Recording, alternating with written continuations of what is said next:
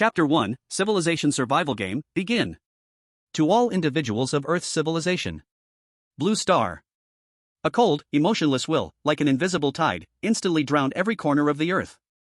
Whether it was the white-collar workers typing away in offices, the farmers toiling in the fields, or the students drowsily sitting in classrooms, a voice echoed in everyone's mind at the same time. I am the civilization observer. The civilization survival game begins immediately.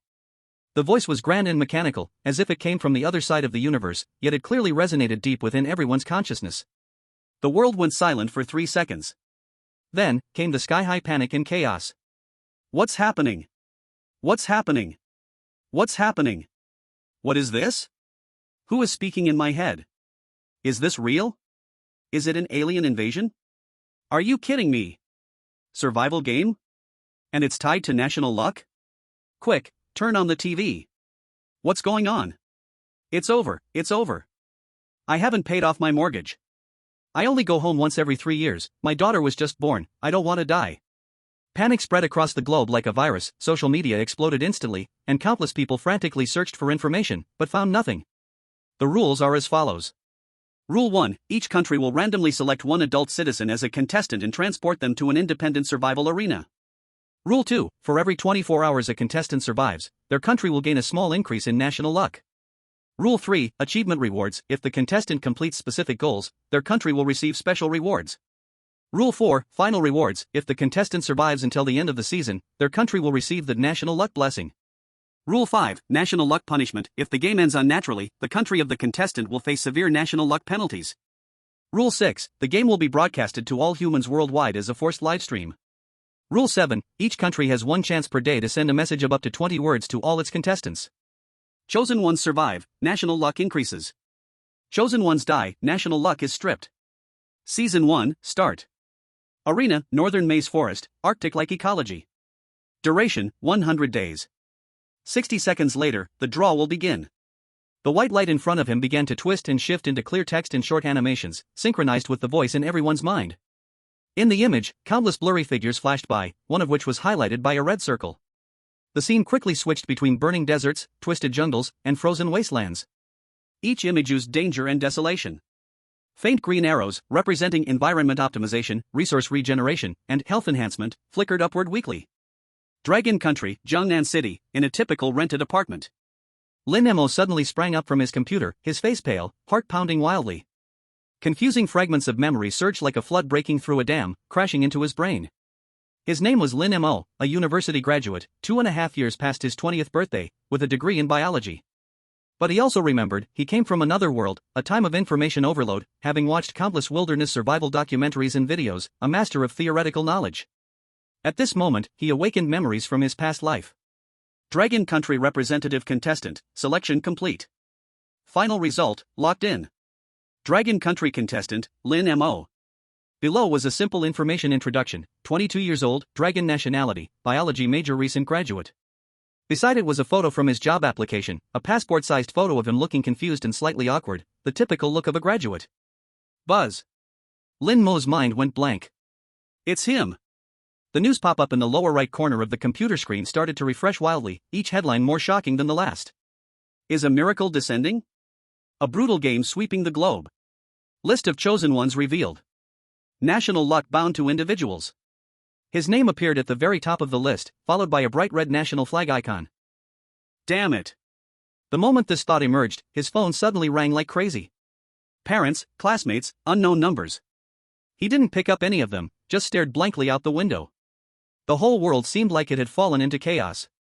Suddenly, a soft but irresistible golden light beam pierced through the ceiling and enveloped him. At the same time, a virtual screen appeared in front of everyone around the world. The screen was divided into countless small windows, each representing a contestant from a different country. The eyes of over 1 billion people from Long Country immediately focused on one of those windows. In that window was Lin Mo, surrounded by the golden light. His gaze held a mix of clarity and confusion, with a hint of fear. Long Country livestream. Damn. It's one of our Long Country people. Lin Mo? Who? Never heard of him. We're done for, look at him, so thin and weak, looks like a student, how is he going to survive in the wilderness? So unlucky. So unlucky. So unlucky. Is the heavens trying to destroy Long Country? Why didn't they pick a special forces king? Why not someone like Bear Grylls? Next door, Eagle Sauce Country picked a former Marine, Bear Country got a Siberian hunter, Cherry Blossom Country got at least a swordsmanship expert, and we got a college student? It's over, brothers, just give up now. For a moment, the Long Country livestream was flooded with two words: it's over.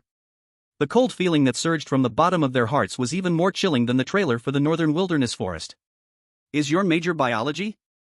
Are you going to teach biology to brown bears in the forest? Just as the Long Country netizens were wailing in despair, IDs with flags of other countries flooded in, and the tone of the comments instantly became sharp and piercing. Oh my dear God, is this your Long Country contestant? A weak little boy? Are you sure he's an adult? Looks like the first season's national luck punishment has already been reserved for Long Country. So weak, our Big Sun Nation's Watanabe-kun is a master of swordsmanship with the soul of a samurai. Our Universe Country's Park is a 9th Dan black belt in Taekwondo, one punch can kill a cow. Can your contestant even kill a chicken? Damn. The mocking comments flooded in like a tidal wave, instantly igniting the anger of Long Country netizens. The earlier despair and self-mockery quickly turned into unified fire directed outward. I bought a watch last year. What are you in a hurry for? The competition hasn't even started, and you're already popping champagne? Marine Corps is impressive? That's the Arctic Circle, not your Hawaiian beach. Can those muscles even double as a coat? Swordsmanship master, haha, are you planning to fight a polar bear with a bamboo sword? Don't forget to bow. Stick your country out of here. Why is your Universe Country contestant here playing survival games on Earth? Shouldn't they be conquering the universe? A bunch of dogs barking? If you have the guts to survive until the end, then shut up now if you can't. The livestream comments war was as intense as an actual battle. Every person from Long Country felt a surge of unspoken anger in their chest. It was the worry about the uncertain fate of their national luck, but even more so, it was the towering rage after being mocked by outsiders. The previous despair and self-mockery were swept away, replaced by unprecedented unity in attacking outward. Brothers, stop fighting at home, follow me. Let's destroy those dogs' livestreams. Keyboard warriors, unite. Damn, I can't take it anymore. Let's march out. In an instant, countless Long Country netizens flooded into the livestreams of other countries. Thankfully, the livestream had a real-time translation feature, or else the impact of this cultural export would have been greatly diminished. Cherry Blossom Country livestream. Originally, the comments here were still boasting about Watanabe-kun's samurai spirit, the atmosphere peaceful. The next second, the tone changed dramatically. Yo, isn't this the Japanese guys living a good life? Is your contestant bringing a bamboo sword into the Arctic to slice apples for polar bears? Ask it to eat slower? About me reincarnated to the Arctic to fight a brown bear with swordsmanship and end up slapped into sashimi, new show preview? Don't forget to bow. It must be a 90-degree bow. Show the bear your bowing craftsmanship. Do you have enough Fukushima water? Heard it's strong, 1 sip wakes you up, 2 sips keeps you from ever getting tired. Little days, devil books, you. You. Call your dad over your mom. Japanese netizens stared blankly at the Chinese characters that had been instantly translated, then began angrily spamming baka across the screen, but their counterattack seemed feeble under the relentless barrage of sarcastic comments and memes from Dragon Country netizens. Universe Country livestream. The situation here was just as tragic. Taekwondo black belt, 9th Dan? Can punch a cow to death? Is that true? Did the cow agree? It's so cold in the Arctic Circle, don't let your contestants do what our Monkey King did, hiding the Rui Jingu Bang. If it freezes, you can't take it out anymore, you bastards. Forget everything else, I just want to know if your contestants are original or assembled? Can they withstand the cold? Don't let them freeze so badly their jaw falls off first. Heard you guys are applying for the heritage of Chinese characters? First, come learn the essence in our livestream, all 4 character idioms, we'll teach you till you get it. Eagle Sauce Country livestream. What good is big muscle? Feeding the polar bear extra? Trying to suffocate it? Ex-Marines? Got it, professional at skydiving and landing in a box. Do your contestants have enough freedom and democracy? Can you share some with the polar bear so it willingly becomes your dinner? Stop showing off muscles every day, that's polar survival, not a bodybuilding contest, okay? Be careful, if you don't burn off your muscles, your brain might freeze into ice cubes first. Almost simultaneously, in every corner of Blue Star, the selected strong individuals also saw Lin Mo's profile. In Eagle Country, at a certain military base. A bald man, wearing a military vest and muscular all over, with a scorpion tattoo on his neck, was doing push-ups with one hand. He glanced at Lin Mo's slightly thin photo on the screen and snorted lightly through his nose. Dragon Country sent a little soldier?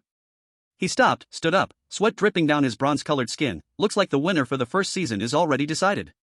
His name was Tom, a former Marine Corps survival instructor, a tough guy who had killed crocodiles with his bare hands. In Bear Country, inside a log cabin in Siberia, a man, as burly as a brown bear, with a messy beard covering his face, was wiping a sharp hunting knife. He saw Lin Mo and burst into laughter, grabbing a bottle of vodka from the table and taking a big swig directly from the bottle. Yura! The harsh cold of the north will be my friend, but it will be the little one's nightmare. His name was Ivan, the most experienced hunter on this icy land. In Sakura Country, inside a dojo in Tokyo, a middle-aged man, dressed in traditional kimono with his hair tied in a bun, was meditating with his eyes closed. When he opened his eyes and saw Lin Mo's profile, a hint of disdain flashed in his eyes. Weak. He said coldly, Dragon Country is bringing about its own demise. His name was Watanabe, an 8th dan in kendo, known as the modern samurai. In Universe Country, on the top floor of a skyscraper in Seoul, a young man, dressed in sportswear and looking full of energy, was practicing taekwondo moves in front of a mirror. His assistant handed him Lin Mo's profile, and after looking at it, he sneered lightly. An ordinary student? He shook his head. Looks like Universe Country's champion is already secured. His name was Park Jinwoo, a 9th dan black belt in taekwondo and national champion. In Dragon Country, inside the newly established highest-level survival game command center, the atmosphere was so tense it could drip with water. On the giant electronic screen, Lin Mo's slightly youthful photo and his pitifully simple resume were frozen on display. Below, real-time internet public opinion analysis was scrolling continuously. Pessimistic and desperate words dominated the conversation. Search. Use all resources. Within 5 minutes, I want every piece of information on this Lin Mo. From childhood to now, every detail. A senior officer with stars on his shoulder spoke in a deep voice, full of unquestionable authority. He was the commander-in-chief. Sir, the database has been preliminarily checked. Lin Mo, male, 22 years old, a recent graduate from XX University with a major in bioengineering, average grades, no military service, no wilderness survival or extreme sports experience. He is introverted, with a simple social circle. A military officer reported quickly, his voice carrying an undeniable hint of frustration. A wave of suppressed sighs and murmurs filled the command center. An ordinary student. What are we going to do with this? Average physical fitness, unknown mental toughness, professional skills. What can a biology major do in the wilderness? Identify plants? The elimination rate on the first day is probably going to be very high. We must immediately come up with the most basic survival guide, at least help him get through the first 3 days. The commander slammed the console, creating a loud bang, and the entire command center fell silent. Shut up! He scanned the room with sharp eyes. He took a deep breath and pointed at the intelligence analysis team. Keep digging, find any potential traits that could help him survive. Communication team, prepare the information template. We need to give him the most accurate, most effective support within the rules. Action team, analyze all the publicly available environmental information, even if it's just a little. His gaze returned to the photo of Lin Mo on the screen, his expression complex, but mostly resolute. Remember, from the moment he was chosen, he is no longer just an ordinary college student. He is our soldier, fighting for all of us on a foreign battlefield. And we are his only support. Chapter 2, Desperation and Awakening. The golden light faded away. Lin Mo felt like he had been kicked out of a warm bed and thrown into an ice cellar. The biting cold rushed through his thin clothes, drilling into every pore of his body. He couldn't control his shivering, his teeth chattered, making a clack-clack sound. Cold, so damn cold. Instinctively, he wrapped his arms tightly around himself, but that tiny bit of frictional warmth was a joke in such an environment. He lifted his head and blankly scanned the surroundings. All he could see was an endless expanse of needle-leaf forest. Tall and straight spruces and pines pierced the sky, with a thin layer of snow hanging from their dark green canopies. Underfoot was thick snow, sinking up to his ankles with each step, the cold sensation instantly piercing through the soles of his shoes. The air was filled with the mixed smell of trees and damp, cold earth. The surroundings were eerily silent, with only the wind howling through the forest, making the hairs on his neck stand up. This is the Northern Wilderness Maze Forest? The survival site that the so-called Civilization Observer talked about? He was just a recent college graduate who had never even gone camping, and now he was thrown into this hellhole to survive for 100 days? What a joke! This is international nonsense. At this temperature, after one night of sleep, he would probably wake up tomorrow morning as a human popsicle. I'm going to die here, I really will die here. Lin Mo's lips began to turn white, his trembling body growing more intense, partly from the cold, but mostly from deep, soul-crushing fear. He thought about his parents. How worried and heartbroken would they be if they saw him now? Let's start the meal, I'll sit at the kids' table. +1. It's over, look at him, he's so thin and weak. Yes, a skinny college student, why him? Why should he bear the fate of a nation with over 1 billion people? The overwhelming pressure and fear of death left his mind in chaos, almost halting his thoughts. He even had a ridiculous thought, why not just find a tree and crash into it, at least he wouldn't have to suffer anymore. Just as Lin Mo's spirit was about to be completely shattered by the cold and despair, he suddenly remembered the knowledge he learned in his past life. Season 7 of Alone in the Wilderness, the Canadian Arctic Circle, 30 degrees below zero. Bear Grylls digging a snow cave in the snow, starting a fire with birch bark. Dave Canterbury making tools with stones and wooden sticks, hunting. Countless survival documentaries, videos, and books, all the theories he used to boast about when he was a keyboard warrior in his past life, became incredibly clear at this moment. Hypothermia is the #1 killer in outdoor survival. You must find or build a shelter before losing too much body heat, and start a fire. Stay calm, panic will only accelerate energy loss and death. These points of knowledge popped up one after another, forcibly pulling him back from the edge of collapse. Right, calm down, I need to calm down. Lin Mo took a deep breath, the cold air made him cough violently, but his chaotic thoughts cleared up a little. He was no longer the keyboard warrior who only talked about theories in his past life, nor was he the powerless graduate of this world. He was a combination of both. A powerless keyboard warrior. For now. At this moment, a translucent light blue interface appeared before him, only visible to him, without warning. The interface was extremely simple, with only a few lines of small text. Name, Lin Mo. Status, cold, slightly nervous, adrenaline secretion increased. Skills, none. Lin Mo froze. This is a system? A standard feature for a transmigrator? He instinctively muttered in his mind, system? What functions do you have? However, the interface showed no response. He tried calling out loud, but the silence was the same. What's going on? A product with no functions?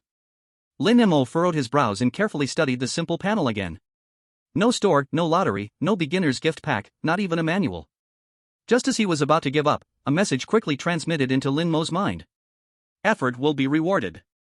The host's effective practice will be met with subtle corrections from the system, speeding up skill mastery. Then it went completely silent, no matter how much Lin Mo called out, there was no further response.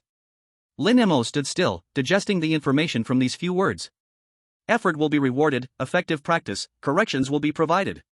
He seemed to understand a bit. This system doesn't give equipment, it doesn't give attribute points.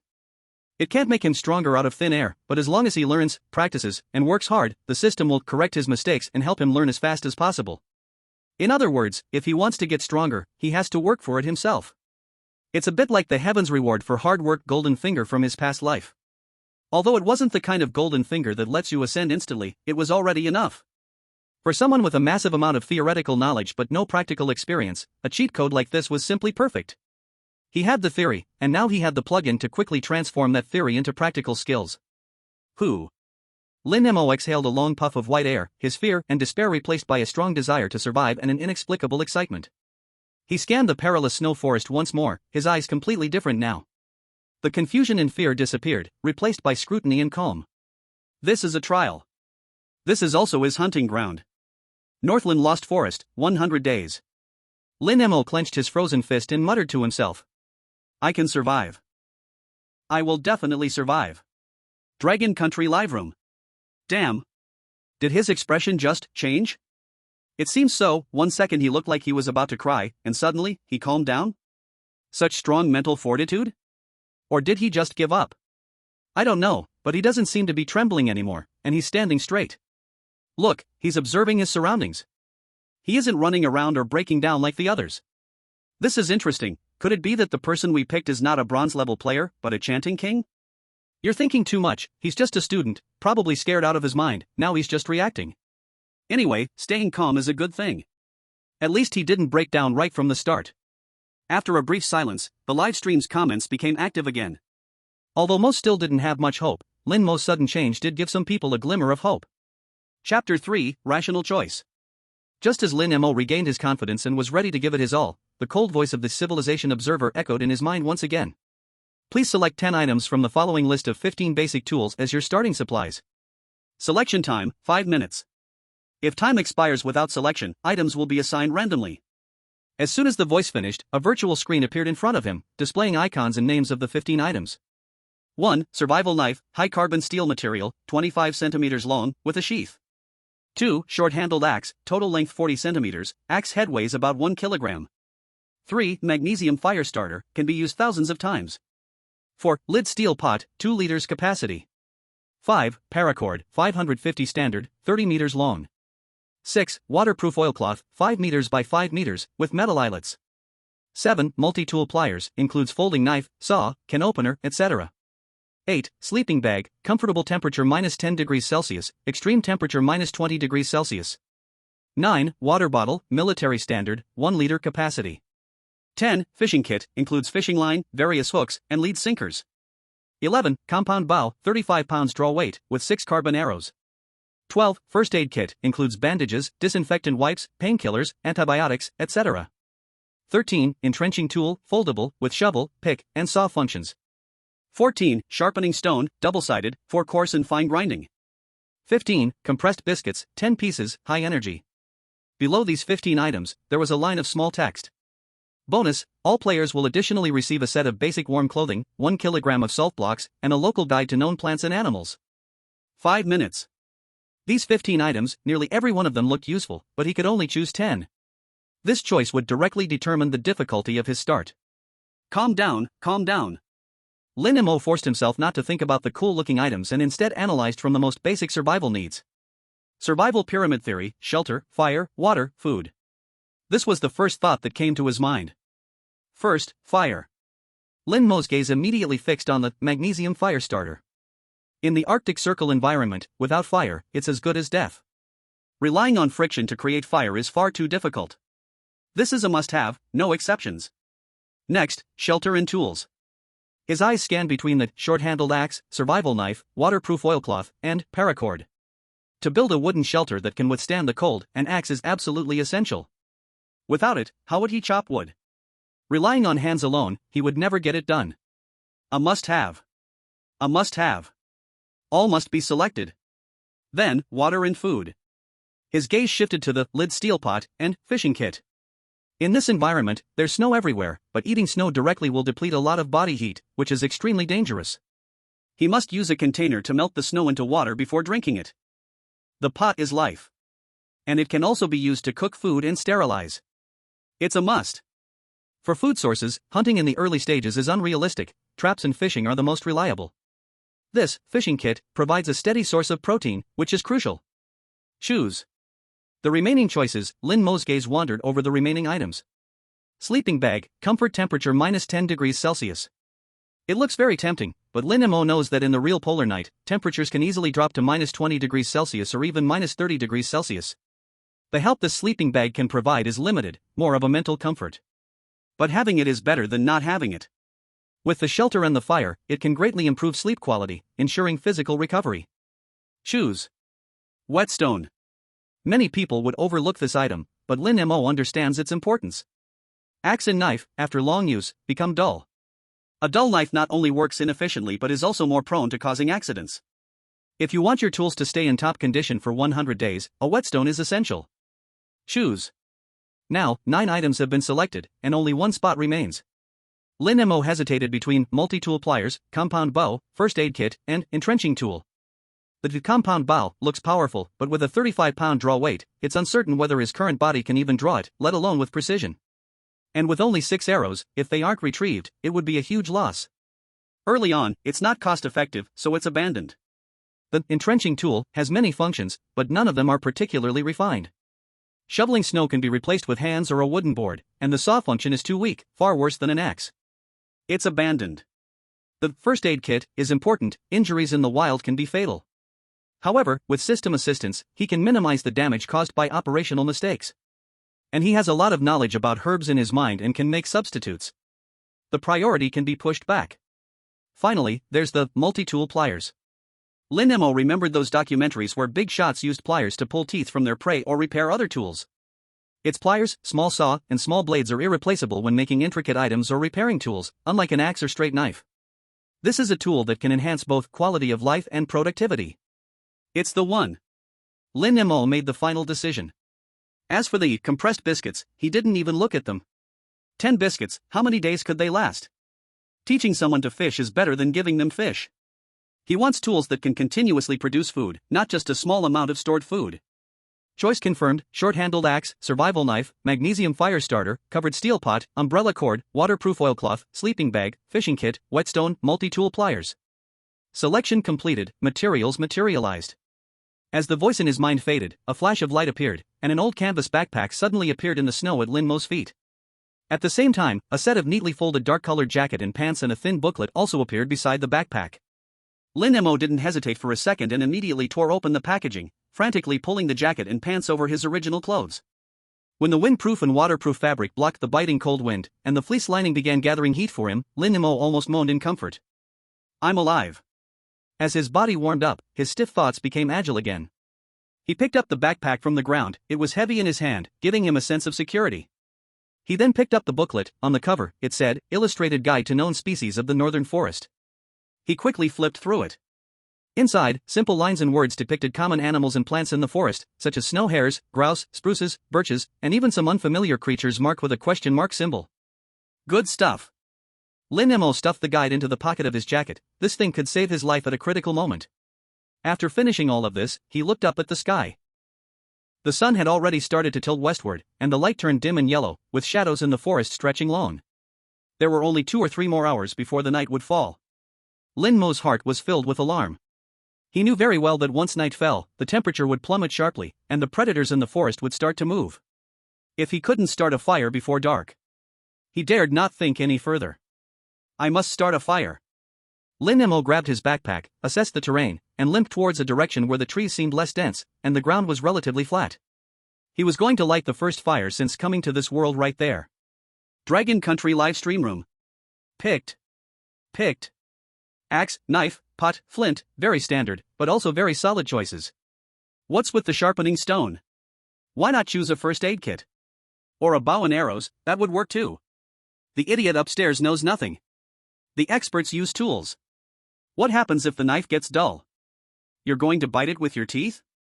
The sharpening stone is what real experts choose. Exactly, this shows Lin Mo has long-term planning, very visionary. But Eagle Sauce Tom chose the bow and arrows. He just tried it out, and he shot an arrow straight through a target at 50 meters. It was so cool. Ivan from Bear Country is even tougher. He chose a shovel, and in just a few moves, he dug a snow hole and buried himself in it, saying it's the warmest shelter. Can you stop comparing? Our Mosey just started, let him survive first. Look at how cute he looks in his new clothes. What's going on with the mood change? Why does it feel like some weird stuff mixed in upstairs? Shut up. Look, he's starting to move. What's he going to do? In the screen, Lin Mo struggled through the snow with a heavy backpack. His figure seemed a bit thin, but every step he took was incredibly determined. Chapter 4, A Glimmer of Spark. Lin Mo had walked for about 10 minutes and found a relatively wind-sheltered slope. There were a few rocks, about half his height, that could serve as natural wind barriers. This is it. He placed his backpack down and didn't hurry to start the fire.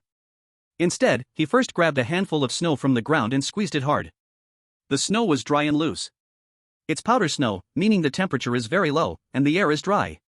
Lin Mo recalled the knowledge in his mind, and this was good news for starting a fire. The 3 essentials for starting a fire: tinder, kindling, and fuel. Tinder requires extremely dry, fluffy, and easily flammable materials. Lin Mo's eyes searched around. He saw a dead birch tree, its bark cracked and curled like paper. Birch bark, natural tinder. His eyes lit up as he quickly walked over, carefully peeling off several large pieces of dry bark. He also found some dry pine needles and small fallen twigs under a nearby pine tree. The pine needles had turned dark brown and would snap easily with a light touch. Kindling was something slightly thicker than tinder, which could burn steadily and ignite larger fuel. He found some twigs about the thickness of his fingers and snapped them into small sections. Finally, for fuel, he collected several branches about the size of his arm and neatly stacked them to one side. After completing all this, a thin layer of sweat had formed on Lin Mo's forehead, and his breathing became a little hurried. His physical condition was indeed not great. He knelt down on a small cleared patch of ground and carefully tore the birch bark into finer fibers, shaping it into a bird's nest. Then, he sprinkled some dried pine needles on top. The preparation was complete. Lin Mo took out the brand new magnesium fire starter from his backpack. The metal surface gleamed with a cold light in the dimming light. He held the magnesium stick in his left hand, positioned above the tinder, and held the scraper in his right hand, taking a deep breath. SSSHHHH. He scraped forcefully, and a bright spark flew out, landing on the birch bark. But nothing happened. The spark vanished in an instant, without even a wisp of smoke rising. Again. Lin Mo was not discouraged, adjusting his angle and force. Screech. Screech. Sparks flew, but his tinder refused to cooperate, showing no response. Damn it, what's going on? Lin Mo was a bit anxious. He clearly remembered the videos where the experts made a spark with just a light scrape. Why was it so hard for him? His hands were already numb from the cold and tension, not obeying his commands. He stopped, exhaled a few breaths of warm air onto his hands, rubbed them, trying to restore some dexterity to his fingers. At that moment, a line of pale blue text quietly appeared before his eyes. Hint: a downward tilt of about 5 degrees for the scraping angle can concentrate the sparks. Hint: increase scraping speed and burst force. The system. Lin Mo's spirit lifted, as if enlightenment had struck him. He adjusted his posture again, recalling the angle and force suggested by the system, taking a deep breath. This time, he suddenly exerted force with his wrist, scraping the magnesium rod with a speed so fast, it tore through with a powerful motion. Screech! A burst of sparks, hotter and more concentrated than any before, shot precisely into the center of the tinder. A thin, almost invisible wisp of blue smoke rose slowly. It was working. Lin Mo's heart raced, and he dared not breathe too deeply, fearing he might blow away the hard-earned sparks. He lowered his head, leaned in, as if cradling a newborn, gently and continuously blowing on that faint wisp of blue smoke with all his might. Hoo. The smoke grew thicker, and the scent of burning began to fill the air. He could even see a pinpoint-sized red spot at the center of the tinder, stubbornly flickering. It was working.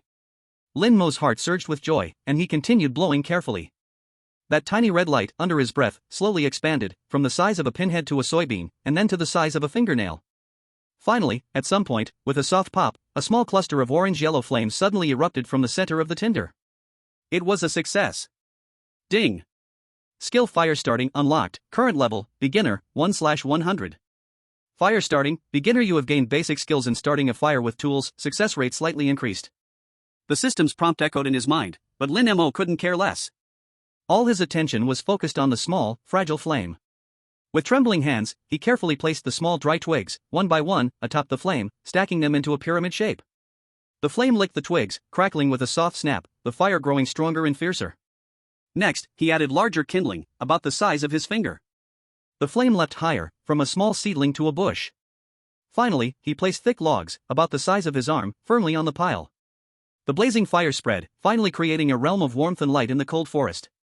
The orange-red glow of the fire lit up Lin Mo's face, which had turned red from the cold, reflecting the ecstasy and excitement in his eyes. He sat down on the snow, extending his stiff, frozen hands toward the fire. A wave of indescribable warmth surged from his fingertips, instantly spreading throughout his body. The chill that had seeped into his bones was slowly being dispelled, bit by bit. I did it. Lin Mo looked at the dancing flames before him, his voice trembling. This was more than just a fire. It was warmth, it was light, it was hope. Ha ha ha ha. I did it. I did it. I did it. Lin Mo danced in joy, his hands swinging wildly. Excited, he stomped his foot on the snow, but his foot slipped, and with a plop, he fell into the snow with a thud, sending a spray of snowflakes flying. The sky had completely darkened, and the deep blue night covered the entire forest. The trees around him cast jagged, monstrous shadows under the firelight. In the distance, the eerie howls of unknown wild beasts echoed, sending chills down his spine. But Lin Mo was no longer afraid. He sat by the campfire, feeling the warmth of the flames, his heart filled with an unprecedented peace. He knew that he had successfully taken the first step, the most crucial step. Surviving was no longer just an empty slogan. He carefully added more wood to the fire, guarding this hard-won flame. The next step was to consider shelter and water sources. As he roasted the fire, he took out a steel pot from his backpack, scooped a large handful of clean snow, and placed it inside, setting it beside the fire. Listening to the hissing sound of the snow melting in the pot, Lin Mo felt it was the most wonderful music in the world. Chapter 5: The First Home. With the fire, Lin Mo's heart completely settled down. As he waited for the snow to melt, he began to plan for the shelter. Now that night had fallen and the temperature had dropped sharply, to immediately start building a house to live in would be pure fantasy. The urgent task was to use the materials on hand to quickly build a temporary shelter that could block the wind and snow and reflect the heat of the fire. A slanted shelter, the simplest and most effective. A classic shelter design immediately appeared in Lin Mo's mind. He stood up, using the firelight to find two small trees about 3 meters apart and the width of a bull. Then, he took out a short-handled axe and some paracord from his backpack. The axe felt heavy in his hand, and the cold metal touch gave him a sense of reassurance. He walked over, found a dry piece of wood about the size of his arm, and began his first attempt at chopping wood. He mimicked what he had seen in documentaries, spreading his legs, standing firm, lowering his body, using his waist and abdomen to power the axe. Bang! The axe hit the tree trunk, leaving only a shallow dent. Damn, that's hard? Lin Mo shook his wrist, which had gone numb from the shock. Tip: the force is too focused on the arm. Try using body rotation for better results. Tip: adjust the chopping angle to 45 degrees for higher efficiency. The system's tips appeared again. Lin Mo took a deep breath, adjusted his posture according to the tips, and twisted his body like a spring, then exerted force suddenly. Crack! This time, the axe blade sank deeply into the wood. It worked! Lin Mo felt a joy in his heart, pulled out the axe, and swung again. Crack! Crack! Although the movements were still unskilled, with the system's continuous corrections, each chop was more efficient than the last. Soon, a more than 3-meter-long horizontal pole was chopped down. He placed the pole between the two small trees and used the paracord to firmly secure it with a double knot technique he had only seen in videos in his past life. Ding! The Tuliu's rope skill has been unlocked, current level, novice, 5 out of 10. You need proficiency to tie a knot? Lin Mo found this system quite interesting. Next, he unfolded the large waterproof tarpaulin measuring 5 meters by 5 meters, draping one side over the horizontal pole, and pressing the other side with stones on the ground to form a slanted roof. He then found some thick branches and placed them on the tarpaulin to prevent it from being blown away by the wind. The ground was covered with a thick layer of dry, fluffy fallen leaves and pine needles. A mixed scent of earth and plants filled the air. A simple slanted shelter was built just like that. It faced the campfire, and the slanted tarpaulin reflected the heat from the fire into the shelter, creating a warm little space. Lin Mo crawled into the shelter, throwing his backpack and sleeping bag inside. He tested the temperature with his hand and found that it was significantly warmer inside than outside. Perfect. He nodded in satisfaction. Although simple, tonight, he wouldn't have to sleep outside. At this point, the snow in the pot had completely melted and was starting to steam. Lin Mo carefully took the pot off the fire and set it aside to cool. He was exhausted and sat down at the entrance of the shelter, leaning his back against the backpack. Looking at the flames dancing in front of him, feeling the warmth, and hearing the wind howling in the distance. A sense of unprecedented achievement and satisfaction surged within him. All of this, he had created with his own hands, little by little. From having nothing to having fire, water, and a home. Though it was only a temporary home. At the same time. Blue Star, Dragon Country. Night fell, but the screens of countless families' TVs, computers, and phones were still lit up, all unconsciously locked onto the same livestream. Dragon Country livestream. In the frame, Lin Mo was sitting in his humble shelter, the firelight casting a glow on his youthful face, making him look especially calm. My God! He already built a shelter?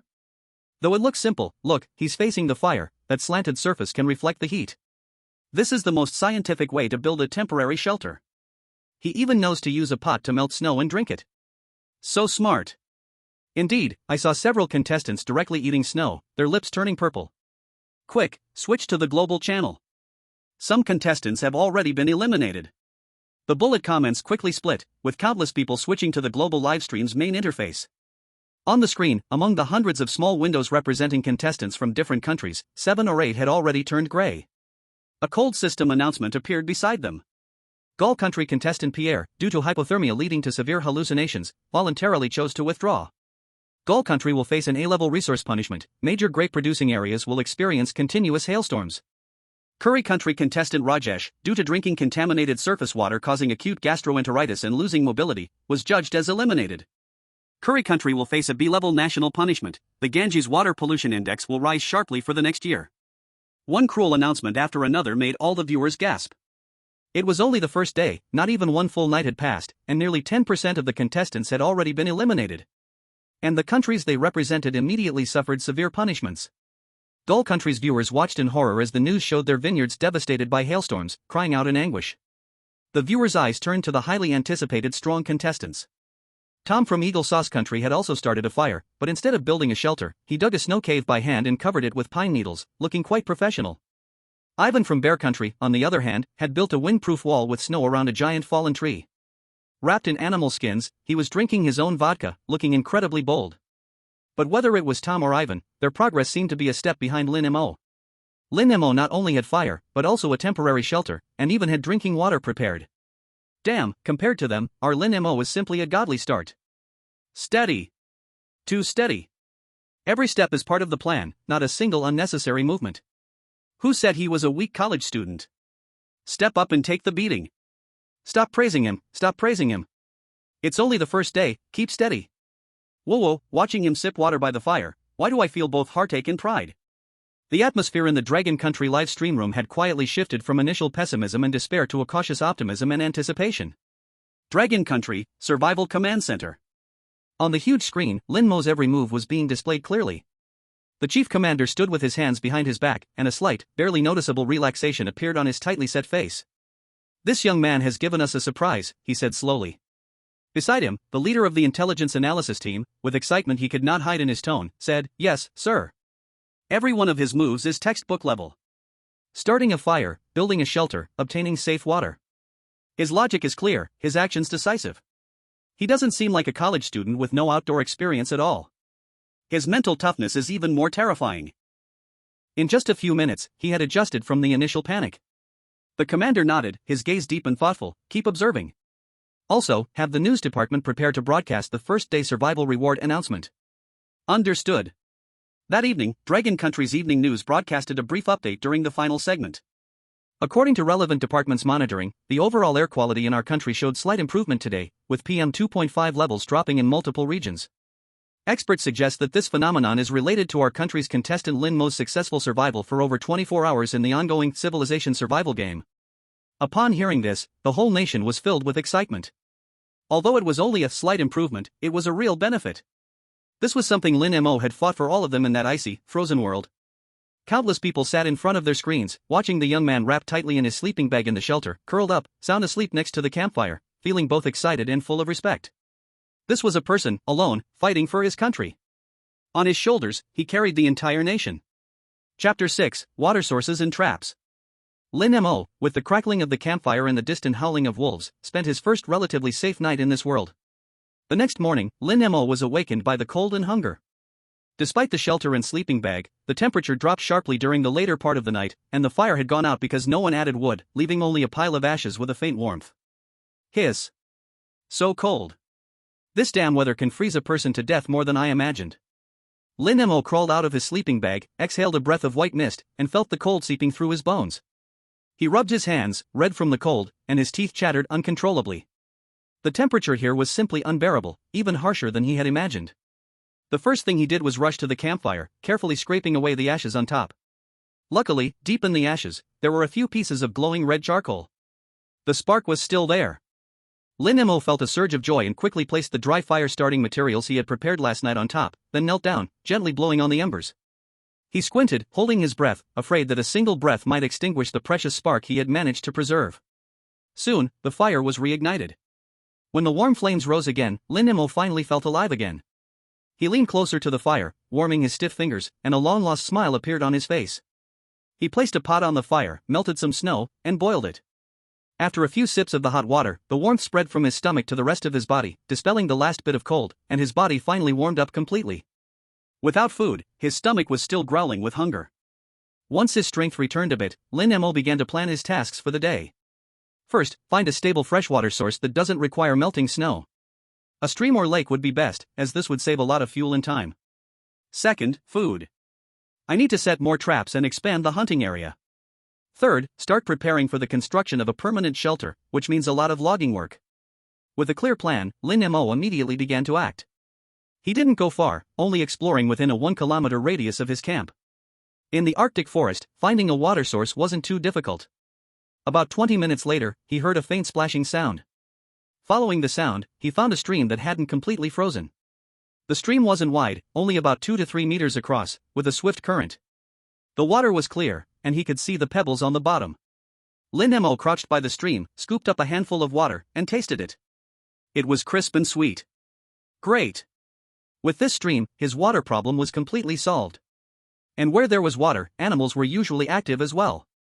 He walked along the stream, both upstream and downstream for a while. Soon, on the snowy ground by the shore, some animal tracks were found. There were rabbit-shaped tracks in the form of plum blossoms, and others that he didn't recognize, looking like the paw prints of some small carnivorous animal. This is a game trail. Lin Mo immediately figured it out. Just like humans, animals prefer to follow existing paths. These game trails are perfect spots for setting traps. He took out a rope from his backpack and drew a survival knife. His goal was to make the simplest, yet most effective snare trap. He found a small, flexible tree right above the game trail. Then, using the knife, he carved a trigger mechanism, a simple four-shaped wooden structure.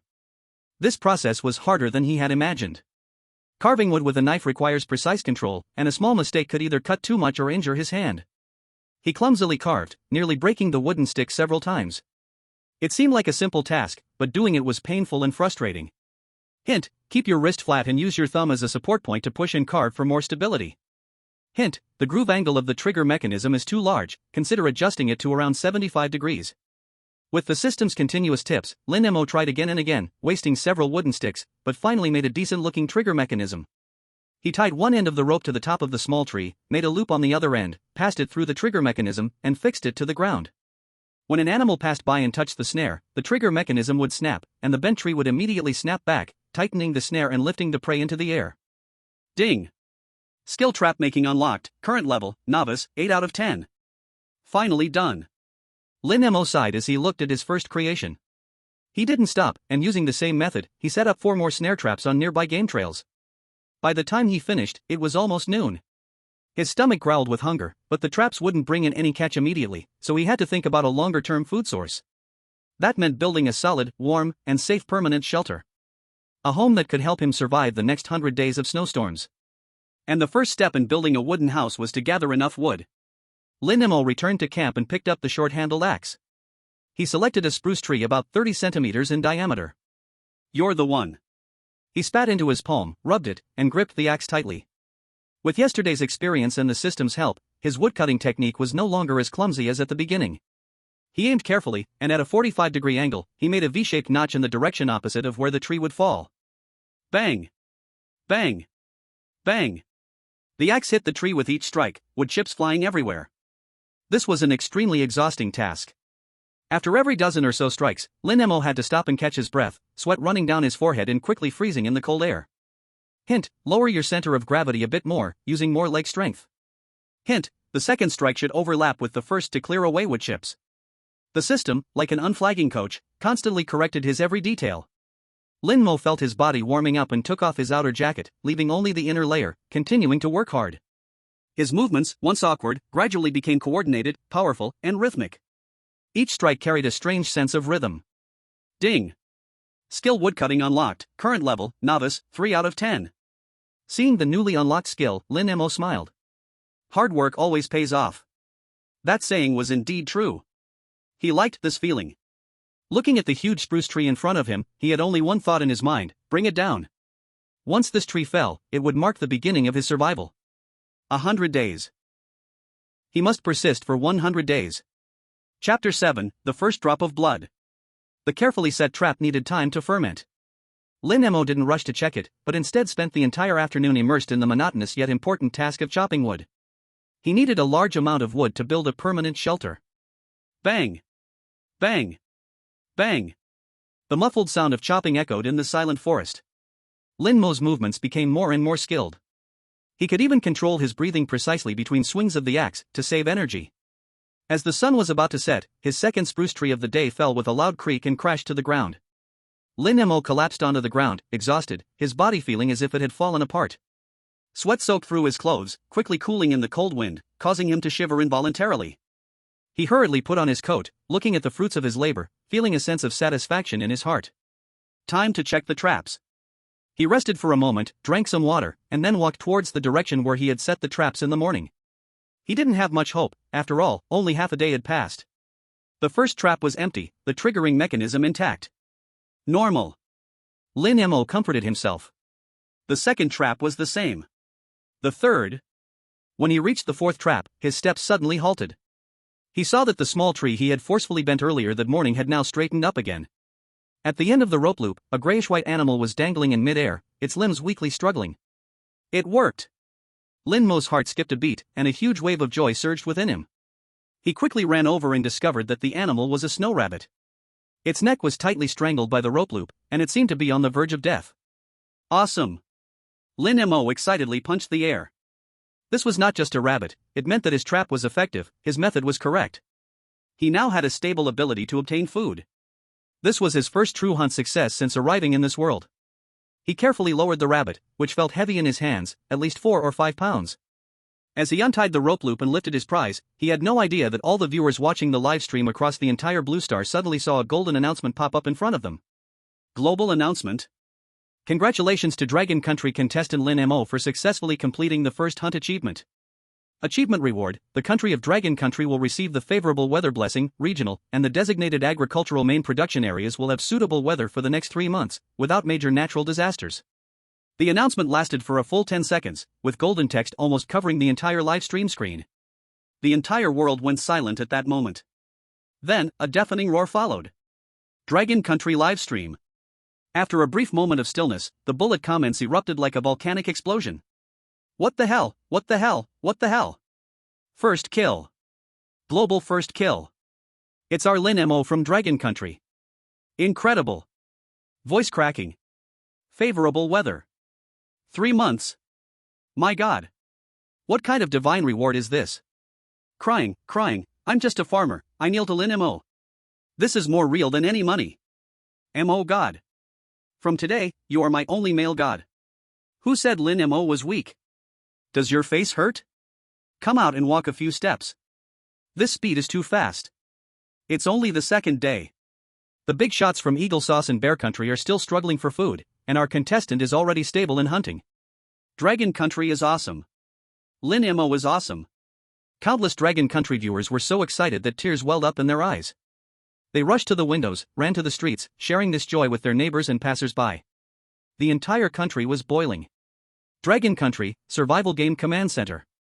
When the golden announcement appeared, the entire command center erupted in thunderous applause and cheers. Good. Good. Good. The commander exclaimed excitedly, saying good 3 times, and a smile spread across his usually serious face. Connect with the Ministry of Agriculture immediately. Let them confirm the effect of this blessing. Sir. It's confirmed. It covers our most important grain storage provinces. This year's autumn harvest is secure. Ha ha ha. The commander couldn't help but laugh loudly towards the sky. This Lin Mo is truly a blessing star for our Dragon Nation. Meanwhile, in the command centers of Eagle Nation, Bear Nation, Cherry Blossom Nation, and others, there was a heavy silence. The commander of Eagle Nation looked at the young man holding a rabbit on the screen, his face dark enough to drip water. How could he be so fast?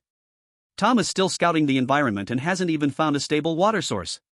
Report. The Dragon Nation contestant is extremely lucky, perhaps. He is a survival expert more terrifying than we imagined. This honor and reward should have belonged to their Eagle Nation. At this moment, the instigator Lin Mo was completely unaware of what was happening outside. He was happily carrying the rabbit back to the camp, planning whether to braise it or barbecue it for dinner. Returning to the fire pit, he drew out his survival knife and prepared to process this hard-earned prey. Peeling, gutting, removing the entrails. Images from documentaries clearly surfaced in his mind, guiding every one of his movements. Though his hands were a bit clumsy, his cuts were steady. Hint: cut along the inside of the hind leg to peel it off more easily. Hint: be careful not to puncture the intestines to avoid contaminating the rabbit meat. The system diligently provided corrections. Soon, a complete rabbit was cleanly processed. He carefully saved the rabbit skin, a good material for making gloves or socks. The rabbit meat was skewered on a sharpened stick and laid over the fire to roast. Ding! Skilled dissection processing has been unlocked, current level, beginner, 12 out of 100. Another new skill. Lin Mo smiled in satisfaction. Before long, a rich meaty aroma wafted through the air. Fat dripped into the flames, sizzling and making Lin Mo's mouth water. When the rabbit meat was roasted to a crisp golden brown, Lin Mo could no longer hold back. He tore off a plump rabbit leg, not caring about the heat, and took a big bite.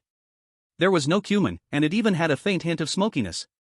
But it was this most primitive flavor that made Lin Mo feel it was the most delicious meal he had ever eaten in 2 lifetimes. Tender rabbit meat, with the fragrance of flames, chewed in his mouth, every bite was filled with energy and protein. While eating the warm roasted meat and drinking boiled stream water, Lin Mo felt all his fatigue wash away. His spirits were high. Chapter 8: Distant Views and Ambitions. After eating and drinking his fill, he patted his bulging belly, let out a satisfied belch, and still tasted the aroma of roasted rabbit in his mouth. This meal revitalized him, making him feel full of strength again. He stood up and stretched out his stiff body. Sunshine filtered through the leaves and warmed his face. I need to quickly check these traps, otherwise, I might go home empty-handed tomorrow morning, Lin Mo muttered to himself. He carefully examined the position and condition of each trap, following his familiar route. A few traps had loose mechanisms, so he took time to readjust and secure them. After finishing all this, he felt relieved and began exploring a wider area. A qualified survivor must know their territory like the back of their hand. Where there is a water source, where there is food, where there are resources, where there is danger, all must be clearly understood. This time, he ventured farther, even beyond the activity range of the previous 2 days. The further he went, the sparser the trees became, and the ground gradually opened up. Sunlight streamed through the leaves, creating a patchwork of light and shadow on the forest path. Lin Mo carefully avoided those seemingly unfriendly bushes. He occasionally took out the species guide to compare with the plants before him. After walking for about an hour, a new scene appeared before him. A forest of birch trees emerged in front of him. The trunks were straight and white, with leaves gently swaying in the breeze. This made him very happy. Birch bark is the best tinder, birch sap can be a source of sugar in spring, and birchwood itself is excellent for building materials. He rolled up his sleeves and tried to peel a piece of bark from a birch tree. It felt smooth and soft to the touch, indeed a good thing. This stuff would be great to take back as torches. I wouldn't have to fear the dark when going to the toilet at night, Lin Mo murmured to himself as he carefully tucked the bark into his backpack. He then found a few exceptionally thick trees on a hillside, with deep brown bark and wood that looked extremely hard. He pulled out his axe and tried to chop one down. Clang! A crisp sound echoed, and the axe blade left only a shallow dent in the bark, numbing his hand. So hard? Lin Mo was taken aback and shook his numbed hand. He opened the species guide in his pocket and found the corresponding picture. Hemlock, a tree species unique to the north, with extremely high wood density, very hard, and resistant to decay. Difficult to process. Good stuff. Lin Mo's eyes sparkled. Although it was difficult to process, this wood was simply excellent for making weapons and reinforcing shelters. He immediately noted the location in his mind. Continuing forward, he climbed a small hill and looked out into the distance. The wide view allowed him to better observe the terrain of this area. His camp was backed by a slope, facing a stream, with coniferous forests to the west and birch woods to the east. The location was quite good. Just as he was about to head down, a cluster of moving small black dots on a distant open tundra caught his attention. What is that? Lin Mo squinted his eyes and observed closely. Those small black dots were huge, covered in thick dark fur, looking like a herd of wild buffalo. But they were somewhat different from the buffalo Lin Mo knew. On top of their heads were a pair of enormous, curved horns that reflected a cold, hard light in the sunlight. They grazed leisurely in groups, munching on the sparse vegetation of the tundra. Lin Mo's heart began to beat uncontrollably fast. He swallowed hard, nervously yet excitedly pulling out the guide and flipping to the section marked Dangerous Creatures. Soon, he found the corresponding creature. Giant horned muskox, a large herd-living herbivore, weighing at least 400 kilograms. Generally gentle, but extremely aggressive when provoked. The giant horns on its head are incredibly tough and have great impact force. Next to the guide entry, there was a warning marked in red, extremely dangerous, do not approach lightly. 400 kilograms. The number made Lin Mo gasp. That's like a lightweight tank covered in fur. Any normal person seeing such a colossal creature would instinctively think to steer clear and keep as far away as possible. But Lin Mo's reaction was completely different. There was no fear in his eyes, instead, a blazing fire ignited within him. That was the flame of ambition and desire. What he saw was not danger, but a moving treasure trove of resources. A muskox weighing at least 400 kilograms could provide how much meat? Hundreds of pounds. Enough for him to eat well for several months. And that thick fur could be tanned into a top-notch winter coat and bedding. Not to mention those enormous horns and tough bones, which could be turned into countless tools and weapons. If he could successfully hunt one. This crazy thought sprang up in Lin Mo's mind and began to grow wildly, impossible to suppress. He knew it would be difficult, even to the point of being life-threatening. With his current ability and equipment, challenging such a giant beast. No different from hitting a rock with an egg. But he has a system, and his skills can grow infinitely.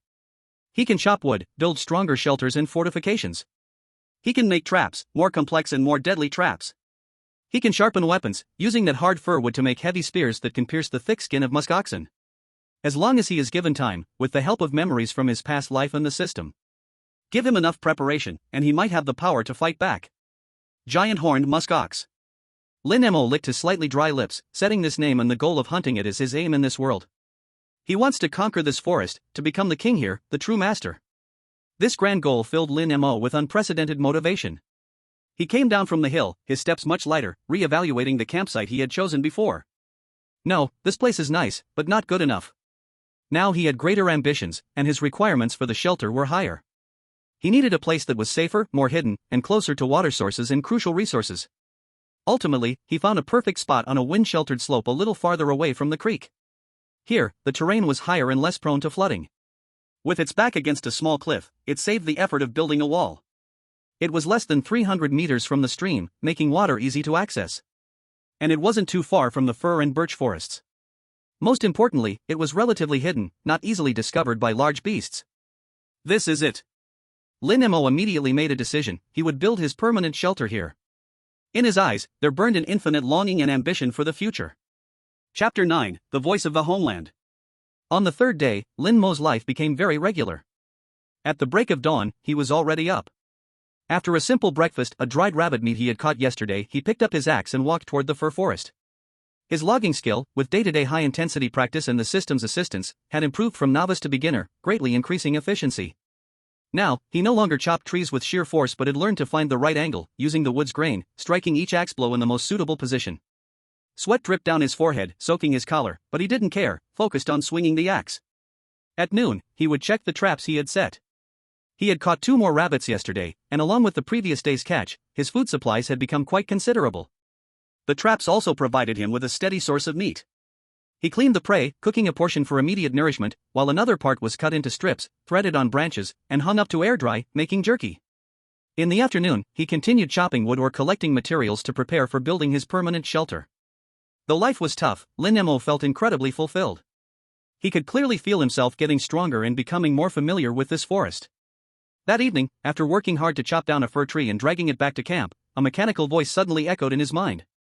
"The Dragon Kingdom has sent you a message, do you accept?" A message?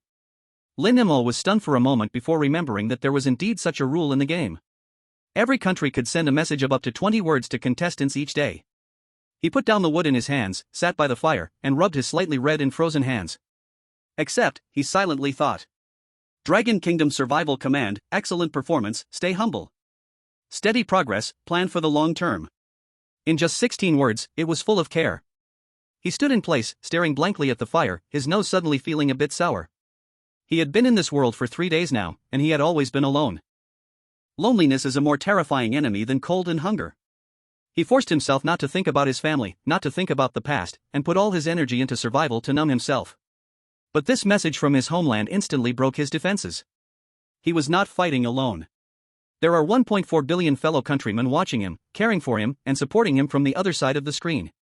Excellent performance. Steady and diligent, planning for the long term. They can see his efforts, they recognize his choices. Everything he does, every tree he cuts down, every prey he captures, is no longer just for his own survival. It is for the Dragon Kingdom. For those 1.4 billion people.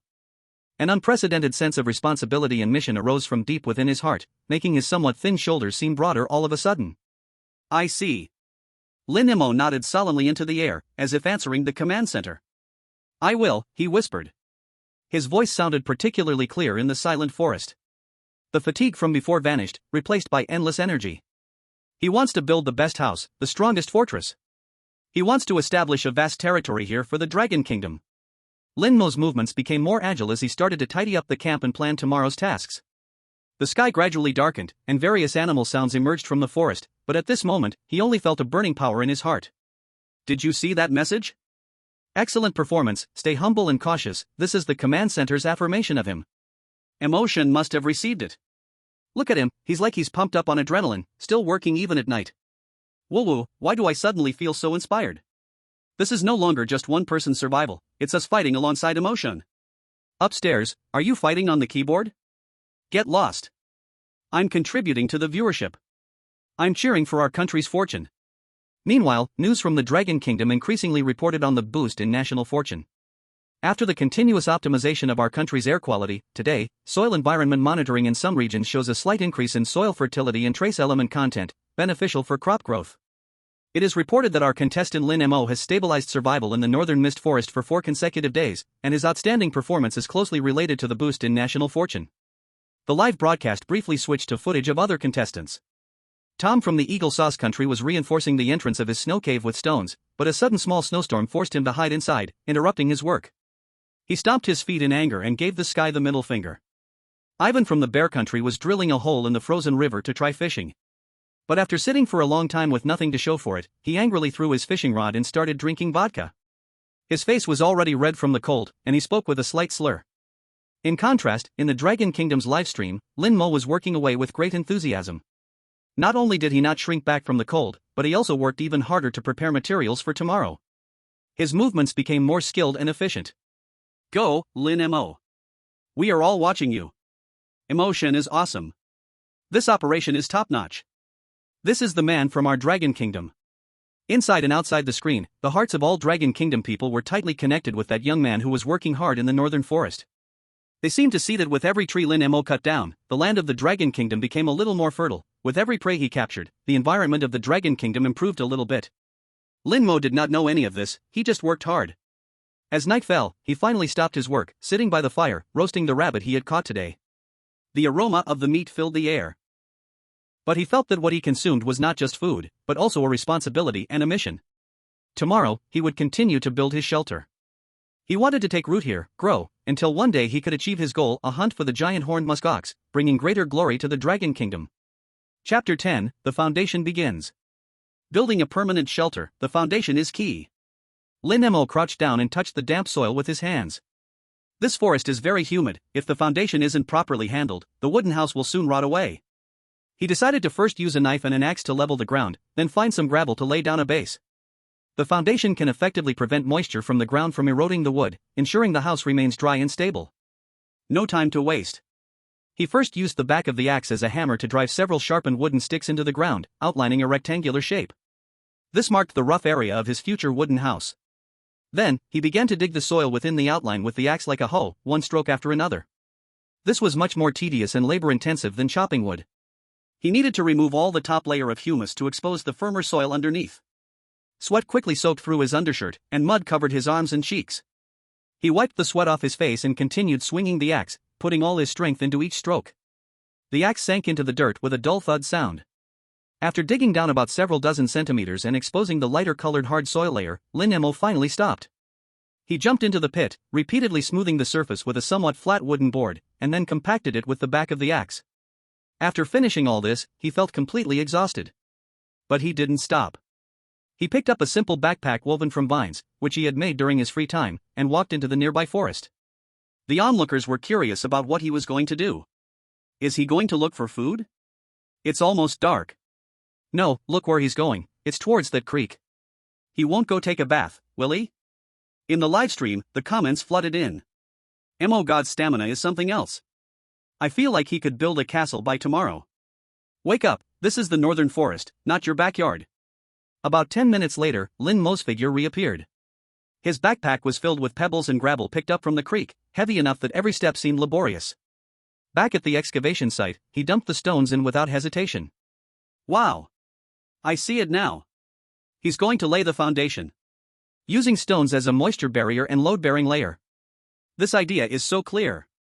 I can't believe it, I was still wondering how he would solve the moisture issue, turns out it's such a simple and rough physical barrier. For the next hour or so, Lin Mo kept going back and forth between the creek and the campsite. Bending down again and again, picking up, filling, carrying, and dumping. His steps grew heavier, and his breathing became more labored, but his eyes remained bright. Go, Mo God. Just a little longer. That perseverance, I am in awe. If it were me, I would have been flat on the ground long ago. Mo God is still pushing through. Dragon Kingdom representative, forever. When the last basket of stones was dumped into the pit, forming a thick layer for the entire foundation, the sky had completely darkened. Lin Mo stood in front of the results of his hard work from the afternoon, gently touching the cold and solid stone foundation with his hands, finally revealing a satisfied smile on his face. He patted the dirt off his hands, took a deep breath, and felt the sense of achievement swell within him. Though it was just an unremarkable pit and a pile of stones, this was the cornerstone of his future home. With it, a warm, safe, and permanent shelter that could withstand wind and snow was no longer a distant dream. He even had already planned the internal structure of the house. The left side would be the resting area. There should be a warm bed made of animal skins and hay. On both sides of the door is a workspace, which should have a sturdy workbench for processing wood and making tools. Right in the center on the right is a fireplace built of stones and clay. That will be the heart of the whole cabin, providing him with a steady source of heat and light on cold winter nights. He rekindled the fire and placed the rabbit he caught this afternoon over it. Grease dripped onto the flames, making a sizzling sound, and the rich aroma of meat instantly filled the air. He tore off a golden brown rabbit leg, taking a hearty bite, feeling the tender meat and warmth melting in his stomach, dispelling the fatigue of the whole day. After eating and drinking his fill, Lin Mo pulled out a piece of blackened charcoal from the fire and found a flat wooden board left over from chopping wood. By the firelight, he began to draw on the wood skin with the charcoal, stroke by stroke. This was not some random doodle, but a quite detailed design sketch. There was a floor plan of the cabin, a sectional drawing of the dovetail joints, and even a structural diagram of the fireplace. Although the lines were simple, the proportions and structures were clear. He was intensely focused, immersed in his own world. At the same time, Tom from the Eagle Sauce country was hiding in a snow cave, complaining. "This damn weather, it changes just like that." He kicked at the ice on the cave wall. "My project is delayed again." Next door, Ivan from the bear country took a swig of vodka and burped, "Bears fear nothing. But this fish, I just can't catch it." In the live stream room, the comments from viewers of both countries were full of lament. Tom is having another lazy day. Ivan has already started to numb himself with alcohol. How many more days can this competition last? In contrast, our Lin Mo has already started on his designs. The gap is too big. In the next 2 days, Lin Mo completely transformed into a crazy lumberjack. He set himself a brutally strict schedule. Every day at dawn, as the east turned pale, he would open his eyes right on time. He would rub snow on his face, nibble on some cold jerky, and immediately throw himself into work. Until late at night, when his muscles were so sore they felt almost numb, he would drag himself back to the fire, falling deeply asleep. His sleeping time was compressed to less than 6 hours. All the remaining energy was poured into this grand project of building a house. Chapter 11, The Daily Life of a Lumberjack. On the 5th day, in the morning, Lin Mo woke up on time from his sleeping bag, showing no signs of wanting to stay in bed. He unzipped his sleeping bag, and a chill immediately came from outside, but he had gradually gotten used to this feeling. After dressing, he checked the fire he had added to last night. The embers were still glowing, and he sighed in relief. He quickly made a fire, boiled water, ate some leftover roasted meat, and looking at the dense forest in the distance, took a deep breath, picked up his axe, and began today's core task, logging. The amount of timber needed to build a complete cabin was astonishing. He estimated that he still needed to fell at least 20 spruce trees as thick as the ones before. This was a colossal project. The goal for this morning is 3 trees. Lin Mo set himself a small goal and then walked into the woods with his axe. He now had quite the experience in logging. Choosing trees, judging fall direction, clearing the surrounding area, carving a V-shaped notch, and then cutting in horizontally from the back. The whole process flowed smoothly. Lin Mo walked up to a spruce tree, patted its trunk, feeling its sturdiness. He walked around the tree, carefully observing the branches and the positioning of other trees, ensuring that when it fell, it wouldn't cause any danger. Then, he steadied himself, raised the axe, and began to chop. Bang! Bang!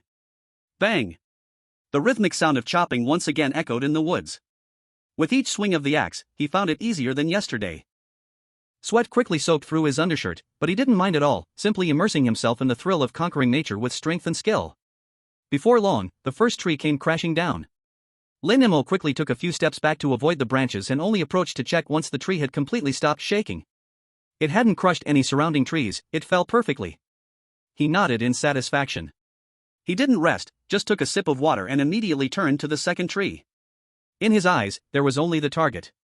Bare-chested, his fair skin glistened in the sunlight, although his muscles weren't as exaggerated as Tom's, they were full of explosive power.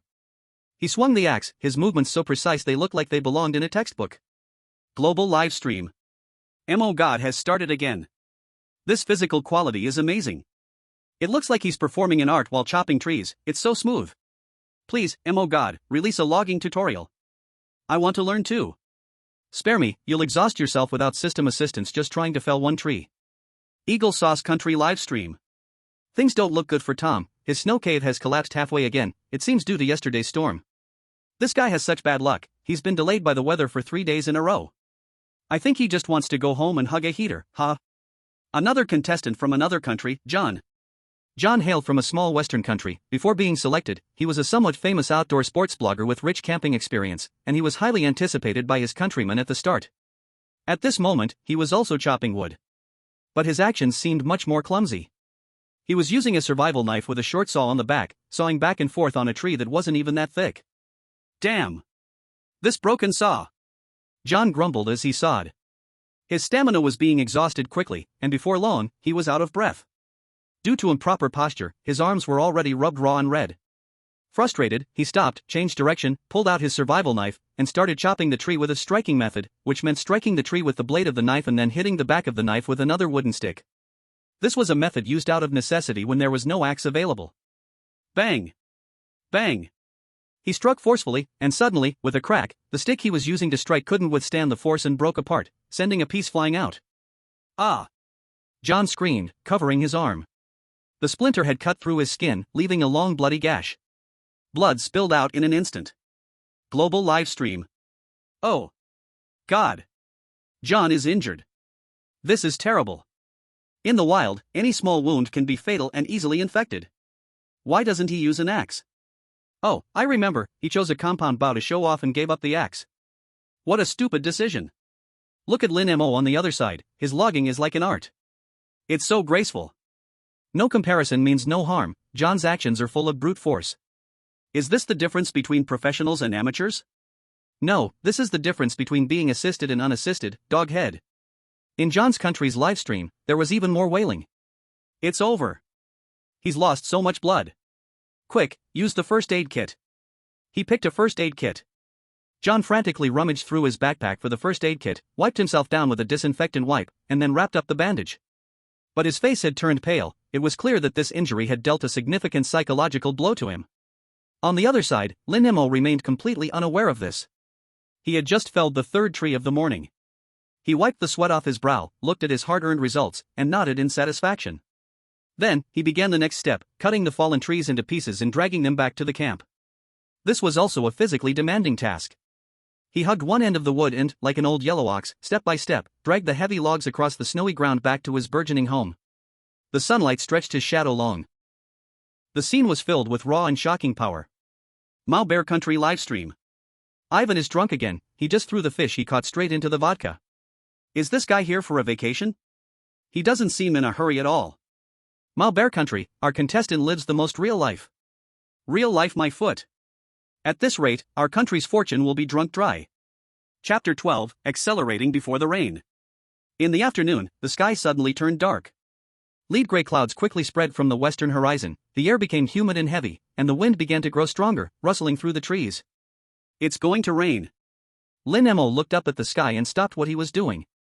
He was making grooves on both ends of a log. Rain or snow is not good news for someone surviving in the wild. It will lower body temperature, soak clothes and tools, and make it harder to start a fire. Wet clothes sticking to the body bring a cold feeling that chills to the bone. Lin Mo glanced at his stacked firewood and frowned. He had been busy chopping wood for building a house, so his supply of fuel wood was running low. If it poured heavily, the firewood stacked outdoors would get wet, and he would be in trouble. I must gather enough dry firewood before it rains. Lin Mo immediately changed his plan. He put down the large timber and picked up his axe, rushing into the nearby woods. His movements were quick and decisive, without any hesitation. He stopped chopping sturdy live trees, instead specifically searching for dead wood and fallen branches.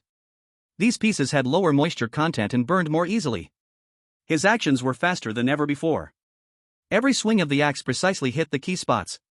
The axe clashed with the wood, making a dull thud, and wood chips flew. Skill proficiency +1. Skill proficiency +1.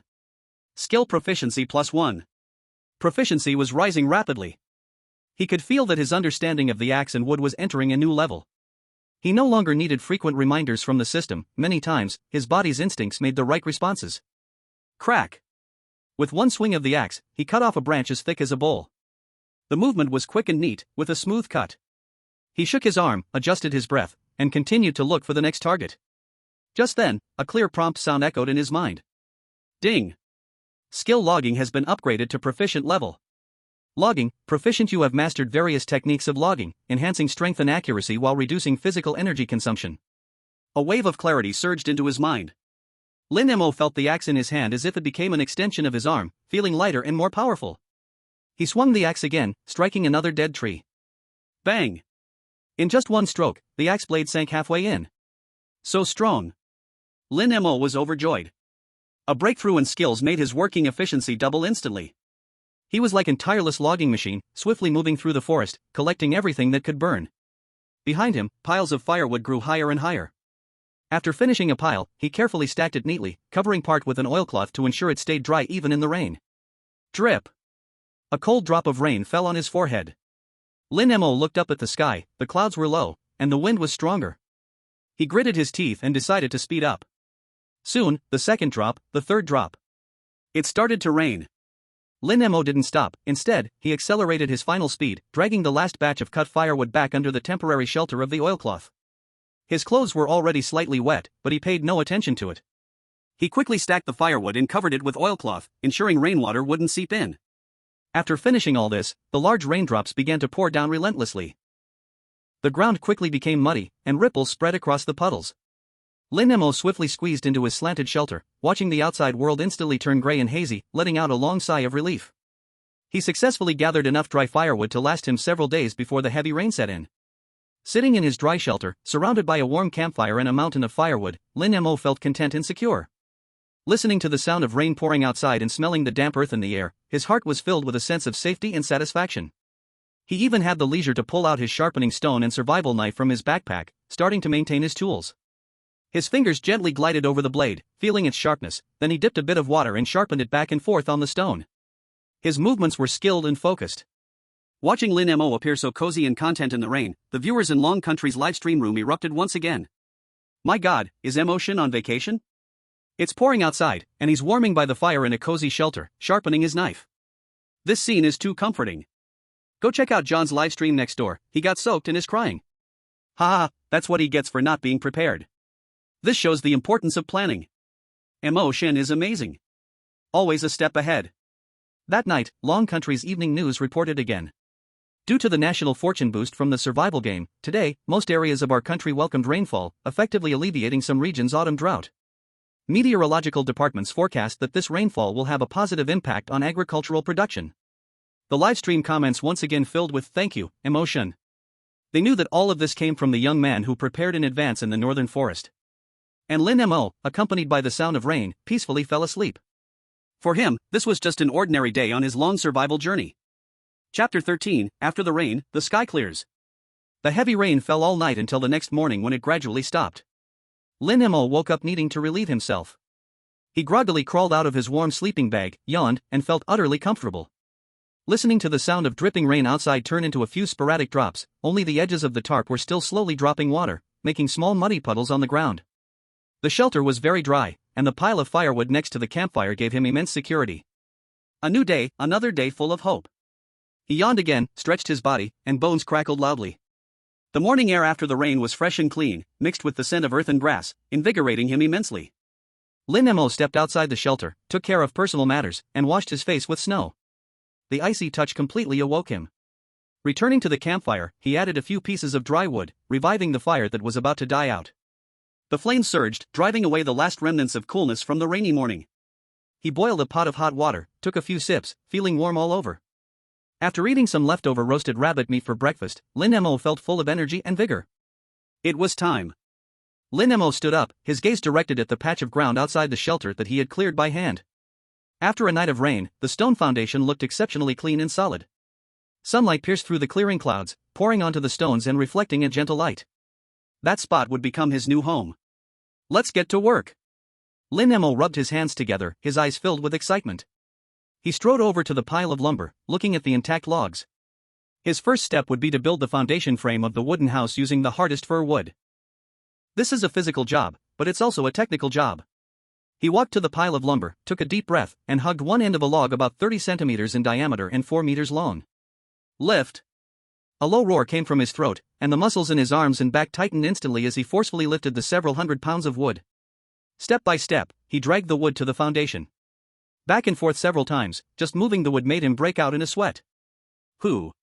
This body really needs to be trained, Lin Mo gasped, pondering in his heart. Once the house is built, I must prioritize exercising, otherwise, hunting large beasts will be impossible in the future. After going back and forth 4 times, when all 4 fir logs were finally dragged to the foundation with great effort, he was nearly exhausted, collapsing onto a nearby stone and gasping for breath. He placed the 4 fir logs at the 4 edges of the foundation, forming the base of the entire wooden house. Whew!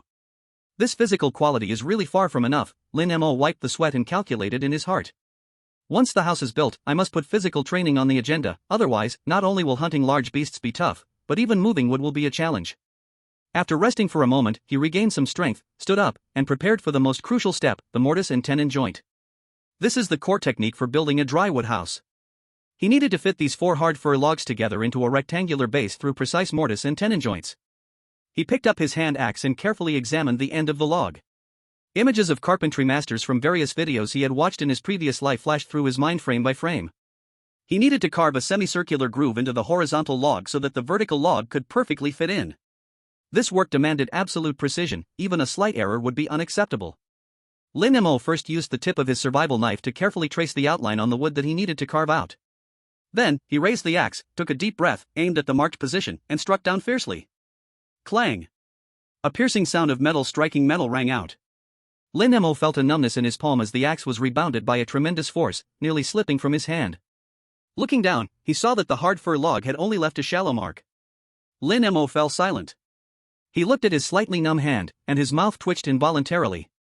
It really is hard to process, he chuckled to himself. The prompts from the system were always brief yet incredibly accurate. He did not feel discouraged, instead, his competitive spirit was ignited. Tip: the angle of the axe was too steep, which can cause the groove to be too deep. It's advised to adjust the angle to 30 degrees for cutting. The system's voice timely rang in his mind. Lin Mo focused his eyes, immediately adjusting his grip on the axe and the way he applied force. He no longer sought to split deeply with one strike, instead, he used the axe edge to plane and peck along the grain of the wood, bit by bit. Thud! Thud! Thud! The muffled, rhythmic strikes echoed in the silent forest.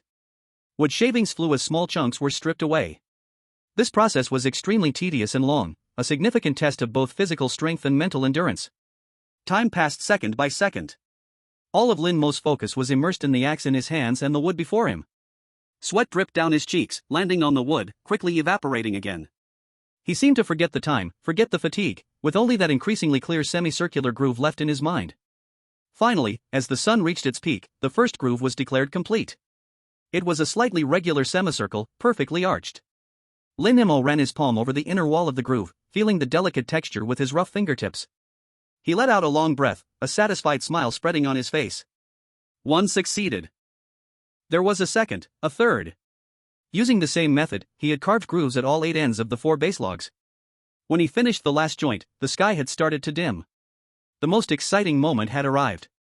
Carefully, he joined the first and second logs together, the 2 semicircular grooves fitting perfectly. Then the third, then the fourth. When the last fir log fell heavily into place. Ka! A light yet solid sound echoed.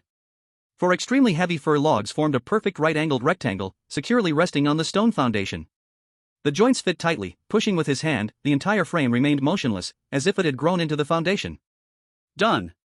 This work couldn't be off by even a fraction. He first drew an approximate outline on the wood with the tip of his knife, then lifted the axe. Dong! The axe fell, and wood shavings flew. He chopped carefully, again and again. Reminder: if the angle of the axe is too steep, it may result in grooves that are too deep. It is recommended to adjust to a 30-degree angle for cutting. The system's voice sounded just in time. Lin Mo immediately adjusted his posture and eased his strength. He no longer pursued how deep a single chop could go but instead, like a sculptor, shaved away the excess wood bit by bit with the edge of the axe. This process was very tedious, testing a person's patience and focus. Time passed slowly, droplets of sweat covered Lin Mo's forehead, but he didn't mind. All his attention was concentrated on the axe in his hand and the wood before him. Finally, a smooth, neat semicircular groove appeared at the end of the log. Not bad. Lin Mo touched it with his hand, feeling satisfied. Using the same method, he carved grooves at all 8 ends of the 4 base logs. Then, he carefully joined them together. Ka! When the last log fell into place, 4 perfect right angles formed a solid rectangular frame, securely resting on the stone foundation. Tightly fitting, not moving an inch. Done. Ding. Skill architecture unlocked, current level, novice, 1520. Architecture, novice. You have some understanding of basic architectural principles and can try to build simple wooden structures. Looking at this brand new skill in the house frame he had built with his own hands, an overwhelming sense of achievement washed over him, instantly collapsing all his fatigue. He stood hands on his hips in front of his creation, grinning widely. Although it was just a frame now, he could already imagine a warm and sturdy wooden house rising right here. That would be his true home in this world. Dragon Country Live Room. My God. It rained all night, and I was worried about motion today, but he directly started building a house. Did you see that? The grooves fit together. So professional. Exactly like what I saw in a documentary. His practical skills are amazing. Isn't he a biology major? Our school's civil engineering PhD students aren't this strong. Don't hate on the above, PhDs deal with theory. Emotion is a perfect combination of theory and practice. Whoa, watching this house frame go up makes me want to cry. It feels like watching a child grow up. It's only the 6th day. While others are struggling for a meal, our contestant has already started building a villa. Wow! This progress is simply a dimensionality reduction strike. Just as the Dragon Country audience was filled with excitement, a piece of background news caught everyone's attention. According to the latest statistics from the National Health and Health Commission, in the past 24 hours, the clinical recovery rate of various chronic disease patients nationwide has shown a statistically significant improvement trend. Multiple experts indicate that the reason behind this positive phenomenon is still under study, but it cannot be ruled out that it is related to the accumulated national fortune brought by the ongoing civilization survival game. The barrage instantly boiled over. It's not just psychological. Absolutely not. My dad has had high blood pressure for years, and no matter how many pills he takes, it won't go down. Just now, he checked with an electronic blood pressure meter, 130. 130, guys. He couldn't believe it himself, checked 3 times in a row. My grandpa's arthritis used to make him grimace in pain all day long, but this morning he woke up walking briskly and even said he wanted to go to the park and play a couple of chess games. Turns out it's the deity at work. Oh my god. I always thought the national fortune increase meant good weather or a better economy on a macro level, but I didn't realize it directly affects each of us. This is no longer just building houses, the deity is using an axe to cut down illness and disaster for all 1.4 billion of us. Countless barrages merged into an ocean of gratitude and shock, among which one slightly humorous comment stood out. Ha, am I the only one whose old man is still worrying? What's going on upstairs? Getting a bargain but still complaining? No. My dad has had rheumatism and old cold legs for decades. He claims to be the walking living weather forecast, more accurate than the weather station. Today, his knee doesn't hurt at all and he swears it's a sunny day.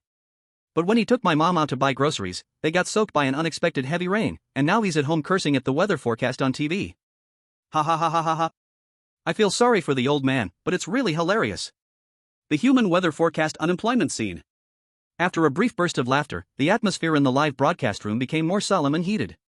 Looking at the young man on the screen, drenched in sweat with wood shavings on his face, an indescribable feeling surged in everyone's heart.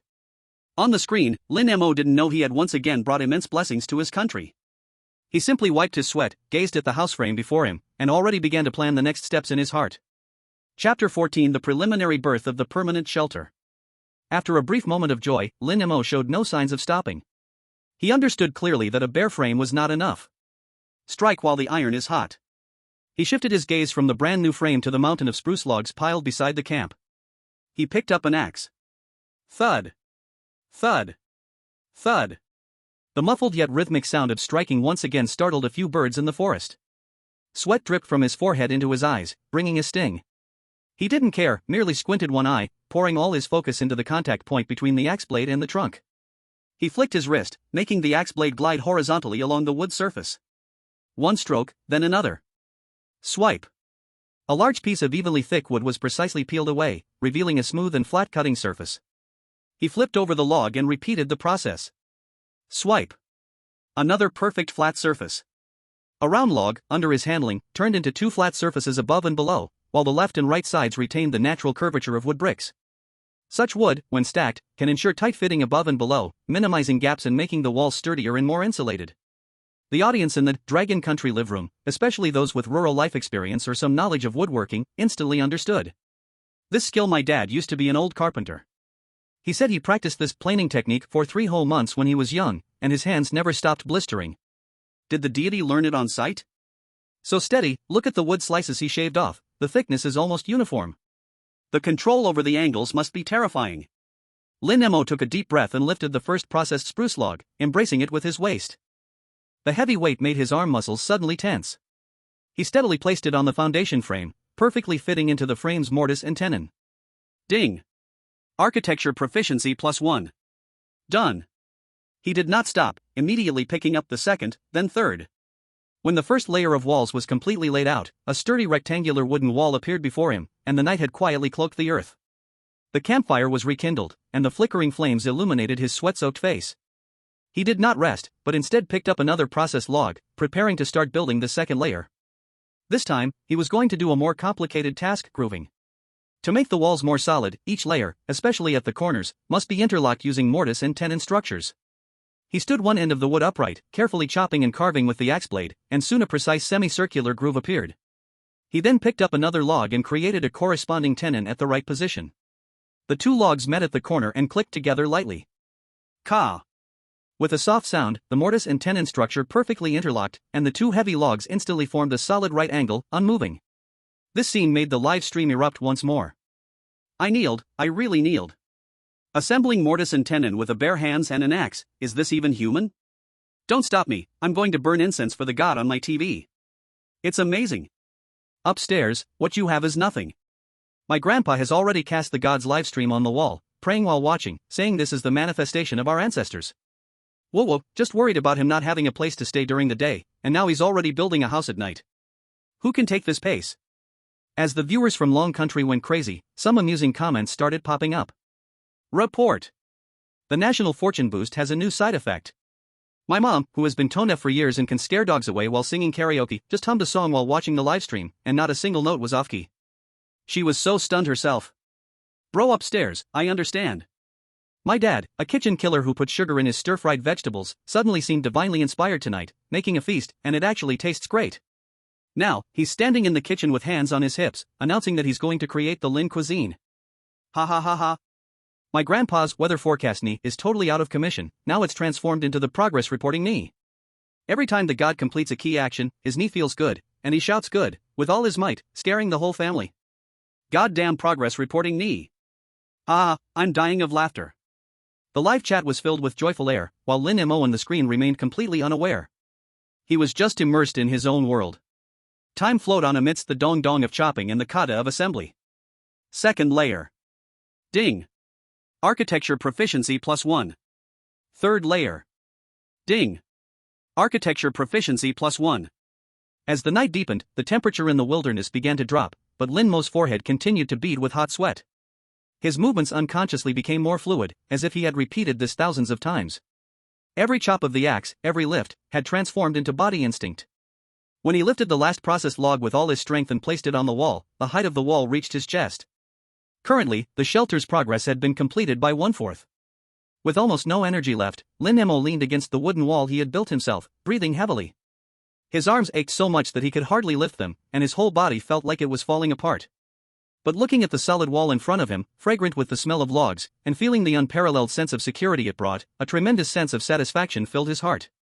This was the embryo of home. The corners of his mouth finally broke into a radiant smile. Tomorrow will be a brand new day. Chapter 15, Delicious Extra Meal. 7th day, early morning. Sunlight filtered through the gaps in the trees, dappled on his face. Lin Mo's eyelids flickered, just as he wanted to prop himself up. A sharp, aching pain shot through his limbs, making him gasp. His muscles were silently protesting yesterday's madness. But he couldn't care less. He rushed toward the unfinished wooden house. After a night of drying, the color of the walls lightened a bit, and they felt much harder to the touch. He knocked on it with his fist, producing a dull bang-bang sound. The muffled, thick sound made his hand go a little numb, but the tightly interlocked wall didn't budge an inch. Not bad, it's sturdy. Lin Mo nodded in satisfaction. At this moment, a strong rumble came from his belly, reminding him that his stomach was already empty. He simply ate a bit of his last stored food to regain some strength, then carried his survival knife and headed toward the trap area. If he didn't supplement with protein, forget about continuing to build the house, he might not even be able to lift the axe. God bless, bring me a fat rabbit, I worked like a dog yesterday, I must have some meat today. He walked while muttering in his heart. With his previous experience, he was now much more efficient at checking traps. The first trap was located on a game trail that rabbits often frequented. The snare was still there, and the trigger mechanism had not moved. As expected. Lin Mo shrugged and continued forward. The second trap was equally empty. The third. When he pushed aside a cluster of bushes and saw the third trap, his steps suddenly halted, and his eyes brightened instantly. He saw that the snare he had set between two trees was now tightly pulled. At the other end of the rope hung a bird, quite sizable, dangling in midair, flapping its wings weakly. Its feathers were gray-brown with some white spots, nearly blending into the surrounding environment. If it hadn't been moving, Lin Mo might have missed it. Gotcha! Is this a grouse? Lin Mo felt a surge of joy and quickly ran over. He recognized this kind of bird. He had seen it in a guidebook and knew it was a common woodland bird in the northern forests, with delicious and tender meat, an excellent source of protein.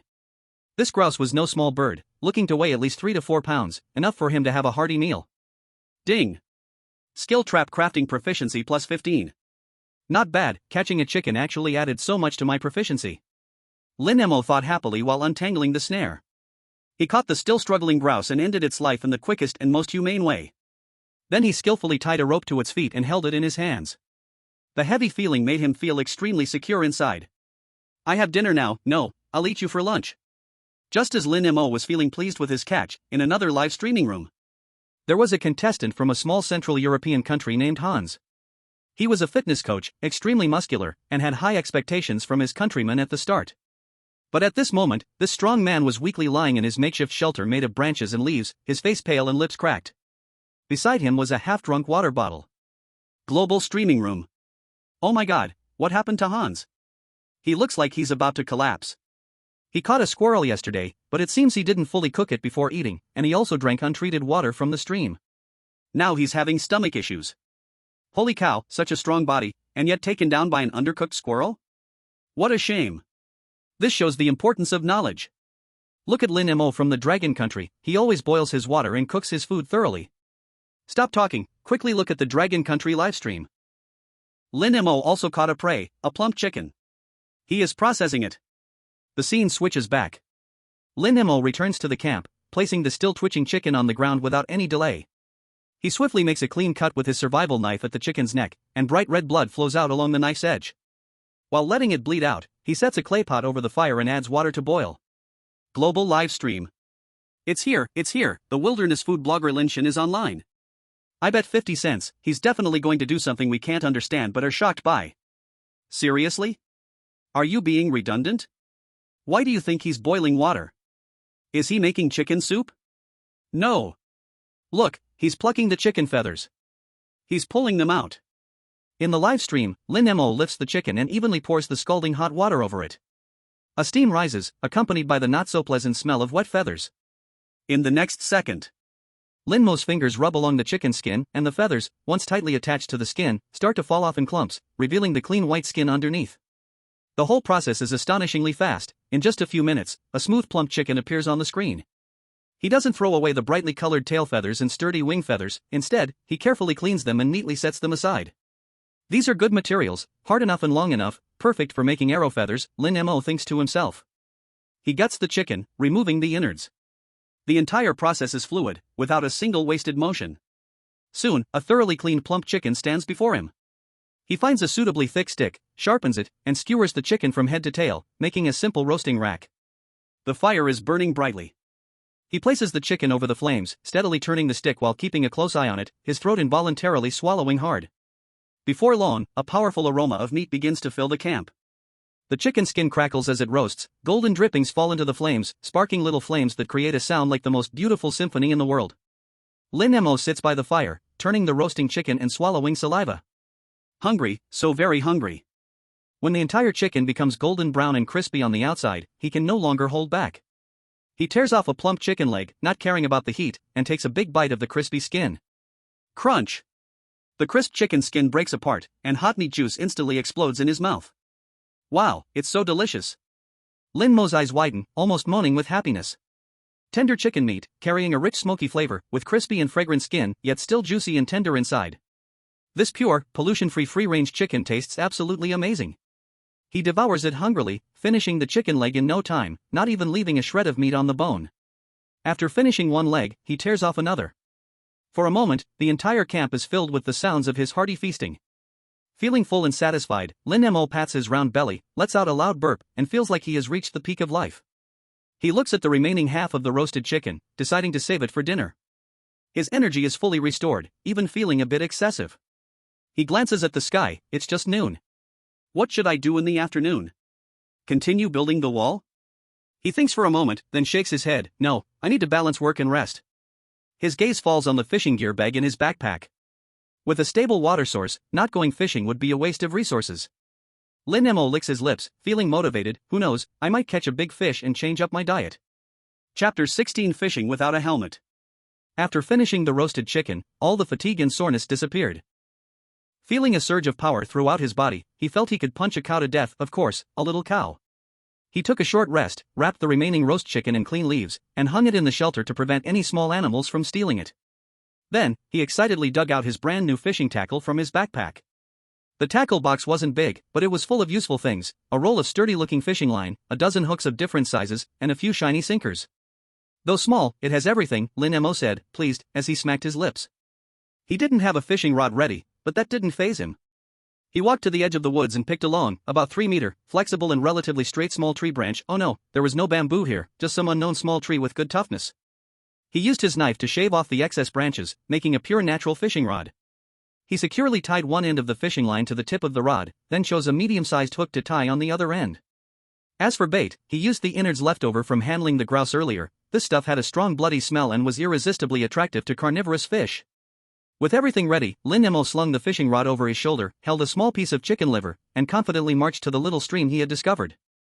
The stream was crystal clear, flowing with a pleasing sound. He found a spot where the water flowed relatively gently and there were a few large rocks to sit on by the water's edge. This is a great spot, he muttered, hung the chicken liver on the hook, and then, imitating the fisherman on TV, he made a stylish flick with the rod. Whoosh! The hook, with the bait attached, created a graceful arc in the air before splashing down into the water with a plop. Done. Lin Mo found a clean rock to sit on, holding the fishing rod in one hand, his eyes fixed tightly on the float on the water's surface, except, he didn't have a float, so he had to rely on his feelings. While sitting there, he couldn't help but think. Without a hat, his head felt cool, so he decided to make a hat out of extra fur when he had time. Time passed second by second. The stream flowed, the wind blew, and the leaves rustled. 10 minutes passed, and the fishing line remained still. 20 minutes passed, still no response. No way? Are there no fish in this river? Lin Mo began to feel restless, shifting his backside on the rock. He started to doubt his life. Was his bait not good enough? Or was the spot wrong? I'll wait 10 more minutes. If there's no movement, I'll pack up and go back to building the wall, he set himself a final ultimatum. Just when he was about to lose patience and pull up the rod to leave, the fishing rod in his hand suddenly sank sharply. An immense force surged from the water, nearly yanking the rod from his grasp. Holy crap! I've got something. Lin Mo jolted, instantly wide awake, gripping the fishing rod tightly with both hands, his whole body leaning back, battling the giant thing underwater. That creature was incredibly strong, wildly thrashing in the water, splashing everywhere. The fishing rod bent into an exaggerated arc, creaking ominously as if it could snap at any moment. Trying to run? Lin Mo felt his adrenaline surge, gritting his teeth, using the rod's elasticity and his own strength to engage in a tug-of-war with the creature below. As it rushed forward, he would loosen the line a bit. When it paused, he would quickly reel it in. This was the playing with the fish technique he learned from watching fishing videos in his past life. Man and fish were locked in a stalemate in the stream for a full 7 or 8 minutes. Lin Mo's arms began to feel sore, but the strength of the creature under the water evidently decreased significantly. The timing had come. Lin Mo seized the chance, exerting his strength, inching the creature toward the shore. When the outline of the creature finally emerged in the shallow water, Lin Mo's eyes widened instantly. It was a fish, a huge fish he had never seen before.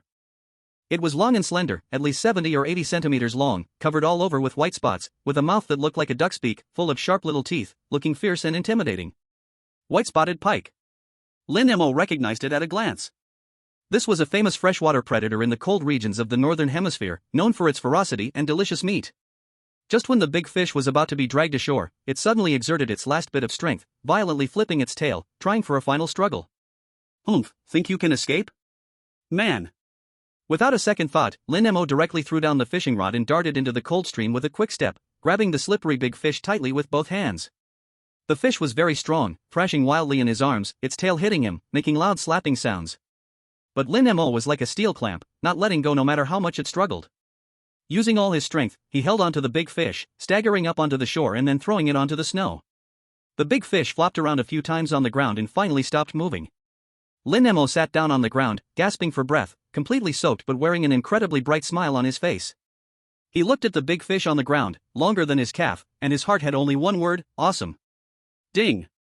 Skill fishing unlocked, current level, beginner, 35 out of 100. Fishing, beginner, you have grasped basic fishing techniques, and it seems your luck is quite good. Ha ha ha. Good luck? This is obviously skill. Lin Mo put his hands on his hips and laughed proudly. This fish weighed at least 7 to 8 pounds. If processed properly, it would be enough for him to eat well for several days. Now, the source of meat was completely stable. In the sky, there were flying birds, grouse; on the ground, there were running rabbits; and in the water, there were swimming pikes. This little life was simply too comfortable. Living better than even the small days of life. At the same time, the evening program on the Dragon Kingdom Agriculture Channel was broadcasting news that made all farmers burst into joy. Thanks to the recent ongoing influence of the favorable weather, region, national luck blessing, the soil moisture levels in our main winter wheat producing areas have generally reached excellent levels, laying a solid foundation for next year's summer grain harvest. Countless farmers have expressed that this year's wheat growth is the best they have seen in a decade. Dragon Kingdom Live Room. Ha ha ha. Mo God caught a fish, and our tens of thousands of acres of good farmland are having a bountiful harvest. This deal is too worth it. Doesn't the person upstairs know how to count? That's the reward for the first hunting achievement, unrelated to fishing. But it's right that Mo God is awesome. Look at Mo God's silly smile holding the big fish. Doesn't he look like the silly son of a landlord? From today on, please call him the Fishing King of the North, Lin. So strong, it feels like there's nothing he can't do. The shelter is almost completed, and there's no worry about food anymore. Is he about to enter retirement life ahead of time? Lin Mo never thought about retirement. He used a rope to pierce through the gills of the big fish and wetly walked back to the camp. He now had only one thought: hurry up and build the walls, move into a warm new home, then lie in bed, eating stewed fish and drinking fish soup. That would be a godly life. Chapter 17, Roof and Waterproofing Project. 8th day. Just as the day was beginning to brighten, Lin Mo was awakened by the cold. The clothes from yesterday, soaked after hugging the big fish and falling into the stream, were still hanging on the rack. Even with a campfire and sleeping bag, the cold penetrated everywhere at night. His entire body's muscles were screaming in pain, especially his arms, which had exerted too much force while wrestling with that white-spotted pike. Now even lifting them was difficult. But there was not a trace of fatigue in his eyes; instead, they shone bright. Just thinking about the big fish hanging on the tree branch from yesterday, he was filled with energy. That was a big treasure, weighing 7 to 8 pounds. Once I finish covering the roof, I must have a full fish feast to reward myself.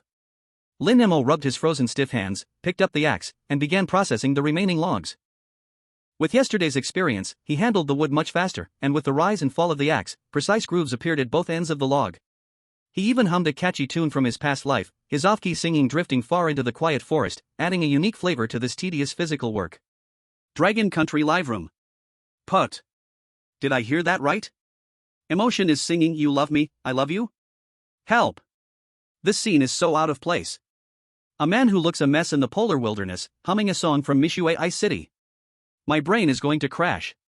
Upstairs, you just don't understand, this is called contrast cuteness.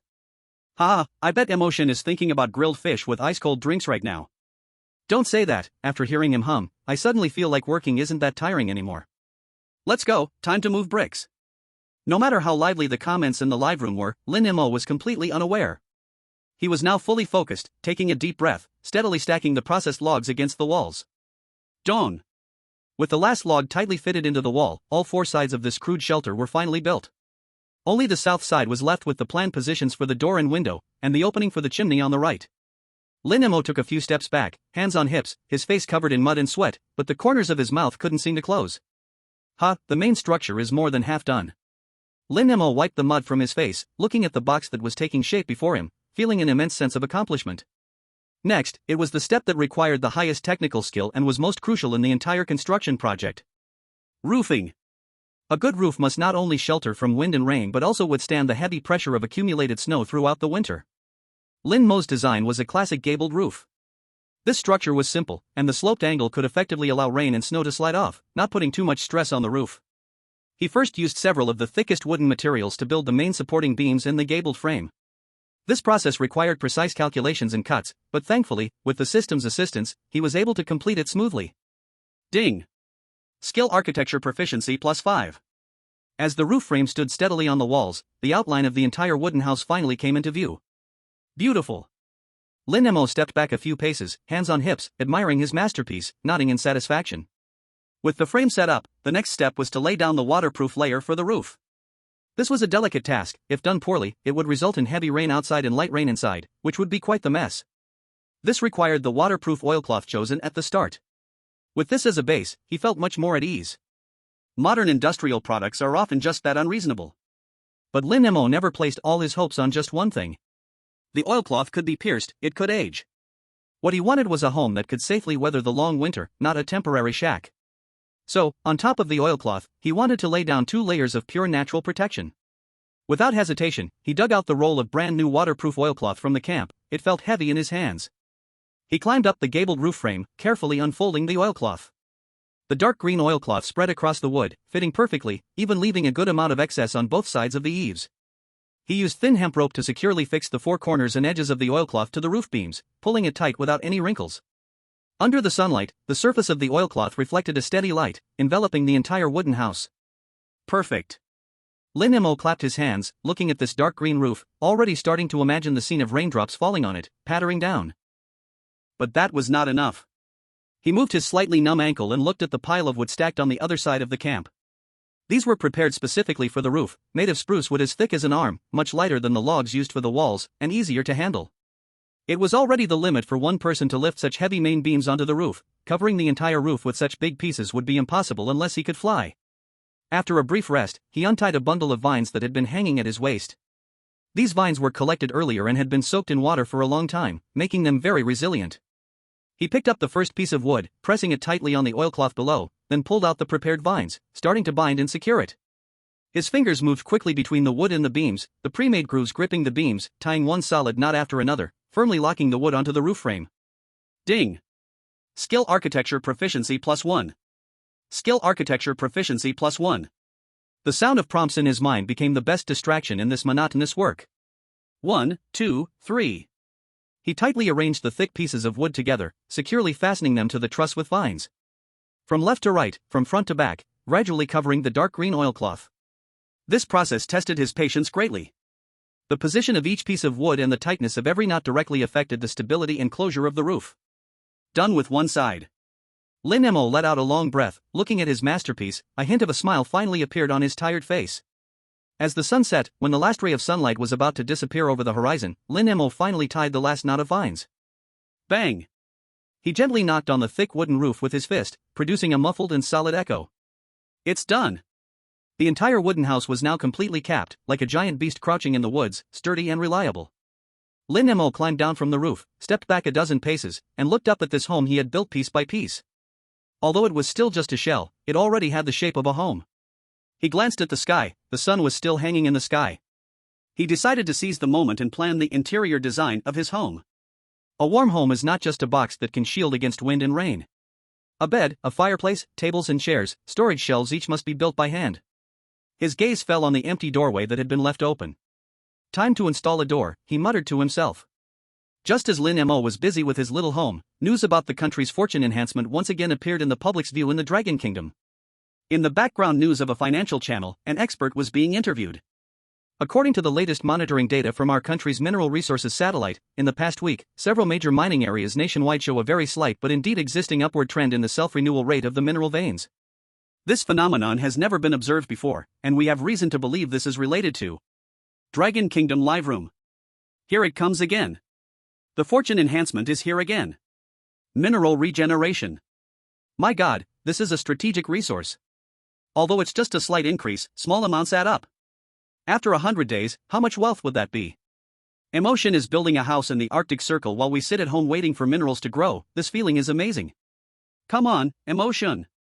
For the minds at our homes, you must hold on. The vision is too small. Emotion is fighting for the future of our 1.4 billion people. Lin Mo had no idea he had become the man with a mine at home. He was currently standing in his wooden house, hands on his hips, pondering a serious question. Where should I place the bed? Chapter 18, The Warmth of Home. The house has a roof now. Although it's just a soft decoration, it can already shield from the wind and rain. Lin Mo stood in his unfinished house, taking a deep breath. Looking at the wooden walls around him and the oilcloth above, the air mixed with the smell of damp soil, the fresh scent of freshly cut wood, and a faint hint of grass and wood fragrance. A sense of safety like never before. Above his head was no longer the unpredictable sky, but the ceiling he had built with his own hands. Next, it's time for the interior decoration. For someone who would live in such a haunted place for more than 3 months, a comfortable interior environment was as important as food. He had already planned it in his mind. The internal structure was extremely simple. To the left of the entrance was the resting area, which needed a warm bed made of animal skins and hay. On both sides of the door was the working area, which needed a sturdy workbench for handling wood and making tools. In the center on the right was a fireplace made of stones and clay, and luckily a space had been left for it. The first thing he had to solve was the bed. In a cold environment, sleeping directly on the ground would let moisture and cold continuously erode your body. No matter how thick your sleeping bag was, it wouldn't help. So, a raised bed was a must.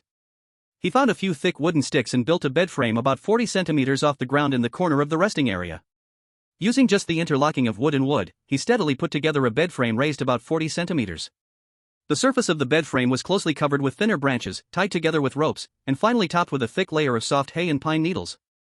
A completely natural mattress with the scent of pine wood was born just like that. Lin Mo lay down to try it out, and although it was a bit prickly, it was like a heavenly enjoyment compared to sleeping directly on the cold ground. Perfect. Having finished the bed, Lin Mo didn't pause for a moment and turned his gaze to the other corner of the wall. The working area and storage area also needed a proper organization. He found some leftover wooden boards and relatively straight branches, and began to hammer away. Before long, several simple but sturdy storage shelves stood against the wall.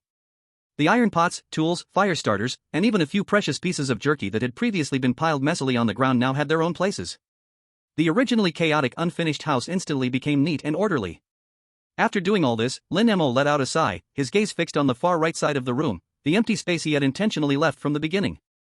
The main event was coming. He was going to build a real indoor fireplace here. This was not just about casually surrounding a circle of stones on the ground. Playing with fire in a sealed wooden house was highly technical. Smoke ventilation and fire prevention were two core challenges. If any link went wrong, the consequences would be unimaginable. Either he would be suffocated in his dreams by smoke pouring back in, silently bidding farewell to the world in the quiet Arctic Circle, or a fire would burn his hard work, along with himself, turning the pure white ground into a heap of black ashes. Lin Mo's expression became extremely focused, not daring to be careless at all. He first moved the flat stones he had collected before and carefully laid them on the ground to surround a fireproof area about half a meter square. Next was the mud. He mixed the clay he had found with water and hay scraps, kneading and pounding it with his hands until the clay became both sticky and pliable, just like good dough. This clay mixed with straw will greatly increase in strength when dried, making it excellent natural cement. He used this clay as an adhesive to stack one stone after another, first reinforcing the base. Then he began to stack the 3 walls of the fireplace upwards, forming a U-shaped fire pit facing the room. The most crucial, and also the most difficult part, was the chimney. Fortunately, I left a way out back then. Lin Mo looked at the reserved notch on the wall, grateful for his foresight. He didn't rush to build up, but instead, above the back wall, cleverly constructed an inward-leaning structure with a few long stone slabs, the flue shelf. This was the core of fireplace technology, a seemingly unremarkable design that could effectively utilize the principle of hot and cold air convection to prevent outside winds from blowing smoke back into the room. After completing this step, he began to stack the chimney section by section upward along the reserved opening in the wall. Stones and clay interlaced, layer upon layer. His movements were not fast, but every step was extremely steady, each stone's position carefully considered, every gap meticulously sealed with clay to ensure there was no chance of a leak. When the top of the chimney steadily protruded from the house and he used a large wooden board as a cap to prevent rain and snow from entering, the entire project was finally complete. Ding! Skill architecture proficiency plus 10. The crisp prompt sound echoed in Lin Mo's mind, but it seemed he didn't hear it. His whole body was covered with dirt, beads of sweat hung from his forehead, and his arms were so tired he could barely lift them, collapsing onto the ground. Leaning against the wooden wall behind him, he gasped for breath, yet his gaze was fixed firmly on this enormous creation made of stone and dirt before him. It stood in the corner, rugged and primitive, yet conveying an unparalleled sense of heaviness and safety. There was a bed, there was a shelf, and now, a fireplace now existed. Lin Mo grinned, silently laughing. With this indoor fireplace, he would no longer have to shiver in the cold wind while guarding a bonfire. He could stay warm in his own cozy home, roasting and cooking while enjoying the snow and wind outside. The picture, just thinking about it, made it feel beautiful. He moved the items from his temporary shelter into his new home, one by one. When he spread the sleeping bag on the brand new bed, placed the steel pot on the shelf, and hung the axe and knife on the wall, a feeling called home arose spontaneously.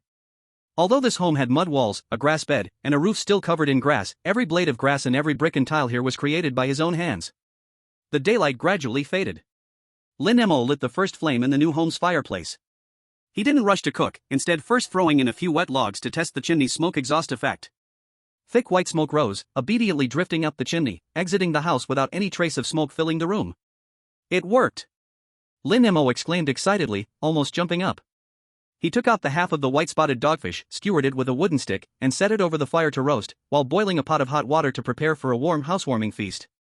Outside, the cold wind howled, and the trees in the forest made ghostly cries. Inside, it was warm as spring, with the crackling flames and the aroma of roasted fish filling the air.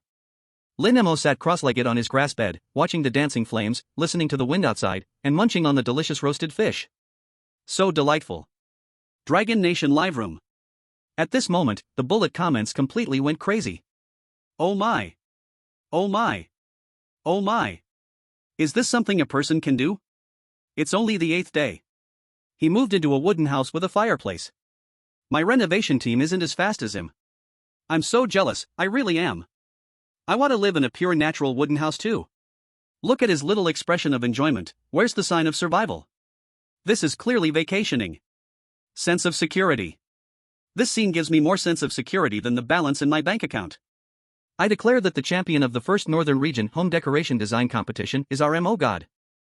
Watching Lin Mo's house go from nothing to something was like watching our country become better day by day. It feels reassuring. Countless viewers, at this moment, felt the same as Lin Mo. The immense satisfaction and sense of security of creating a warm haven in an apocalyptic environment deeply affected everyone through the live broadcast.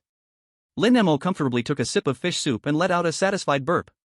He lay on his new bed, resting his arms behind his head, watching the firelight flicker in the room. He felt he didn't want to do anything right now, he just wanted to lie like this until the end of time. Just as he was dozing off, that cold mechanical voice, without warning, echoed in his mind again. Chapter 19: A reminder from the motherland. Dragon Country has sent you a message. Do you wish to receive it? Lin Mo jolted awake from a half-dreamy state. Receive. Only then did he remember that he had been so busy building his house these past few days that he had almost forgotten about this matter. Counting the days, he realized this should be the second time he received a message. Dragon Country Survival Command, the progress of the shelter is encouraging. Pay attention to the temperature drop in late autumn and prioritize firewood storage. Another short line of text. But after Lin Mo finished reading it, his heart sank, and all sleepiness vanished. He sat up suddenly. Prioritize firewood storage. That's right. All his energy these past few days had gone into building the shelter. Although he had collected some firewood out of convenience, it was only enough for daily use. He had completely neglected to make any strategic reserves for the upcoming long and cold winter. The winter in the Arctic Circle can see temperatures plummeting to -50 or 60 degrees, or even lower. By then, with heavy snow blocking the mountains, it would be exponentially more difficult to go out and chop wood. Without enough fuel, even the strongest house would merely turn into a giant ice cellar, and one could still freeze to death. It's not like he could just dismantle the house for firewood later. Damn, I almost forgot about this. Lin Mo broke out in a cold sweat. He had been so immersed in the joy and comfort of finishing the house that he had allowed himself to slack off mentally. This message from the command center was like a wake-up call, bringing him back to reality in an instant. Understood. Lin Mo said softly to the air. He knew that on the other side of the screen, there was a strong team thinking of every detail he might overlook. This feeling warmed his heart and filled him with strength. The previous fatigue and slackness vanished, replaced by a sense of urgency. Starting tomorrow, I'll change the plan. In the morning, chop wood and store firewood, and in the afternoon, continue to improve the shelter. Lin Mo immediately adjusted his work schedule. He stood up, walked to the door, and pushed open the makeshift door made of branches. A gust of cold wind rushed in, making him shiver involuntarily. The outside temperature was noticeably lower than in the past few days. The air carried a harsh chill. Wow, it's really getting cold. Lin Mo murmured. He closed the door and stoked the fire in the fireplace a bit more. In the warm room, he looked at the pile of firewood in the corner, enough for only 2 or 3 days, and felt anxiety about the resources for the first time. It seemed that tomorrow he would have to work hard. On Blue Star, night fell. In a newly established wilderness survival program, a blonde, blue-eyed commentator was summarizing and analyzing the performances of all contestants from the first week. Ladies and gentlemen, the first week of the competition has ended. Over the past 8 days, we have witnessed brutal eliminations and fierce survival. Currently, the number of contestants has dropped from an initial 197 to 112, with an elimination rate of 43%. Most of the eliminated contestants fell victim to the 3 major challenges: hypothermia, hunger, and injury. This once again proves that in extreme environments, a strong physique is indeed important, but Rich knowledge, careful planning, and strong mental quality are the keys to survival. The screen began to show comparison shots of the competitors. On one side, there was Tom from Eagle Sauce Country. He utilized natural caves to build a semi-permanent shelter. At this moment, he was wrapped in animal skins, gnawing on roasted meat at the cave entrance. His gaze alertly observing his surroundings. His state of survival was professional and efficient. On the other side, there was Ivan from Bear Country. He, with his towering bear-like body, dug out a huge snow house in the snow. He even luxuriously covered the floor with animal skins. And at this moment, he was shirtless in the snow house, drinking vodka and eating a rabbit caught in a trap, seeming extraordinarily bold. Tom and Ivan, as the two most promising competitors this season, have demonstrated top-notch professionalism and adaptability. They are undoubtedly in the first tier. The commentator's voice was filled with admiration. However, he shifted his tone. The screen suddenly cut to Lin Mo's live stream room. We must admit that the biggest surprise, or rather, miracle this season, comes from the contestant of Dragon Country, Lin Mo. In the scene, in a warm wooden house, Lin Mo was sitting by the fireplace, seriously sharpening his survival knife with a whetstone in the glow of the fire. His movements were focused and steady, showing no trace of being a freshly graduated college student. A contestant deemed least likely to succeed at the start has accomplished what all of us dared not even imagine in just 8 days. In terms of shelter, while other contestants are still living in shacks or sleeping in snow caves, he has independently built a wooden house with an indoor fireplace and chimney. Its comfort and safety are far ahead. In terms of food, he not only masters efficient trapping skills to consistently acquire land prey, but he has also successfully caught fierce white-spotted pike. His food sources are the richest and most stable among all the contestants. In terms of skills, whether it's logging, building, trapping, or tool usage, he showcases an amazing ability to learn and execute. He seems almost omnipotent. The commentator's voice became more and more excited. This passionate analysis instantly ignited a flurry of comments globally. So true. Lin Mo is simply a god. No, he is teaching us how to vacation in the Arctic Circle. Dragon Country got an SSR this time. So jealous I could cry. People from Eagle Sauce Country and Bear Country have turned green, ha ha ha. In the Dragon Country livestream, it turned into a sea of joy. Did you hear that? Globally certified. Far ahead. Ha, so awesome. I must add a chicken leg tonight. Oh god, are you all still playing survival? I'm already playing simulation management in Stardew Valley. Lin Mo was completely unaware of the praise from the outside world. He finished sharpening his knife and checked his axe again, ensuring they were both in the best condition. Tomorrow would be a hard battle. He lay back on the warm straw bed, listening to the rising wind outside, and soon fell into a deep sleep. Chapter 20, Ambition. On the 9th day, morning. Lin Mo was awakened by a strange rustling sound. He opened his eyes. The room was dim. The fire in the fireplace had already gone out, leaving only a bit of residual warmth. The rustling sound was coming from the roof. Is it snowing? He felt a stir in his heart and quickly climbed up, pushing open the door. A gust of cold wind mixed with snowflakes instantly hit him, making him shudder. Looking around, the whole world had turned into a silver-white land. The ground was covered with a thin layer of snow. Tiny snowflakes continued to fall from the sky. This was the first snow he had seen since arriving in this world. Just in time. Lin Mo closed the door, feeling not worried at all, but rather a bit excited. Snow means the temperature will drop further, making survival more difficult. But for him, it also means that those large animals, in search of food, they began to move more frequently, their trails becoming clearer in the snow. He quickly lit the fireplace and boiled water to prepare a meal. Today's breakfast was leftover baked fish from yesterday, paired with steaming hot water, warming him from head to toe. Feeling full and satisfied, he put on his windbreaker, wore a hat, picked up an axe, and stepped into the snowstorm without hesitation. Today's primary task was to gather firewood. The command center's reminder made him realize the extreme importance of fuel reserves. He had to gather enough firewood for the entire winter before the real winter arrived and the heavy snow blocked the mountains. It was a huge project.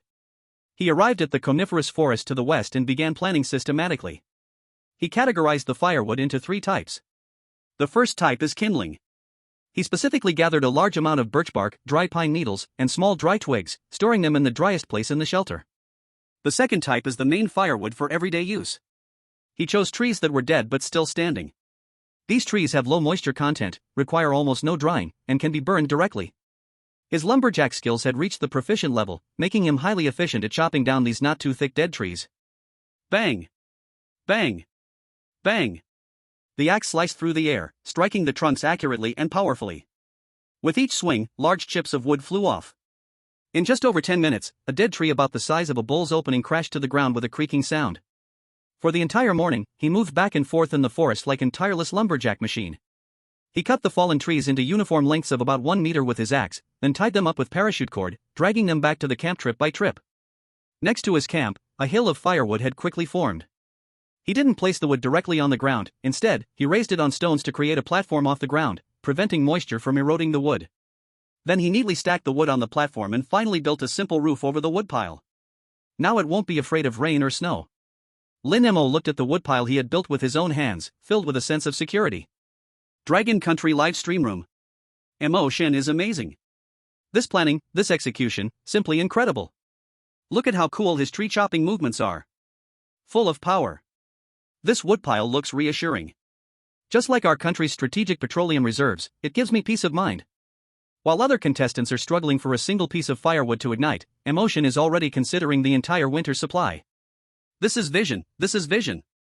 Emotion, don't ask, just know that I have a mine at home, plenty of firewood, carefree. After a morning of hard labor, Lin Mo's stomach began to grumble again. He returned to the warm wooden house and simply roasted some rabbit meat to eat. In the afternoon, he didn't continue logging. Gathering firewood was a long-term job that couldn't be rushed. He decided to use the afternoon to improve his quality of life. He thought of the idea he had yesterday, pottery. One metal pot simply wasn't enough. He needed more containers to boil water, cook soup, store fats, and even pickle meat. Pottery was the best choice. He went back to the stream and found some clay. He dug up a large pot full of quality clay and moved it back to the camp. The next task was monotonous. He needed to pick out all the stones, roots, and impurities from the clay, and then repeatedly add water, pound, and knead. This process was to make the clay finer and more even, so that the pottery wouldn't crack during firing. While Lin Mo was wholeheartedly playing with mud. Another female contestant, Mary from a European country. Mary was very skilled at weaving, creating baskets, ropes, and even making herself a pair of grass shoes from various plant fibers. Her hands were skilled, and she had stubbornly survived until now. But at this moment, she was worrying about her only metal pot. Inside the pot, some plant roots she had gathered were boiling, but she had no extra containers to store precious drinking water. She could only drink a few sips by the creek when she was thirsty, which was very inconvenient and unsafe. She looked at her empty shelter, her eyes full of helplessness. Global live broadcast room. Ah, it's such a pity for Mary. She is smart and hard-working, but she is limited by her tools. Yes, if she had chosen an axe and a knife, maybe she would have started building a better shelter by now. This shows the importance of choices.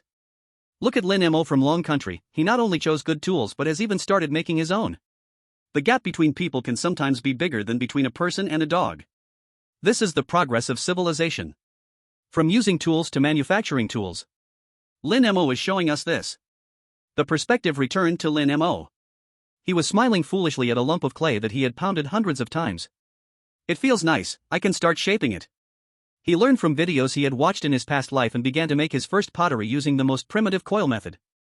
He rolled the clay into even thick strips, coiling them up one by one, then flattened the inside and outside walls with his hands. His hands were clumsy, and the first piece quickly collapsed. Damn, it looks simple, but it's so hard to do? He was not discouraged and tried again.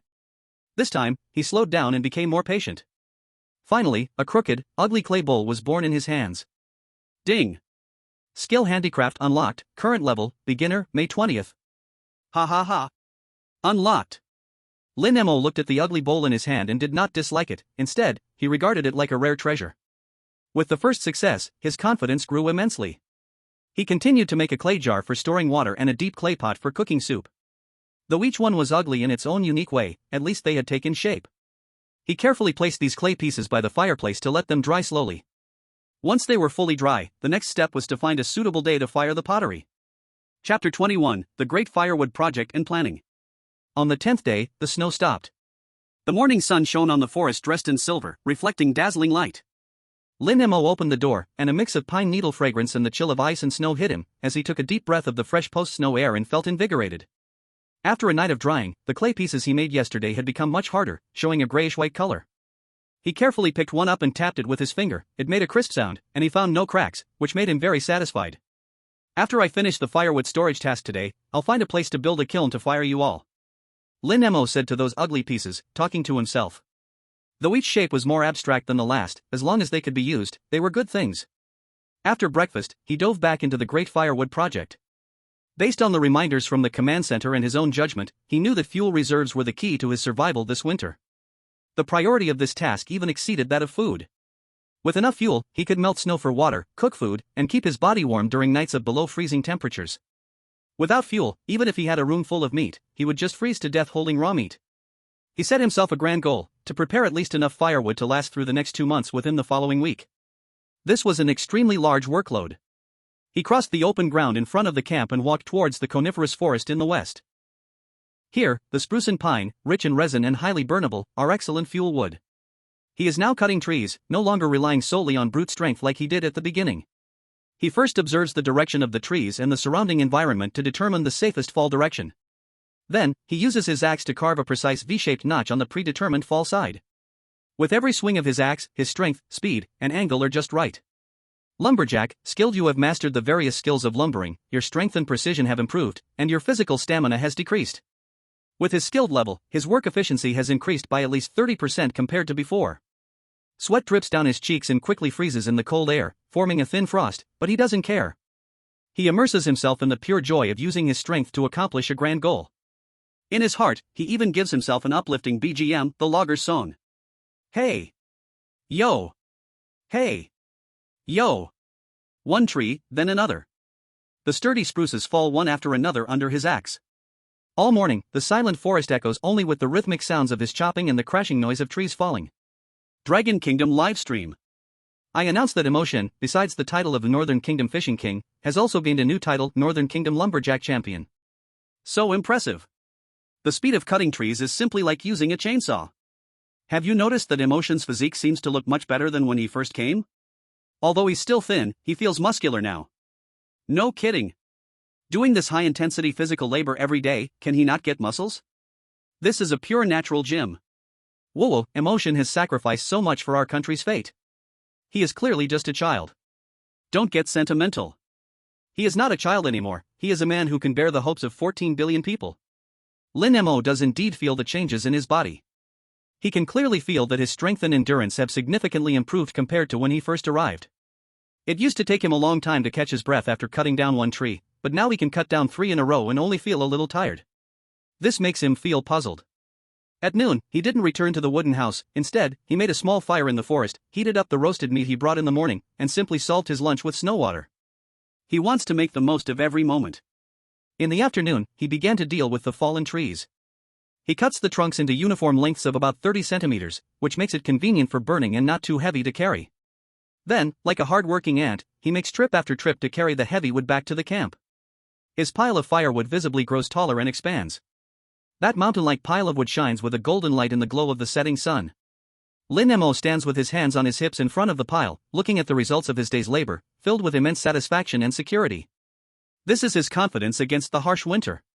He even has the leisure to name his firewood pile in his heart Dragon Kingdom No. 1 Fuel Reserve. Another day of work tomorrow, and the reserves will be just about enough, he calculates. The day after tomorrow, I can officially start the kiln to make pottery. Thinking about how soon he can use the bowls and jars he makes with his own hands, he can't help but feel a wave of excitement. Life is moving in a better and better direction. He drags his tired yet joyful body back to the wooden house, ready to reward himself well. Tonight, he decides to have a good meal. He wants to turn that giant white-spotted pike into 2 dishes, one half roasted and the other half cooked into a delicious fish soup. Chapter 22, The Taste of the First Fish Soup.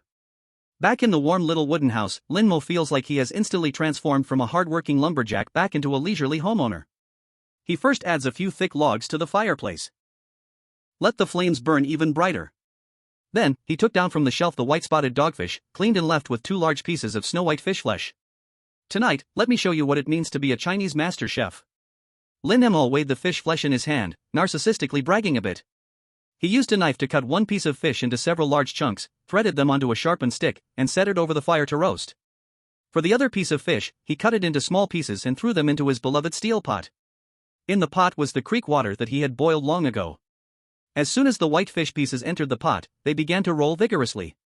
He did not cover the pot but left it open, allowing the fresh taste of the fish and the aroma of the firewood to fill the entire room. Soon, the water in the pot turned into an enticing milky white. A rich, pure aroma of fish soup drilled into his nose. Wow, this smell is just too perfect.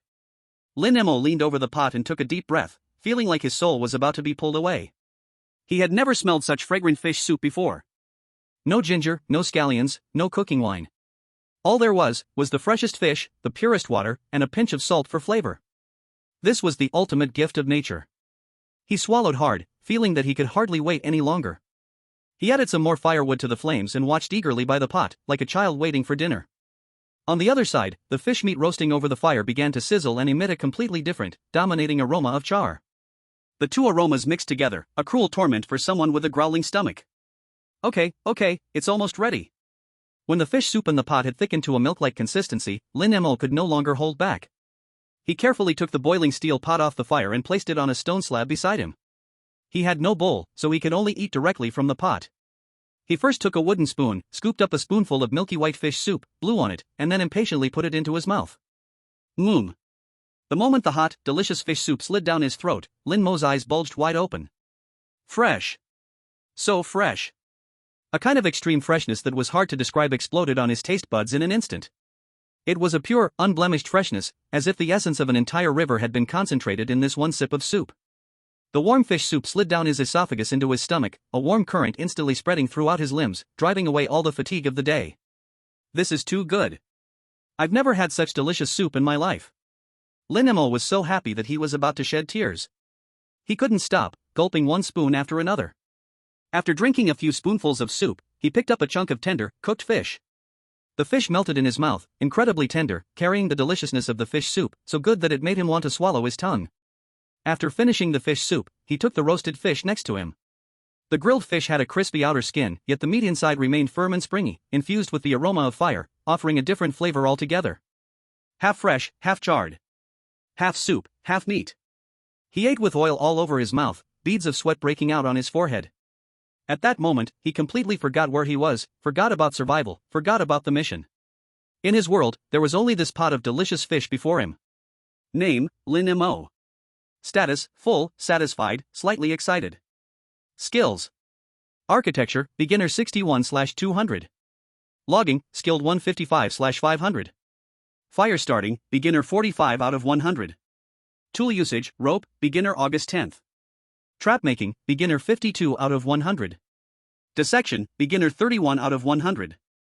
Fishing, beginner 38 out of 100. Crafting, not started August 20th. Dragon Kingdom live room. I can't take it anymore. How can you show me this at midnight? Is there no humanity left? I swear, I can smell the aroma of the fish soup even through the screen.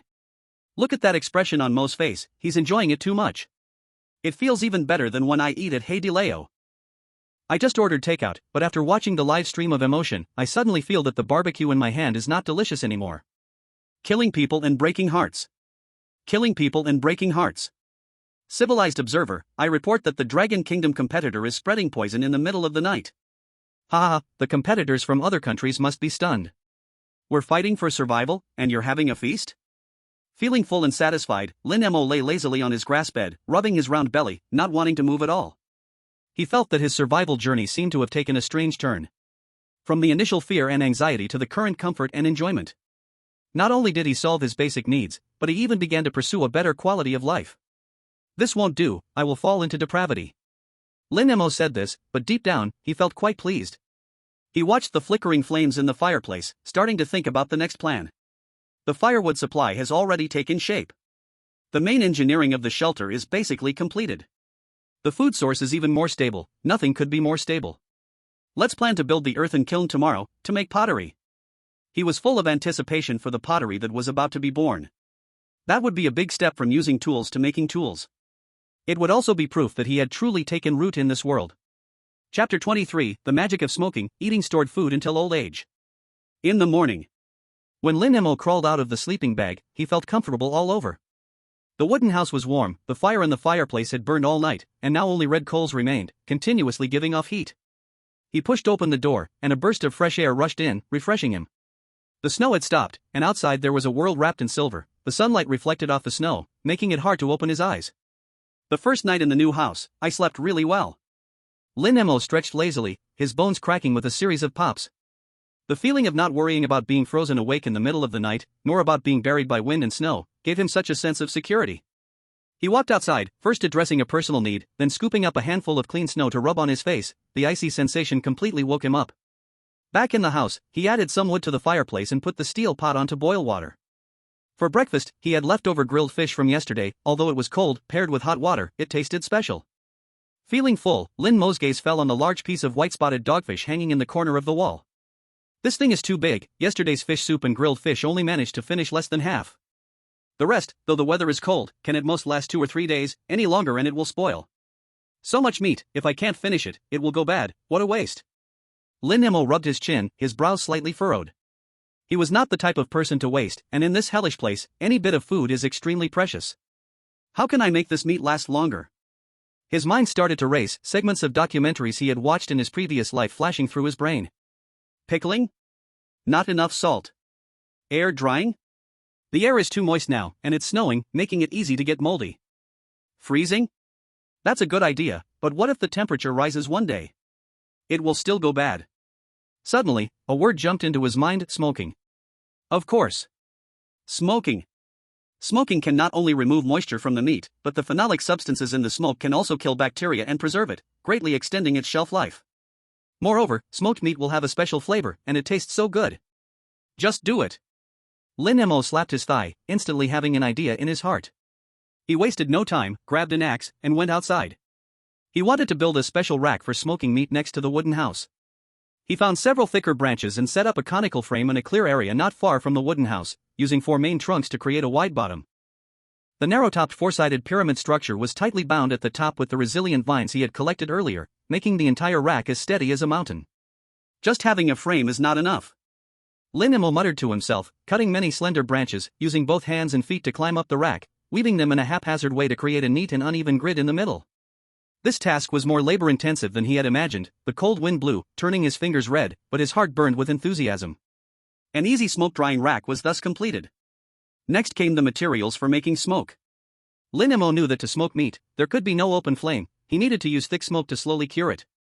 He ran to the pile of firewood, specifically choosing some not fully dried pine and spruce shavings, along with a large bunch of damp pine needles. These things, when burned, would create thick smoke with a small flame, just what he needed. He cut the remaining fish meat into strips, poked a few small holes in each piece with a knife, threaded them onto sharp and thin wooden sticks, and hung them in rows on the drying rack. The preparation was ready. Lin Mo built a small fire directly under the smoke-drying rack. Once the fire started, he immediately covered it with the damp wood shavings and pine needles. Puff! The flames were subdued, and thick, fragrant white smoke immediately rose up, enveloping the entire rack and the fish hanging above. It's working! Lin Mo's eyes brightened as he crouched next to it, carefully controlling the fire. This work couldn't be rushed, patience was required. If the fire was too large, the fish would char; if the smoke was too little, it wouldn't have the desired effect. He focused intently on his creation.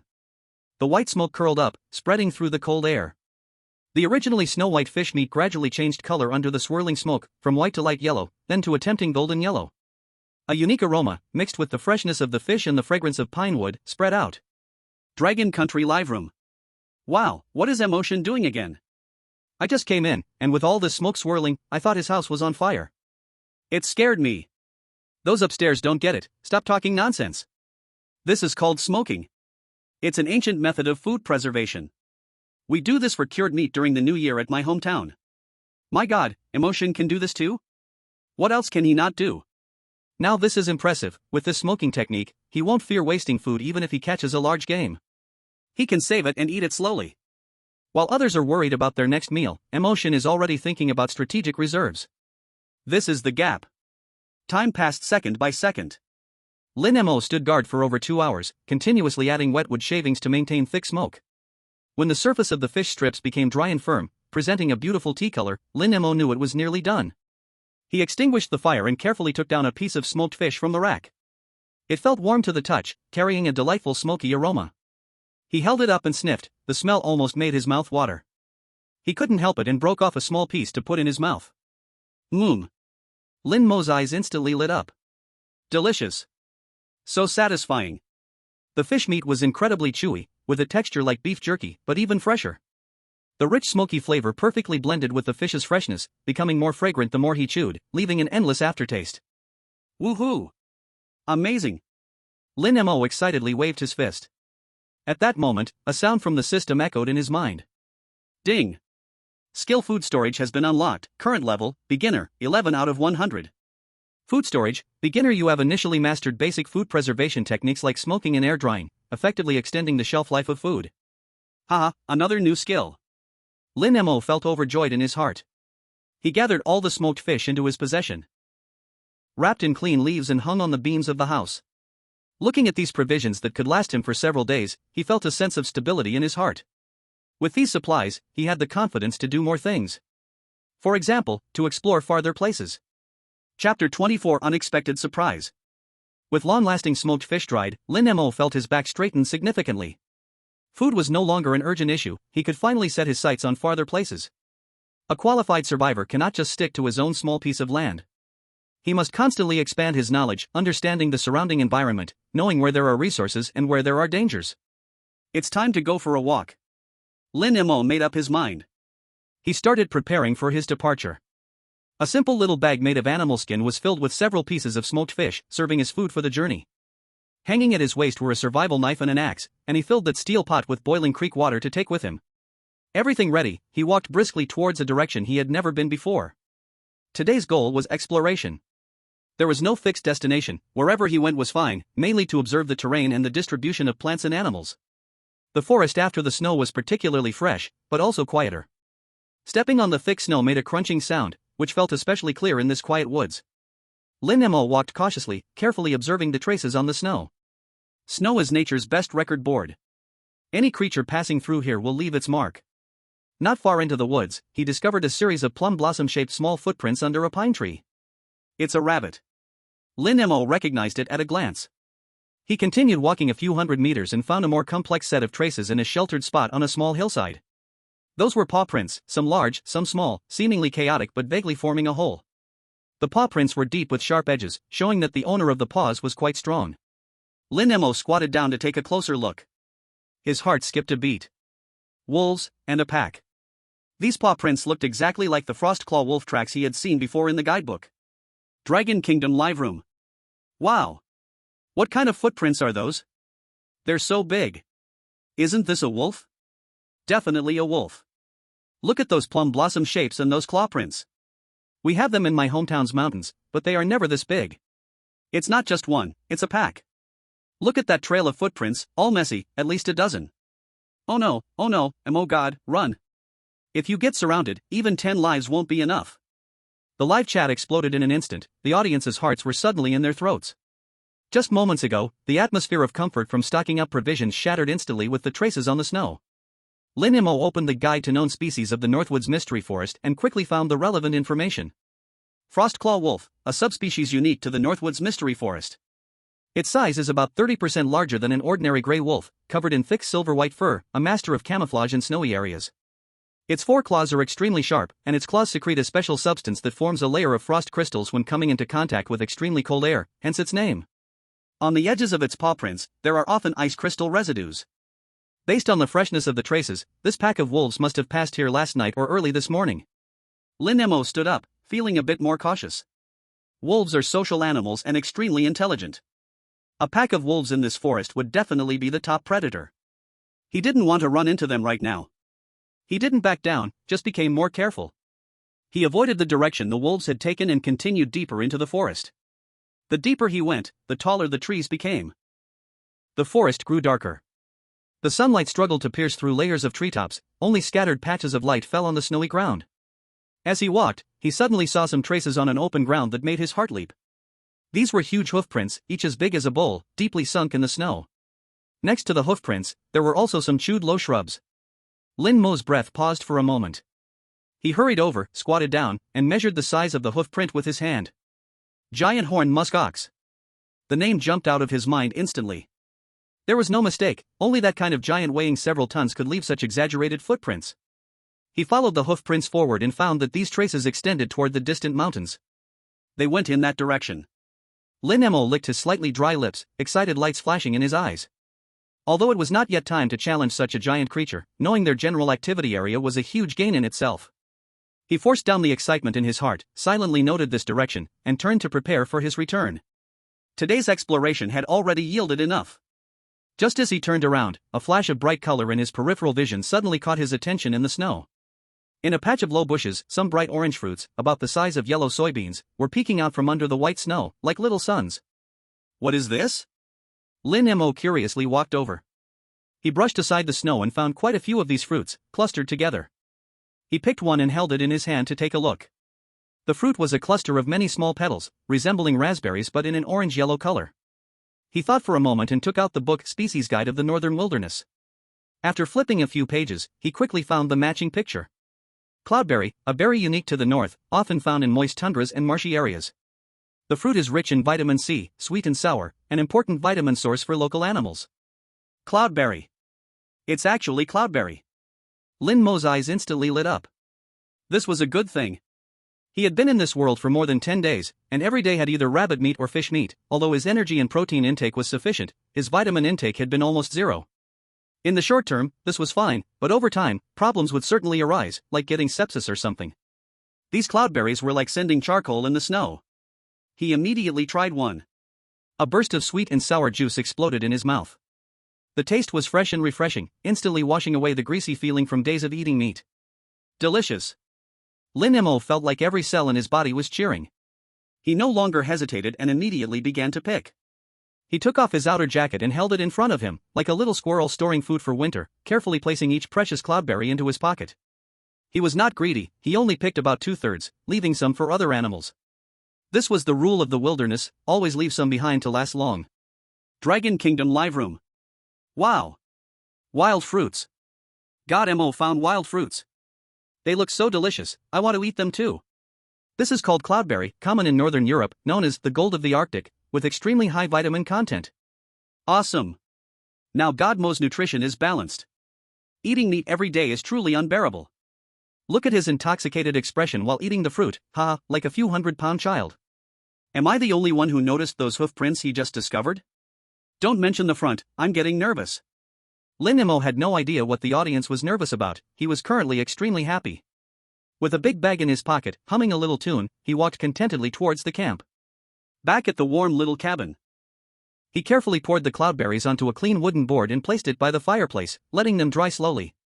The dried cloudberries can be preserved for a longer time. He took out the wooden board he had sketched on before and, using a charcoal pencil, added a few new marks. There is a wolf pack to the west, the northeast is the area of giant antlered musk oxen, and downstream to the south there are cloudberries. A simple yet information-rich resource map was gradually coming together in his hands. Ding! Skill exploration has been upgraded to beginner, 23/100. Looking at the prompt in his mind, Lin Mo smiled. Explore, then mark, then explore again, then mark. One day, this vast forest will have no secrets left in his eyes. Chapter 25, Opening the Kiln to Fire Pottery. On the 12th day, the sun was shining brightly. Lin Mo got up early in the morning, feeling quite good. He walked to the fireplace and carefully picked up a pottery bowl he had shaped 2 days ago. After 2 days of air drying, the clay had completely dried, and it felt light in his hands, with a fragile texture that seemed like it would break with the slightest pressure. It's time. Lin Mo took a deep breath, his eyes full of anticipation. Today, he was going to do something big: open the kiln to fire pottery. This was much more technical than cutting trees or building houses. This represented a leap from utilizing nature to transforming nature. It was a significant step for civilization. He carefully moved all the dried clay pieces outside, including a large water storage jar, a deep soup pot, and 2 uniquely ugly bowls. Firing pottery requires a kiln. Lin Mo did not plan to build a complicated dragon kiln, that would be too much work. Instead, he decided to build the simplest pit kiln using local materials. He dug a hole about 1 meter in diameter and half a meter deep in an open area a few dozen meters from the wooden house. Then, he laid a layer of dry grass and small twigs in the bottom of the hole. This would be the kindling layer. Next, he carefully placed the treasured clay pieces into the pit one by one, leaving some space between them for the flames to pass through evenly.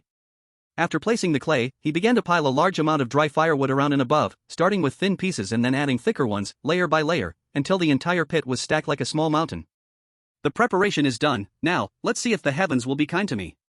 Lin Mo brushed the dirt off his hands, stepped back a few paces, and looked at the pile of firewood, feeling a bit nervous inside. He knew that the key to firing pottery was temperature control. The rise in temperature must be slow, and the cooling must also be slow. Any sudden change in temperature could cause the clay to crack, ruining all his efforts. He took a piece of bark from the fireplace and brought some embers over. He took a deep breath and stuffed the bark, glowing with embers, into the bottom of the firewood pile. He gently blew on it. The dry kindling ignited instantly. A thin wisp of blue smoke rose, followed by bright orange flames leaping through the gaps in the firewood. The fire was lit. Lin Mo did not immediately add more wood but let the fire burn slowly and gently. He wanted to first dry out the clay pieces and the moisture in the pit with a small flame. This process was called preheating. He patiently waited beside it for nearly an hour, and when he felt it was about right, he began to add more firewood, one piece at a time. The flames grew stronger, waves of heat rising, making his cheeks feel hot. The entire firewood pile became a massive fireball, emitting loud crackling sounds. Lin Mo's eyes were fixed on the fire pile, silently praying in his heart, please don't explode, just leave me a bowl to eat with. Dragon Country Livestream. Here it comes, here it comes. The main event is here. Emotion is going to fire his heirloom. Why am I even more nervous than he is? My heart is in my throat. This is toolmaking from scratch. If he succeeds, it will be hugely significant.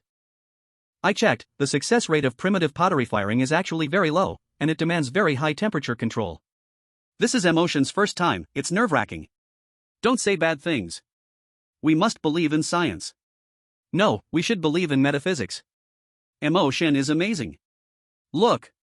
Tom from Eagle Sauce Country is up to something too. The live broadcast split screen switched to Tom's live room. Tom was lying on a hillside, holding his compound bow, perfectly still, like a sculpture. In front of him, an adult moose was leisurely grazing on grass. Suddenly, Tom moved. Whoosh! An arrow, with a whooshing sound, accurately hit the moose's neck. The moose let out a sad cry and ran dozens of meters before crashing to the ground. Wow! So cool! One-shot kill. No wonder he's a former Marine Corps instructor, his archery skill is simply godly. Now Eagle Sauce Country has meat to eat again, Tom is so reliable. The global live stream's comments section was instantly flooded with Tom's fans. However, the viewers from Dragon Country remained unmoved. Cool is cool, but so what? Does he have a bowl to drink soup? Exactly. No matter how many prey he hunts, he still has to tear it apart with his hands to eat? We, Emotion, are about to use bowls and chopsticks, now that's called civilization. The perspective is different. Tom is still scrambling for his next meal, while we, Emotion, are already climbing the tech tree. That's right, muscles can't solve all problems, brains are the primary productivity. While the comments were in heated dispute, Lin Mo's fire had already burned for 4 to 5 hours. The firewood was nearly burnt out, and the entire kiln pit had turned into a massive pile of coals, emitting astonishing heat. Lin Mo didn't rush to dig it out, but instead covered the entire coal pile with more ashes and soil, allowing it to cool down slowly inside. This process was also long. He waited until it was almost dark, feeling that the temperature had dropped enough, and then carefully used a long stick to gently push aside the ashes bit by bit. His heart was in his throat. When the outline of the first fired piece appeared before his eyes, his breath stopped. It was a bowl. It was no longer the previous gray-white color but displayed a rustic red-brown. Lin Mo dug it out and held it in his hand. It felt warm to the touch and was firm. He flicked it with his nail. Ding! A crisp and pleasant sound echoed in the silent forest. It worked! This bowl was perfect and flawless. Ha ha ha! It worked! Lin Mo was so excited he almost jumped up. He looked at the ugly red-brown pottery bowl from every angle, grinning like a silly child with a beloved toy. He struck while the iron was hot and continued to dig. The second one. It was the big-bellied water jar. That one also succeeded. Its surface was smooth, and the texture was hard. The third one was the deep pot. Unfortunately, the pot's bottom had a clear crack and shattered at a touch. The fourth one was another bowl. It cracked as well. In the end, out of 4 pottery pieces, 2 succeeded. 1 bowl, 1 jar. A 50% success rate. For a first-time potter, this was simply a miracle. That's enough. That's enough. Lin Mo felt no regret at all. Now he had a bowl to drink soup and a jar to store water. His quality of life had directly improved. He held the ugly bowl up towards the sunset, as if showcasing his trophy. Ding! Skill Handicraft has been upgraded to Beginner, 25 out of 100. Handicraft, Beginner, you have mastered the basic pottery firing skills and can create some simple containers. Lin Mo grinned as he lovingly carried the newly made bowl and jar back to the wooden house. Tonight, he would use this new bowl to enjoy a warm bowl of fish soup. Chapter 26, Long Range Strike. Using the pottery bowl he personally made, sipping hot fish soup, Lin Mo felt that his life had reached its peak. This feeling of creating everything from nothing with his own hands. It was truly fulfilling. Full in content, he lay on the warm grass bed, watching the dancing flames in the fireplace, and began to think about the next plan. The shelter was basically taken care of. Food, with traps and fish caught, was not a worry for now. Firewood was steadily in progress. Tools, now there were even pottery. Life seemed to be on the right track. But Lin Mo knew very well that this forest was far from as calm as it appeared. The wolf pack tracks and the prints of the giant musk ox he saw that day were like a thorn, digging deep into his heart. With just an axe and a knife, dealing with rabbits and grouse was fine. But if he truly encountered a pack of wolves, or that several 100-kilogram giant, his little gear was no different than a stick, purely going to send himself to his doom. I need a ranged attack method. Lin Mo's expression turned serious. He had to make one. A bow, or a crossbow. The structure of a crossbow was too complex, it required a precise trigger and slot, and with his current tools and skills, he simply couldn't make it. So, it left only the bow. Start with the simplest single bow, Lin Mo thought with a plan forming in his mind. The next morning, after breakfast, he did not go logging. Instead, he took his axe and knife and headed straight for the area where he discovered the hemlock trees. Making a bow requires high standards for materials. The wood must be hard enough and have excellent elasticity. He had previously noted that the incredibly hard hemlock, though difficult to work with, was absolutely excellent material for making a bow. He arrived at the hemlock forest, carefully selecting his materials. What he needed was not a whole big tree, but a straight branch, not too knotted, with a suitable thickness. After searching for quite a while, he finally picked out a branch, located in the middle lower part of the trunk, about the size of his arm. This is the one. He swung the axe, and after a Herculean effort, finally cut down the hard branch. Back at the camp, he began to process this future bow limb. Using his axe and knife, he carefully peeled off the bark, then slowly shaped the rounded branch into a flat bow limb. This process tested his patience. He had to ensure that the thickness of the bow limb transitioned evenly from the middle to both ends, so that the force could be applied evenly. Tip: the belly of the bow limb can be slightly flattened to increase rebound strength. Tip: the ends of the bow limb need to have a notch for the string, and the angle should not be too deep. With the system's continuous hints, Lin Mo, like an apprentice woodworker, carefully polished his creation little by little. Just processing this bow limb took him most of the day. With the bow limb done, next came the bowstring. He had previously twisted a piece of the inner core of his paracord, but felt the strength and elasticity were lacking. He thought for a moment and decided to use the entire 30-meter-long paracord for the bowstring. He securely tied both ends of the paracord with a complex bowstring knot into the notches at both ends of the bow limb. A simple but looking decent longbow was born like this. Next were the arrows. He found some straight, slender branches, straightened them by roasting them over the fire, and shaved off the twigs. For the arrowheads, he used stones he had picked up by the river. He imitated what he saw in documentaries, using a big stone as a hammer and a smaller stone as a chisel, carefully striking the edges of the stones to chip off sharp flakes. Then, he shaped the flakes into triangular arrowheads. For the fletching, he used the feathers from the grouse he had previously shot. He split the feathers in half and bound them one by one to the end of the arrow shaft with fine hemp string. 3 feathers were evenly distributed at 120 degrees. After a whole day of hard work, just as the sun was about to set, he finally had his own first set of ranged weapons, a hemlock longbow. With 3 arrows bound with stone tips. Lin Mo held his new weapon, his heart racing with excitement. He walked to a clearing outside, ready to test it out. He imitated the way he had seen in movies, holding the bow in his left hand, placing an arrow in his right, and pulling back the string. Ha! Why is it so light? He felt that the bow's draw weight was much less than he had imagined, probably just over 20 pounds. The fir wood was too hard, and its elasticity was rather ordinary. But having it was better than not having it at all. He aimed at a large tree about 10 meters away and let go of his finger. Whoosh! The arrow flew out unsteadily, completely lacking the piercing sound he had imagined. It flew less than 10 meters before diving into the snow, falling far from the tree. Lin Mo's face instantly darkened.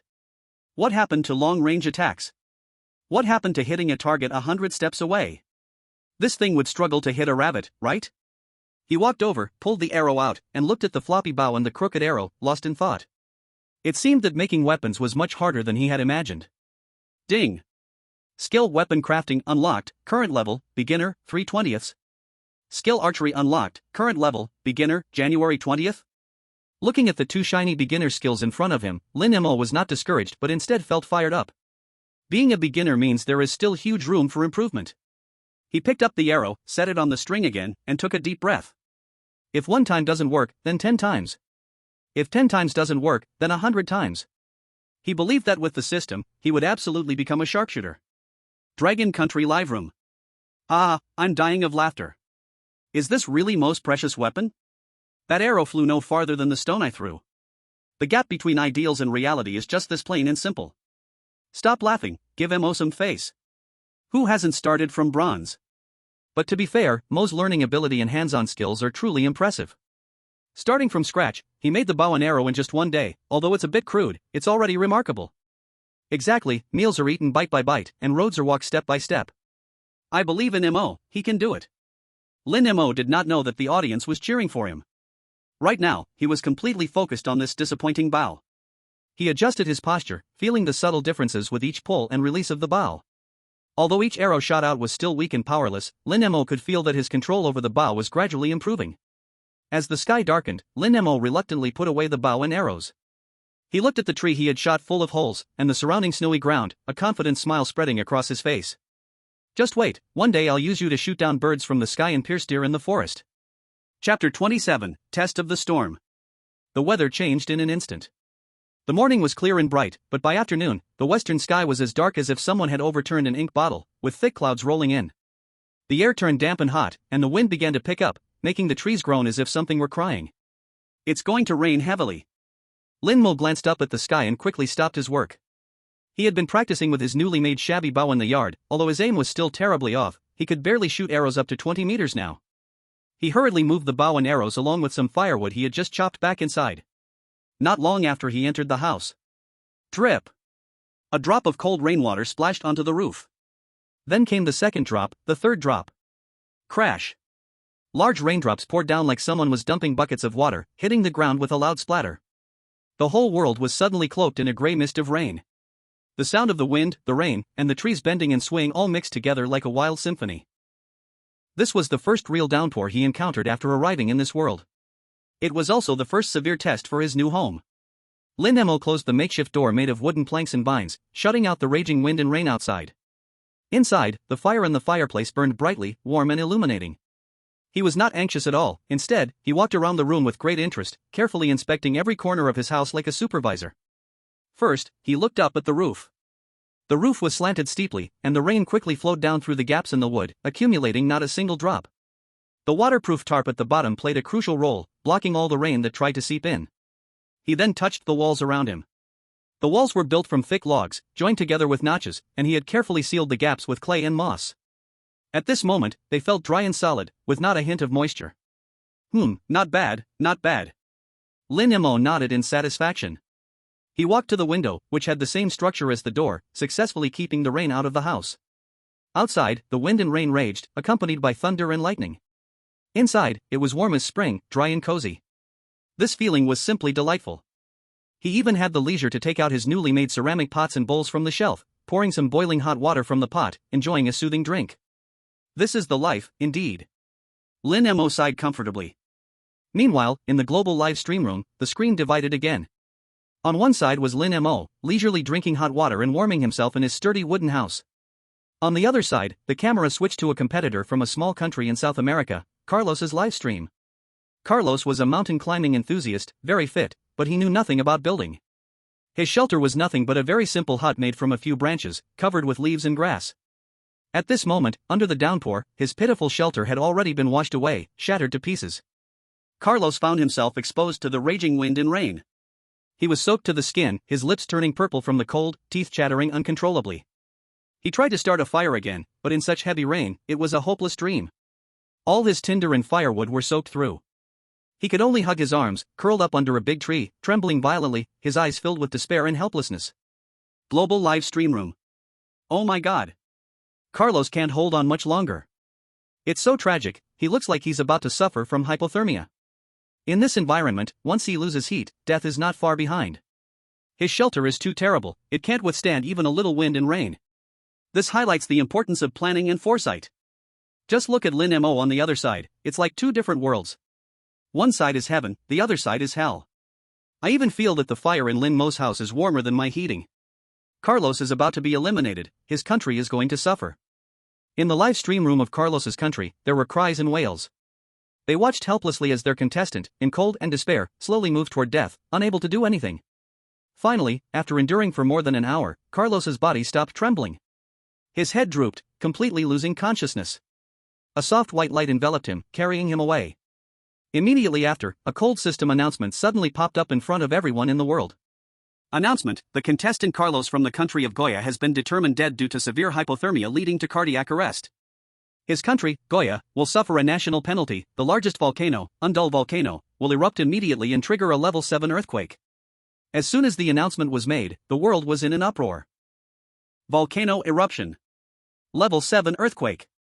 This is the harshest punishment since the start of the competition.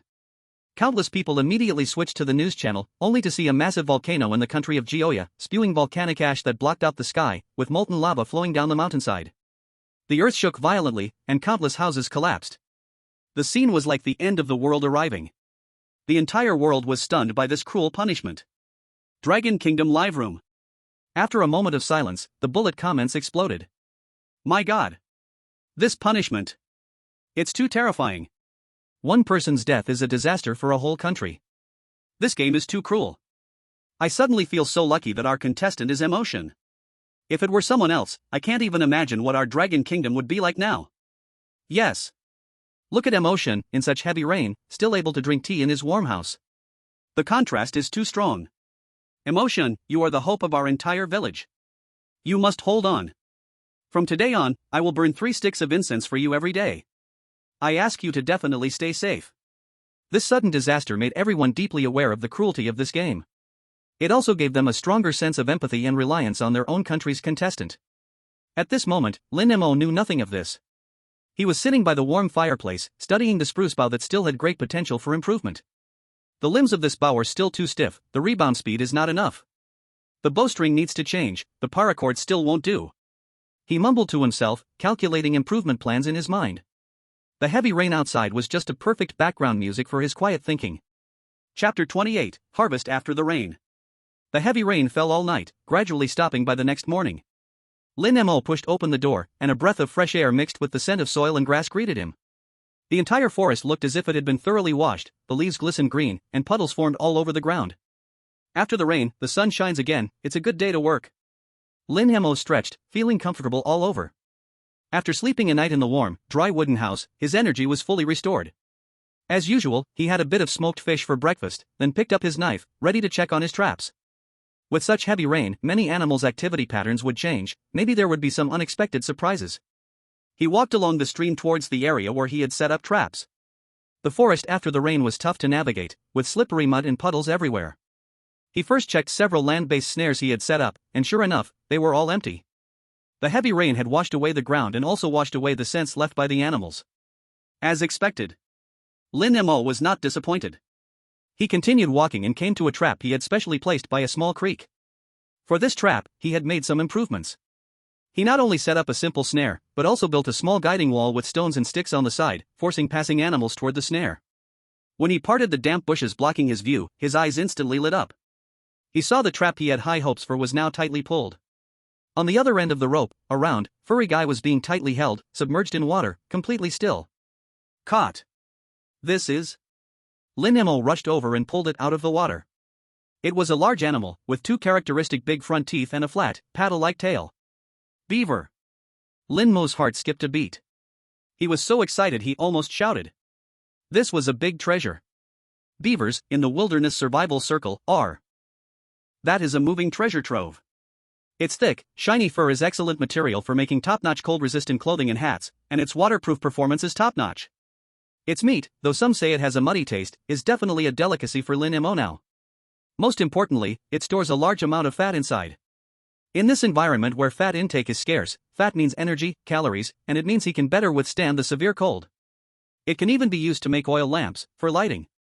We hit the jackpot, we hit the jackpot. This is a big blood gain.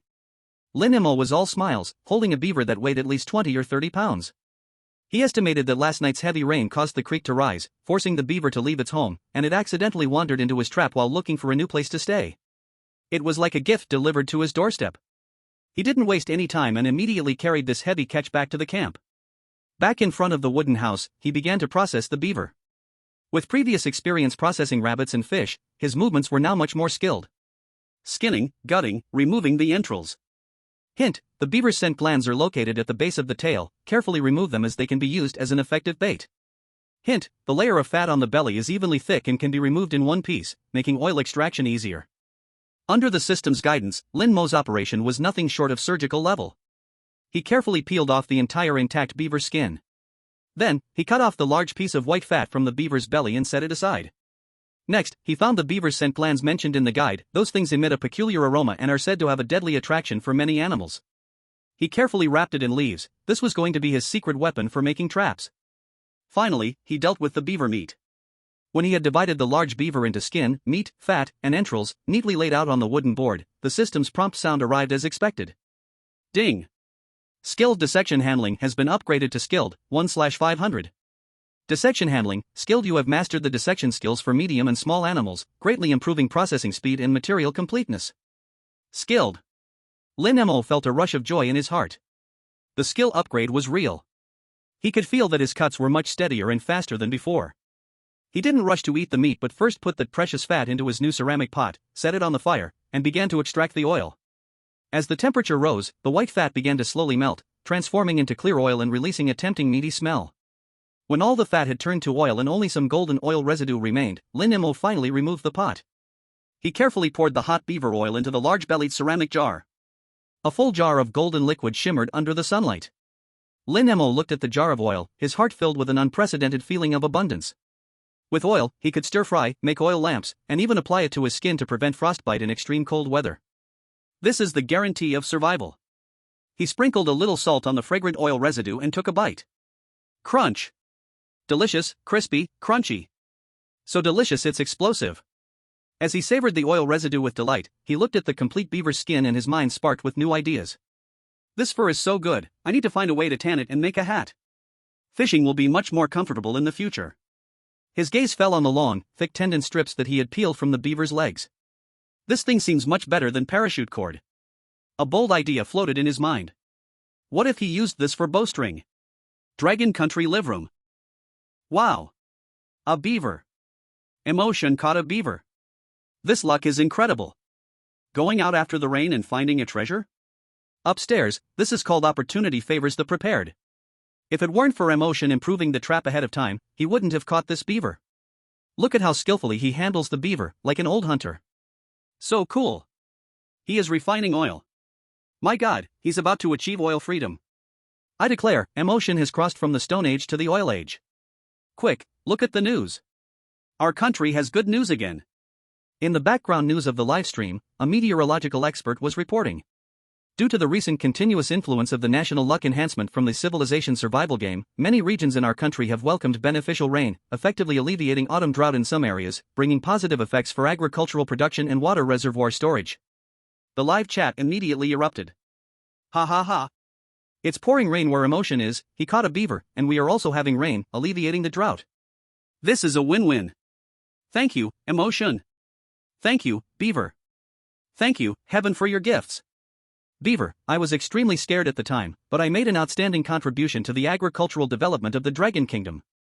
Lin Mo didn't know that he and that unfortunate beaver had contributed to the motherland once again.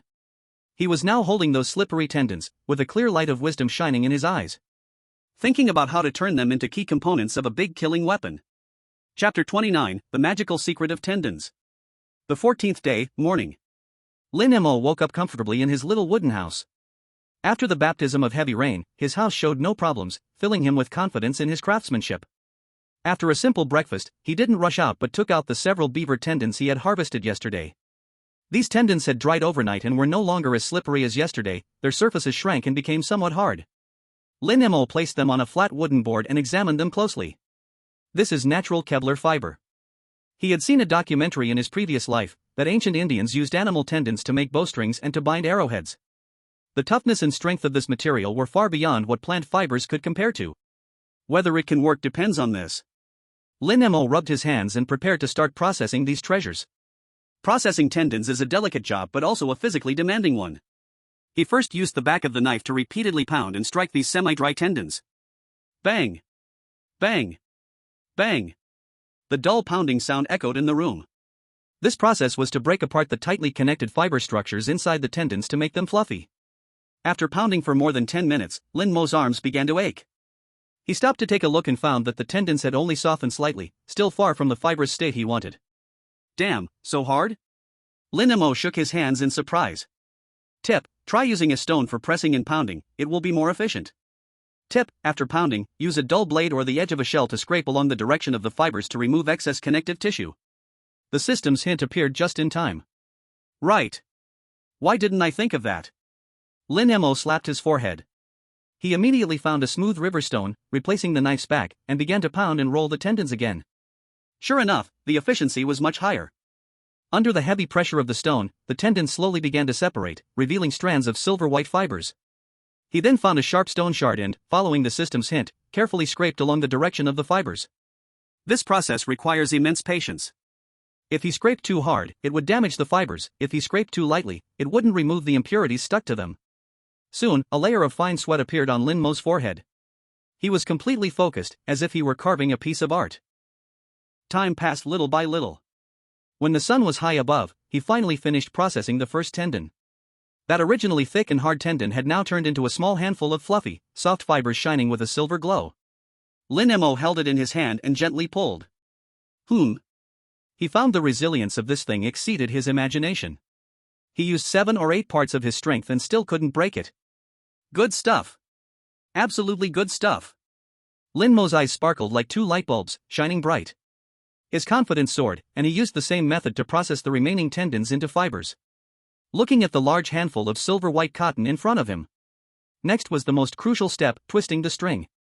He grabbed a small handful of tendon fibers and started from the middle, using his palm against his thigh, twisting forcefully in the same direction. The fibers quickly twisted into a thin strand under his palm. He grabbed another handful and twisted another strand using the same method. Then, he combined these 2 thin strands and twisted them quickly in the opposite direction. This was a very ancient and effective technique for making rope reverse twisting. The rope made this way becomes tighter and extremely strong. His movements slowly became more skillful, from the initial awkwardness. Tip: maintain even pressure while twisting to ensure consistent thickness of the string. Tip: adding a small amount of animal glue or resin to the fibers can increase cohesion and waterproofing. Animal glue? Where would I find that? Lin Mo muttered, suddenly thinking of something. He ran to the pot. There was still a little fish soup left from yesterday. After cooling overnight, the fish soup had solidified into a jelly-like fish jelly. Isn't this just natural animal glue? He scooped a bit of fish jelly, smeared it on his palm, and continued twisting. Indeed, after adding the fish jelly, the cohesion of those tendon fibers instantly improved several levels, making the twisted string smoother and tighter. Dragon Kingdom livestream. My god. What is Misfortune doing? Is he making rope out of thin air? This technique is too professional. My grandpa used to twist hemp rope. His technique is exactly the same. What he's twisting is not hemp rope, it's animal tendons. The bowstring made from this is known as horn tendon bow. In ancient times, it's a deadly weapon. I'm kneeling. I'm really kneeling. From chiseling stones to firing pottery, and now he's working with biological composite materials. Misfortune's technology tree has progressed way too fast. Why do I feel like he's not just surviving, he's restoring ancient technology? The one before, thinking too small. Misfortune is accumulating the most primitive technological capital for our Dragon Kingdom. Didn't you see the news? Several materials science laboratories in our country have inexplicably broken through technical bottlenecks recently. Is that true? Wow. Misfortune is amazing. Voice crack. Lin Mo had no idea that he was inadvertently promoting the scientific progress of his homeland. All his thoughts were now on this increasingly long bowstring in his hands. This was an extremely tedious and time-consuming job. He twisted from noon until evening. When the last strand of tendon fiber was twisted into the bowstring, a brand new bowstring, about 2 meters long, with even thickness and shimmering with a faint oily sheen, finally came into being in his hands. He held both ends of the bowstring and pulled hard. The bowstring emitted a dull humming sound, full of power. He used all his strength but could not shake it at all. Done. Lin Mo looked at the bowstring in his hand, his face revealing an incredibly bright smile. This was not just a bowstring. This was the crystallization of his wisdom and patience, a leap from using tools to creating stronger tools. With it, his firewood stick-like fir bow was about to undergo a transformation. It has truly become a deadly weapon. He can't wait to test the power of the new bow. Chapter 30, The Powerful Bow is complete. As night falls, the fire in the fireplace burns brightly. Lin Mo did not rush to cook, instead, he took his ironwood bow and the newly crafted sinew bowstring, sitting by the fire with excitement in his eyes. He was about to upgrade his fire stick. First, he unraveled the temporary bowstring made from parachute cord. Then, carefully, he securely fixed one end of the sinew bowstring into the string slot at the lower end of the bow limb. Next came the stringing. This was a skillful and strength-demanding task. He placed the lower end of the bow limb against his foot, held the middle of the bow limb with his left hand, grabbed the bowstring with his right hand, and then bent down suddenly, using all his strength to bend the bow limb, while swiftly bringing the other end of the bowstring into the string slot at the upper end of the bow limb. V-room. At the moment the bowstring tightened, the entire bow emitted a dull vibrating sound, like a wild beast awakening. Lin Mo straightened up, looking at the brand new longbow in his hands, his heart uncontrollably racing. It was so different. The previous ironwood bow, with the parachute cord string, felt soft and lifeless. But with the sinew bowstring, the entire bow was pulled into a beautifully tensioned curve by an immense power. Between the bow limb and the bowstring, it seemed to contain explosive strength. Wow! Lin Mo weighed the bow in his hands, feeling it was much heavier. He couldn't help but want to test the draw weight. Holding the bow with his left hand and gripping the bowstring with his right, he took a deep breath and began to pull. Ha! He had only pulled back less than halfway when he felt a tremendous resistance in his arm, as if pulling a steel bar. So powerful? Lin Mo was a little surprised. He gritted his teeth, muscles in his back tensing, using all the power of his body. Creak! The bow limb let out a slight groan as he slowly pulled it back. Fully drawn. He could clearly feel a surge of power transferring from the bow limb, through the bowstring, to his fingertips. He could even hear his own quick heartbeat from the effort. This draw weight must be at least 40 pounds. It could be even higher. Lin Mo was ecstatic. This was no longer a toy, this was a real weapon. A weapon that could pose a deadly threat to medium and large animals. He couldn't wait to test its power. He picked up an arrow he had previously made, tied with a stone tip, placed it on the string, and walked outside. The night was deep, but the snow reflected the starlight, making it not too dark. He found a large tree 20 meters away as a target. Taking a deep breath, he recalled the movements he had practiced before, and slowly drew the bow. This time, it felt completely different. The powerful draw weight forced him to use all his strength to stay steady. His arm began to tremble slightly. He focused hard to steady himself, aiming the arrowhead at the trunk of the tree. Now! He suddenly released his fingers. Bang! A short, powerful sound exploded in the quiet night. That sound was completely different from the soft whoosh he had made with the parachute cord string. A sharp arrow shot through the air like a flash of lightning, instantly crossing 20 meters. Thud! A dull sound echoed upon impact. The arrowhead had buried 1/3 of itself deep into the hard trunk, while the arrow's tail shook violently, producing a buzzing sound. Lin Mo stared blankly at the scene, his mouth slowly gaping open, unable to close for a long time. Damn! He couldn't help but curse. This power was too damn terrifying. If it hit an animal, it would easily pierce through its skin, flesh, and even bone. Wow, ha ha ha. Ha ha ha ha. Lin Mo could no longer hold back, laughing loudly towards the sky. He rushed to the tree, struggling hard to pull out the arrow. He looked at the wood chip stuck to the arrowhead in the deep hole in the trunk, feeling an unprecedented confidence and pride in his heart. From today on, he was no longer just a passive defender in this forest. He was also a hunter. A hunter wielding a sharp weapon. Ding! Skill archery has been upgraded to beginner, 11 out of 100. Archery, beginner, you have mastered the basic archery skills. With the system's assistance, you may hit some slowly moving targets. I'm a beginner now.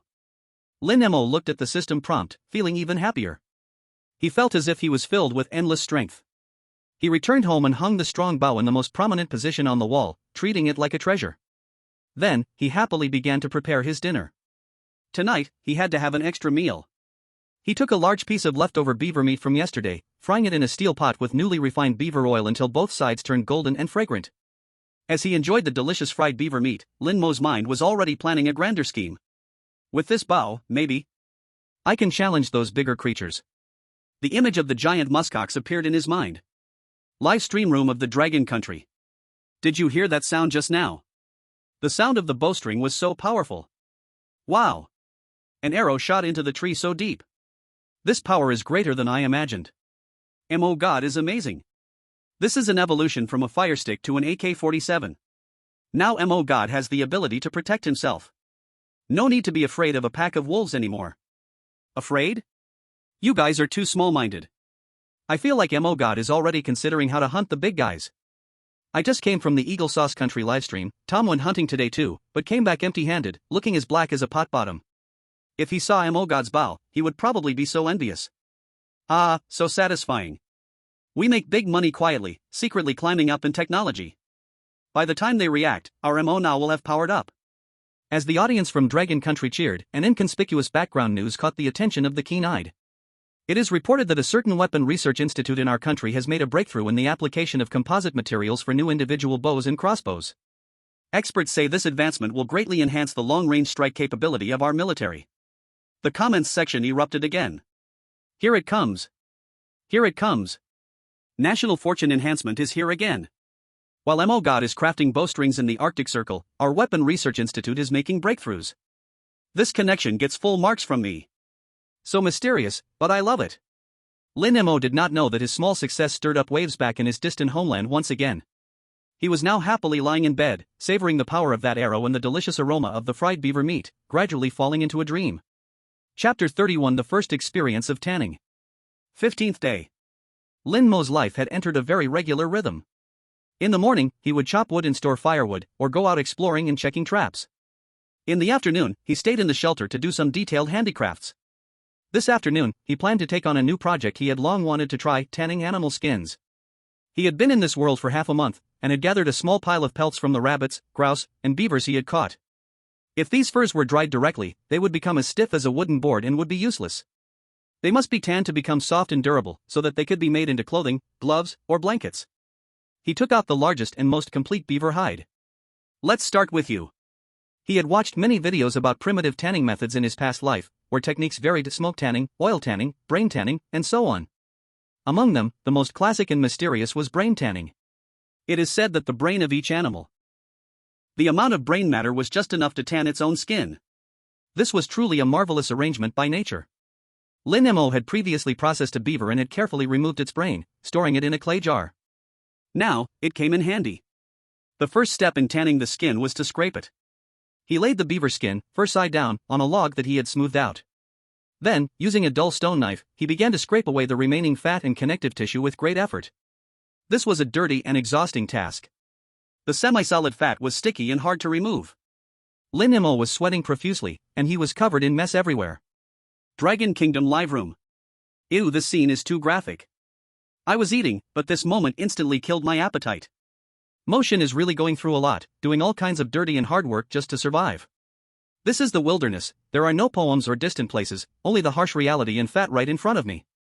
But speaking of which, this beaver skin is really beautiful, big and thick. Making a vest from it would definitely be very warm. Lin Mo spent nearly an hour scraping the skin clean. The processed skin showed a clean white color. Next was making the tanning agent. He brought over the clay jar containing the beaver brain, added some water, and used a stick to mash the brain into a sticky, gray-white paste. That thing looked a bit disgusting. Lin Mo frowned at it, but still steeled himself to evenly spread the brain paste over the beaver skin board. He applied it very carefully, ensuring every corner was covered with the tanning agent. After applying it, he rolled up the skin and set it aside, allowing the lecithin and oils in the brain to slowly seep into the fibers of the skin board. This process was called soaking. While waiting, he used the same method to process a rabbit skin he had obtained earlier. After finishing all this, the sky was almost dark. He had a simple dinner, then began the most critical and grueling step in the tanning process: stretching and softening. He took out the soaked beaver skin. At this moment, the skin was wet and heavy. He draped the skin over a wooden frame he had prepared, and then started to use all his strength to repeatedly stretch and knead it. What he needed to do was to continuously break apart the internal fibers during the drying process, so that the dried skin would remain soft. This was purely a physical task and extremely tedious. He was like an unwearied machine, pulling on that skin over and over again. From left to right, from top to bottom. Using his hands to rub, his knees to push, and even his teeth to bite. His arms soon became sore, and his palms were rubbed raw, but he did not stop. Tip: you can pull the skin back and forth on a rope to use friction to soften it, which is more efficient. The system's tip gave him a new idea. He immediately tied a sturdy rope in the room, then draped the skin over it, grabbing both ends with his hands and began to saw back and forth. Swish, swish, swish. The sound of the skin rubbing against the rope was particularly clear in the quiet room. This method was indeed much less labor-intensive. As he sawed, he observed the changes in the skin. He could feel the skin gradually softening and becoming elastic under his rubbing and pulling. The night deepened. The fire in the fireplace gradually went out. But Lin Mo continued to persist. He knew that tanning the skin was just like life, it cannot be abandoned halfway. Once he stopped, and the skin dried up, all his hard work would be in vain. Until the late night, when he felt the beaver skin had become as soft as a thick blanket, he finally stopped. He was almost completely exhausted. He laid the semi-tanned beaver skin on his grass bed and then collapsed onto it. The touch was warm and soft. He buried his face in the thick fur of the beaver, smelling a faint scent that was neither fragrant nor fishy, and soon fell into a deep sleep. Ding! Skill leather processing has been unlocked, current level, beginner, 1520. In his dream, he seemed to hear the system's notification sound. The next day, when he woke up, he found himself covered with the soft beaver skin. It was a night of good sleep. He picked up the skin, though still a bit damp, it had taken shape. It was no longer stiff but could be folded like real leather. I did it! Lin Mo held up his first piece of leatherwork, filled with a tremendous sense of achievement. Though the process was dirty, tiring, and smelly, the result was pleasing. With this experience, he felt confident that he could turn the rest of the fur into useful materials. His winter would become warmer because of these furs. Chapter 32, The Giant Beasts in the Distance. On the 16th day, Lin Mo felt that he had completely adapted to life here. His little wooden house was warm and sturdy. On his storage shelf, there were smoked dried fish, refined beaver oil, and newly made pottery. On his wall hung a powerful strong bow. At his bedside lay a soft beaver skin. A pile of firewood stood outside like a small mountain. Food always brought pleasant surprises from traps. Everything appeared to be orderly and thriving. If this were a simulation game, he felt he could start considering upgrading the main city and expanding his army to conquer the world. But Lin Mo knew very well that comfort was only temporary. He never forgot that deep in this forest, there lived a group of true overlords, the giant musk oxen. That was his ultimate goal, the key to whether he could truly stand firm here and survive for 100 days. It's time to meet them. After a few days of rest and preparation, Lin Mo's body and mind reached a peak state. He decided to conduct a long-distance reconnaissance. He wanted to personally see those big guys, assess their strength, observe their habits, and look for possible weaknesses. Know yourself and know your enemy, and you will never be defeated. He began to make careful preparations for this long trek. For food, he brought enough smoked dried fish to last 3 days. For water, he filled a newly made pottery jar with boiled creek water. For weapons, he brought the newly crafted strong bow and 5 carefully polished stone arrows, keeping his axe and knife close at all times. He even used the tanned rabbit skin to make himself a simple hat, though it looked a bit ugly, it was warm. With everything ready, he secured, using a wooden stick, his little wooden house, slung on his pack, and set off on his journey. He moved towards the direction where he had previously found the musk oxen hoof prints, traveling onward. This time, he went farther and deeper than before. He climbed over hills, passed through dense woods, and waded through cold creek water. The various tracks in the snow became more numerous and complex. He saw fox tracks, claw marks of unknown birds, and even a snow pit dug by large beasts, leaving behind some animal bones. This forest was more vibrant and full of life than he had imagined, yet it was also filled with dangers. He remained alert, his eyes scanning the surroundings like radar, while his ears caught any unusual sounds in the woods. Name, Lin Mo. Status, energized, mildly alert, clear goal. Skills. Architecture, beginner 61 out of 200. Logging, proficient 215/500. Firemaking, beginner 55 out of 100. Tool use, ropes, beginner 18 out of 100. Trap making, beginner 61 out of 100. He glanced at his panel, a long list of skills, giving him plenty of confidence. These are all from more than half a month of sweat and effort, gained bit by bit. The contestant from the cherry blossom country, Watanabe-kun. Watanabe-kun is a swordsman. At the beginning, his people had high hopes for him, believing he possessed the spirit of the samurai, and would surely overcome all difficulties. But the reality is cruel. Watanabe-kun is now kneeling in his makeshift shelter made of branches and straw, with wind blowing through it from all sides. In front of him lies his beloved bamboo sword. His shelter is empty, with no food reserves. He has been hungry for 2 days. Unlike other contestants, he hasn't set traps, chopped wood, or explored. The most he does each day is practice swinging his sword in front of the forest or sit there meditating. He believes that as long as his sword heart is strong enough, he can overcome everything. But hunger cannot be overcome by meditation. His face has turned pale from hunger, and his eyes are somewhat vacant. Global live broadcast room.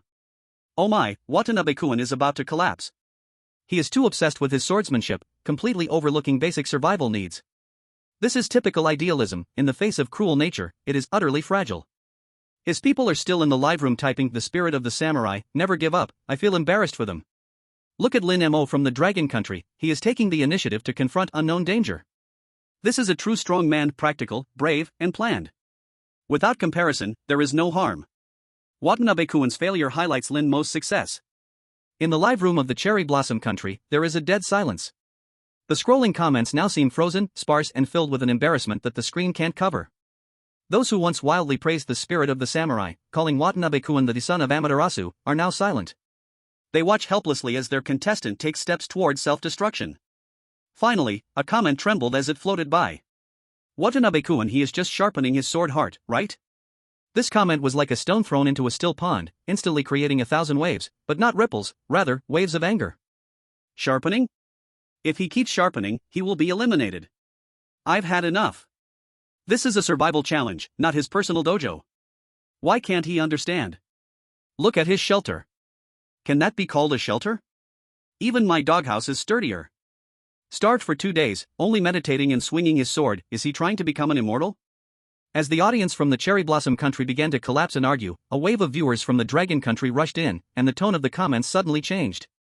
Yo, we've arrived, heard there's an immortal performing a fasting act here?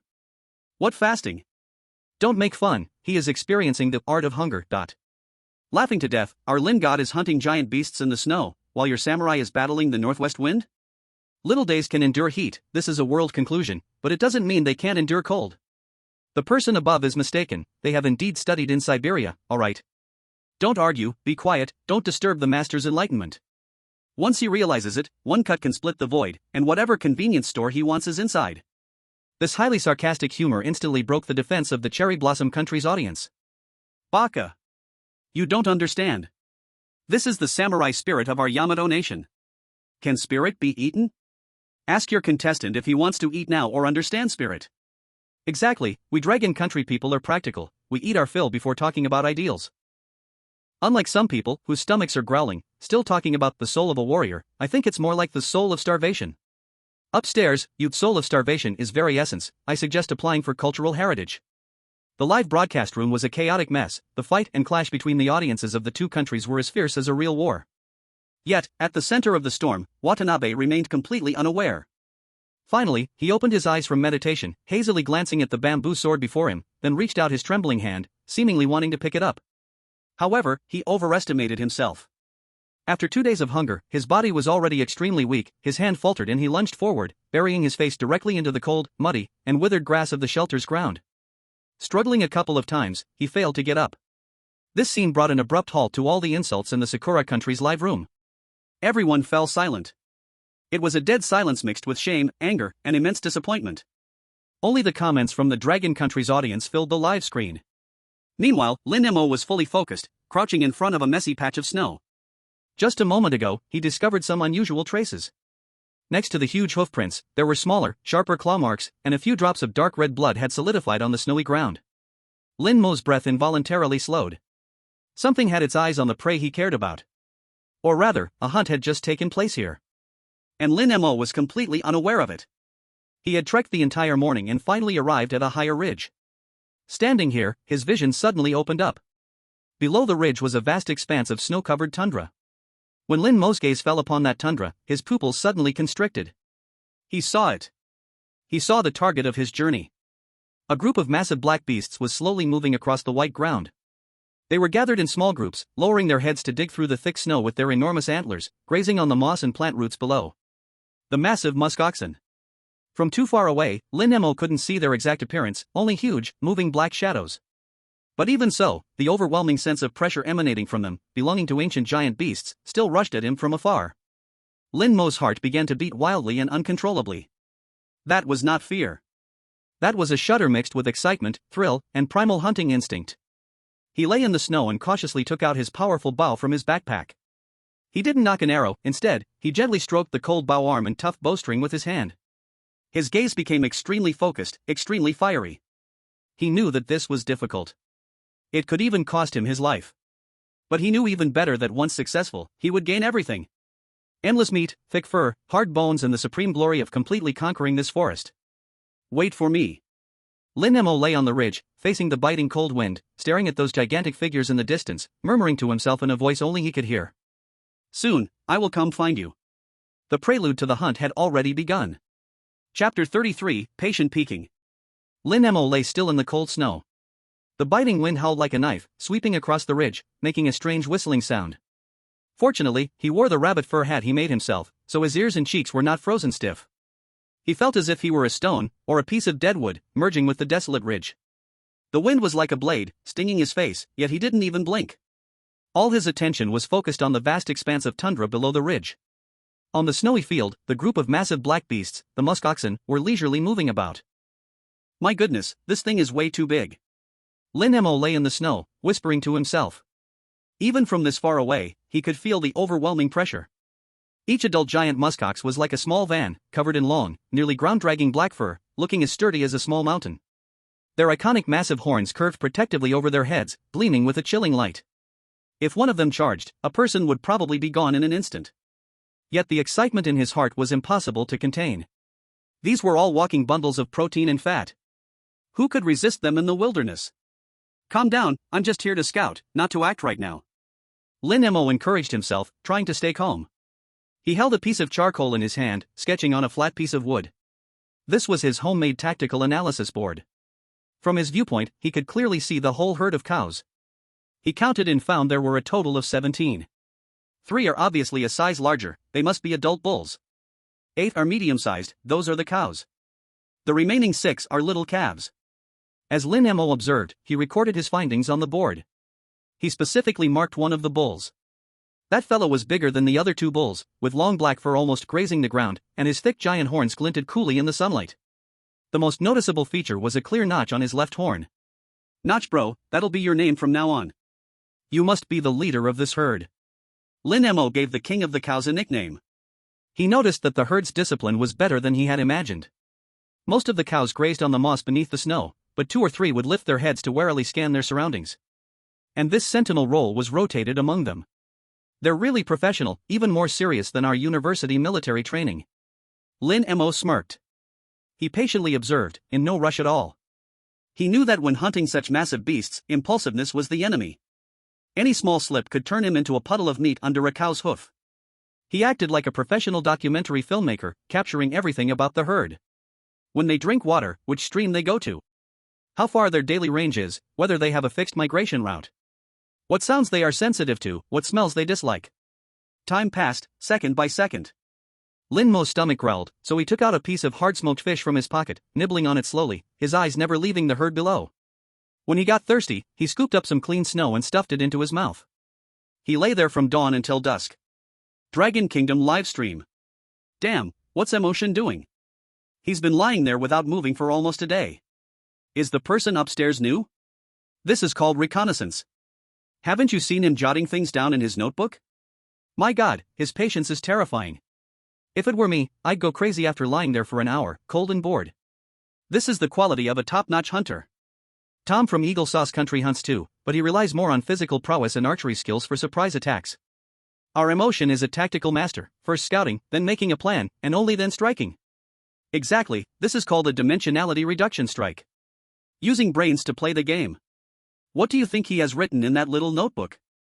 I really want to see. Notes on hunting cows from the Northern Realm? That sounds exciting. Is it only me who feels sorry for Emotion? Just gnawing on fish and drinking snow water, that's really tough. Once he brings down this cow, he must treat himself well. But seriously, those cows are enormous. Is Emotion really going to make a move? Just watching it is scary. What are we afraid of? I believe in Lin Mo. Since he dares to think of it, he must have a way. Just wait and see, the northern border's cattle slaughter is about to unfold. The audience in the Dragon Kingdom, while marveling at Lin Mo's professionalism and patience, also felt a twinge of anxiety for his bold plan. Meanwhile, far away in the command center of the survival game in the capital of the Dragon Kingdom, the atmosphere was also tense. Is he really planning to go after the giant horned muskox? An intelligence analyst looked at the map Lin Mo marked on the screen, his voice tinged with disbelief. Based on his behavior today, the possibility exceeds 90%. Another expert adjusted his glasses, his expression serious. He is preparing tactics for the hunt. The commander, an elderly man bearing the weight of a star, silently stared at the screen, his fingers lightly tapping on the console. After a long pause, he finally spoke in a deep voice, "Order the action team to immediately create a 3D behavior model of the giant horned muskox, analyzing all possible attack methods and weaknesses. Order the equipment team to deduce the weapons he might create based on Lin Mo's current materials, and assess their effectiveness. We can't help him too much, but we must do everything we can to the best of our ability." Yes. The entire command center began to operate at high speed once again. Everyone knew in their hearts that Lin Mo's next move would be a crazy gamble.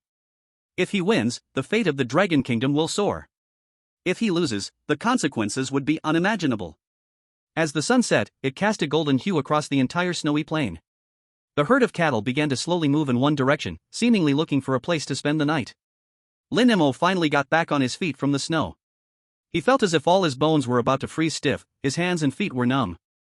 After moving his body a little, feeling his blood start to flow again, he let out a long sigh of relief. A day's observation had yielded great results. He discovered a very interesting detail. When the herd passed a low thicket, the lead cow with a broken horn clearly skirted around it. The other cows in the herd followed suit, as if there was something repulsive to them in that thicket. Something's up. Lin Mo's eyes narrowed.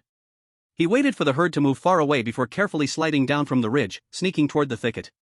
Getting closer, he caught a pungent, somewhat rotten egg-like smell. He pushed aside the bushes and discovered a plant he had never seen before, blooming with purple flowers. Hastily, he took out his guidebook and flipped through it. Rotten smell grass, a plant unique to the northern border, emitting a special odor similar to rotting meat. Most herbivores will actively avoid it. Ha ha. So you guys are afraid of this? Lin Mo laughed, feeling like he had discovered the hidden weakness of a boss. This discovery was crucial. If he could use the smell during the hunt, might it be possible to disrupt or even drive away the herd, forcing them to go where he wanted? The more Lin Mo thought about it, the more excited he became, feeling that the success rate of the hunt had mysteriously increased by 20%. He carefully surveyed the terrain around him again. Ultimately, his gaze locked onto the path the herd would take to return to their den. There was a natural pass formed between two mountains. The pass was not wide, only about 10 meters across, with steep stone walls on both sides. If he could set an ambush here, once the herd entered, it would be difficult for them to gain space to charge or dodge. Perfect. This is a grave tailored just for you, Broken Horn. Lin Mo looked at that pass, his eyes filled with calculations. A bold and meticulous hunting plan was slowly beginning to take shape in his mind. He did not linger any longer. Taking advantage of the fading light, he quickly returned to his camp. He knew that just having a plan was not enough. He still needed a weapon that could deliver a fatal blow. Ding! The skill Reconnaissance has been upgraded to Proficient, 5/500. Reconnaissance, Proficient. You have mastered the system's techniques for scouting and analysis, able to keenly discover key information from complex environments. The prompt sound in his mind made Lin Mo's mouth curl into a bigger grin. With his Proficient Reconnaissance skill, paired with the theoretical knowledge in his head, it was simply a match made in heaven. Back at the warm little cabin, Lin Mo didn't rest. Instead, he directly dug out from the woodpile the sturdiest hemlock he had set his eyes on a long time ago. Tonight, he was going to forge a powerful weapon, specially designed for the giant horned muskox. Chapter 34, The Deadly Spear. The fire in the fireplace was blazing bright, illuminating the entire little cabin. Lin Mo was bare-chested, covered in sweat. He held an axe in his hand, striking the hemlock, which was about 2.5 meters long and as thick as his forearm, with force. Boom! Boom! Boom! The dull thudding sound echoed in the room. This thing was just too hard. Lin Mo felt like he wasn't chopping wood but wrestling with a big rock. Every strike sent a shock through his palm, yet the wood only bore a shallow dent. Damn it, no wonder it's hemlock, it's as hard as if it had been tempered in fire. Lin Mo spat, pausing to catch his breath. What he was aiming to make was a heavy spear. While bows and arrows were agile, they lacked the killing power against a rough-skinned, thick-fleshed giant like the muskox. Unless one could hit vital spots like the eyes, otherwise it was like just scratching it. So he absolutely needed a heavy weapon that could break through defenses. And the spear was the best choice. Long enough to attack from a relatively safe distance. Heavy enough to deliver massive penetrating damage with the impact. But making the spear shaft was giving him a headache. No good, at this rate, when will I get it done? Lin Mo frowned at the incredibly hard wood. He thought for a moment, then grabbed a piece of red-hot charcoal from the fire and brought it close to the wood. Sizzle. A puff of green smoke rose, and a black scorch mark formed on the wood surface. Lin Mo's eyes brightened. Yes. Fire. He could use fire to assist in processing. He immediately sprang into action. He repeatedly roasted the parts that needed to be shaved with the charcoal and, once the wood was charred and crispy, he scraped it with the axe or a stone knife. Swish, swish. The charred wood chips were shaved off in chunks. This method was indeed much more efficient. Lin Mo was like a primitive craftsman, using the simplest wisdom to wrestle with this tough wood. The firelight reflected off his focused face, sweat dripped down his cheeks, landing on the scorching wood and evaporating in an instant. Dragon Nation Live Room. I can't. Is it really possible to play like this? Burning and scraping? How is Mo's head structured? This is called fireworking. It's an ancient method for processing hardwood. I've only seen it in documentaries at the museum. Look at how serious he is, it's so cool. This is a real man, focused, resilient, full of strength. Whoa, it's making my blood boil, I suddenly want to work out. But then I look down at the spare tire on my belly, never mind, I'll just order takeout to support him. Oh. The one above, that's supporting the takeout guy, what does that have to do with Mo? After a full 2 hours of effort, that rough log finally transformed in Lin Mo's hands into a straight, uniform, slightly thicker at the back and slightly thinner at the front perfect spear shaft. He picked it up and weighed it in his hands. It was hefty, at least 12 pounds. Not bad, the feel is great. It will definitely pack a punch when swung. Lin Mo nodded with satisfaction. The spear shaft was done, and next was the spearhead. He rummaged through his material stock and pulled out a piece he had specifically saved before. A stone as big as his palm. This stone is of excellent quality, hard yet slightly resilient. He learned to use the method of making arrowheads from before, using a large stone as a hammer and a small stone as a chisel, and began to carefully strike the edges of the stone. Crack! Crack! The crisp sound of striking echoed, and sharp flakes of stone peeled off. This process tested skill and patience even more than making spear shafts. Too much force could ruin the whole stone. Too little force wouldn't shape it as desired. Tip, symmetrical striking along the core line can quickly form the shape of a spearhead. Tip, using antlers or hardwood as a pressing tool can finely polish the edges of the spearhead, making them sharper. With the system's prompts, Lin Mo's eyes were locked on every texture of the stone, his mind rapidly calculating the next striking position and force. His movements became more and more skilled. Finally, with a crisp crack, a perfect diamond-shaped spearhead with a blood groove detached from the stone core. The spearhead was about 20 centimeters long, 4 fingers wide at its broadest point, and displayed a perfect willow leaf shape.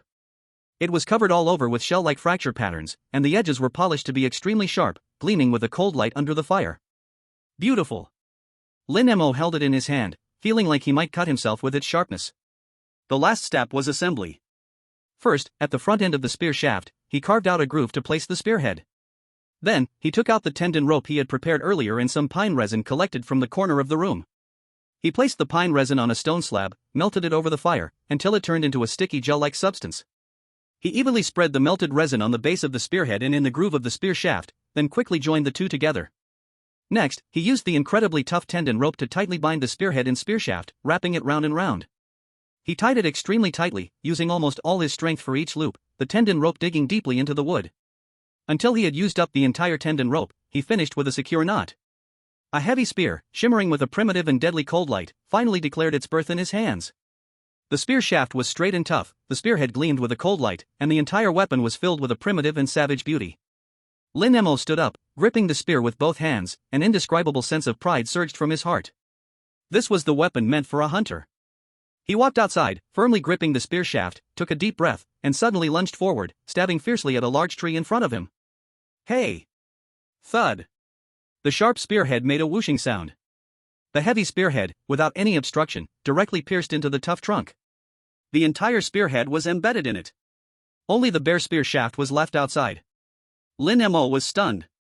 He stared at the tree, then at the spear shaft in his hand, speechless for a while. I can't believe it. So fierce? He stepped forward, pulled hard, and found that the spearhead was stuck tight, unable to be pulled out. Finally, he had to use an axe to chop the trunk, before he could retrieve the spearhead. Looking at the intact spearhead in binding, Lin Mo felt only 2 words in his heart: stable. With this thing, let alone a giant musk ox, he felt even a Tyrannosaurus Rex was something he would dare to poke at now. Name, Lin Mo. Status, energetic, highly confident. Skills. Architecture, beginner 61/200. Logging, proficient 215/500. Firemaking, beginner 55 out of 100. Tool usage, rope, beginner 18 out of 100. Trap making, beginner 61 out of 100. Dissection handling, proficient 15/500. Fishing, beginner 42 out of 100. Handcrafting, beginner 35 out of 100. Weapon making, beginner 5 out of 20. Bow and arrow usage, beginner 28/100. Food storage, beginner 18 out of 100. Leather processing, not started 18/20. Scouting, proficient 5/500. Dragon Kingdom Live Room. Wow. Mo God has clicked on new technology again. This spear is so cool. This spear tip is polished, it's even shinier than my kitchen knife. Just looking at it makes me feel its sharpness. Did you see that jab just now? It went straight into the tree. It couldn't even be pulled out. If it were to stab a cow. Hiss, can't imagine. Is Mo God preparing to be Zhao Zilong from the north? 7 in and 7 out? Hey, don't mess around upstairs, but this weapon really gives me a huge sense of security. I declare that Mo God has officially advanced from archer to heavy infantry. Is the next step to make a shield? I just patrolled other live rooms, other contestants haven't even made spears, with most not having a decent knife and still using stones to smash stuff. It's so pathetic. No comparison, no pain. Mo God, forever a god.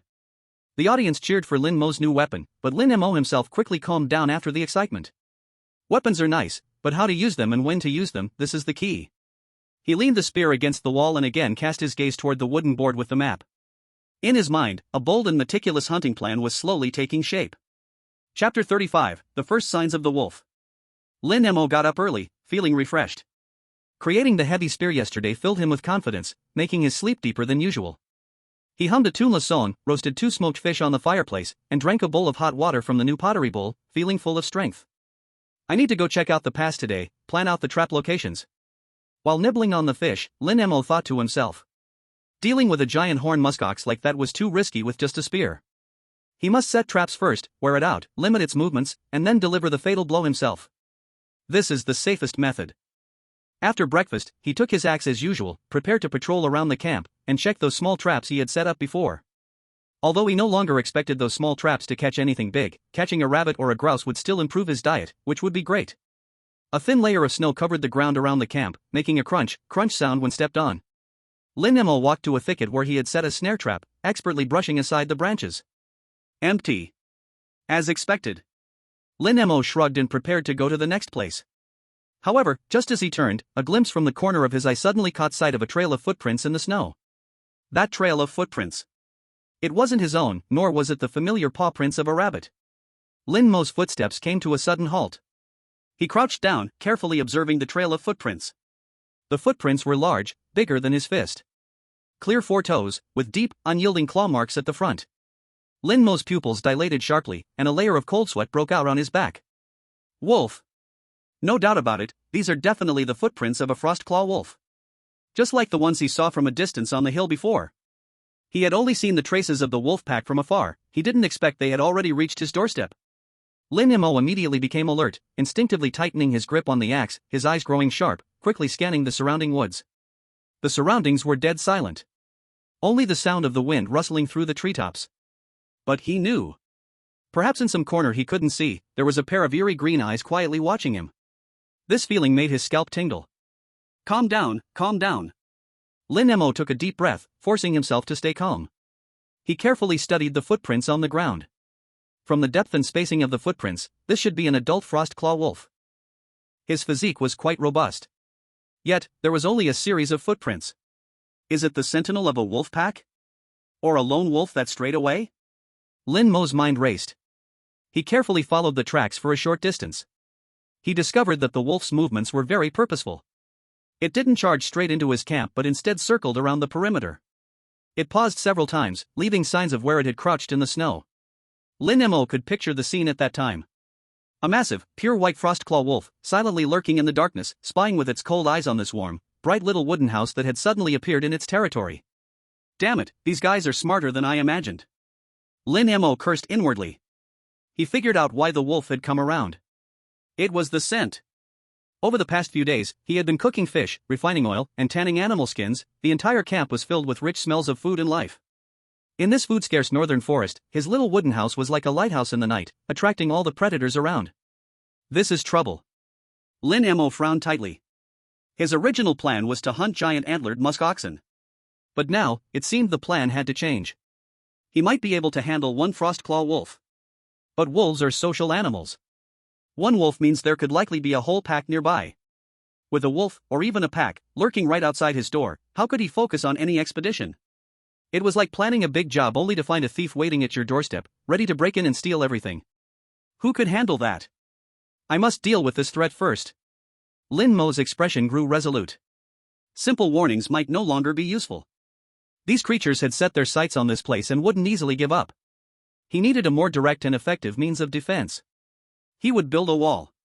A wall that would keep those damned wolf pups out. Dragon Kingdom live room. Damn. Damn. Wolves. It's the wolves' footprints. I knew it. I knew something would happen sooner or later. The camp is filled with meat and oil, and the smell can carry far. It's over, Emotion has been targeted by the wolf pack. What do we do? Don't panic. It's just one. And Emotion has already noticed. He will definitely find a way. Find a way, my foot. It's a wolf. A pack of wolves. Right now, he only has an axe, a knife, a bow, and a freshly made spear. How can he fight a wolf pack? I suddenly feel so nervous, my heart is racing. This is real wilderness survival, filled with dangers. Emotion, please be careful. The fate of our Dragon Kingdom rests on your shoulders. The viewers in the live room were on edge. The previous leisurely, comfortable simulation management atmosphere was shattered by this sudden wolf footprint. Lin Mo did not continue to check the traps.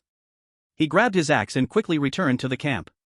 He needed to let those beasts that dared to spy on his home know. This was not a place for them to rampage. Chapter 36, Fence and Moat. Do it without delay. Lin Mo was not the kind of person who dragged his feet. Once a sense of crisis arose, his motivation surged. Back at the camp, he didn't even pause to drink water, grabbing his axe and the drawing board to start circling around the campsite. He needed to first plan out the range of the defensive works. With the wooden house at the center, I'll include the firewood pile, the smoked meat rack, and this empty space. He marked out a rough area in the snow with the tip of his spear. This area couldn't be too small, otherwise, it would restrict movement. But it also couldn't be too large, or the workload would tire him out completely. He ultimately planned out a circular area with a diameter of about 10 meters. This is big enough. After finishing the planning, the next task was the hardest physical work, logging. He needed a lot of wood to build a sturdy wooden fence. Lin Mo grabbed an axe and plunged into the nearby coniferous forest. What he needed now was not dead wood for burning, nor thick logs for building houses. He needed plenty of spruce wood, thick as his arm and tough enough. Bang! Bang! Bang! Once again, rhythmic logging sounds echoed in the forest. With skillful logging abilities, Lin Mo worked with great efficiency now. He set his sights on a tree, and with just a few swings, it fell. 1 tree, 2 trees, 3 trees. He was like an unflagging robot, tirelessly repeating the motions of chopping, trimming, and cutting all morning. By noon, next to his campsite, a small mountain of logs had already piled up. Each log was cut to about 2.5 meters in length. Hands on hips, panting heavily, he looked at his labor and felt as though his arms were not his own, sore and swollen. But he didn't rest. He took a couple of bites of dried fish and began the next step, sharpening. He needed to sharpen one end of each wooden stake into a sharp point with his axe. This way, not only would it be easier to drive the stakes into the ground, but the sharp tops would also pose effective deterrence and harm to any animals trying to jump over the fence. Dragon Kingdom live room. What the hell? What is Lord Mo doing? Is he chopping trees again? Look at him sharpening the wood. This momentum, he can't be planning to build a fence, right? Absolutely. He wants to build a wall. My God, this execution is terrifying. As soon as he spotted a threat, he immediately starts making changes. This is what a real man is. When faced with a problem, he just solves it. No complaints, no backing down. Tom from the neighboring Eagle Sauce Nation was also disturbed by wolves yesterday. He just guarded the cave all night and did nothing today. Now look at our Lord Mo, directly starting construction. This is ambition. This is ambition. God damn, he is going all out. The construction mania DNA is activated, huh? Dragon Kingdom contestants, building is ingrained in our bones, no doubt about it. Swish. Swish. The axe flew up and down in his hands. Wood chips flew everywhere. His logging skill had reached a proficient level, his axe skills were now incomparable to before. Each swing of the axe was precise and efficient. Sweat soaked his clothes, and his arms hurt so much he could hardly lift them, but he showed no sign of stopping. He knew that each drop of sweat now would bring him more safety at night. By noon, a small mountain of sharpened stakes had already piled up in the camp's open space. Looking at the shining spikes, Lin Mo felt a little uneasy himself. Now, let's see how you wolf cubs climb. Next came the fence building. Using a heavy spear as a pry bar, he first dug a trench about half a meter deep along the pre-planned circular boundary. Then, one by one, he tightly inserted the sharpened stakes into the trench with the sharp ends facing up. It was an extremely exhausting project. This work was even more tiring than logging. Each stake required all his strength to firmly secure it into the ground. 1 stake, 2 stakes, 10 stakes, 100 stakes. As dusk approached, the sky gradually grew darker. Lin Mo was covered in dirt and sweat, looking like a muddy monkey. A simple wooden fence, made up of hundreds of sharp stakes, finally rose around his campsite to a height of 2 meters. Lin Mo took a few steps back, sat down heavily on the ground, and gasped for breath, looking at his labor from the afternoon. Although the fence appeared somewhat crooked and the gaps varied in size, it stood there like a loyal guard. Finally done. He collapsed onto the ground, too tired to even speak. But as he looked at the circular barrier, a feeling of unprecedented security filled his heart. This is still not enough. He needed to add another layer of insurance to this defense. He started digging again, about a meter outside the wooden fence. He was going to dig a trench. It didn't need to be too deep, half a meter would suffice. But the width, it needed to be more than a meter. Lin Mo caught his breath and stood up again. He remembered the ancient war movies he had seen in his past life. Didn't castles always have a moat outside the city walls? He didn't have the ability to dig a moat, but digging a trench was something he could do. He got to work. Immediate action. He picked up the axe again and began digging outside the fence. He didn't dig too deep, just about half a meter deep and a meter wide. Then, he took the leftover wood scraps from this morning's stake carving and sharpened them into shorter, sharper spikes, densely placing them at the bottom of the trench. After finishing all of this, he gathered some dry grass and branches, carefully laying them over the trench as camouflage. From a distance, it was impossible to tell there was a trap filled with spikes here. "Come on, beasts," he muttered to himself, "I've prepared a great gift for you." Lin Mo looked at his masterpiece and flashed a friendly smile. After finishing everything, it was completely dark, and the moon hung high in the sky. Lin Mo dragged his exhausted body back to the small wooden house. He felt that the sweat he had shed today was more than the total of the past week combined. But deep inside, he felt incredibly at ease. Ding! Subskill Architecture, Defensive Structures, Unlocked, Current Level, Beginner, 1520. Architecture, Defensive Structures, Beginner. You have gained some understanding of basic defensive structures and know that sharp wooden stakes are better than round ones. Finally, it wasn't all for nothing. Lin Mo smiled as he looked at the newly unlocked skill. He collapsed onto his grass bed, too lazy to cook. Instead, he grabbed a piece of refined beaver oil cake from the clay jar and tossed it into his mouth. Crunchy, tastes like chicken. He knew that tonight, the uninvited guests would likely come again. But he was ready. Come on, let me show you what Dragon Country-style defense looks like. Name, Lin Mo. Status, extremely tired, but at peace. Skills. Architecture, Beginner 61 out of 200. Architecture, Defensive Structures, Beginner 15/20. Lumberjack, Proficient 285/500. Fire Starting, Beginner 55/100. Tool Use, Rope, Beginner 18 out of 100. Trap Making, Beginner 61 out of 100. Dissection, Proficient 15/500. Fishing, Beginner 42 out of 100. Handicraft, Beginner 35 out of 100. Weapon Making, Beginner 5 out of 20. Archery, Beginner 28/100. Food Storage, Beginner 18 out of 100. Leather Processing, Beginner 18/20. Reconnaissance, Proficient 5 out of 500. Looking at the ever-growing list of skills, Lin Mo closed his eyes in satisfaction. He was utterly exhausted today. But he slept deeply and soundly. Because he knew that from tonight, he would finally be able to sleep peacefully in a truly safe place. Dragon Country live stream room. I fucking kneel down. One day. Just one day, an Emotion installed a Super Plus security door for his home. This isn't just a security door anymore, it's a city wall. And with a moat, no less. The execution is terrifying. Discovered a threat in the morning, and by the afternoon, the solution was done. Did you see the little wooden spikes in the trench? So sinister, I love it. This is the art of traps. Emotion, heard you want to visit my place? You have to get through me first. I declare, the safest house in the north is officially completed. No entry for rogue wolves and the like. Other contestants are still worried about leaks in their houses, but Emotion is already thinking about city defenses. This is vision, this is vision. The audience of Dragon Country was completely conquered by Lin Mo's astonishing execution power. Chapter 37, Howl in the Night. The night grew deeper. The night in the northern wilderness was terrifyingly quiet. Except for the occasional calls of unknown night birds. Only the sound of the wind remained. The moonlight filtered through the sparse clouds, casting a cold glow on the silver-white snow. In Lin Mo's small wooden cabin, the flames of the fireplace quietly burned, casting his shadow on the wooden wall, gently swaying. In the middle of the night, he was awakened by a sudden urge to urinate. He rubbed his eyes, sat up, and was about to push the door open to relieve himself. At that moment, his ears suddenly perked up. A woo! A long and piercing wolf howl broke the stillness of the night, coming from afar. Suddenly, a deep voice shattered the night silence. It was a wolf. Lin Mo's hands stopped abruptly. He raised his head and listened intently. A woo! A woo woo!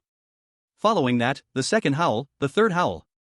One howl after another came from all directions, as if forming a circle, trapping him in the center of his small camp. Lin Mo's face instantly darkened. He grabbed the heavy spear that was leaning against the wall, took a deep breath, and walked to the makeshift door made of branches.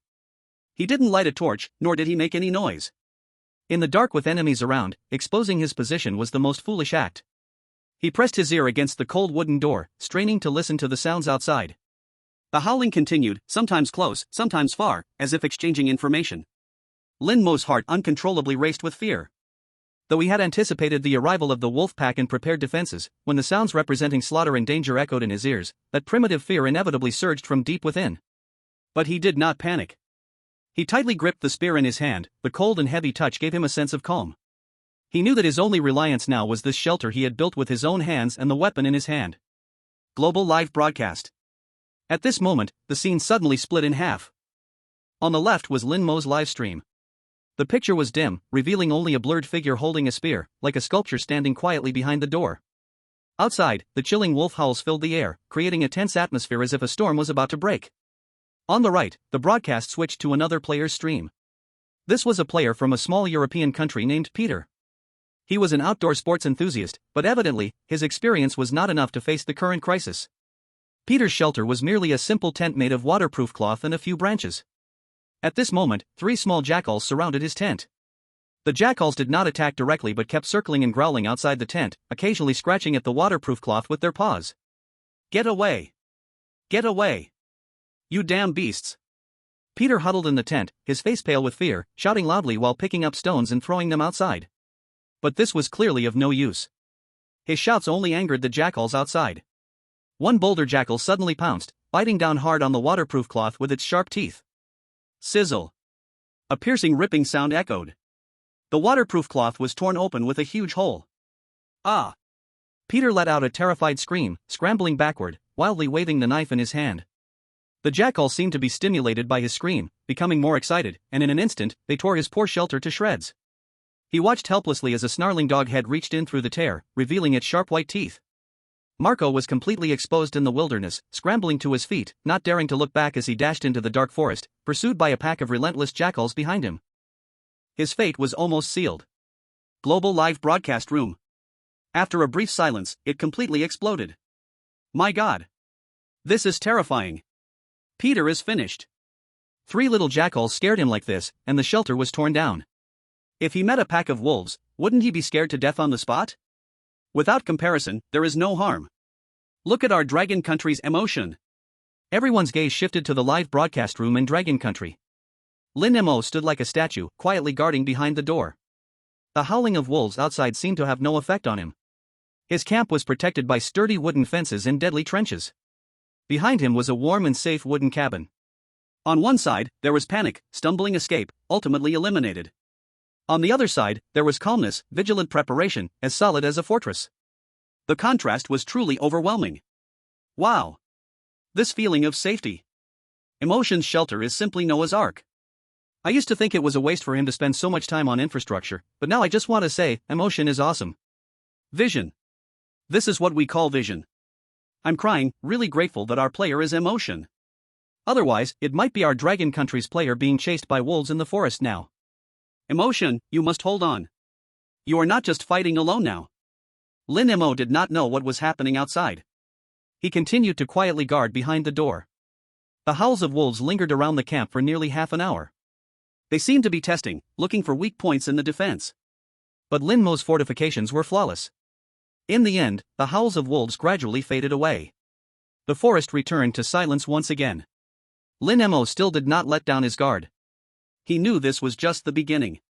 Wolves are extremely patient hunters, they will not give up easily. He leaned against the door, holding a spear, and stood there the entire night. Until the sky in the east showed a hint of dawn. He knew the most dangerous night had passed. But the real battle was just beginning. At the same time, in the survival command center of Dragon Country, the commander looked at Lin Mo's tall figure on the screen, and finally revealed a hint of a comforting smile after a tense night. He turned to the communicator beside him and said, "Prepare the information." "What's the content?" The commander pondered for a moment and slowly said, "Well done. But do not become complacent, the wolf pack is cunning, be careful of retaliation." Chapter 38, Footprints by the Fence. Daylight arrived. The sunlight dispelled the darkness and also drove away the last trace of gloom left in Lin Mo's heart from the night. The first ray of sunlight pierced through the mist in the woods, shining on Lin Mo's small camp surrounded by wooden fences. Lin Mo slowly pushed open the wooden door and walked outside. He had stood the entire night, his legs were slightly numb, and his eyes were bloodshot. But he couldn't care about that, he immediately started to check the fortifications he had carefully built yesterday. He walked around the fence in a circle. Indeed, on the outside of the fence, he discovered a large number of wolf paw prints. In the snow, it was all a mess. These footprints were both big and small, clearly not left by a single wolf. At least 7 or 8. Lin Mo estimated in his heart. He found clear scratch marks on several wooden posts of the fence, and even some bite marks. They tried to destroy the fence. But against these sturdy wooden posts, they returned empty-handed. Lin Mo even found a few tufts of fallen wolf fur and a few drops of dark red blood at the edge of the trench.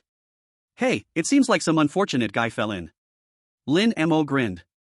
Although the spikes in the trench might not deal a fatal blow to the tough frost claw wolves, making them suffer a little was absolutely no problem. Looks like this line of defense is working quite well. Lin Mo felt slightly relieved. But he did not let his guard down. He found some spare wooden posts. He reinforced the areas he felt weren't secure enough again. Then, he went to the trench, redoing the camouflage that the wolves had disrupted, making it even more hidden than before. After finishing all this, he returned to the center of the camp and began to start a fire to cook. He was now so hungry that his stomach was pressed against his back, he needed to replenish his strength. Today's breakfast was pan-fried beaver meat. He put the cut beaver meat into his beloved steel pot and fried it in the beaver oil he had refined yesterday until both sides were golden brown, filling the air with a delicious aroma. Eating the warm meat and drinking the boiling water, Lin Mo felt he was alive again. After satisfying his hunger and thirst, he didn't rest but picked up his heavy spear and a fir-wood bow, walking to the clearing in the camp. He was going to start training. He found a burlap bag that he had used before to store things, stuffed it full of straw and dirt, making a simple target to hang on a tree. He imagined this target as a moving wolf. First, he practiced with the spear. Gripping the spear with both hands, he lowered his body and focused his gaze on the target. Ha! He suddenly stepped forward, using his waist and abdomen to gather all his strength and thrusting powerfully at the spear tip. PFF. The heavy spearhead easily pierced through the burlap bag, coming out from the other end. The force is enough, but the speed is still not fast enough, Lin Mo said, pulling out the spear and shaking his head. He tried again. Thrust, sweep, block. He tirelessly repeated these basic movements. Sweat soon drenched his back, and his arms began to ache. But he didn't stop. He knew that in real combat, any hesitation or mistake could be fatal. He had to make these movements instinctive to his body. After finishing with the spear, he picked up the bow. Facing the target that he had already pierced with many holes, he began to practice archery. Whoosh! The first arrow went wildly off course, shooting straight into the sky. Damn, it's really hard to control. Lin Mo cursed. He adjusted his breath and posture, knocked the second arrow. Tip: when drawing the bow, engage your back muscles and keep your shoulders relaxed to improve stability. Tip: release decisively, don't hesitate. With the system's tips, he continuously corrected his actions. Whoosh! Whoosh! Whoosh! Arrow after arrow flew from his hand. His accuracy was still not good. Hitting the target 3 or 4 times out of 10 was already considered decent. But he could clearly feel that his control over the strong bow was rapidly improving. His arms no longer trembled violently like at the beginning. His drawing motion also became more fluid and stable. Ding! Skill bow and arrow usage proficiency +1. Skill spear usage has been unlocked, current level, novice, August 20th. The constant beeping in his mind was the only comfort he felt at the moment. His mindset had quietly changed. From the initial tension and passiveness when he discovered the wolf tracks, it shifted to a proactive readiness for battle. Since conflict was inevitable, then let's do it. He would let the pack of beasts know who the real boss of this forest was. Dragon Nation live broadcast room. Mo God has entered battle readiness. So exciting. Look at how fierce he is practicing with the spear. I can feel that intensity through the screen. This killing intent even makes me, as a man, feel a bit weak in the knees. This time, the wolf pack really kicked a hard wall. This is the spirit of us Dragon Nation people. If others don't offend us, we won't offend them. But if they do, we will hunt them down, no matter how far. Stop shouting slogans in front. Why do I feel like Mo God is about to take the initiative? Of course. With Mo God's personality, could he tolerate wolves wandering in front of his door every day? He must want to wipe out their den. Can't wait. Looking forward to the moment when Mo God strikes back. Ding. Skill bow and arrow usage proficiency +1. Skill bow and arrow usage proficiency +1. The system's prompt sound. It kept ringing in his mind. In one morning, he shot out over 100 arrows. When he stopped, his right-hand fingers were already red from the bowstring, and his left arm was sore from holding the bow for so long. But on his face, there was a satisfied smile. Now, within 20 meters, he had over a 50% chance of hitting the target. If it were a target the size of a wolf, the hit rate would be even higher. He picked up that heavy spear again, repeatedly practicing thrusts and blocks in the yard. He imagined a small tree outside the fence as a hungry wolf pouncing at him. Ha! He stepped forward, powering with his waist, and the spear in his hand pierced accurately into the same spot on the trunk like a poisonous dragon escaping from a cave. Once, again and again. Sweat soaked his clothes. After finishing his morning training, Lin Mo dragged his tired body, and a new, even somewhat insidious thought came to his mind. Just waiting for them to come is too passive. He looked at the deep woods outside the fence, his eyes slightly narrowing. Is it possible for me to take the initiative to do something, lure them over, and then catch them all? He had to think of a way to give the wolf pack a hard hit, making them truly feel afraid and retreat. A plan began to slowly brew in his mind.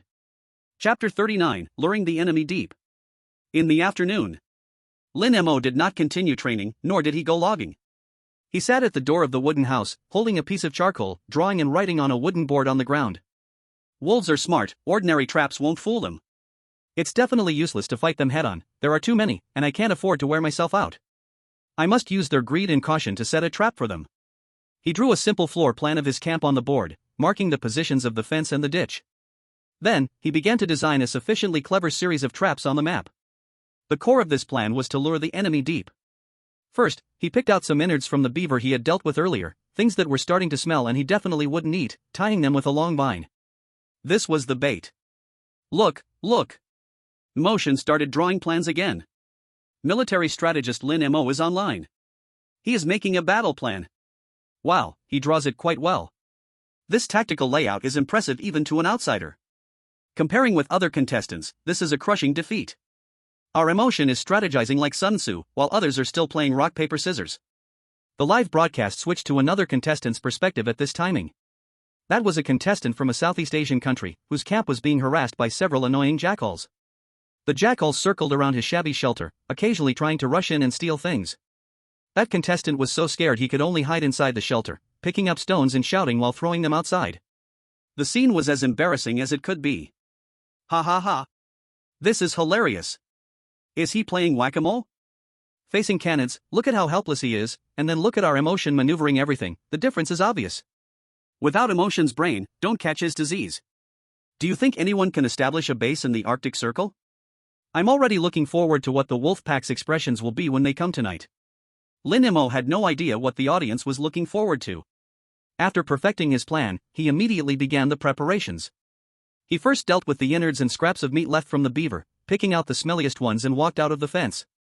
He didn't just throw the bait on the ground but carefully placed it about 10 meters away from the fence in an empty space. This location was carefully chosen by him. The land here is open, without any obstructions. Once the wolf pack gets close, they will be completely exposed to his sight. After placing the bait, he started to set up the main part of the trap. He found several sturdy vines to make snares, cleverly hidden in the snow and grass. One end of the snare is connected to a carefully designed device. This device connects two things. The first is several heavy logs that were prepared long ago. They are hoisted high on a nearby tree with parachute cord. Once the snare is triggered, these logs will crash down. The second thing is even more interesting. He strung together the steel pot he used for eating and the newly made ceramic jar with rope, hanging them on another tree. When the trigger rope is pulled, not only will the logs fall, but through a simple lever structure, this string of items will smash hard against the nearby trunk. The huge noise of clang-clang will absolutely scare the wits out of these cautious wolf cubs in the quiet night. Hee hee, when you come, I'll give you a unique rock concert. Lin Mo revealed a bad smile on his face. What he wanted was this effect. The heavy impact of the falling logs, mixed with the loud clashing of pots and pans, would deliver a double scare that could definitely shock the wolf pack good. After setting everything up, he carefully checked several times to ensure nothing could go wrong. Only then did he retreat back into the enclosure and close the temporary wooden door. He didn't go back to the wooden house, instead, he climbed onto the roof. This was the best observation point for him. He lay on the roof, gripping a strong bough, with a spear beside him, like a sniper lying in wait, patiently waiting for the prey to approach. The sky gradually darkened. The forest fell once again into a deathly silence. Lin Mo's heart also calmed down. He knew that tonight would be a key battle to decide whether he could secure a foothold here. Ding! Skill trapmaking has been upgraded to Mastery, 1/1000. Trapmaking, Mastery. You are now a true trap master, able to design complex and deadly series of traps based on different environments and targets. Feeling a new understanding of trap-making flowing into his mind, Lin Mo's mouth curled into a confident arc. Come on, beasts. I can't wait any longer. At the same time, in the bear country, the contestant Ivan. This man, as strong as a bear, also faced some wild dogs harassing his camp. Ivan's response was very bear-like. He didn't hide, nor did he set up any complicated traps. He simply charged out of his wooden house with a large branch, roaring loudly. The wild dogs, clearly never seeing such a fierce person, were scared of his reckless momentum and ran away with their tails between their legs. Ivan stood in the snow, took a big swig of vodka, and then gave the wild dogs running away a middle finger. Global live broadcast. Ha ha ha. This is hilarious. True to the bear country's contestant, just so simple and brutal. Ivan, who else? This response is very effective, but also very dangerous. If he encountered a wolf pack, charging out like that would be delivering dinner. Exactly, let's look at our god Mo, that's called wisdom. Planning and triumphing from thousands of miles away. Ivan relies on brute force, while our god Mo relies on brains. One is a brute, the other is a genius, it's clear who's superior. Look at God Mo's series of traps, they are so exquisite. I dare bet, the wolf pack will suffer big tonight. I can't wait to see tonight's big show. Front row seats for sunflower seeds, peanuts, and mineral water. The global audience was captivated by Lin Mo's textbook-like active defense strategy. In contrast to Ivan's simple and brutal approach, Lin Mo's intricate schemes were clearly more technical and even more exciting. Chapter 40 Night Raid and Counterattack. Night fell slowly. The temperature dropped quickly, and the cold wind hit his face like a knife. Lin Mo lay still on the roof. He was covered with a tanned beaver pelt, which protected him from most of the chill. His eyes were fixed on the area beyond the fence that he had set as a trap. Time passed, second by second. The surroundings were so quiet that he could only hear the sound of the wind and his own heartbeat. Just when Lin Mo thought the wolf pack would not come tonight, his ears suddenly twitched. He heard it. It was an extremely faint sound, like paws walking on snow, a rustling noise. They're coming. Lin Mo's nerves tightened to the breaking point. He instinctively gripped the strong bough in his hands. Soon, several white shadows quietly emerged from the dark tree line in the distance. It was the Frostpaw wolves. They did not make a sound like they did yesterday. They moved quickly across the snow, their actions agile and graceful. Lin Mo counted them, there were a total of 8. Leading them was a creature noticeably larger than the others. Its fur looked darker in the night, almost blending with the darkness. It was the Wolf King. Lin Mo's pupils suddenly constricted. He did not expect that the Wolf King would personally lead the pack. The wolf pack stopped dozens of meters away from the fence, not daring to approach recklessly. They were clearly on high alert for the suddenly appearing building that exuded the scent of a strange creature. The Wolf King raised its head, its eyes shimmering with ghostly green light in the darkness, as if piercing through the night, staring directly at Lin Mo's hiding spot. Lin Mo felt his heart skip a beat. Discovered? No, impossible. It was too far away, and the night was too dark for it to see him. In the darkness, they held a silent stare. After a stalemate of about 10 minutes, the wolf pack finally moved. They didn't rush towards the fence but began to slowly spread out, encircling the camp from different directions. But their ultimate target pointed to the same place, a piece of bait that exuded an enticing smell of meat. It's hooked! Lin Mo felt a surge of joy in his heart. A bolder wolf, under the Wolf King's signal, cautiously approached the bait first. 1 step, 2 steps. Lin Mo's breath was almost halted. He fixed his gaze on the wolf, silently urging, a bit closer, a bit closer. The wolf lowered its head, moving slowly and carefully, constantly stopping to sniff, while alertly observing its surroundings. It was getting closer and closer to the hidden tripwire beneath the snow. 5 meters. 3 meters. 1 meter. The wolf picked up a piece of meat from the ground, preparing to retreat. Its hind leg accidentally brushed against the almost invisible vine. Click. An extremely quiet mechanism sound echoed. The next second. Boom. Several heavy logs, like giant hammers falling from the sky, came crashing down with a howling wind. Though they didn't directly hit the wolf, the enormous force and the snow flying up when they hit the ground still scared it into a terrified howl as it tumbled backward. But this was just the beginning. At the same time the logs fell. Clang. Ding-ling clang. On the other side, the steel pots and clay jars bound by ropes came crashing together forcefully due to the pull of the tripwire, causing an ear-splitting noise that could be heard miles away in the silent night. This sudden double blow sent the whole wolf pack into chaos. They clearly had never seen such a scene, thrown into confusion, letting out a chorus of panicked howls. Now is the time. Lin Mo had been waiting for this opportunity. Cold hands. He suddenly stood up from the rooftop, with a prepared torch in his hand, which he ignited in an instant. Get lost. He let out a furious roar that shook the heavens, hurling the torch with all his might towards the wolf pack. The torch drew an orange-red arc in the air, landing amidst the wolves and erupting into a burst of sparks. Wild animals are inherently afraid of flames. This fire, falling from the sky, completely shattered their psychological defenses. Lin Mo did not give them a chance to breathe.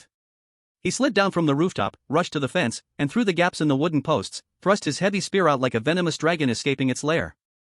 The sharp spearhead pierced effortlessly into the neck of a wolf. Blood gushed out wildly. That wolf let out a brief mournful cry, trembled twice, and then fell to the ground, becoming still. Another wolf, seeing its companion's fate, was scared out of its wits and turned to run. But Lin Mo had already nocked an arrow. Whoosh! A sharp arrow, whistling through the air, accurately struck it in the lower back. Ow! That wolf screamed tragically, falling to the ground. Although it wasn't dead, it had completely lost its ability to move. This sudden series of thunderous counterattacks completely broke down the wolf pack's psychological defenses. Instant kill. Heavy blow. The injured wolves rolled around on the ground in madness, their blood staining the snow. This bloody scene became the last straw that broke the camel's back. As for the Wolf King, it froze for half a second, then howled to the sky with an unwilling and angry cry. In that sound, there was no longer the earlier arrogance and greed, but instead a sense of panic and retreat. The remaining wolves, hearing the Wolf King's order, felt as if they had received a great reprieve. They didn't even care about their injured companions, tucking their tails, not looking back, and fleeing into the dark forest, instantly disappearing without a trace. The entire camp fell silent again. Only the thick, unyielding scent of blood lingered in the air, along with the 2 wolf corpses on the ground. Lin Mo stood behind the fence, his chest rising and falling violently, panting heavily. Adrenaline continued to surge wildly through his veins. He looked at his conquests, his face breaking into a cruel yet satisfied smile. But as he gazed in the direction the wolves had vanished, a victorious smile spread across his face. He had succeeded. He had single-handedly repelled the night raid of 8 Frostclaw wolves. The first battle, a great victory. He had successfully defended his territory. Name, Lin Mo. Status, extremely excited, adrenaline surging. Skills. Architecture, defensive structures, beginner 28/100. Trap-making, proficient 15/1000. Archery, beginner 55/100. Spear usage, not started August 20th. Other skills omitted. Dragon Kingdom Live Room. After enduring a minute of dead silence, the barrage exploded like a volcanic eruption. What the heck? What the heck? What the heck? Instant kill. Every hit is a direct hit. Every thrust is a death blow. Mo God is awesome. Voice breaking. So cool. So cool. Just now, Mo God holding the torch and the spear, roaring like that, brought me to tears. He won. Mo God won. He scared off the wolf pack. Wolf pack, I was so scared at that moment, we just wanted to have a meal, but he wanted to wipe out our entire family. I declare tonight is Mo God's night of conquering. The Northern Wolf King? I see it as the Northern Human King. So awesome. That set of moves just now, traps activated, torch intimidation, spear stabbing, was like flowing water. It was simply textbook level of defensive counterattack. Killing with a heart strike. Killing with a heart strike. The wolf pack must be stunned, they've never seen such a capable biped before. I declare that tonight belongs to us, the Dragon Kingdom's victory night. Mo God is awesome. Voice breaking. At the same time, a news brief quietly appeared in the corners of various Dragon Kingdom media. According to the National Information Center's announcement, the social confidence index of our nation's citizens in responding to sudden public safety events has significantly increased in the past hour. Chapter 41, The Stare of the Wolf King. The next day. The morning sun was particularly glaring. Lin Mo hardly slept a wink all night. Although the battle last night was short, the adrenaline rush left him unable to calm down for a long time. He simply didn't return to the house and, under the light of the torch, began to process his spoils. The other 2 frost claw wolves he pierced with his spear and shot with his bow were complete treasures. With nimble hands and feet, he skinned and disassembled the 2 wolves. Wolf fur, thick and flexible, with its silver-white long hair, glossy and smooth, is excellent material for making top-quality cold-resistant clothing. Wolf meat, although rumored to be a bit tough, was a valuable source of protein for Lin Mo at this moment.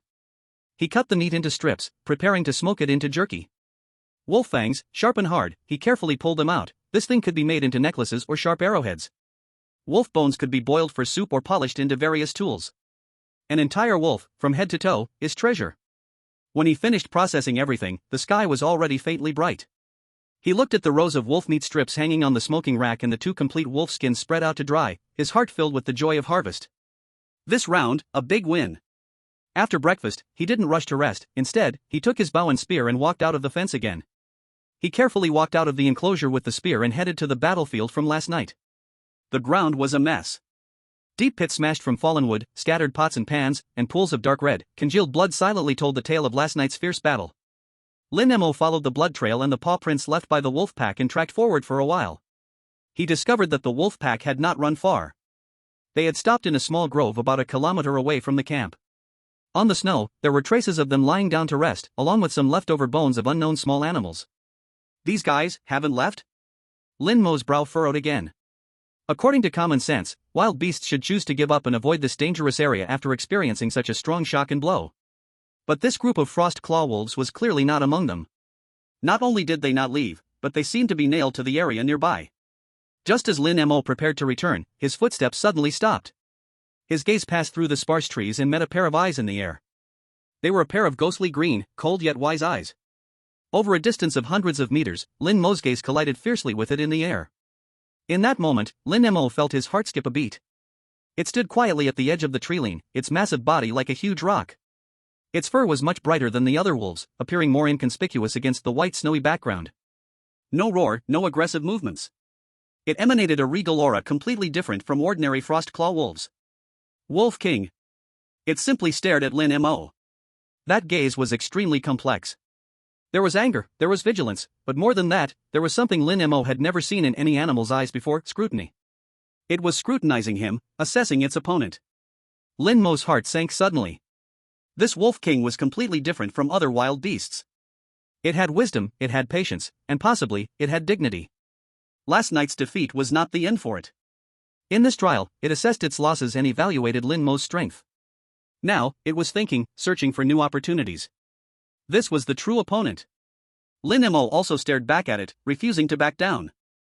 Slowly raised the spear in his hand, the spear tip pointed far at the Wolf King, a clear provocation. The Wolf King understood his meaning. A low growl rumbled in its throat, revealing its fangs, as white as bone. But it still did not move. One man and one wolf stood a few hundred meters apart, locked in a silent standoff. It was assessing its own strength, evaluating its weapon, and measuring the threat it posed. This was no mere beast anymore. This was a highly intelligent, true adversary. The cold wind blew, stirring up the snow on the ground.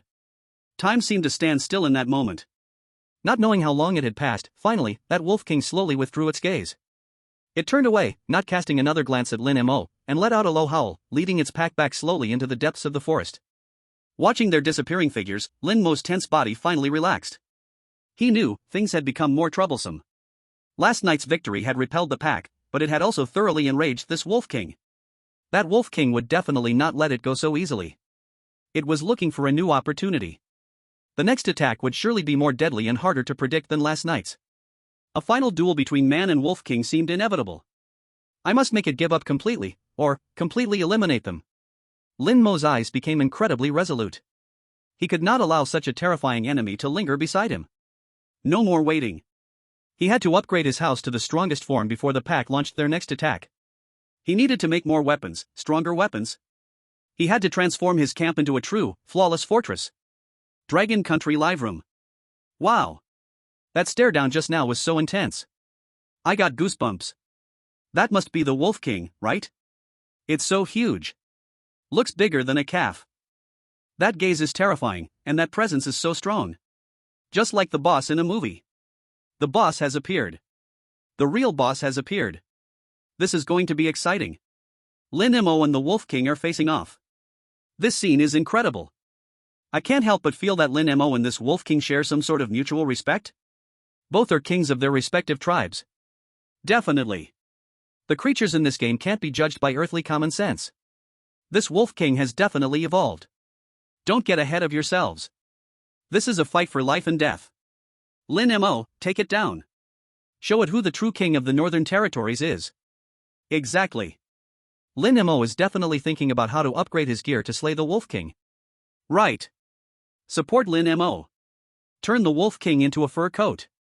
The audience buzzed, all sweating for Lin Mo, but more were filled with anticipation for the ultimate showdown ahead. But the audience wasn't mistaken, Lin Mo was indeed thinking about how to upgrade his gear. He returned to the camp, looking at his shelter, which was sturdy but still had many weaknesses, and already had a fresh renovation plan in mind. First, the door. That makeshift door was too weak, any wolf could easily break it down. He needed to make a real, solid wooden door. Next, the roof. Last night, lying on the roof, he was made uncomfortable by the sticks. He needed to lay a layer of moss on top, to deal with the increasingly cold weather and to be more comfortable the next time he lay there. Finally, the comfort of the interior. The weather was getting colder, he needed warmer bedding and clothes. The workload is not small. Lin Mo scratched his head, but his eyes were filled with excitement. Nothing was more fulfilling than personally crafting a perfect home. He picked up his axe and walked once again toward the pine forest he was already very familiar with. He was going to give his home. Chapter 42, The Final Repairs. The 19th day, afternoon. The sun lazily spread over the camp, bringing a rare warmth. Lin Mo was bare-chested, working vigorously. In front of him were several thick wooden planks he had painstakingly hewn out with his axe and fire tools. He was installing a real door for his small wooden house. First, he pieced together a door panel that was more than 5 centimeters thick using these wooden planks. Then, he faced a new technical challenge: the hinges. Without metal, how could he make hinges? Lin Mo scratched his head and came up with the idea of using his precious beaver skin. He cut 2 wide, thick strips from the edge of the beaver skin. Leather, especially well-tanned thick leather, has excellent toughness and makes a natural, outstanding connector. He nailed one end of the leather strip firmly to the door panel with a sharpened wooden peg. The other end was nailed to the door frame. A primitive wooden door with leather hinges was born just like that. Creak. Lin Mo pushed and the wooden door let out a simple sound, opening and closing freely. Perfect. Lin Mo clapped his hands, his face filled with a satisfied smile. Perfect. He also installed a thick wooden bolt on the inside of the door. Once the door was closed and the bolt slid in, he pushed hard against it, and the whole door did not budge. Even if a bull came, it wouldn't easily break through. With the sturdy door done, Lin Mo happily brushed off the wood shavings on his hands and looked up at the roof of the wooden house. Lin Mo laid large chunks of moss on the wooden boards, layering them like a carpet. These mosses were thick and soft, carrying the unique dampness of the forest. He laid them down with great patience, pressing the edges of each piece tightly, filling the gaps with small pieces of moss, and even mixing in some clay at the end to enhance adhesion and insulation. Soon, the originally bare wooden roof transformed into a lush green lawn. Lin Mo simply lay down on it and stretched his body wide. So comfortable. Beneath him was a soft and elastic layer of moss, no longer the uncomfortable feeling of wooden sticks poking at him, but a gentle coolness and the fragrance of plants, full of softness. After coming down from the roof, Lin Mo crawled into his small wooden house. The external defenses were upgraded, and now it was time for the internal finishing touches. He took out all the rabbit skins he had prepared earlier. Using a sharpened bone as a needle and tendon fibers as thread, he began his sewing work. His hands were clumsy, with crooked stitches, and several times he pricked his own fingers. But he was very patient. He stitched those scraps of fur piece by piece into a giant, furry quilt. He also made a thick door curtain from the largest, heaviest skins, hanging it on the inside of the wooden door to block the cold wind coming through the cracks. The window wasn't spared either, getting a roll-up leather curtain as well. He filled the gaps in the walls again with moss and clay, ensuring not a single breeze could sneak through. After finishing all this, he laid the giant quilt on his bed made of hay and pine needles. He lay down to try it out. Wow, this is so comfortable. Lin Mo felt so good he nearly moaned out loud. Soft, warm, thick, with a faint smell of fur. This feeling was more comfortable than any mattress he had ever slept on in his past life. He felt that he was now the happiest cub in this northern forest. He stood up, hands on his hips, surveying his new home. Sturdy wooden walls, a warm fireplace, a thick wooden door, a soft fur bed, and the strong bow and spear hanging on the wall. Everything here was created by his own hands, little by little. Ding! Skill architecture has been upgraded to proficient, 1/500. Architecture, proficient. You have mastered the construction of log cabins and basic defensive structures. Your buildings will be even stronger and more durable. Listening to the notification sound in his mind, Lin Mo revealed a bright smile on his face. He walked to the door, pushed open the thick wooden door, and looked at the vast forest and the distant snow-capped mountains. He took a deep breath, filled with unprecedented ambition in his chest. Come on. Whether it's the cunning wolf pack or the huge beasts, I, and my house, are ready. Name, Lin Mo. Status, content, full of fighting spirit. Skills. Architecture, proficient 1/500. Architecture, defensive structures, novice 18/20.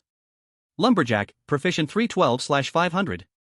Firemaking, novice 65/100. Tool use, rope, novice 25/100. Trap making, expert 12 of 1000.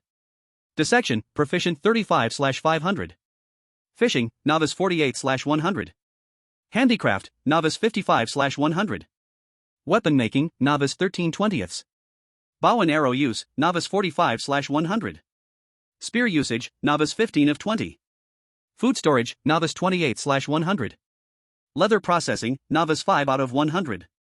Scouting, proficient 12/500. Live broadcast room of the Dragon Kingdom. Graduated. Graduated. Mo God has finally graduated. This shelter is simply a graduation project level masterpiece. So perfect. It has doors and windows, beds and blankets, defensive structures, and weapon storage. This is a 5-star home. I'm so envious, I'm really envious. My home decoration isn't as thoughtful as his. Watching this home change from a foundation into what it is now, I feel like a proud father watching his son start a family. Mo God has grown from a college student into a true lord of the north. So inspiring. Next, is it time for the wolf pack and giant musk oxen to be unlucky? Everyone knew that when Lin Mo completed his last repair and walked out of the shelter, the layout of this forest would be completely changed. Chapter 43, A Peaceful Day. Day 20. The forest was unusually quiet for an entire day. Lin Mo could feel that the frost claw wolves had not gone far. That feeling was strange. Clearly, it was so quiet that one could hear a pin drop in the snow, yet he could feel countless eyes watching him from somewhere outside his sight. He stood inside the fence, his gaze sweeping over the deep needle-leaf forest outside. The wind blew, the treetops swayed, and the light and shadow danced. What a bunch of guys who won't act until they see the rabbit. Lin Mo sat on the doorstep, sharpening his little knife with a whetstone while mumbling in his heart. Look, better keep your eyes straight. He knew that the clever Wolf King was likely waiting for him to show a weakness. As long as he dared to run alone into the forest, the next second, the wolf pack would pounce from all directions and tear him to pieces. Better patience? Fine, then let's just wait it out. He turned around and returned to the camp, completely disregarding those potential spectators outside. First, he carefully checked his heavy spear. He applied a layer of leftover beaver oil on the binding place of the spearhead and shaft to prevent the tendon rope from drying out and becoming brittle. Next, he took out the whetstone, moistened it a bit, and began sharpening the spearhead. Swish, swish. The whetstone rubbed against the spearhead, creating a rhythmic, teeth-grating sound. Sparks flew. He was very serious about sharpening, missing no angle, no inch of the blade. This thing was his lifeline in close combat, it had to be in the best condition at all times. After finishing the spear, he began organizing his arrows. In the last battle, he had shot several arrows, although most were recovered, some arrowheads were damaged, and some feathers had fallen off. He reattached the feathers on the usable arrows and took out some spare stones to carve new arrowheads, making new arrows. His movements were not quick, but they were steady. Focused and invested. Dragon Country Live Room. Oh my gosh, did you see that? Just now, the shadow of a frost claw wolf flashed by. It's that Wolf King. Oh my turtle, emotion's mental quality is simply inhuman. There might be a whole pack of wolves outside, and he's acting like everything is fine, still maintaining his equipment. What is this called? This is called a mountain collapsing in front while remaining unperturbed. The presence of a big shot, perfectly in control. Why do I feel the atmosphere is so oppressive? This pack of wolves isn't howling or making a fuss, just watching from outside, more terrifying than charging straight in. You upstairs don't understand anything. This is called psychological warfare. The wolves are putting pressure on emotion, trying to make him collapse first. But they didn't expect, our emotion's mentality is ironclad. Ha, emotion, is this it? I thought it was a big deal. Come, perform a stand-up comedy for me, otherwise I'm going to fall asleep. Emotion's heart was calm, and he even wanted to have a dessert. The audience from Dragon Country went from being tense at the beginning to now feeling relaxed. Lin Mo's composure was their biggest reassurance. At the same time, in the globally streamed footage, the atmosphere in another live room was completely different. That was a contestant from a small African country, a tall, skinny man named Hassan. He was curled up in his makeshift shelter made of branches and thatch, which leaked wind from all sides, holding tightly onto a sharpened stick, shaking like a leaf. There were no wolves around his shelter, not even a wild dog. But his spirit clearly hovered on the edge of collapse. Don't come, he cried, eyes wide and bloodshot, staring fixedly at a shadow outside the shelter, whispering nervously. That shadow was just a strangely shaped rock. But in his eyes, it seemed like a fierce beast about to pounce. A gust of wind blew by, and the leaves rustled. Who's there? Who's there? Sanjay suddenly screamed, wildly jabbing the stick forward, accidentally poking a hole in his own shelter. Cold air rushed in through the hole, making him shiver and deepening his fear. He hadn't dared to leave the shelter for 2 days to look for food, starving to dizziness. The long solitude and fear of the unknown had caused him to have severe hallucinations. Global live room. Oh my god, the contestant from Hindu country looks like he's in bad shape. He's been cursing at that rock for half an hour. I think he might need a psychologist. In the wilderness, the most terrifying enemy is not the fierce beasts, but loneliness and fear. Once the mental defenses collapse, elimination is not far away. Look at Lin Mo from Dragon Country, then look at this Sanjay, it's two extremes. One is preparing for battle, the other is waiting to die. This is the gap. The mentality of the Dragon Country contestants is so strong, it seems like they were born belonging to this forest. The stark contrast allowed global audiences to realize again that this survival game tests not only survival skills but also strong willpower. Night fell again. The temperature in the forest dropped quickly, the cold was biting. Lin Mo finished his dinner, roasted wolf meat. It did taste a bit dry, with a gamey smell, but he roasted it with salt and some wild onions he found, making it acceptable. Satisfied and full, he didn't lie down to sleep immediately as usual. He carried the thick beaver skin blanket to the door, leaned against the wall sitting down, covered himself with the blanket, and held onto the cold, heavy spear. The fire in the fireplace burned brightly, but he did not bolt the door shut. He was waiting. He knew, if the wolves were to come, tonight would be the last opportunity. Once they discovered that prolonged standoff and intimidation were ineffective, they would either retreat or launch a final assault. He closed his eyes, but his ears paid careful attention to every sound outside. Time passed second by second. The nighttime forest returned to its rightful state, with the sounds of unknown insects and nightbirds rising and falling. The wolf howls, however, did not sound again. Lin Mo sat quietly all night, holding the spear, leaning against the door. Until the dawn light began to break, he slowly opened his eyes and let out a long breath. Looks like they are gone. He stood up, stretching his somewhat stiff body, a complex smile appearing on his face. This battle, he won. It was a silent victory, but also the most complete. Chapter 44, The Retreat of the King. The sun rose. The morning mist spread through the forest, and sunlight filtered through the fog, casting a hazy light. Lin Mo opened his eyes, his neck felt a bit stiff from leaning against the wall all night. He shook his head to wake himself up a little. Pushing open the thick wooden door, a rush of fresh air hit him, clearing his foggy mind. A night without events. The wolf pack did not launch a surprise attack at night as he had expected. He immediately checked the situation around the camp. When he walked to the fence and looked down at the snow outside, his eyes narrowed. In the snow, the wolf prints from last night were still there, but he could clearly see, beside these prints, a new set leading into the depths of the forest. He crouched down to examine them closely. These prints were deep and clear, walking in an orderly manner, indicating that they had left calmly. They really left? Lin Mo thought to himself, but he didn't completely let down his guard. Who knows if this is that old fox's trick, trying to lure me out? He returned to the wooden house and donned his complete gear, strapping on the ironwood bow, stuffing arrows into the quiver, and carrying the heavy spear in his hand. He opened the fence and cautiously followed the trail of footprints outside. He needed to see with his own eyes if the wolf pack had really moved, and not playing some game of deception with him. His tracking skills were now proficient, making it easy for him to follow these traces. He tracked for about 1 to 2 kilometers. Finally, he stopped at the back of a small hill. Here, he found more signs. The wolf pack had stayed here for a long time. In the snow, there were signs of them resting everywhere, and some animal bones were picked clean, with a lingering peculiar smell of wolves in the air. All the footprints started from here and stretched northward. He continued to track ahead. After walking a few hundred meters, he saw at the edge of the tree line the huge wolf king standing there. It seemed to be waiting for him. Man and wolf, once again gazing at each other from hundreds of meters apart. Today, the wolf king's eyes had lost the anger and scrutiny from yesterday, instead holding something complex and hard to read. It looked deeply at Lin Mo, as if saying, "You won, this place belongs to you now." Then, it turned and emitted a long, low howl towards the sky. Whoa. The sound was no longer piercing, instead, it held a sense of desolation and ancientness, echoing through the quiet forest. Then, it took a step, without looking back, leading a few frost-claw wolves, disappearing into the depths of the forest. This time, they really left. Lin Mo stood still, silent for a long time. He had won. He did not feel the joy of victory, instead, there was a strange feeling in his heart. This guy is truly a character, he couldn't help but sigh. This wolf king understood the balance of interests, knew when to gain and when to lose.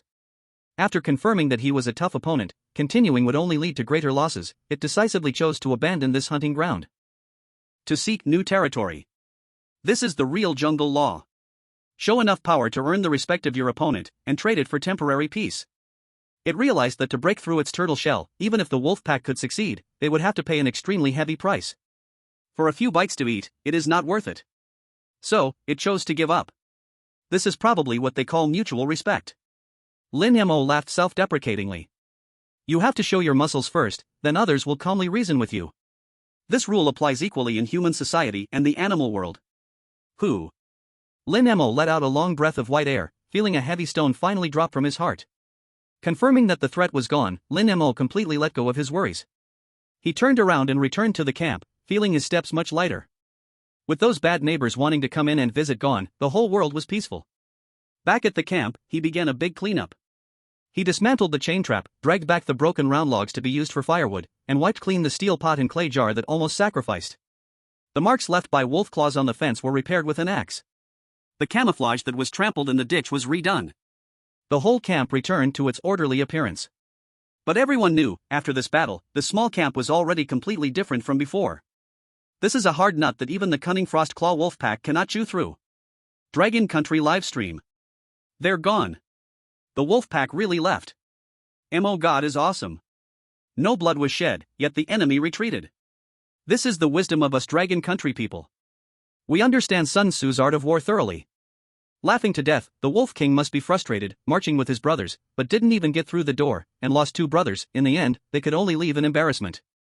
Mo God, want to come to my house for a meal? First weigh your own strength.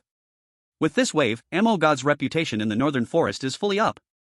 From now on, this forest will be under his command. Look, another piece of news is here. Just as the livestream was filled with joy, a news brief quietly appeared.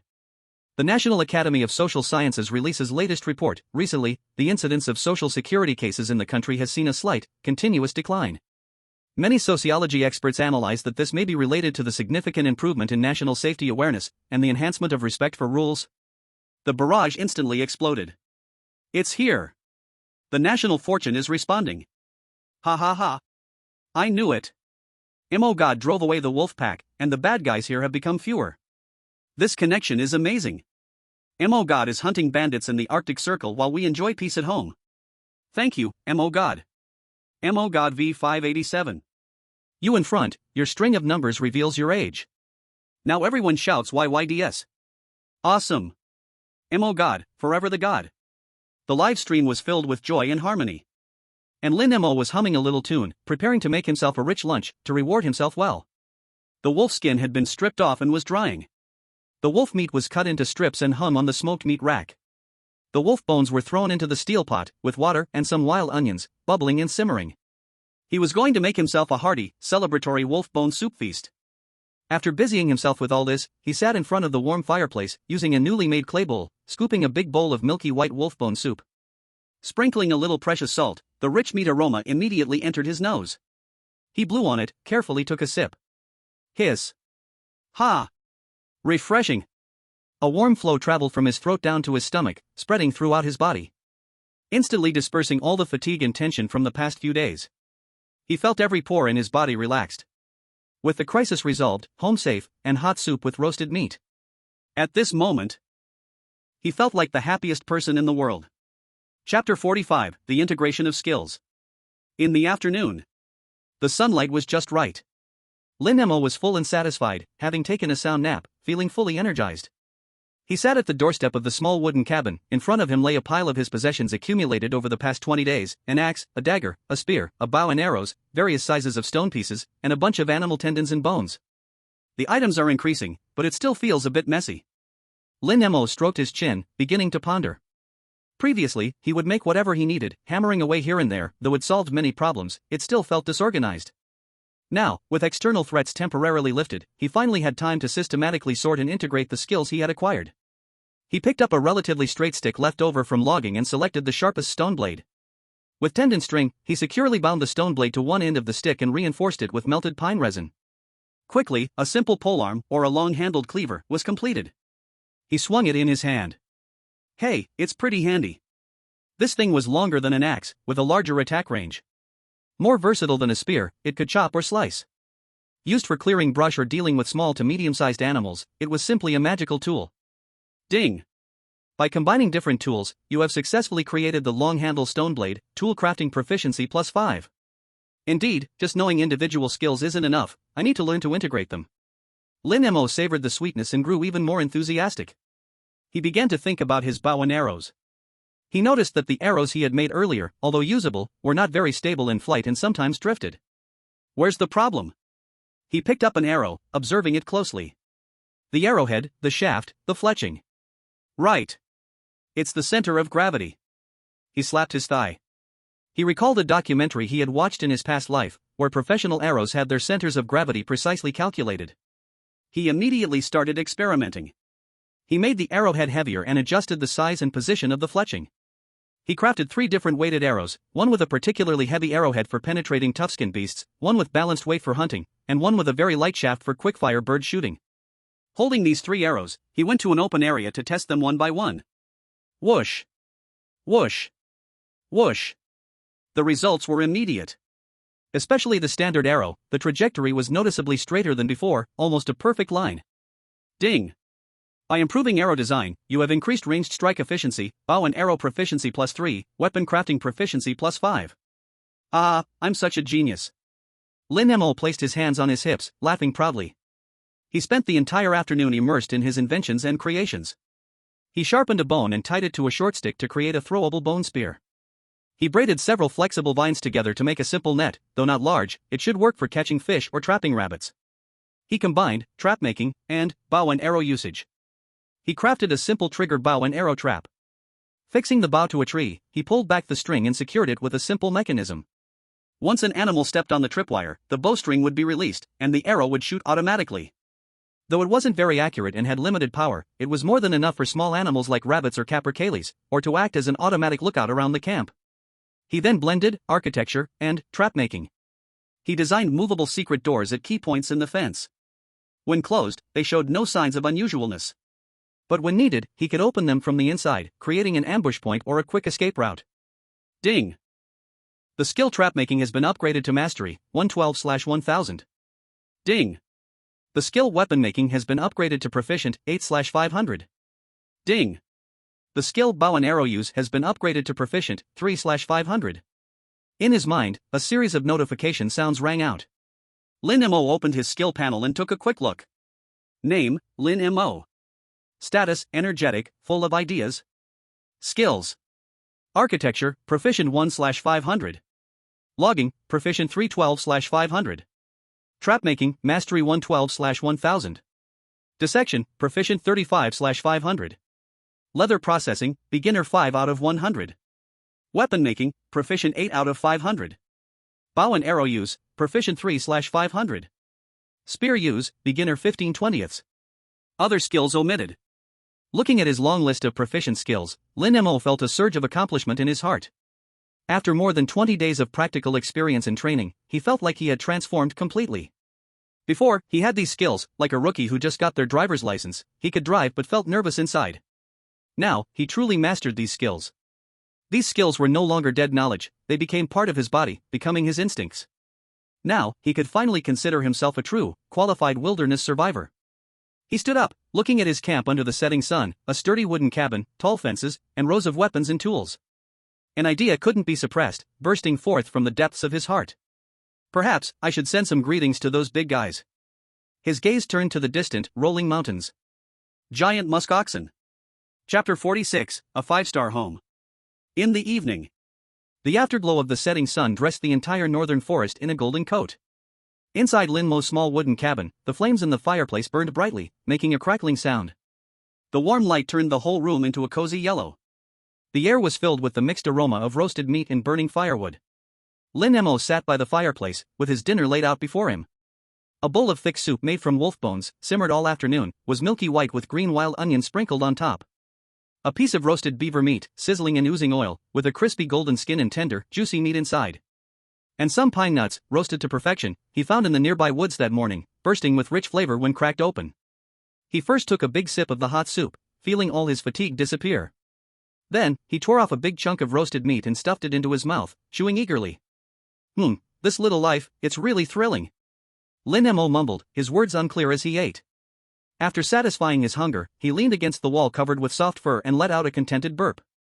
He looked around his home. The sturdy wooden walls completely isolated him from the cold and danger outside. The warm fireplace provided an endless source of light and heat. Beside the wooden cabin was a tall pile of firewood. After days of conscious storage, these neatly stacked firewood, sorted by type, had piled up like a small mountain, enough for him to burn comfortably for over a month. On the smoking rack hung smoked fish, smoked rabbit meat, and the newly added smoked wolf meat. His food reserves were more abundant than ever. On the other side, several processed animal hides were drying, rabbit hides, beaver hides, and 2 complete wolf hides, all securing his winter provisions. On the wall hung the strong bow, spear, and long-handled stone blade knife he made with his own hands. The armory was taking shape. He even had the spare time to make several jars out of clay to store water and food. He stood up, walked to the door, and pushed open the thick wooden door. A wave of cold air rushed in. He looked out at the vast forest and the distant snow-capped mountains, then turned back to gaze at his warm, safe, and resource-rich home. A huge, indescribable feeling of satisfaction and pride filled his chest. He remembered how he looked just 21 days ago when he was first dropped here. At that time, he wore thin clothes, shivering in the cold wind, facing an unknown environment, filled with panic and confusion. At that time, his greatest wish was probably just to find a wind-proof cave, to make a fire, to find something to eat, and not to freeze to death or starve on the first day. And now? Not only did he survive, but he also lived very well. With his own hands, he built a 5-star home from nothing in this desolate northern forest. From struggling to survive, to standing firm, then to repelling threats, and establishing a bountiful home. Every step along the way was filled with hardships, but each step was taken with incredible solidity. Longhua Live Room. I'm in tears, brothers, really in tears. Who would have thought that 21 days ago, we were worried sick about this skinny college student, thinking he wouldn't survive 3 days. 21 days later, he is living a life like a god. The contrast is too strong. I feel like I'm not watching survival in the wilderness, I'm watching the happy life of the stranger in the north. He has a house and a car, referring to his 2 legs, food and drinks, savings, referring to food reserves, and a defense system. This is no longer survival, this is a vacation. I'm so envious, I'm really so envious. I work 996 every day, live in a 30 square meter rented room, eat takeout, and I'm not even as comfortable as him. Others upstairs, don't be jealous. Quick, look at the news. We are also living a good life following him. The official news channel of Longwei is broadcasting a summary report. On screen, a smiling host is passionately reporting. Since the civilized survival game began 21 days ago, our country's fortunes have continued to rise due to the outstanding performance of our player Lin Mo. According to incomplete statistics, nationwide, crops are thriving, and we expect a complete harvest this year. Many areas have discovered depleted mines, showing signs of resource regeneration. The average health index of citizens is steadily improving, with a significant increase in chronic disease recovery rates. The social security environment continues to improve. The screen continually switches from lush green wheat fields, to mines starting operations again, to the smiling faces of patients recovering and being discharged from the hospital. Each scene is filled with a thriving atmosphere. The entire Longwei is immersed in a joyful and grateful mood. And all of this points to the young man far away in the northern forest, leisurely munching on grilled meat. Lin Mo knew nothing about what was happening in the country. He just quietly stood at the door, looking past the forest in front of him, toward the tundra where the giant muskox roamed. The threat of the wolf pack had been eliminated. The construction of the camp was basically at a conclusion. Food and supplies were enough for him to get through the coming winter safely. He had already exceeded the first phase of his survival goal. So, what's next? Should he stay in his cozy nest, hunting and fishing every day, leisurely waiting for the 100 days to end? No. That was not what he wanted. His gaze became fiery. Those massive creatures like small mountains, those giant horns shining with a chilling light that might have the ground shaking as they ran. Thinking of these, the blood in his body began to boil uncontrollably. That was the real challenge.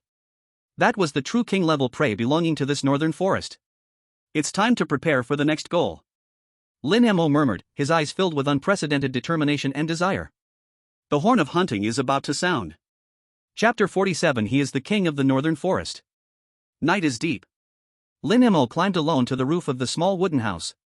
He did not start a fire, he just lay quietly on the moss-covered roof, resting his arms behind his head, gazing at the deep night sky above. The night sky is clear, a full moon hangs high, casting its cold silver light over the earth. The snow reflects the moonlight, making the whole world look bright, not dark at all. At the edge of the northern skyline, a huge and splendid green light curtain is slowly flowing and changing. It is the aurora. Lin Mo had only seen such magnificent scenery in documentaries in his past life, but witnessing it with his own eyes was a shock beyond words. Mysterious, grand, beautiful to the point of suffocation. Lin Mo quietly watched, completely entranced. In his past life, he had only seen this scene in documentaries and photos.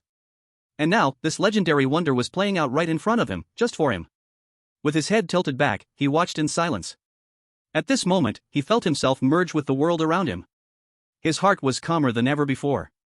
The experiences of more than 20 days flashed through his mind like a movie. When he first arrived, he was a graduate with confusion and apprehension in his eyes, thin and naive. From the initial panic to later calm planning. From the joy of successfully starting a fire for the first time to the sense of achievement in building this wooden house. From the excitement of catching his first rabbit to the heroism of fending off a pack of wolves. He could clearly feel his own transformation. The once confused and somewhat timid fresh graduate had completely disappeared. In his place stood a brand new Lin Mo. His eyes no longer held confusion, replaced by steadiness and confidence. His body, though still not strong, was filled with power and resilience. Unknowingly, he had developed a sharp and stern aura unique to this wilderness. He was no longer a survivor in need of shelter for protection. He had become the master of this home. Meanwhile, this global live broadcast had reached a phase of summary. Television stations and online platforms in various countries had launched special programs called 20 Days of Survival Review. The world's most famous survival expert, Bell, was invited to the top talk show in Eagle Sauce Country. The host asked him, "Mr. Bell, as the top survival expert on this planet, how do you evaluate the contestants' performances in the first season after more than 20 days?" Bell, dressed in a sharp suit, could still not hide his wildness. He took a sip of water and said in a deep voice, "Brutal, extremely brutal. Being thrown into a place like the Arctic Circle with no support, the elimination rate is shockingly high. I've seen the data, over 70% of the contestants have been eliminated for various reasons. Among the surviving contestants, who do you see the most potential in?" the host pressed. A complex expression appeared on Bell's face. He glanced at the large screen, which was split to show footage of several key contestants. Tom from Eagle Sauce Country, a former Marine, very professional. His survival skills are top-notch, without a doubt, he will survive to the end. Ivan from Bear Country, a true Siberian hunter. He's like a bear, born for that icy world. He will also survive to the end. But Bell shifted his tone, pointing at one of the screens. "If anyone is undoubtedly the king of this game, it is only him, Lin Mo from Dragon Country." All the spotlight suddenly focused on Lin Mo's live broadcast. On the screen, Lin Mo was sitting in front of his wooden house, gazing up at the brilliant aurora, calm and composed. Behind him stood a sturdy shelter and abundant supplies. The host looked surprised. "Oh? Why do you give him such a high evaluation?" "You should know, he is just an ordinary university student." "Ordinary?" Bell laughed. "If he is ordinary, what are we? Trash?" He stood up, walked to the screen, pointed at Lin Mo's campsite, his tone filled with admiration. "Look, 21 days. He started from zero and built a perfect wooden house with defenses. He has stable, even excess, food sources. Using the most primitive materials, he made strong bows, long spears, and even that oddly shaped, long knife. He single-handedly repelled a night attack from 8 Frostclaw wolves and even killed 2 of them. Do you know what this means? It means he has already stood at the top of the food chain in this forest. Tom and Ivan are strong, they are surviving. But Lin Mo is different. Belle's eyes became incredibly sharp. He is not surviving, he is conquering. With his wisdom and hands, he is transforming the dangerous wilderness into his territory. If we are playing a survival game on Earth, he is playing a game called civilization. From the Stone Age to today's defenses and composite weapons, his progression of civilization has far surpassed everyone else. Belle's words spread around the world through real-time translation. In the end, the host made a concluding statement. Without a doubt, in the first stage of the competition, Dragon Country contestant Lin Mo has achieved overwhelming superiority. Whether in shelter, resource reserves, or skill versatility, he is far ahead of all other contestants. If this northern mist forest needs a king, then he is undoubtedly the one. As the host's words fell, the 4 golden characters Lord of the North slowly appeared on Lin Mo's livestream. That night, this title spread across the globe. In the Dragon Country live room, it instantly boiled over. Wow! Uncle Bay personally certified it. Mo God is amazing. He is not surviving, he is conquering. That line is too awesome. It gave me goosebumps. Ha! The Eagle Sauce Country's host turned green, wanting Uncle Bay to hype their Tom, but Uncle Bay became Mo's biggest fan. Facts speak louder than words. Mo God is YYDS. No arguments accepted. Lord of the North. I accept this title. Lin Mo did not know he had been crowned globally. He slid down from the roof and returned to the warm little wooden house. He took a deep breath, his chest filled with unprecedented pride and anticipation for the future. The first stage, Survival and Foundation, ended perfectly. Next is the chapter of Conquest. The second stage, Conquest and Glory, is about to begin. Chapter 48, Late Autumn. Lin Mo woke up frozen. It wasn't that kind of biting cold, but a lingering chill that seeped from the bones. He opened his eyes and found the fire in the fireplace was almost out, leaving only a bit of red embers. What the hell, why is it so cold? Weird, I clearly added a lot of firewood last night. He mumbled, crawling out of the warm patchwork quilt, casually putting on a fur shoulder cape, and pushed open the door. The scene at the door made him pause. The whole world seemed to have changed overnight. The green of the grass had faded significantly, turning into a withered yellow. The broadleaf trees in the woods, their leaves started to turn yellow and red, and when the wind blew, they fell in thick layers on the ground. The air was no longer filled with the moist earthy scent of early autumn, instead, it was a dry and crisp aroma.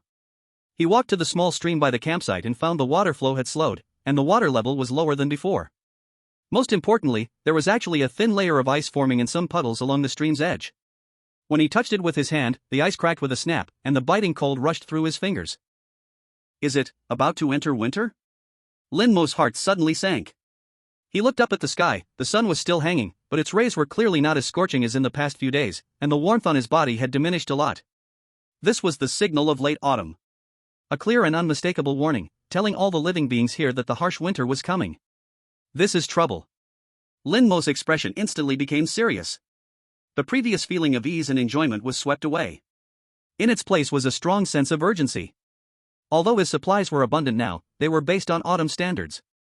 Once winter arrived, with heavy snow blocking the mountains and temperatures plummeting to several degrees below zero, his reserves might not be enough at all. The firewood he had previously gathered looked like a small mountain, but in the severe winter of minus several degrees, burning it continuously for 24 hours a day would not last long at all. Food was the same. While cured meat could be stored, whether he could catch game in winter was still a mystery. He immediately began to take action. The first thing was to reinforce his little wooden house. He first went to the creek, dug up a lot of clay, and gathered a lot of dried moss, mixing them together to make a simple insulation mud. Then, like a renovation worker, he carefully filled every crack in the walls of his wooden house with this insulation mud again. Especially at the junctions of the roof and walls, he coated a thick layer to ensure no cold wind could sneak in. After finishing all this, he climbed onto the roof and added a thick layer of dried thatch on top of the previously laid moss layer. Double insulation, it should be stable now, right? Dragon Kingdom live streaming room. Wow, why did it suddenly get colder? Look, even Emotion has started to reinforce his house. Fall in the Arctic Circle is that short, winter comes just like that. Emotion is feeling the crisis. Fortunately, Emotion built his house early. If he was still living in a tent, he probably would have already gone home this morning. Upstairs, I just checked next door, and a contestant has already fallen. A contestant from a small African country, the shelter was too simple, and they lost warmth directly last night, getting eliminated. Ugh, so cruel. In this game, you really can't make a single wrong step. Look! Our meteorological department has issued a warning too. A pop-up news from the Dragon Kingdom meteorological station appeared in the corner of the livestream. Due to a new round of strong cold air, most areas in the northern part of our country will soon experience a cliff-type temperature drop. Please, citizens, be sure to dress warmly. Ha ha! Perfect synchronicity. While Emotion is preparing for winter, we also need to bring out our autumn pants. Thank you, Emotion, for the early weather forecast. I'm going to find my mink coat right now. Lin Mo busied himself all morning, upgrading his 5-star little home to a 6-star luxurious thick and warm version. But he still felt it wasn't secure enough. He looked at the pile of firewood in the corner, resembling a small mountain, and frowned. It's still too little. He knew very well that in the Arctic Circle winter, the most valuable resource was not food, but fuel. Without fire, there would be no warmth, no hot water, no way to cook food, ultimately leading to only one dead end. He set a new goal for himself. Before the first real snowfall arrived, he needed to stockpile enough dry firewood to burn for at least another 2 months. This was an extremely huge task. But he didn't hesitate at all. He picked up his axe and long-handled stone blade knife, and once again walked towards the coniferous forest he had come to know so well. His goal was clear logging, a lot of logging. What he needed now was dry, flammable dead spruce. This type of tree could be burned directly without needing to dry first. Bang! Bang! Bang! The familiar rhythmic sound of chopping filled the forest once again. His logging skills had reached a proficient level, cutting down trees quickly and accurately. He spotted a dead tree, found the right point of force and direction, and with a few chops, a large tree fell down with a crash. Then, he quickly used his axe to remove the branches and cut the trunk into lengths suitable for transport. One trip, then another. Sweat quickly soaked his back, but he didn't feel tired at all. Instead, he was full of energy. Because he knew that every drop of sweat he shed now was a preparation for the harsh winter to come, a reserve of capital to survive. By noon, the firewood pile in the camp visibly rose a lot higher. Lin Mo placed his hands on his hips, looked at his labor achievements, and nodded in satisfaction. Not enough, far from enough. Chapter 49, From Beginner to Skilled Cobbler. Afternoon. After chopping trees all morning, Lin Mo felt like his arms were no longer his own, sore and swollen. He decided to change tasks and adjust a bit. He turned his attention to the 2 large frost claw wolf skins he had hung on the wooden rack. After a day or two of air drying, the wolf skins had become somewhat stiff, and a layer of white salt frost had formed on the surface. It's time to turn you into real treasures. Lin Mo rubbed his hands together, his eyes shining brightly. A good wolf fur coat in winter is a matter of life and death. First, he set up a simple tanning frame in the open space of the camp with some wooden sticks, specifically for stretching and airing the leather. Then, he resoaked the 2 wolf skins in water to soften the stiff leather again. Brain tanning is indeed useful, but the efficiency is still too low. Lin Mo thought while laboriously scraping off the remaining fat and flesh from the wolf skins. He remembered some materials he had seen in his previous life. Besides brain tanning, there were various methods like smoke tanning and oil tanning. What if I try a combination technique? A bold idea popped into his mind. He decided not to use pure brain tanning this time. He wanted to create a mixed version.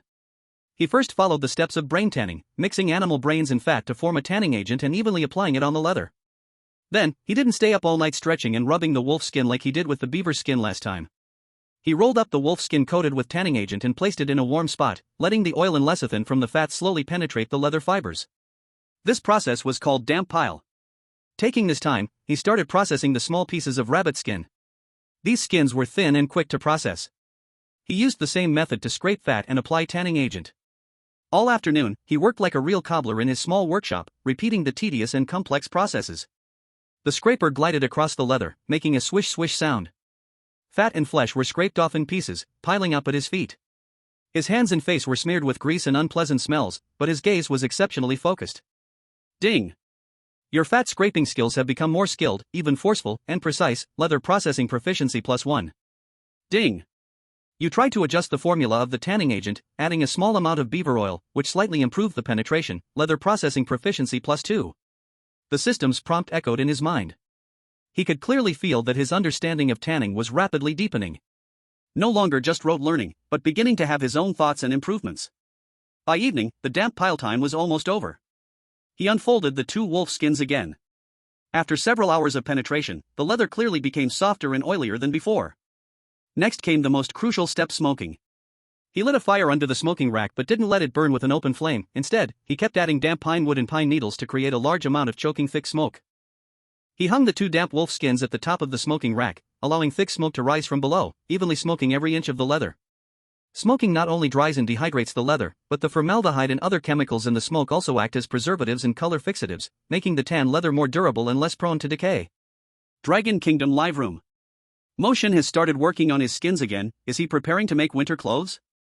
Wow, is this applying brain paste and smoking? What's going on? It looks disgusting but also kinda impressive. This is called composite tanning method. First, use grease to soften the fibers, then smoke to fix and shape. This is a very old but extremely effective technique. Emotion is truly a treasure boy, he knows everything. The big shot upstairs is here to give us a lesson. So impressive, I don't quite understand it. Anyway, I just know Emotion is making new gear again. I announced that Northern Fur Trading is officially open. Boss Lin Mo, specializing in handmade, pollution-free, limited edition wolf fur coats, beaver fur hats, and rabbit fur gloves. Pre-order quickly, no waiting after that. Haha, I want to pre-order a wolf fur coat, can I pay with a rocket? Thick smoke rolled in, enveloping the entire camp. Lin Mo's eyes teared up from the smoke, coughing continuously, but he still insisted on staying by the fire, controlling the heat and the amount of smoke. This process lasted a full 2 hours. When he took the wolf skins down from the rack, the 2 hides had completely transformed. The originally pale white skins had turned into beautiful, lightly glossy light brown. The skins themselves had become remarkably soft, holding them felt like gripping a thick plush fabric, and they carried a unique smoky wood fragrance that completely masked the previous fishy smell. He tugged at them hard, the resilience of the leather was impressive, and it wouldn't tear at all. Ding! You have successfully mastered the composite tanning technique, significantly improving tanning efficiency and product quality. Skill: leather processing has been upgraded to proficient, 1/500. Leather processing, proficient. You have proficiently mastered various tanning and processing techniques for animal skins, enabling you to produce soft and durable high-quality leather. Ha ha ha. It's done. It's done. Lin Mo held up the wolfskin he had tanned, nearly jumping up in excitement. He leveled up in proficiency. He felt like he was now a qualified leather worker. He processed all the skins, laying them out to dry in the room. Looking at these soft and thick materials, ideas for his winter fashion show began to form in his mind. A wolf fur coat with a hood, a beaver fur pilot hat, a pair of rabbit fur-lined warm gloves, and a pair of tall leather boots. TSK, wearing this outfit, won't my aura just instantly capture everyone's attention? Lin Mo stroked his chin, revealing a satisfied smile on his face. He knew that with these outfits, the approaching harsh winter didn't seem so terrifying anymore. Chapter 50, The Refinement of Shooting Power. On the 23rd day, Lin Mo spent all his time in the open space in front of the camp. His goal today was very clear: to improve his long-range attack ability.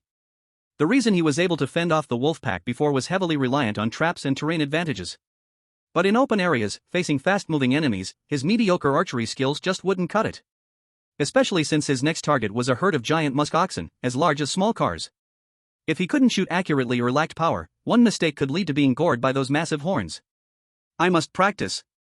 Lin Mo's gaze was intensely focused. He no longer aimed at the fixed straw target. He found a long vine, tying one end to a wooden board and hanging the other end from a high branch. He pulled the wooden board target aside and then let go. The wooden board target. It immediately swung left and right like a pendulum. That's right, the prey won't stand still for you to shoot. Lin Mo took a deep breath and drew his strong bow made of fir wood. The bowstring was pulled into a full moon shape, making a creaking sound. He didn't rush to shoot, but instead used the arrow tip to follow the moving target, swaying back and forth, trying to predict its next position. Whoosh! The first arrow missed. The arrow flew past the target a few meters away. It's indeed difficult. Lin Mo frowned but did not feel discouraged. He notched the second arrow. This time, he didn't rush. Instead, he waited for the target to swing to its highest point, the moment it was moving the slowest, before decisively releasing the arrow. Whoosh! Thud! The arrow struck the bullseye. I've got it. Lin Mo's eyes lit up. He began to try again and again. Pull the bow, aim, predict, release. He tirelessly repeated this process. Sweat slid down his forehead, dripping into his eyes, sore and painful, but he couldn't even wipe it away. His arms ached, as if filled with lead from holding the bow for so long. His fingers were also rubbed raw and painfully sore by the rough bowstring. But he was like a madman possessed, fully immersed in his own world. Ding! You are trying to shoot a moving target, bow usage proficiency +1. Ding! You have grasped the basic skills of predictive shooting, bow usage proficiency +2. Global live broadcast Eagle Sauce Country Channel. Oh, look, Tom is finally taking the initiative. He made a new bow. On the screen, Eagle Sauce Country player Tom is testing a bow he just made at the entrance of his cave. The bow, made from a very elastic branch, looks somewhat decent. Tom drew the bow and shot an arrow at a tree 20 meters away. Smash! The arrow flew out weakly, hit the trunk, and then fell down uselessly, not even piercing the bark. Tom paused for a moment, seemingly in disbelief. He tried again, but the result was the same. Damn! This soft and useless thing.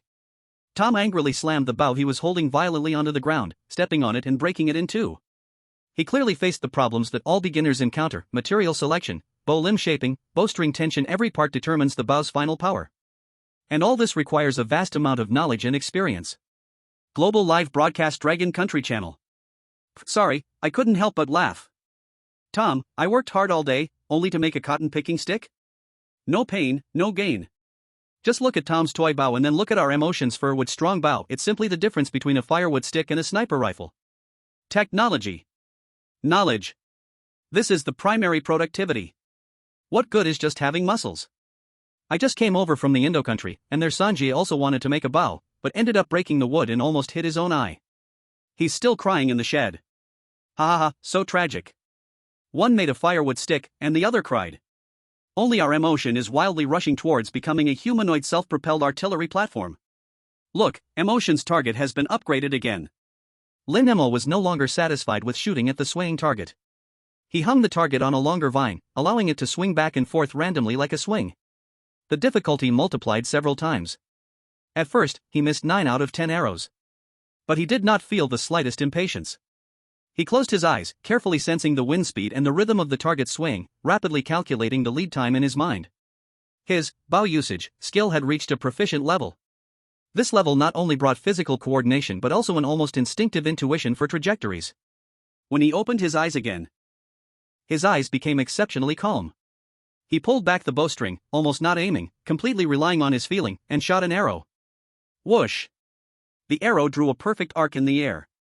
Just as the target swung to the highest point of the trajectory, about to fall. Thud! The arrow was precisely nailed into the center of the target. This shot flowed like clouds in water, filled with indescribable beauty. Lin Mo was taken aback for a moment, then joy spread across his face. Found it! This is the feeling. He felt as if he had opened up the meridians. He no longer aimed with his eyes but felt with his heart. Ding! You have comprehended the secret of intuitive shooting. Your hit rate in moving target shooting will significantly improve. Skill archery proficiency plus 10. He drew the bow again and aimed at the still swaying target, shooting continuously. Whoosh! Whoosh! Whoosh! 3 arrows flew out almost simultaneously. Thud! Thud! Thud! 3 muffled sounds, all 3 arrows firmly nailed to the target. Ha ha ha! Awesome! Lin Mo threw away the bow in his hands and shouted excitedly. After a whole day of focused practice, his archery finally broke through the bottleneck, reaching a new height. He now had absolute confidence to hit any moving target accurately within 50 meters. He looked at the distant snow-capped mountains, his eyes filled with intense heat. The giant horned musk ox. Wait for me, I'm coming to bring you warmth. Chapter 51, Give yourself 2 big pouches. The next day, in the morning. The weather was fine, with clear skies. Lin Mo woke up early, having a hearty breakfast, dried meat paired with wolf bone soup-soaked rations. With a full stomach, he began preparing for his long journey today. This was the first time he set out for pure reconnaissance and a long-distance travel after arriving in this world. The target, the core activity area of the giant horned muskox herd.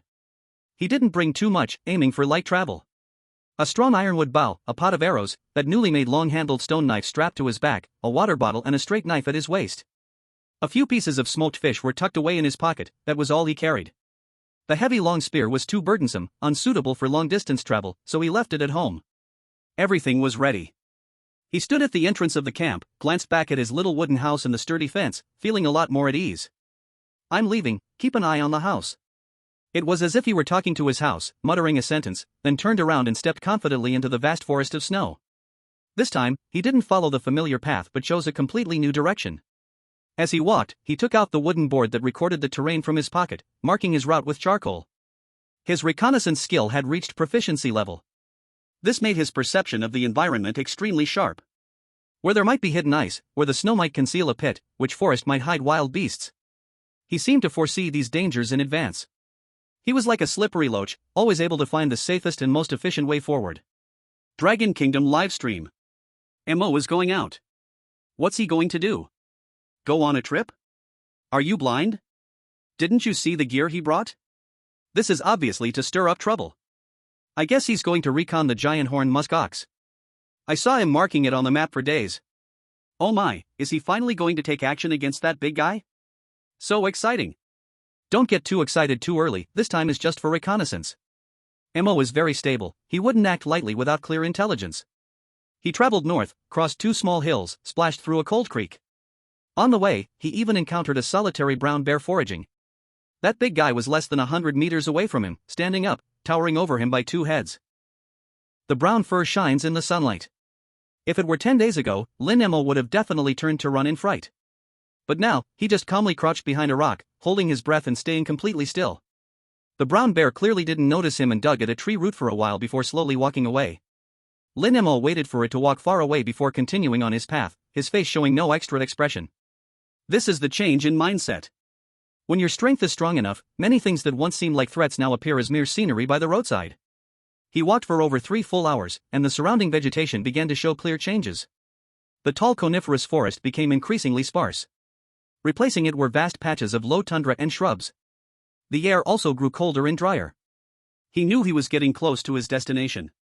He chose a spot slightly closer to the herd than before, making it easier to observe, just a few hundred meters away. He climbed up a ridge with a clear view and took out his simple map drawn with charcoal, comparing it to the surrounding terrain. It should be around here. He lay at the edge of the ridge, took out a piece of dried fish, nibbling on it to replenish his energy while patiently observing the vast tundra below. Time passed, second by second. Just as he was about to lose patience, a row of small black dots appeared on the distant horizon. They're coming. Lin Mo's spirits lifted, and he immediately pressed his body lower, showing only his pair of eyes. The black dots grew closer and bigger. When they entered Lin Mo's effective observation range, his pupils suddenly shrank to the size of pinholes. He sharply inhaled a breath of cold air. Damn. Even though he had mentally prepared himself, seeing this scene with his own eyes left him speechless for a long time. It was a herd of colossal beasts. The number was far greater than what he had seen from a distance last time. Roughly counting, there were at least 40 to 50 heads. They gathered together like a black cloud, slowly moving across the white tundra. Unlike before, this was a close-range observation. Each adult giant muskox was even larger than he had imagined. Their shoulders were nearly as high as his, and their bodies were covered with long, almost ground-dragging black fur, making them look like huge, furry black vans. Those signature massive horns were thicker, fiercer, and even more visually striking than what he had seen from afar. The curved horns, like 2 immense sides, guarded each of their large heads, their tips glimmering like ivory under the sunlight. On the outskirts of the herd, a few of the largest bulls stood guard, intermittently raising their heads to scan the surroundings vigilantly. And in the center of the herd, being protected, was a group of somewhat smaller cows and even younger calves. Lin Mo even spotted the horn-missing bull he had previously marked. It was walking at the front of the herd, its massive head held high, exuding a kingly aura. Lin Mo felt his throat go a bit dry. He had previously thought about using the bow and arrow in his hands to find a chance to shoot a straggler. Now, that thought seemed downright naive and laughable. Looking at the bow and arrow in his hand, he even doubted whether he could pierce their hide. After all, wolf and cow skins have very different levels of toughness. The organization and discipline of this herd were far stronger than he had imagined. It was nearly impossible to find a lone cow from such a tightly organized group. Having about 10 or so before was manageable, if controlled well during the hunt.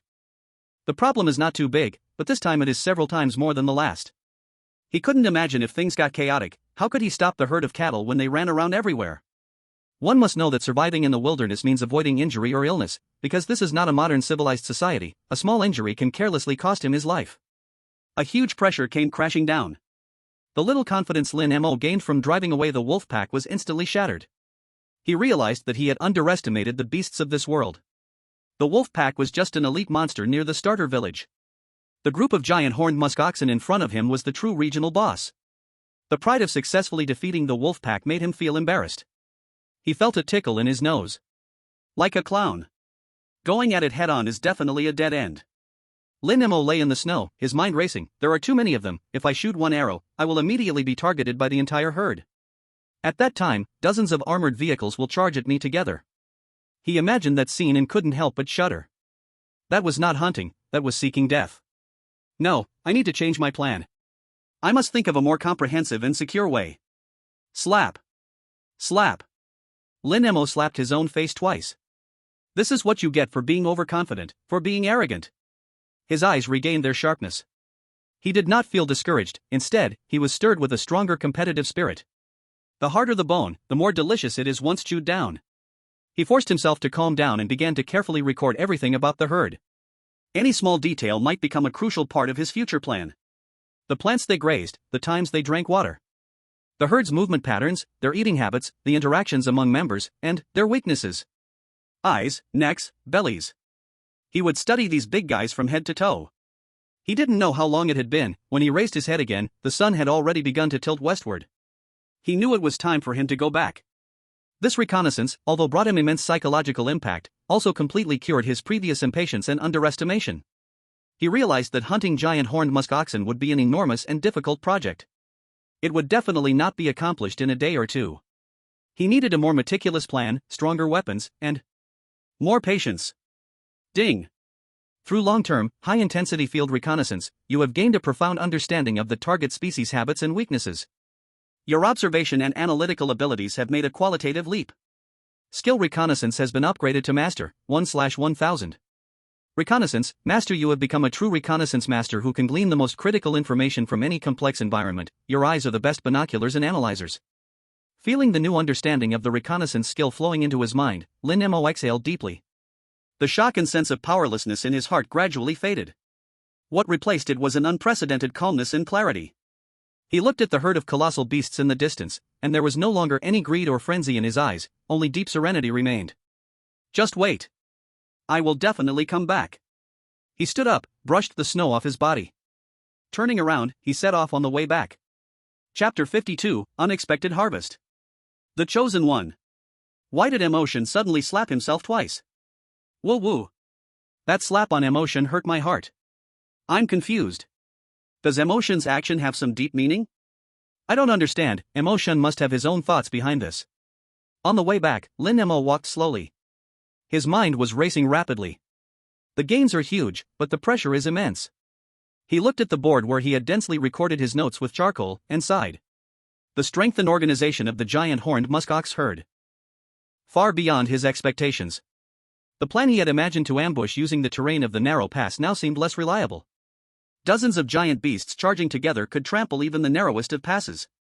We can't just go against them, we need to think of a better way. Traps? What size trap could capture such large creatures? Dig a pit, and they would just step over it. Poison? Are there plants in this forest that could poison a giant elephant? Even if there are, I don't recognize them. One plan after another appeared in his mind, only to be rejected one by one. In the end, it all comes down to insufficient production capabilities. Lin Mo sighed, feeling a bit of a headache. Looks like we need to think this through longer. Just as he was feeling down, he stumbled over a stone while passing a hillside and almost fell. Damn it! He cursed, looking down. As soon as he glanced down, his eyes could no longer look away. It was a layer of rock exposed by a landslide.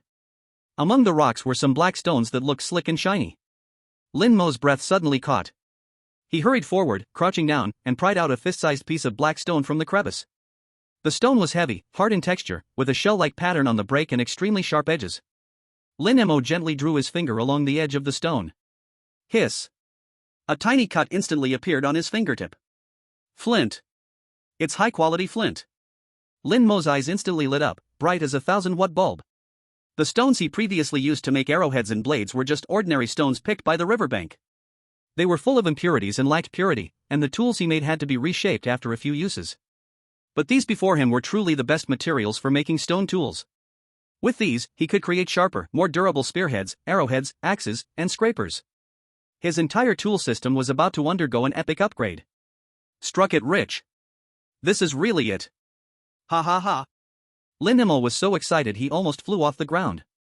He had been worried that his weapon level was too low to fight the boss, and unexpectedly, on the way home, he found the upgrade materials.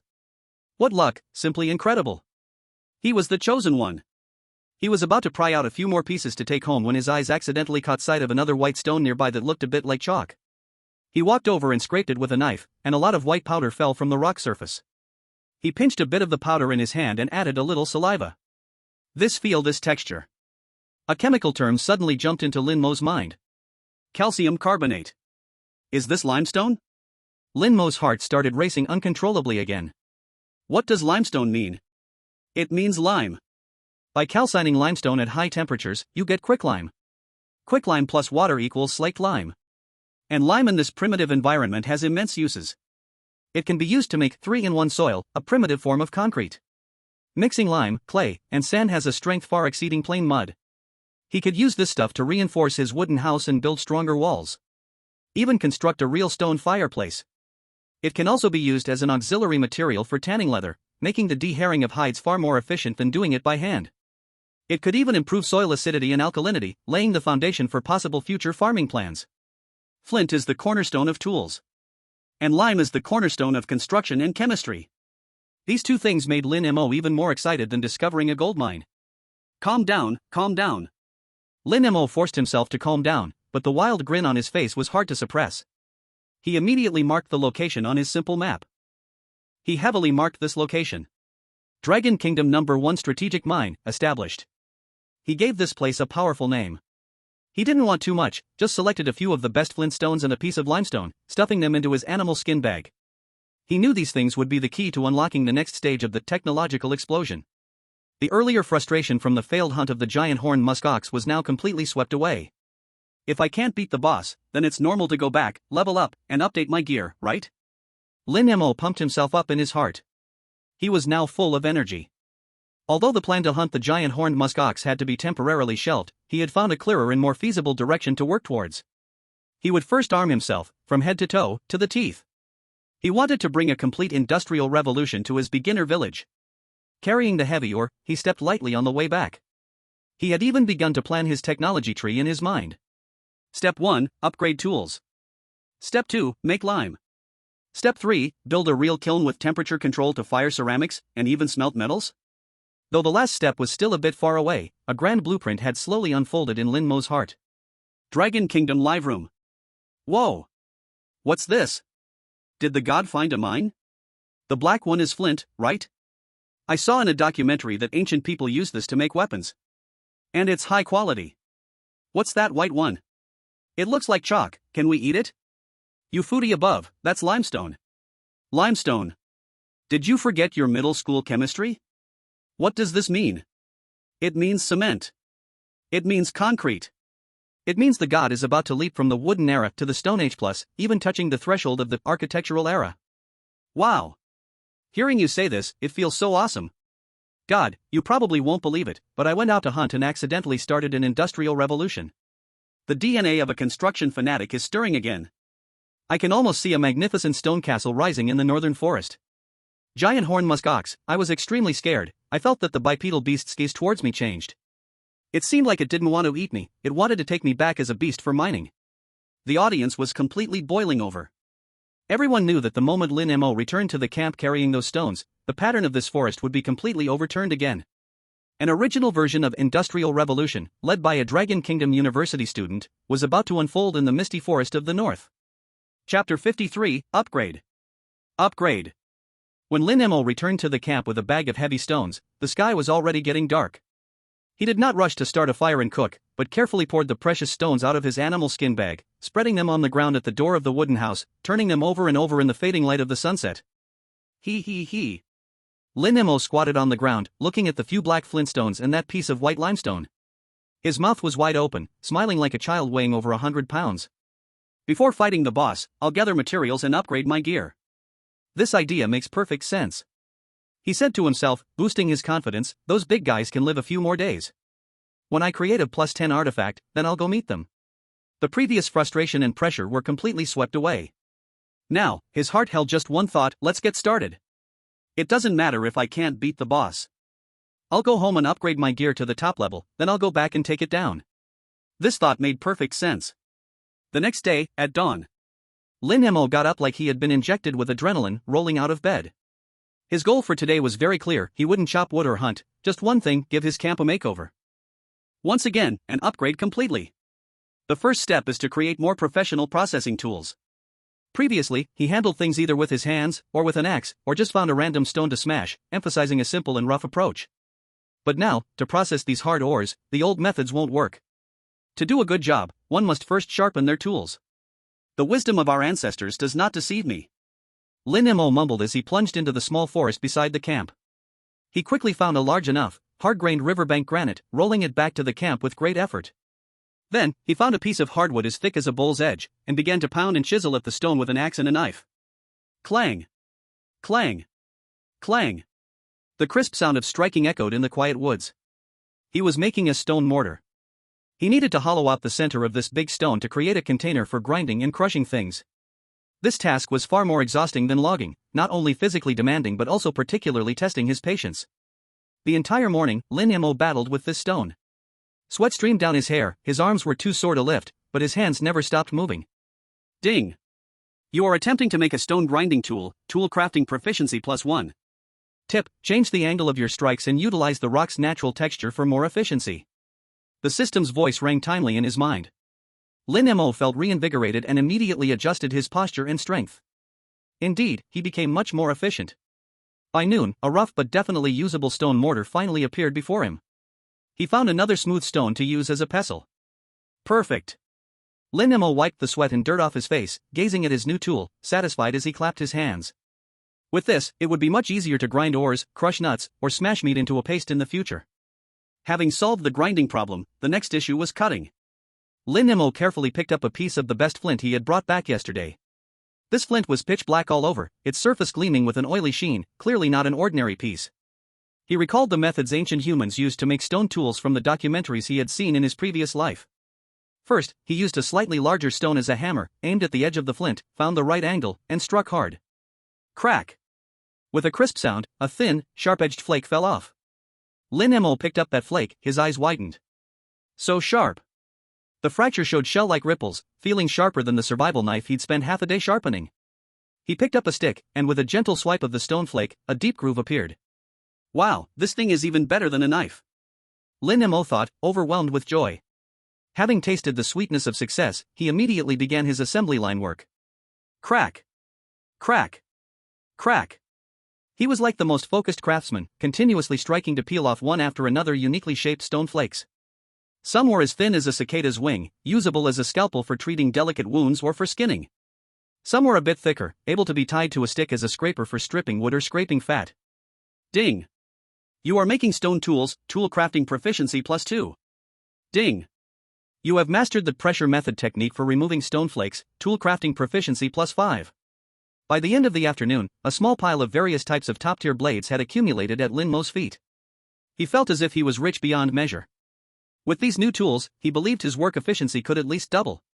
For example, previously he used an axe to strip bark from logs, which was not only laborious but also risked damaging the wood itself. Now, with a newly made flint scraper, he could glide it along the wood surface and effortlessly peel away large strips of bark. Quick and effortless. For example, he previously dealt with prey using a survival knife, which worked, but it always felt not fast enough. Now, he switched to a small, sharp flint blade, feeling like a chef carving beef, slicing along the animal's connective tissue, the skin and flesh just parting automatically. Technology is indeed the primary productive force. Lin Mo looked at these small stone pieces before him and expressed his heartfelt admiration. He knew that in his camp. Starting today, it was officially goodbye to the barbaric era of relying solely on an axe and a knife to survive, and hello to a refined era with more diverse tools and clearer divisions of labor. In the evening, Lin Mo sat by the fire, crushing pine nuts with a new stone mortar, preparing to add some flavor to his dinner while mentally calculating his next plans. Tools have been upgraded, next up is food storage and base construction. Chapter 54, Food Restorage. Afternoon. Lin Mo sorted and stored the newly made stone tools, feeling that his resources had grown significantly. With upgraded tools, productivity increased. The next focus was naturally to solve the fundamental problems of eating and drinking food storage. As the weather grew colder, Lin Mo's sense of urgency also intensified. He didn't want to gnaw on smoked meat every day when heavy snow covered the mountains.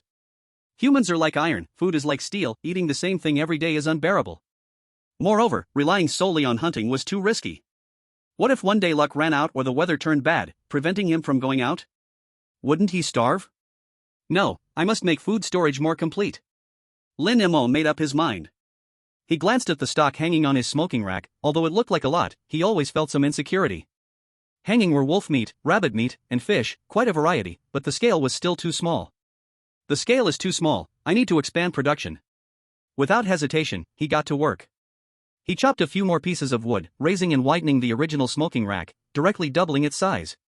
Then, he processed the 2 snow hares and several fish he caught while checking the traps that morning, neatly cutting them into strips, salting them, and hanging them up in order. Next, he made a new fire under the smoking rack, continuously adding moist pine needles and pine wood to create thick smoke. After doing all this, Lin Mo had a new idea. Just having dry food is not enough, I also need soup. He looked at the wolf bone soup simmering in the pot, and a flash of inspiration struck him. It's so cold, isn't it just a natural refrigerator? He immediately took action. He carefully poured the milky white wolf bone soup, meat and all, into the largest ceramic jar he had previously made. Then, he sealed the jar with its lid and moved it outside the wooden house, placing it in a shady corner. He planned to let the soup freeze outside overnight.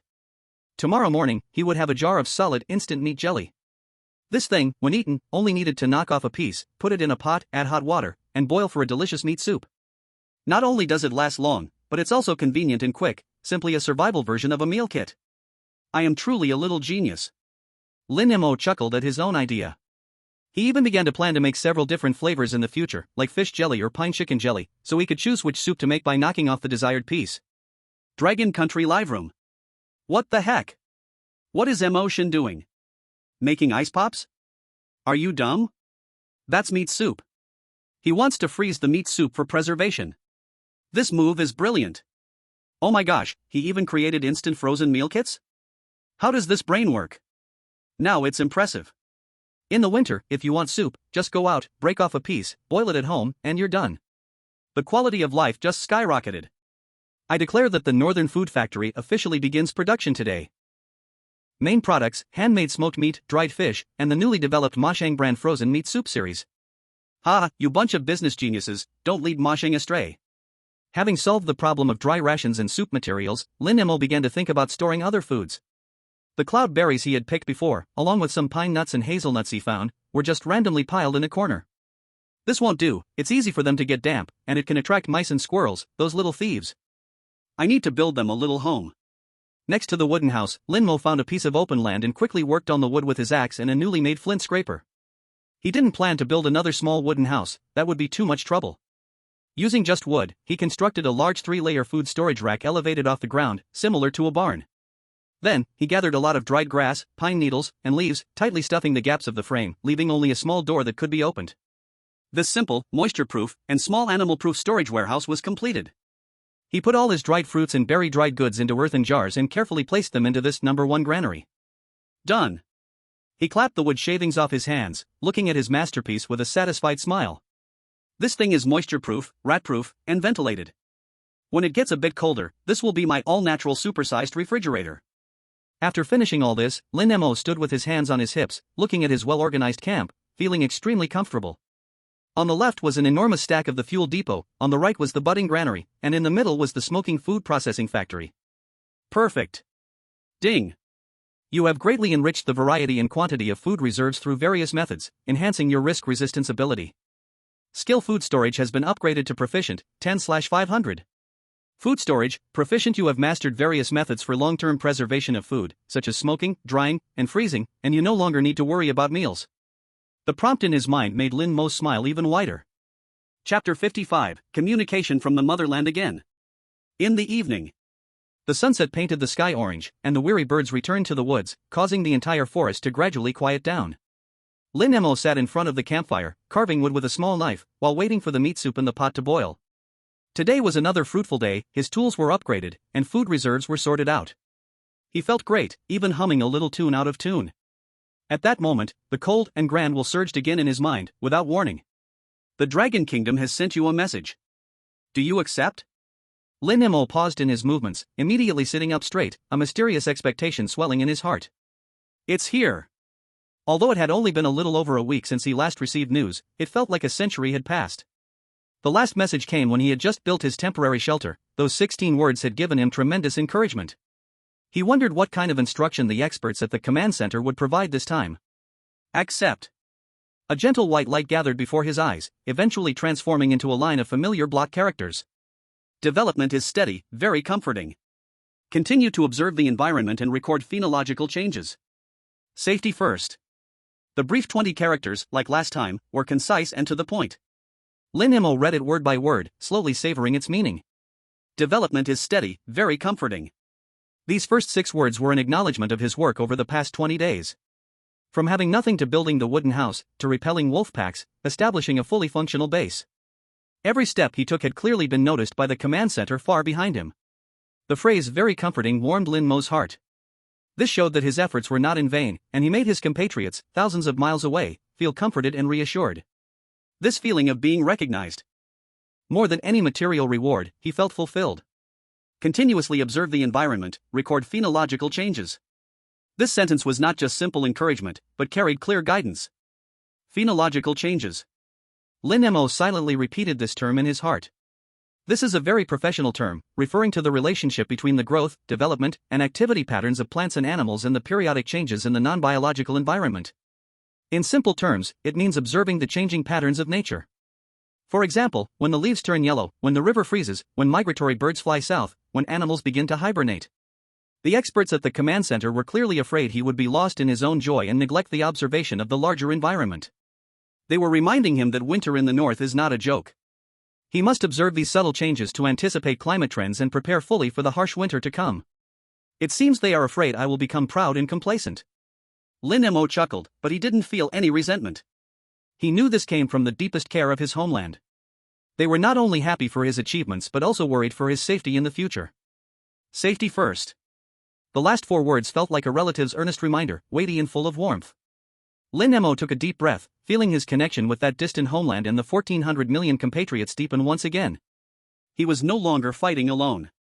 Behind him stood a great nation, with countless experts strategizing for him and countless compatriots cheering him on.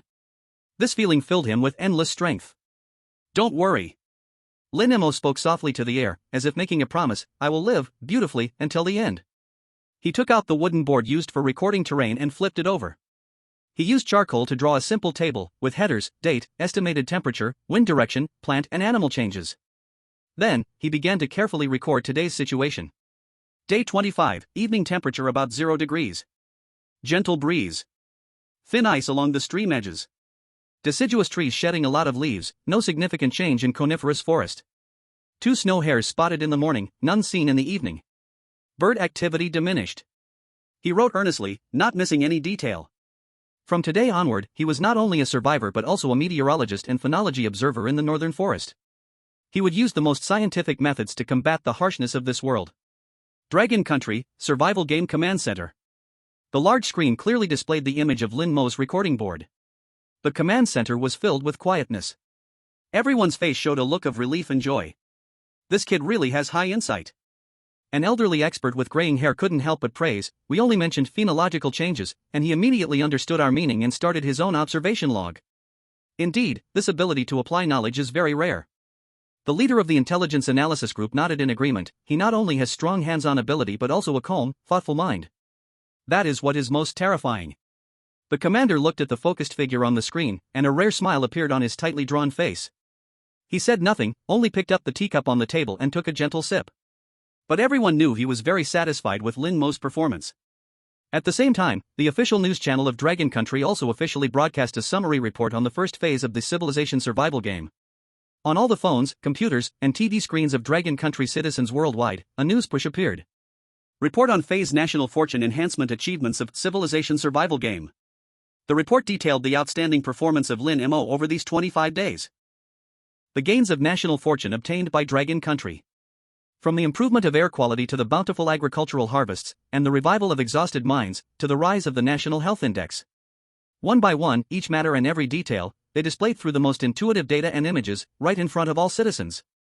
When seeing in the hospital, an elderly person who had long suffered from chronic illness, smiling and walking out of the hospital door with the supportive family, when seeing in the news, a farmer holding heavy wheat spikes, his face blooming with joy. The real and concrete data, the inspiring news, instantly ignited the passion of the whole country. Thank you, emotion. One person's strength benefits the whole nation. This is a true idol. 1,000 times better than those young stars. Support for Lin Mo online reached an unprecedented peak. Countless people spontaneously surged into his livestream, expressing their gratitude and support through comments. Emotion was no longer a simple online nickname, but became a hero in the hearts of 1.4 billion people in Dragon Country. Chapter 56, Growth in Tranquility.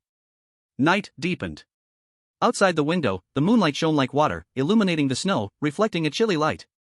Inside the wooden house, the flames in the fireplace danced happily, the fire burned brightly, and the orange-red glow lit up the entire room, warm as spring. Lin Mo finished dinner, leaning against the bed's soft rabbit fur headrest, enjoying the rare leisure time of the day. He didn't hurry to sleep, but silently sorted through the gains of the past few days in his mind.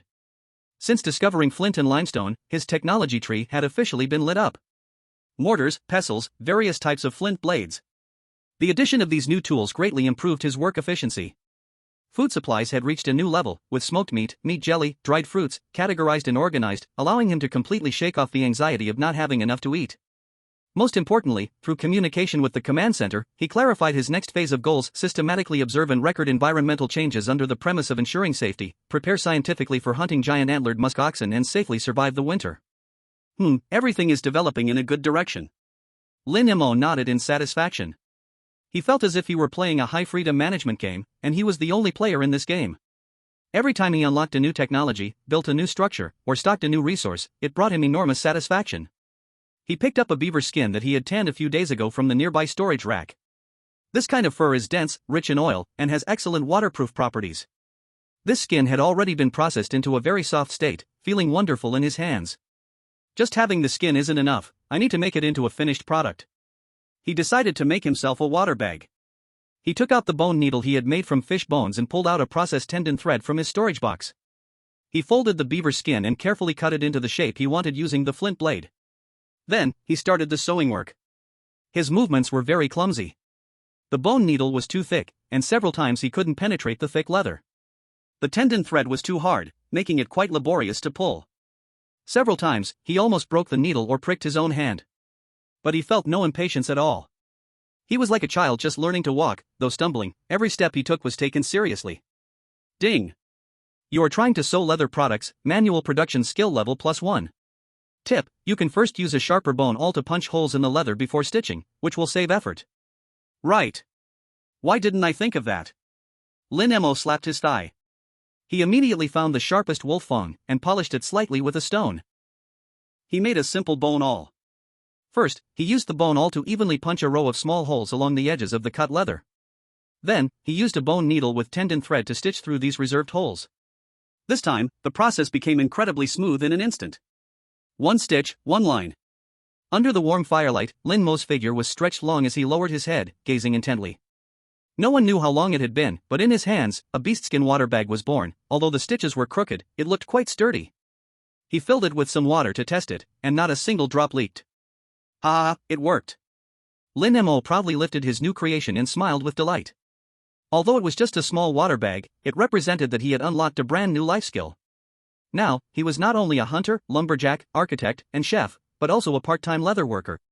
He leaned against the head of the bed, touching the furry surface of the new water bag, and suddenly felt a wave of emotion. He remembered himself 25 days ago. Back then, he was just a freshly graduated college student, out of shape and clueless about life. His biggest exercise was probably walking from the dorm to the cafeteria. If that past version of himself saw him now, his jaw would probably drop in shock. Building houses with bare hands, single-handedly taking on wolf packs, making knives from stones, stitching bags from beast skins. These were things he wouldn't even dare to think about just 20 days ago. People really are forced to change, Lin Mo chuckled at himself. But deep inside, he felt no complaints. Instead, he was filled with gratitude. Grateful for the sudden game that gave him a chance to discover a completely new version of himself, one he had never known before. A stronger, tougher, and more powerful self. He enjoyed this feeling of slowly changing his fate and becoming stronger through his own hands. This feeling was 100 times better than completing any game in his past life. Dragon Country Live Room. Oh my, Mo God is at it again, not reading by candlelight, no, stitching by candlelight. Have you noticed, Mo God rarely lets himself rest? As long as he is awake, he is always working, either preparing to work or on his way to work. That's the most frightening part. Talent and luck may all be there, but that extreme discipline and execution are what got him to this point. I'm a big man, yet watching him sew stuff makes me feel a bit healed. What's going on? I am feeling the same. It feels like the whole world has quieted down, with only the firelight, the wooden house, and a man living earnestly. The scene is too beautiful. I declare that from today, I am the founding member of the Mo God Support Club. Anyone want to join? Count me in. Let's cheer for Mo God. He opened the system panel that only he could see. Name, Lin Mo. Status, energetic, happy. Skills. Architecture, proficient 125/500. Lumbering, proficient 402/500. Trapmaking, expert 118 of 1000. Dissection processing, proficient 88/500. Leather processing, proficient 31/500. Toolmaking, beginner 25 out of 100. Bow and arrow use, proficient 88/500. Spear use, beginner 20 out of 100. Food storage, proficient 10/500. Scouting, expert 1/1000. Handicraft, beginner 5 out of 100. Other skills omitted. Looking at that long list of proficient and even expert level skills, Lin Mo felt a deep sense of safety and security. These were his means of survival in this cruel forest. Outside, the moonlight was bright, and the stars filled the sky. Lin Mo blew out the simple oil lamp made with beast oil by the fireplace and lay in the warm bed, soon drifting into slumber. He knew that tomorrow would be another day full of challenges and hopes. The road to becoming the King of the North required him to take each step steadily and truly. Chapter 57, A Sharp Weapon of Hard Stone. Early morning. Lin Mo woke up very early. The sky outside was still dark when he lit the fireplace and started preparing breakfast. Today, he felt particularly energetic. After breakfast, instead of checking traps or chopping wood as usual, instead, he went straight to a corner of the camp. There, he had already built a simple but very sturdy workbench yesterday using several thick logs. The height of the workbench was just right, reaching his waist, allowing him to stand and work without having to squat painfully on the ground. He carefully moved a few carefully selected, largest, and most complete flint cores to the workbench. Today, let you see what real skill is. Lin Mo spoke to those few black stones, talking to himself. He took a deep breath and picked up a piece of deer antler. This was something he accidentally found while inspecting traps, and he kept it on purpose. The texture of the deer antler is softer than stone but harder than wood, making it an excellent tool for the pressure method to strip stone flakes, also known as a soft hammer. He tightly fixed a flint core with his left hand, holding the deer antler in his right hand, pressing the tip against the edge of the flint. Then, he exerted force suddenly. Pop! With a light sound, a thin and regular stone flake was accurately stripped away. This stone flake was much longer, thinner, and closer to the blade shape he wanted than the one he struck out yesterday. Beautiful! Lin Mo's eyes brightened. This is the progress of technology. Using a stone hammer to strike is called hard hammer technology. It has great force but is hard to control, resulting in uneven stone flakes with a high waste rate. But using deer antler or hardwood for pressure is called soft hammer technology. It requires higher skill but can produce finer and more standardized stone flakes. Lin Mo immediately immersed himself in this brand new production experience. He no longer pursued speed but focused on the precision of each strike. He carefully observed every texture of the flint core, calculating the angle and force of his strikes. His movements gradually became smoother, changing from awkward at the beginning. Pop! Pop! Pop! In front of the workbench, the crisp sound of stripping echoed rhythmically. Perfectly shaped stone leaves fell away from the stone core, like sheets printed from a printer. Ding! You are using soft hammer technology for stone toolmaking, your control becomes more precise. Skill, stone toolmaking has been unlocked. Stone toolmaking, entry 2 out of 100. Ding! You have successfully produced standardized stone leaves, stone toolmaking proficiency +5. Dragon Kingdom Live Room. Wow! What is Emotion inventing again? What is that deer antler for? The person above is clueless. This is called pressure method, also known as soft hammer technology. It uses a tool softer than stone to strip stone flakes through pressure, allowing for thinner and longer stone leaves. This is a high-end technology that only appeared in the late Stone Age. No way. Is it true? Emotion directly jumped from the Middle Stone Age to the New Stone Age? Not just that. Look at those stone flakes he produced, their size and shape are almost identical. This is standard production. The prototype of the Industrial Revolution. I'm stunned. I thought I was watching wilderness survival, but you show me the art of technology? Newton's coffin board can't hold anymore. Lin Mo, a man single-handedly pushing the civilization process in the Arctic Circle. Giant antler musk ox, why do I feel a bit chilly on my back? The whole morning, Lin Mo was at his workbench, being a happy stone craftsman. He produced dozens of standardized stone leaves over 10 centimeters long. These stone leaves were his reserve ammunition in the arsenal. He selected the sharpest and most perfect ones and began secondary processing. He used a block of sandstone as a whetstone, carefully grinding the edges of the stone leaves to make them smoother and sharper.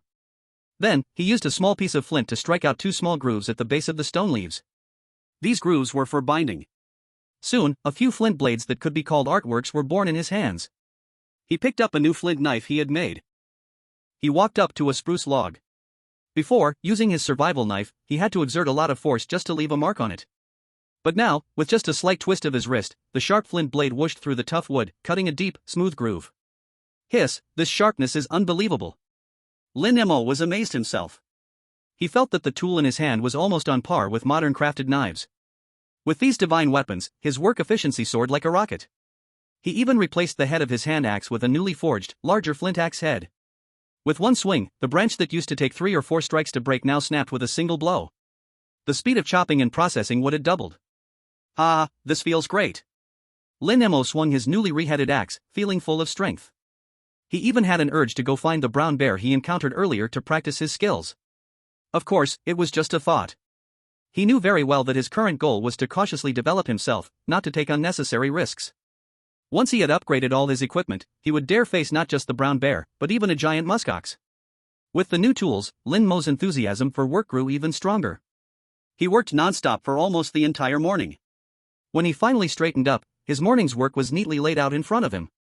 More than a dozen sharp triangular arrowheads, 5 or 6 spearheads of different sizes, 3 stone blades that could be used as knives, and 2 solid hand axe blades. These stone tools, whether in shape, symmetry, or sharpness, far surpassed anything he had made before. Ding! You have greatly increased your work efficiency with new tools, and you are in a very good mood. Skill, Stone Tool Crafting has leveled up to Proficient, 5/500. Stone Tool Crafting, Proficient. You are now a skilled stonemason, capable of using various techniques to create fine stone tools that meet all needs. Proficient. Lin Mo grinned, casually picking up a freshly made spearhead and throwing it with all his might at a tree with a trunk as wide as a bowl. Whoosh! The entire spearhead actually sank into the tree trunk, leaving only a black tip trembling slightly on the outside. Wow! What power! Lin Mo was startled himself.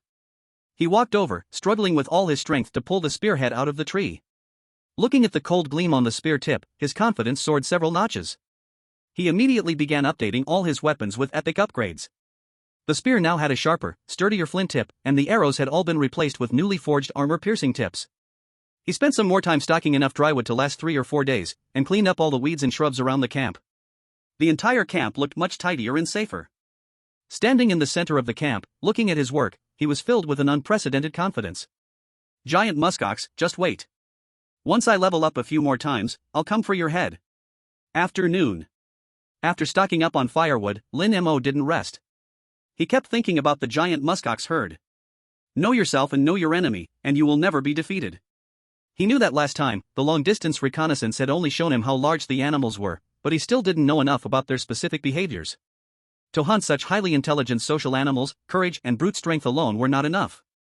He had to think like a top-tier hunter, understanding every clue they left behind. He strapped on his pack again, took his strong bow and the newly crafted flint knife, and headed toward the tundra. This time, his goal was no longer looking at them from afar, but instead studying every trace they left up close. He quickly arrived at the area where he found the herd yesterday. The herd had moved on, leaving behind a patch of messy snow on the vast tundra, along with scattered black droppings. To an ordinary person, this was just a mess. But to Lin Mo, whose observation skills had reached the expert level, this place was simply a huge information bank. He crouched down, like the most professional investigator, and began his on-site examination. He first looked at the huge hoof prints. These hoof prints are deeply embedded, with clear edges, indicating this cow is heavy and walks steadily. It should be an adult, healthy bull. These hoof prints are shallower and the steps a bit erratic, with smaller hoof prints nearby him. This should be a cow with a calf. As he observed, he drew with his finger on the snow, already constructing a family structure of the herd in his mind. Next, he shifted his gaze to the black droppings. He used a stick to pick up a pile and held it to his nose for a sniff. A strong smell of grass came wafting through. He even poked through the droppings, closely examining the contents.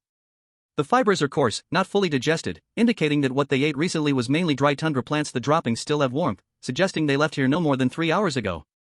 Dragon Country Live Room. Wow! What is God Mo doing? Playing with poop? Such a strong taste. You don't understand anything. This is called tracking. By analyzing the shape, smell, temperature, and composition of droppings, one can determine the species, diet, health status, and even the timing of departure. This is a skill of top hunters. I've learned something. I didn't know there was so much to know about poop. God Mo, you think I am playing with mud, but I am actually doing data analysis. I've already imagined a blockbuster, The Mystery of the Muskox in the Northern Vale, starring Lin Mo. Ha, is the one upstairs a devil? But I have to admit, it really does have that vibe. Lin Mo was unaware that the viewers in the live room had already taken him for a medical examiner. He continued his investigation. He discovered some low bushes that had been grazed. The cut is very clean, cut by incisors, not torn. This shows that they were calm while feeding, without any fright. He also found several long, black hairs on a solitary dead tree trunk. He twisted the hair in his fingers, feeling it carefully. The hair is coarse and stiff, but the root is shiny, which indicates this cow is in good nutritional condition. The height of the rubbing is about at my chest level. Using these scattered clues, Lin Mo's mind gradually restored the scene of the herd's activities a few hours ago. They grazed leisurely, the cow patiently teaching the calf, the strong bull standing guard nearby. Ding! You successfully restored the activity state of the animal by analyzing the traces left behind. Skill tracking has been unlocked. Tracking, entry level 5/100. The tracking skill is unlocked. Lin Mo felt a surge of joy in his heart. He felt one step closer to becoming a real hunter. Not content, he continued to track forward following the traces left by the herd. He moved slowly and carefully, stopping to record each new clue meticulously on his wooden map. Soon, he made a more important discovery. He found a set of particularly special footprints. These footprints were shallower than those of the other adult bulls around, and the spacing of the two hind feet was slightly wider than normal. I have a discovery. Lin Mo's eyes lit up. He followed the trail of these footprints, tracking along. He discovered that this cow was grazing on lichens and shrubs when always half a beat slower than the other cows. The other cows have already moved forward, but it is still lingering in place. He noticed again that this cow's dung was drier and smaller than that of the others. Poor digestion?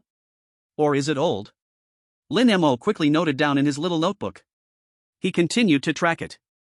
On a small hillside, he found that this cow had obvious slipping marks on its hind legs while climbing. Weakness in the hind legs. Or perhaps a joint problem.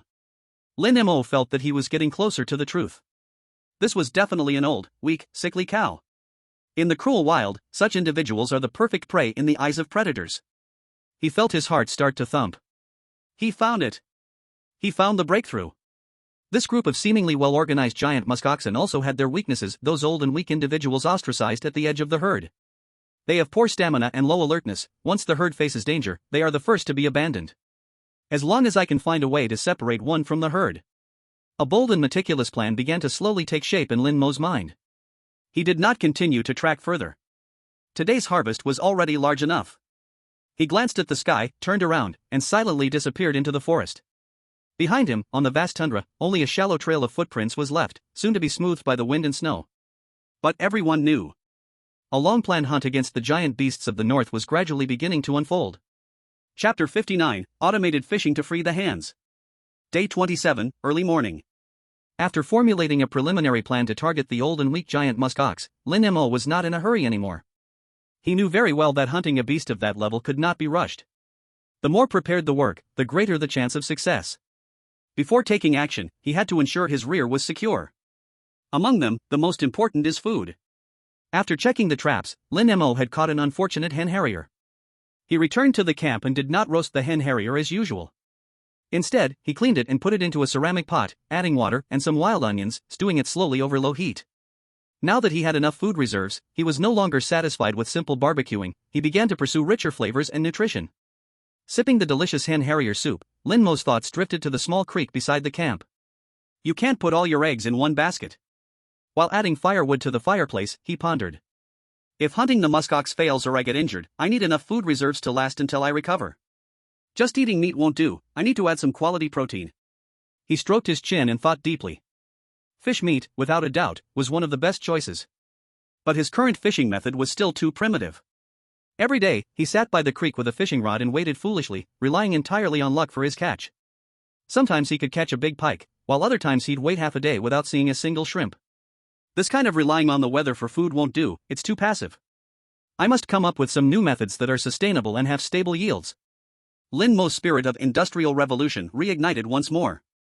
He thought of the various fishing tools he had seen in documentaries in his previous life. Fishing baskets, shrimp traps, fishing nets. All of these can be arranged. Without hesitation, he got to work. He first went to the willow woods by the creek and cut a large bundle of the most flexible willow branches. Then, he sat at the door of the wooden house and began his weaving project. What he wanted to make was a fishing basket.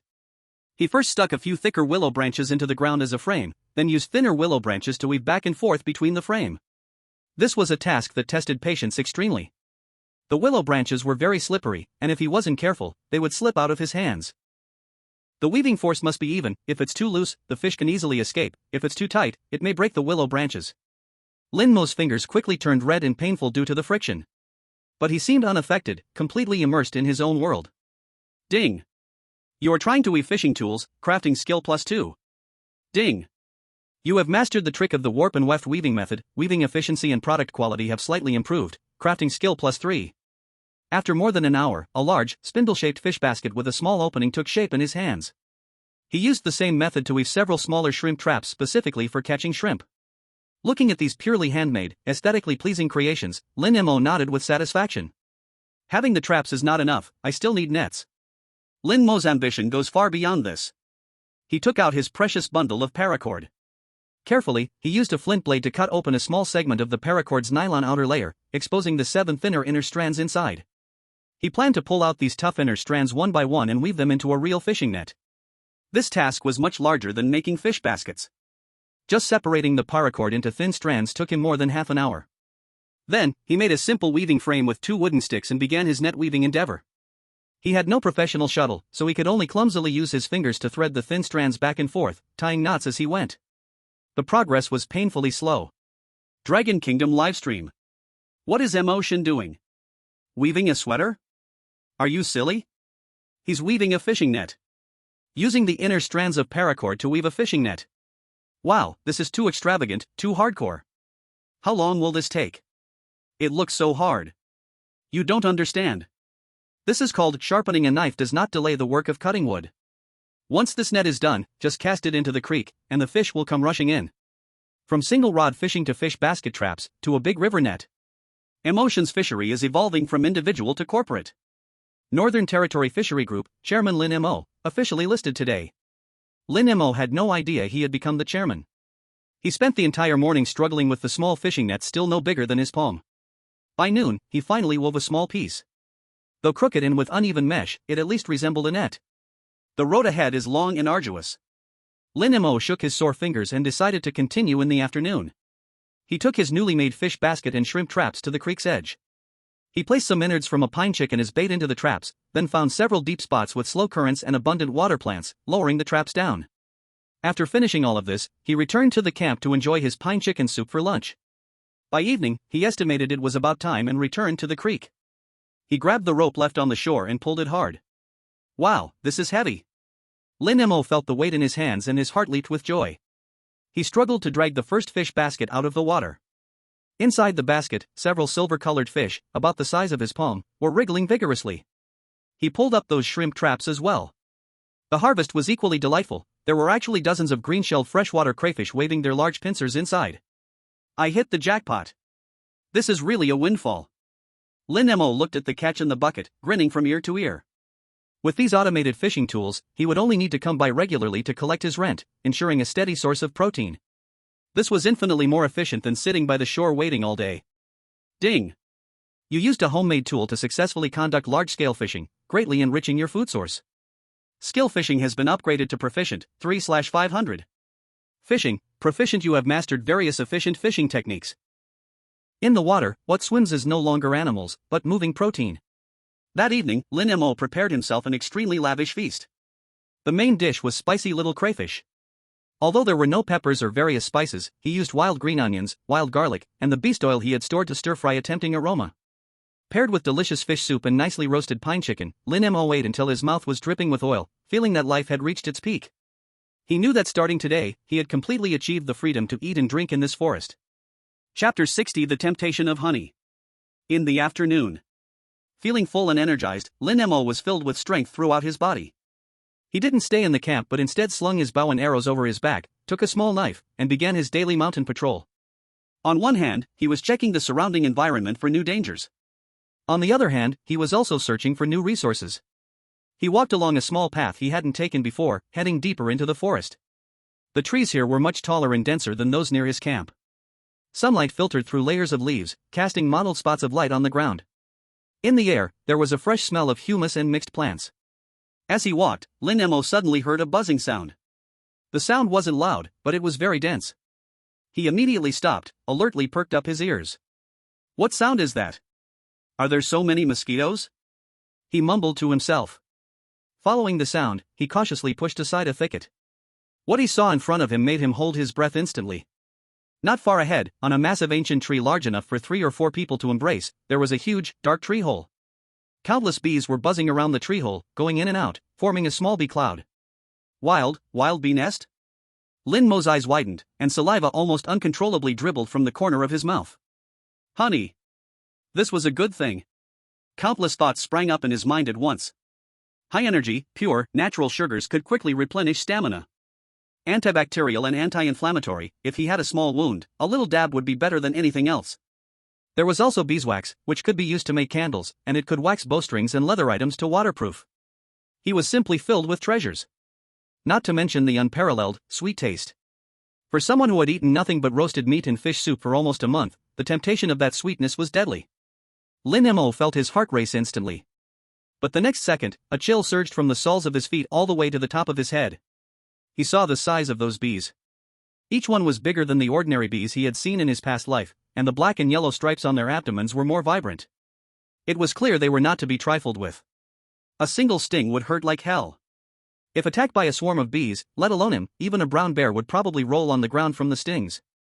Calm down, calm down. Impulsiveness is the devil. Lin Mo forced himself to calm down, hiding behind the thicket while keeping a close watch on the tree hole, his mind racing. The risks were enormous, but the rewards were equally vast. One might die, but birds fly towards the sky. He decided. This risk was worth taking. But he didn't act rashly. He began to observe patiently. He noticed that these bees were slightly larger than he remembered, and the stripes on their abdomens were alternating black and yellow. They should be some kind of wild black bee, and their aggressiveness is definitely not weak. He observed for a full hour, figuring out the location of the hive, how the bees came and went, and their most active time periods. A bold plan slowly took shape in his mind. He chose not to act during the day but waited until dusk. The sky gradually darkened, the temperature dropped, and most bees had returned to the hive, their activity at its lowest. First, he went to the riverside and gathered a large amount of, still carrying the moisture of moss and rotten leaves. He wrapped these things up with a large piece of birch bark that was not yet dry, making a simple smoke bag, and then tied it onto a long wooden stick with vine. He then put on the thickest animal skin vest he had tanned, using another piece of leather to cover his head and face tightly, leaving only his 2 eyes exposed. Everything was ready. Lin Mo found a hidden spot and patiently waited. Time passed second by second, and when the last ray of the setting sun was about to disappear below the horizon, he made his move. He lit one end of the smoke bag, and when it stopped burning and instead emitted thick, rolling smoke, he took a deep breath and carefully approached the big tree while holding the smoking stick. He approached from the downwind side, trying not to make any sound. Soon, thick, pungent smoke began to rise. Standing under the tree, he could clearly hear a buzzing sound coming from the tree hollow. He slowly extended the smoking stick to the entrance of the hollow. Whoosh! A large amount of thick smoke was blown into the beehive by the wind. The once relatively quiet hive instantly exploded with activity. Buzz, buzz, buzz. Countless bees swarmed out of the tree hollow, buzzing chaotically in the air. But soon, they were choked by the thick smoke, dizzy and lost their aggression, only able to fly around aimlessly or simply fall to the ground. Seeing the situation was looking good, Lin Mo immediately increased the force of blowing the smoke. More thick smoke poured in. As the resistance of the swarm weakened, Lin Mo knew the moment had come. He removed the smoke bag, drew the sharpest flint knife from his waist, and climbed up the tree as fast as he could. He wasn't greedy. He knew he only had one chance. He quickly cut off a piece of honeycomb about the size of a basin that was closest to the entrance of the hollow with his knife. The honeycomb was heavy, with many bees still clinging to it. Then, without looking back, he hugged the honeycomb and jumped down from the tree, running wildly back the way he came. Behind him, the angry buzzing of some bees reacting followed him. Some of them had already woken from the smoke and were chasing him. Lin Mo ran with all his might, feeling he had never run so fast in his life. After running for 1 or 2 kilometers, confirming that the pursuing bees had not caught up, he finally sat down heavily on the ground, panting heavily. That was so freaking thrilling. Ha ha ha. He looked down at the spoils in his arms. A chunk of golden, heavy honeycomb. Each of the hexagonal cells was filled with crystal clear honey that exuded an enticing sweet fragrance. He couldn't help but dip a finger in and put it in his mouth. A flavor that was difficult to describe, pure and rich sweetness exploded on his taste buds in an instant. Sweet. So sweet. Lin Mo exclaimed in happiness. The sweetness flowed down his throat, sweetening his heart. All the hardships and exhaustion of the past 20 days seemed to be healed by this mouthful of honey at that moment. Besides honey, he had obtained another treasure: beeswax. This stuff could be used to wax tools, bowstrings, and even leather products, providing waterproofing and anti-corrosion benefits. It could even be rolled into candles to solve the problem of lighting. This haul is a huge profit. Lin Mo held his spoils, feeling like a bank robber, thrilled and satisfied. He knew that with honey and beeswax, his quality of life would take another leap. Back at the camp, he placed the honeycomb on a clean wooden board and realized that his back was already soaked through, not from exhaustion, but from tension. He carefully removed the live bees from the honeycomb one by one. Looking at the huge prize in front of him, still dripping honey, he grinned. He broke off another small piece and stuffed it into his mouth. An indescribable, floral-scented sweetness exploded on his taste buds instantly. It smells so good. He felt that the grilled meat he'd been eating for the past 20 days suddenly didn't taste as good. Dragon Country livestream. Holy shit. What am I seeing? Honey. He really got honey. Oh my god, that scene was so exciting. Fully armed to dig out the beehive.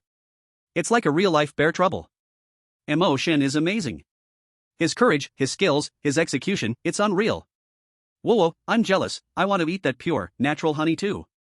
Look at that color, look at that thickness, it's definitely top tier. Now Emotion's quality of life is about to soar. From now on, he can brush honey on his grilled meat. This life, it's like living like a god. Chapter 61, The Little Accomplishment of the Divine Bow. Evening. Lin Mo hummed a little tune, luxuriating in a big pot of honey-infused water, drinking to his heart's content. He also slowly heated the remaining beehive with a clay pot, separating the honey from the beeswax.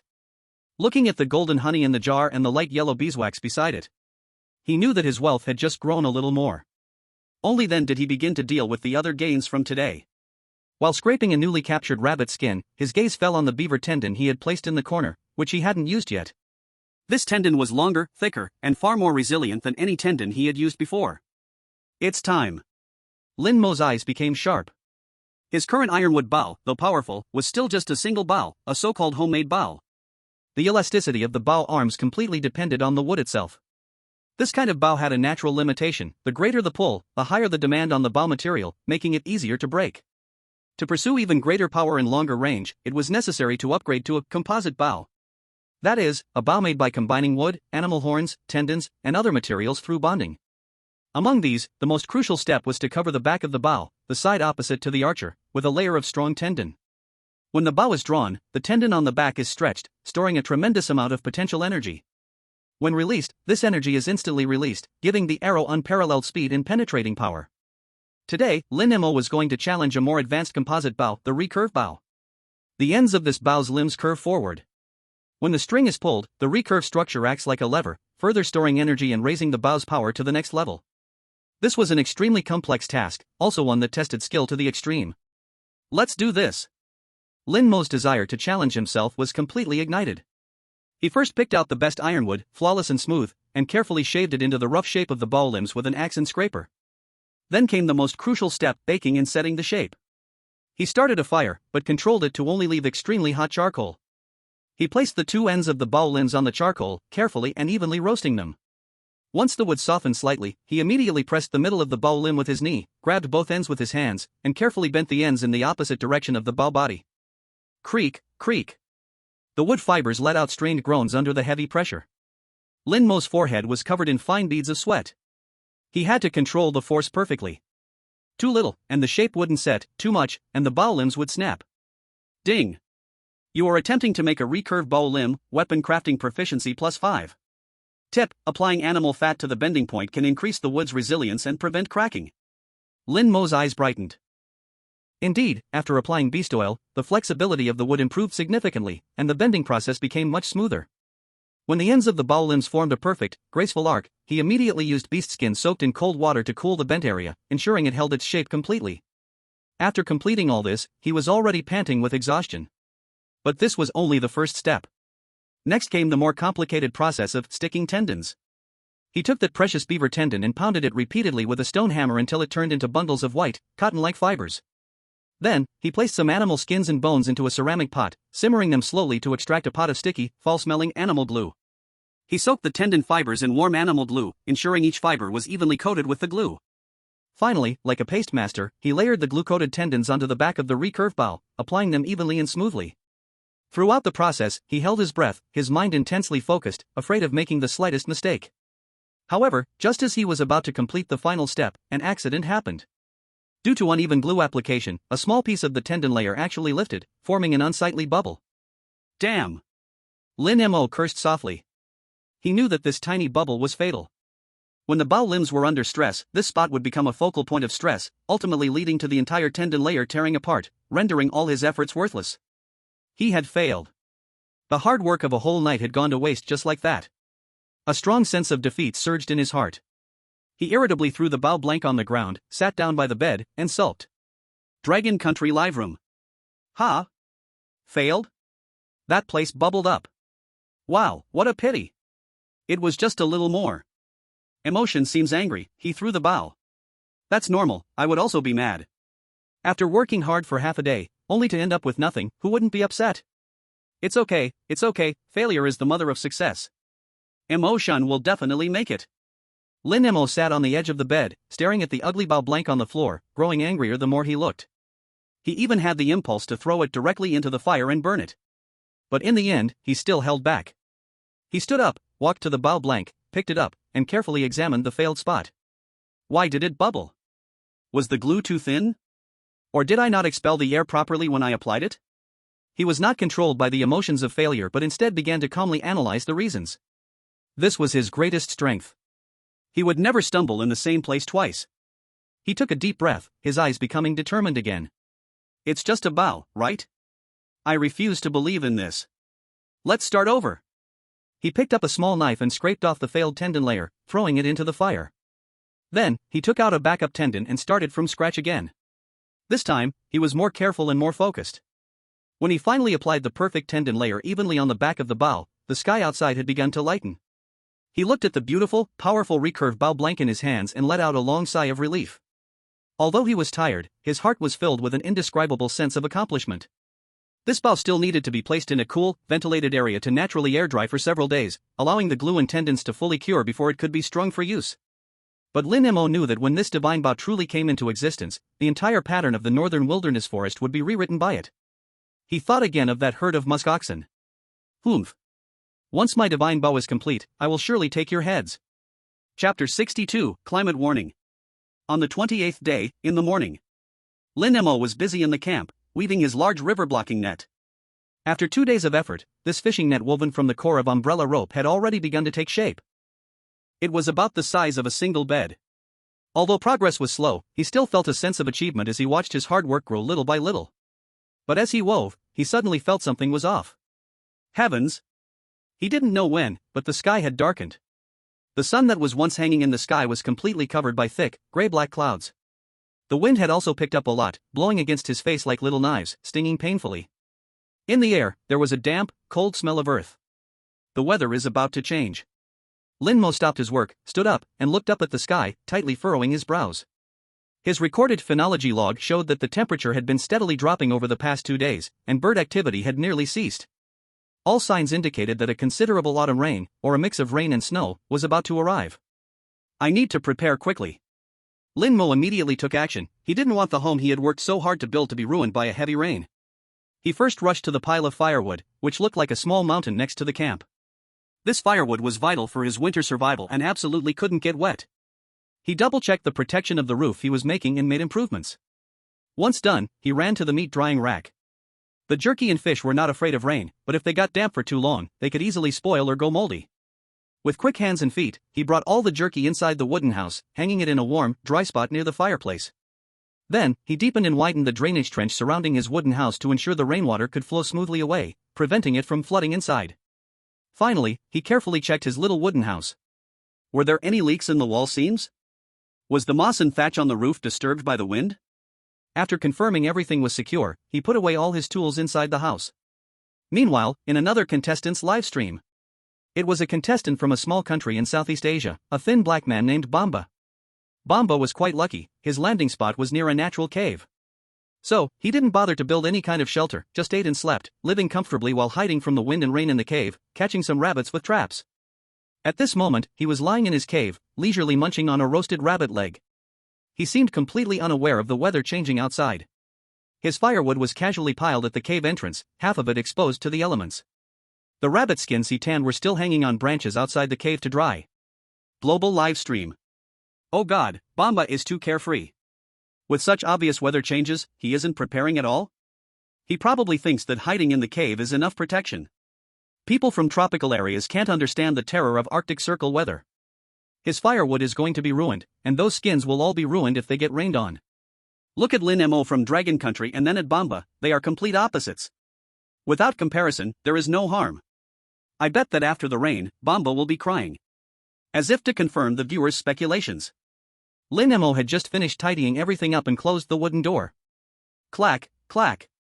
Big raindrops began to fall from the sky, hitting the roof with a dense sound. Soon, the raindrops turned into a torrential downpour. The wind began to roar, whipping the rainwater like a whip, fiercely beating against the forest. The temperature dropped several degrees in just half an hour. In the rain, even small ice pellets began to mix in, cold as rice grains. Bamba's livestream was in chaos. The firewood he had piled at the cave entrance was instantly soaked. The strong wind drove the rain directly into the cave, soaking most of the hay he used for sleeping. The rabbit skins hanging on the trees danced wildly in the storm, like tattered rags. Bamba finally panicked. He scrambled to save his firewood, but a gust of wind mixed with hail blew him back repeatedly, almost making him fall. He could only watch helplessly as his belongings were ravaged by the wind and rain.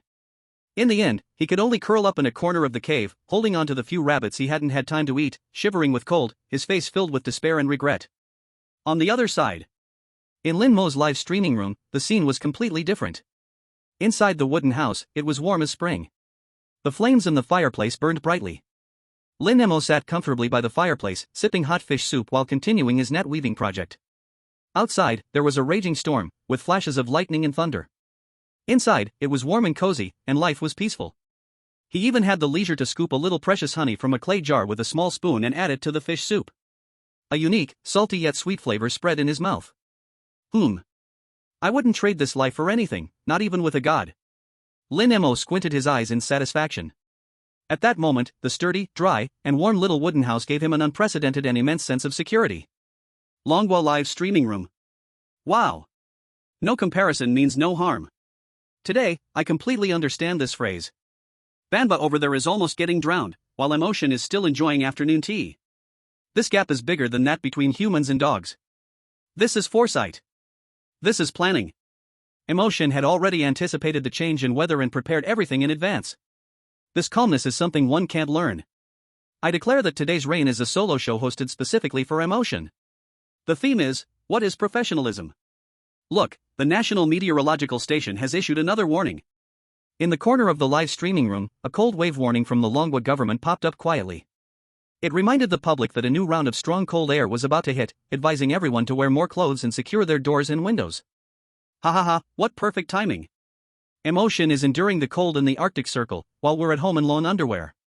Everyone has a bright future. Chapter 63 Delicious Hot Pot. The rain kept falling, showing no signs of stopping. Splashing. Big raindrops pounded on the wooden roof, the sound urgent and dense, as if someone outside was incessantly pouring sand down. The fierce wind rampaged through the forest, making sounds like ghostly wails, trees were blown askew, groaning with creaks and cracks.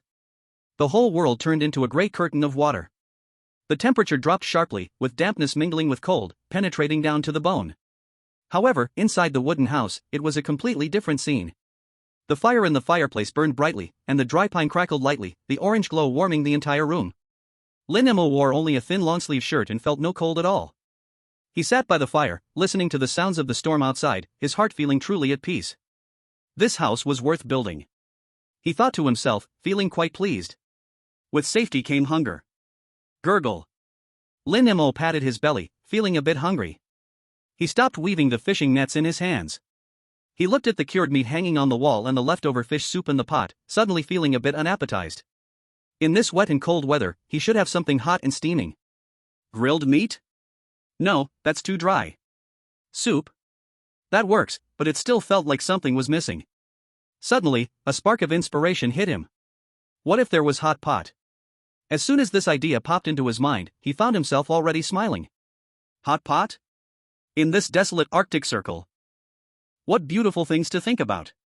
There are no chili or peppercorns, let alone sesame sauce. But once this thought popped up, it was like weeds growing, impossible to suppress. His eyes suddenly lit up. Who says you can't eat hot pot without seasoning? He slapped his thigh and jumped up excitedly. Let's do it! Lin Mo quickly walked to the fireplace, took the steel pot and placed it on the fire, pouring in half a pot of creek water. The water bubbled and rolled. He grabbed a few wild onions and mushrooms he had found earlier, tore them up and threw them in, then cut a small piece of meat jelly to melt for flavor, adding a bit of salt. The fragrance gradually wafted from the pot, and after hesitating for a moment, he used a small spoon to dig out some honey to add in, the sweetness mingling with the meat aroma spreading out. And just like that, a clear soup hot pot was complete. While the water was boiling, he pulled out a flint knife from the stash and picked the most tender piece from the stored meat, starting to process that piece of frozen fish meat. He mimicked the way chefs did on television, using his wrist to apply force, the knife tip following the meat's grain, slicing quickly. Swish swish swish. Thin as paper slices of fish meat were cut off. Because it was frozen meat, it was especially easy to cut, each piece thin and evenly cut, showcasing beautiful red and white marbling. Dragon Country livestream. Wow! What is Misfortune doing? Is he slicing raw fish? No way. Look in the pot. He's boiling water. What is he going to do? Boil meat slices? I have a bold idea. He wouldn't be about to dip hot pot, would he? Are you crazy? Hot pot here? Why not say he's going to open a karaoke bar? But look at his posture, the way he's cutting the meat, and that pot. The more I look, the more it seems like it. The audience was still heatedly discussing, while the water on Lin Mo's side had already boiled. Bubble bubble. The water in the pot was boiling violently, releasing thick hot steam, making the whole small room feel warm and humid. Lin Mo rubbed his hands, his face filled with eager excitement. He used two sharpened sticks as chopsticks, carefully picked up a slice of cut fish meat, and gently placed it into the boiling water. 1, 2, 3 he silently counted in his heart. As soon as the fish meat entered the water, it rapidly changed from bright red to white, curling slightly. Lin Mo seized the moment and quickly pulled out the meat slice. The meat slice was still glistening with droplets of water, exuding tempting steam. He couldn't wait to send it to his mouth. Hiss ha! So hot! But the next second, an extreme delicate taste exploded on his tongue. The fish was sliced very thinly and quickly cooked in boiling water, perfectly locking in all the juices, with a meltingly tender texture, completely different from the dry and tough grilled fish meat he had eaten before. Although it only had the simplest taste of salt, the inherent sweetness of the meat was brought to the fullest. Delicious! Lin Mo narrowed his eyes in happiness, feeling every pore in his body relax. This felt completely different from any meat he had eaten before. Barbecued meat was about the char and the lush fat. Braised meat was about being tender and the richness of the broth. But this way of dipping meat was all about its original flavor, about being tender. So satisfying. He immediately picked up a second slice, a third slice. One slice after another, he couldn't stop at all. The warm meat slices slid into his stomach, dispersing the last bit of discomfort caused by the dampness in his body. He felt like he had come back to life. After eating a few slices of meat, he picked up the steel pot and sipped the meat broth. The soup was no longer just plain boiled water, but carried a rich meat aroma. A sip of hot soup went down Lin Mo sighed in comfort. Wow, isn't this the most primitive clear soup hot pot? He felt delighted inside. Maybe our ancestors thousands of years ago ate like this. The more he thought about it, the more sense it made. He ate with more enthusiasm. Dragon Country live room. Oh my god. It's really hot pot. He is really making hot pot. I am so dumbfounded. I just ordered spicy skewers, and now looking at the stranger on the screen, I suddenly feel my skewers don't taste good anymore. This is real gourmet food. Ultimate ingredients, using only the simplest cooking method. I understand now. Don't show off in front. I'm just craving it, crying from the craving, boo-hoo. Report. I officially report Dragon Country player Lin Mo for openly enjoying himself in a survival game, poisoning us late at night, suggesting severe punishment. Make him eat 2 more pounds. Other players are surviving, Mo is living. No, he is on vacation. This sudden storm might be a disaster for other players. But for Lin Mo, it became an opportunity to discover new delicacies. While dipping the meat, he listened to the howling wind and rain outside, feeling an unprecedented sense of satisfaction. This sturdy little wooden house was his fortress. This brightly burning fireplace was his sun. And the boiling slices of meat in the pot were the most delicious mockery he made of this damned game. Come on, rain harder. Make the storm even fiercer. Lin Mo picked up a piece of meat, proudly thinking to himself, anyway, I'm inside eating hot pot and singing, the flooding outside has nothing to do with me. He was sweating profusely, feeling extremely relaxed. After finishing the last piece of fish and drinking the last bite of soup, he let out a satisfied burp. Name, Lin Mo. Status, full, satisfied, extremely happy. Looking at the system panel that appeared before him, Lin Mo smiled broadly. This life is really amazing. This is what living is all about. Chapter 64, The Mess After the Heavy Rain. In the afternoon, the rain stopped, and the wind began to blow. Lin Mo pushed open the heavy wooden door, and a wave of cold air mixed with mud and rotting leaves rushed towards him. He took a deep breath, feeling a chill in his lungs. Unable to hold back a shiver, he exhaled a long puff of white breath. Wow, it feels like we've gone straight from autumn to early winter. He tightened the leather vest on his body and stepped out of the warm wooden house. The outside world looked like it had been thoroughly washed. The sky was lead gray, the clouds low, as if it might rain again at any moment. The accumulated snow had long since melted, replaced by a sea of mud. Each step he took left a deep footprint with a puff sound. The leaves on the trees had fallen more severely due to the wind and rain, creating a thick layer on the ground that felt soft underfoot. Lin Mo frowned slightly, feeling a bit displeased. This damn weather makes it inconvenient to go out and work. He first walked around his camp. Fortunately, the preparations he made in advance were very thorough. The firewood pile was tightly covered and completely dry. The drainage ditches around the house also worked well, all the rainwater flowed away, keeping the foundation dry. Not bad, my construction quality is still up to standard. He nodded in satisfaction. But when he walked to the creek, the scene before him made his brows furrow instantly. Damn! The creek in front of him looked completely different from what he remembered. The originally clear and gentle creek had turned murky and rapid. The water level had risen by at least half a meter, almost overflowing onto the banks. The surging water crashed and washed everything away, sweeping up mud and broken branches, rushing downstream. The spot he carefully chose for fishing, which had gentle currents perfect for his fishing basket, was now completely submerged, transformed into a torrent. This is trouble.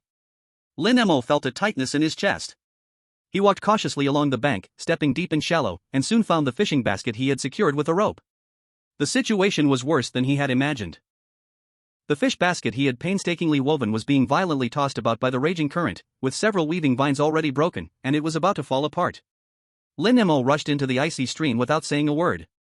The bone-chilling cold instantly seeped through his boots, causing him to gasp. But he couldn't care about that. He gripped the fish basket tightly and dragged it forcefully to the shore. The fish basket was empty, not even a shrimp tail inside. He stood on the bank, holding the tattered fish basket, staring at the small stream that looked like an enraged giant python, lost in thought. The original fishing spot is definitely out of use, he quickly concluded. The current is too strong, not only can I catch no fish, but the basket can't withstand it either. I must find a place with a relatively gentle flow. At the same time, this damaged fish basket also needed reinforcement. He decided that after returning, he would use tougher vines and thin sticks to reinforce the main structure of the basket. He then went to check the snares he had set up in the woods. The situation was equally bleak. Most of the traps had been destroyed by rain and fallen branches. Some snares were bent out of shape, while others had their triggering mechanisms clogged by mud, completely losing their function. After a while, only one trap contained a solitary, drenched rabbit that looked like a drowned rat. Sigh, a disaster for both nature and man. Lin Mo sighed as he untied the rabbit, lifting it in his hand. It seemed he had some work to do today. Survival is like this, you never know what will happen next. The only thing you can do is solve the problems as they arise. He didn't complain, nor did he feel discouraged, he simply rolled up his sleeves silently. He needed to remake the triggering mechanisms, find sturdier anchoring points, and even reposition the traps based on the animals' altered paths after the rain. A series of chain reactions made him keenly aware that in the wild, any severe weather change is not an isolated event. It can trigger a sequence of troubles, just like knocking over the first domino. What made him more distressed was that the damp environment also posed a new challenge for making fire. Although he had stocked plenty of dry firewood in his house, starting a fire in the wild became twice as difficult. With high humidity, finding kindling was tough, and even the sparks from a magnesium rod seemed to lack some enthusiasm. Survival is indeed a process of dynamic adjustment. Lin Mo stood amidst the chaotic forest, neither complaining nor feeling demoralized. His mind raced quickly, listing all the problems one by one and beginning to conceive solutions in his head. Finding new fishing spots. Reinforcing and upgrading fishing gear. Resetting and optimizing traps. Stocking more easily ignitable tinder, like birch bark and dry pine needles. Clear plans formed in his mind. Faced with this unexpected post-rain challenge, he felt no panic at all. He took a deep breath of the cold air, feeling the chill in his lungs, while his eyes grew increasingly firm and bright.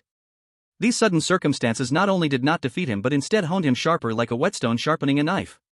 He began to take action. Surveying the terrain, looking for new bends in the stream, gathering vines, preparing to strengthen the fish basket, carving new stakes, getting ready to reset the traps. His figure appeared especially busy and stable in the muddy forest after the rain. Ding! You have successfully dealt with the chain problems caused by extreme weather changes and quickly devised a series of effective solutions. Your adaptability to the environment has significantly improved. Skill Environmental Adaptability has been unlocked. Environmental Adaptability, Beginner 1 out of 100. You are no longer a rookie passively accepting environmental changes. You have begun to learn how to actively analyze, predict, and adapt to changes in the environment. Faced with sudden situations, your mindset has become more stable, and your problem-solving efficiency has greatly improved. The system prompt sound ringing in his mind made Lin Mo pause while he was carving a wooden stake. He grinned slightly, and the strength in his hands increased a bit. This is starting to get interesting. Dragon Country Live Room.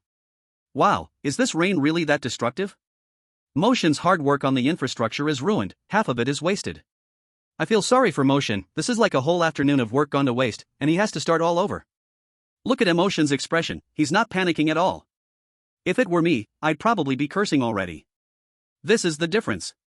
While we see problems and troubles, that mindset is so strong. This is true growth. It's that calm and powerful heart when facing difficulties. Come on, Emotion. It's just a rain. If it gets flattened, we'll build an even better one. At the same time, in Southeast Asia's Bomba's live room.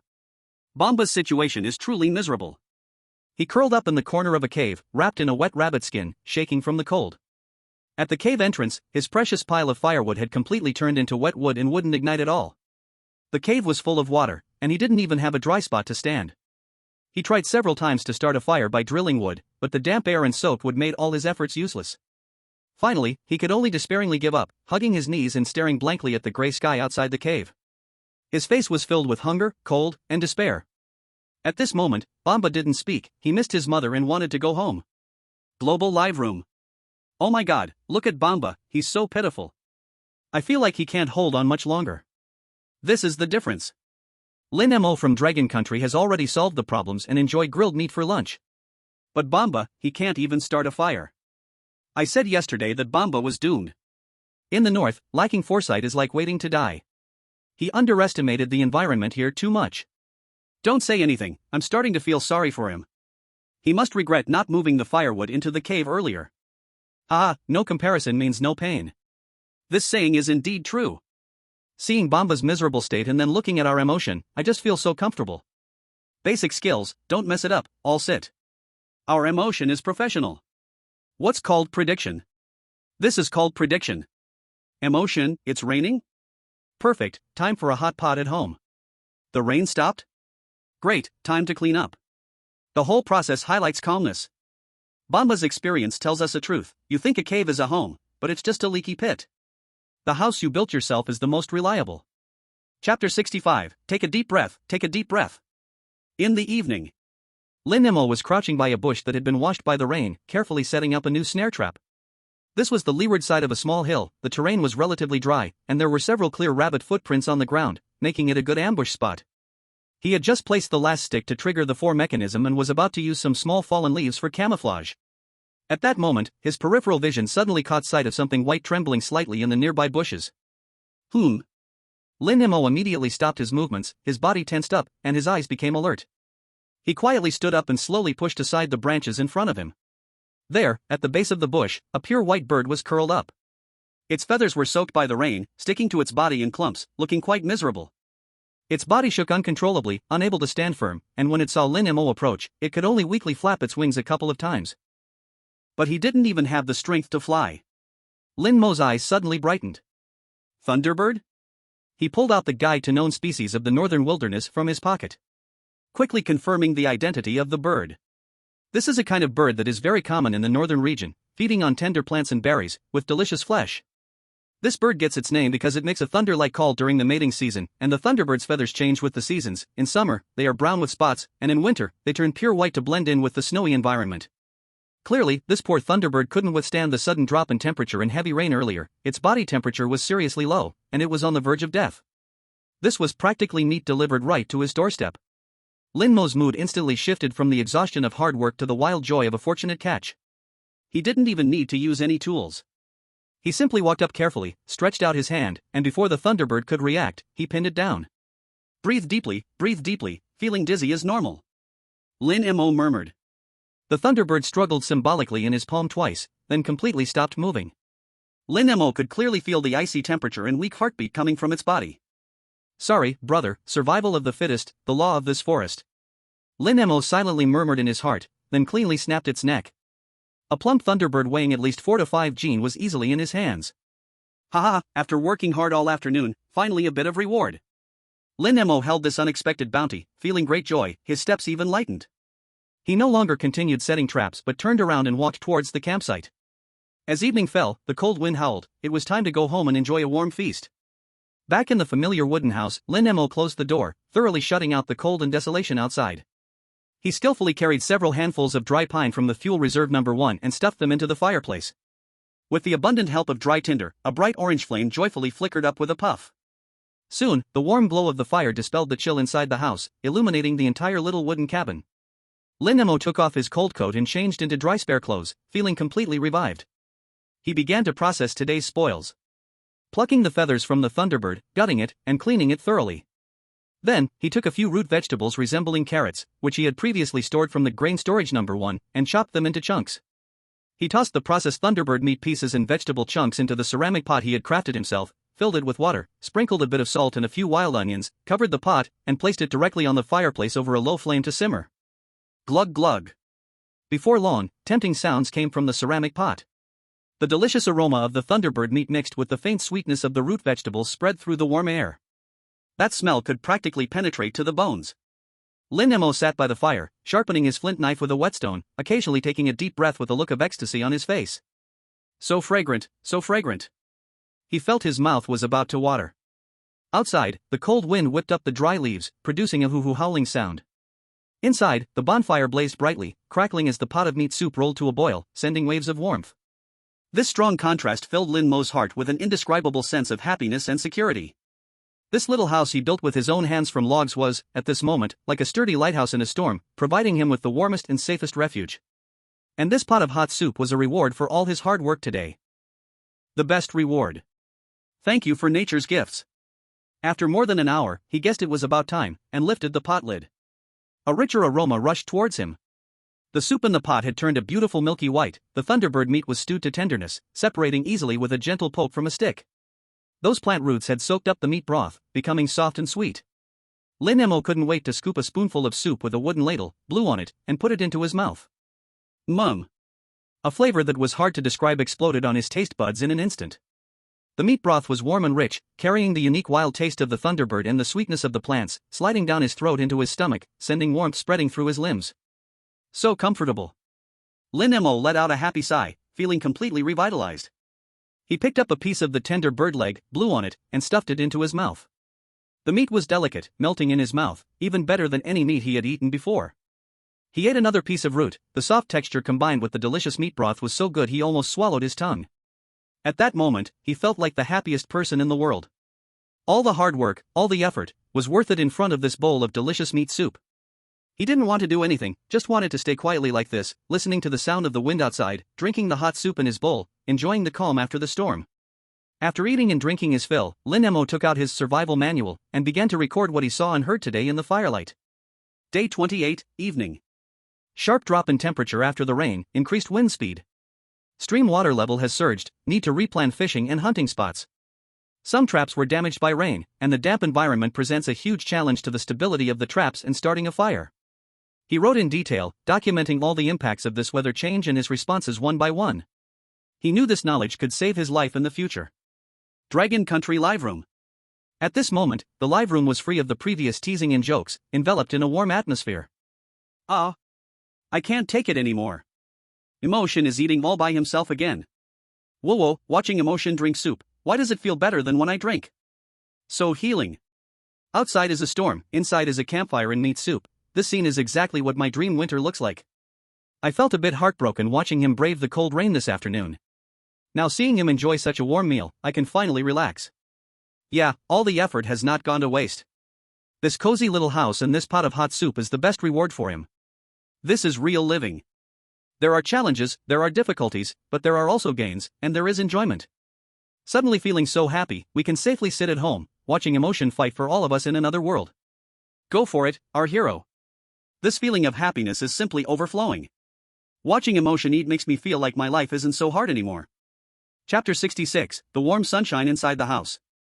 Night. Outside, the howling cold wind did not weaken at all, but instead grew sharper.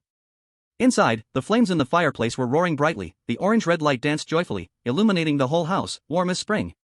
The firelight reflected on Lin Mo's face, giving his focused profile a layer of soft golden hue. He sat cross-legged on the soft animal skin-covered floor, comfortably leaning against the edge of the bed. He didn't think about the grand plans regarding hunting in the future, instead, he enjoyed this rare, completely personal moment of tranquility. In his hand, he held a piece of wood the size of a palm, while the other hand gripped a newly crafted, small and sharp flint knife. Swish, swish. He leisurely carved a wooden bowl under the bright firelight. The stone blade glided over the wood, sending thin shavings spiraling off. A subtle and pleasant sound emerged. His movements were not fast, but exceptionally steady. Each cut landed precisely where he had imagined, making the inside wall of the wooden bowl smoother and the curve more rounded. This was a pure labor, with no utilitarian purpose behind it. He simply wanted to have a more suitable and beautiful bowl for the next time he enjoyed that delicious meat soup. This pursuit of life's details, after ensuring survival, brought him a deep inner joy. Dragon Country Live Room. Damn. Outside there's a storm, lightning and thunder, yet inside, the stranger is quietly carving time? This scene is so healing. It feels like the chaos of the world is irrelevant to him. This is what a real man should be like. He can fight the Wolf King, build a villa, and also do woodworking well. Upstairs, don't forget, he can also cook, sew, fish, and farm. I suspect he was an all-around life player in his past life. This is not survival, it's clearly a northern rural lifestyle vlog. Even as a woman, I want to marry him. Don't dream. You can't even climb into his fence. Did you not see the spikes in the trench outside? After carving the rough shape of the wooden bowl, he took a piece of pale yellow beeswax from the storage shelf that he had separated from the hive a few days ago. He broke off a small piece, placed it in a ceramic bowl, and then set the bowl by the fireplace, using its warmth to slowly melt it. Soon, the beeswax turned into a golden yellow liquid, emitting a faint sweet aroma. He took out the beaver skin water bag he had sewn. Although it didn't leak, he still felt it wasn't secure enough. He dipped a small piece of animal skin into the melted beeswax and began to carefully apply it along the seams of the water bag. The warm beeswax liquid quickly seeped into the needle holes and then solidified, forming a translucent, tough waterproof layer. Hey, now it's absolutely reliable. Lin Mo lifted the water bag to check and nodded in satisfaction. He then used the same method to carefully coat the wooden handle of his treasured hand axe. The waxed wooden handle not only looked shinier but also felt better in hand, and most importantly, it wouldn't get damp and crack. His movements were unhurried, exuding an elegant calmness.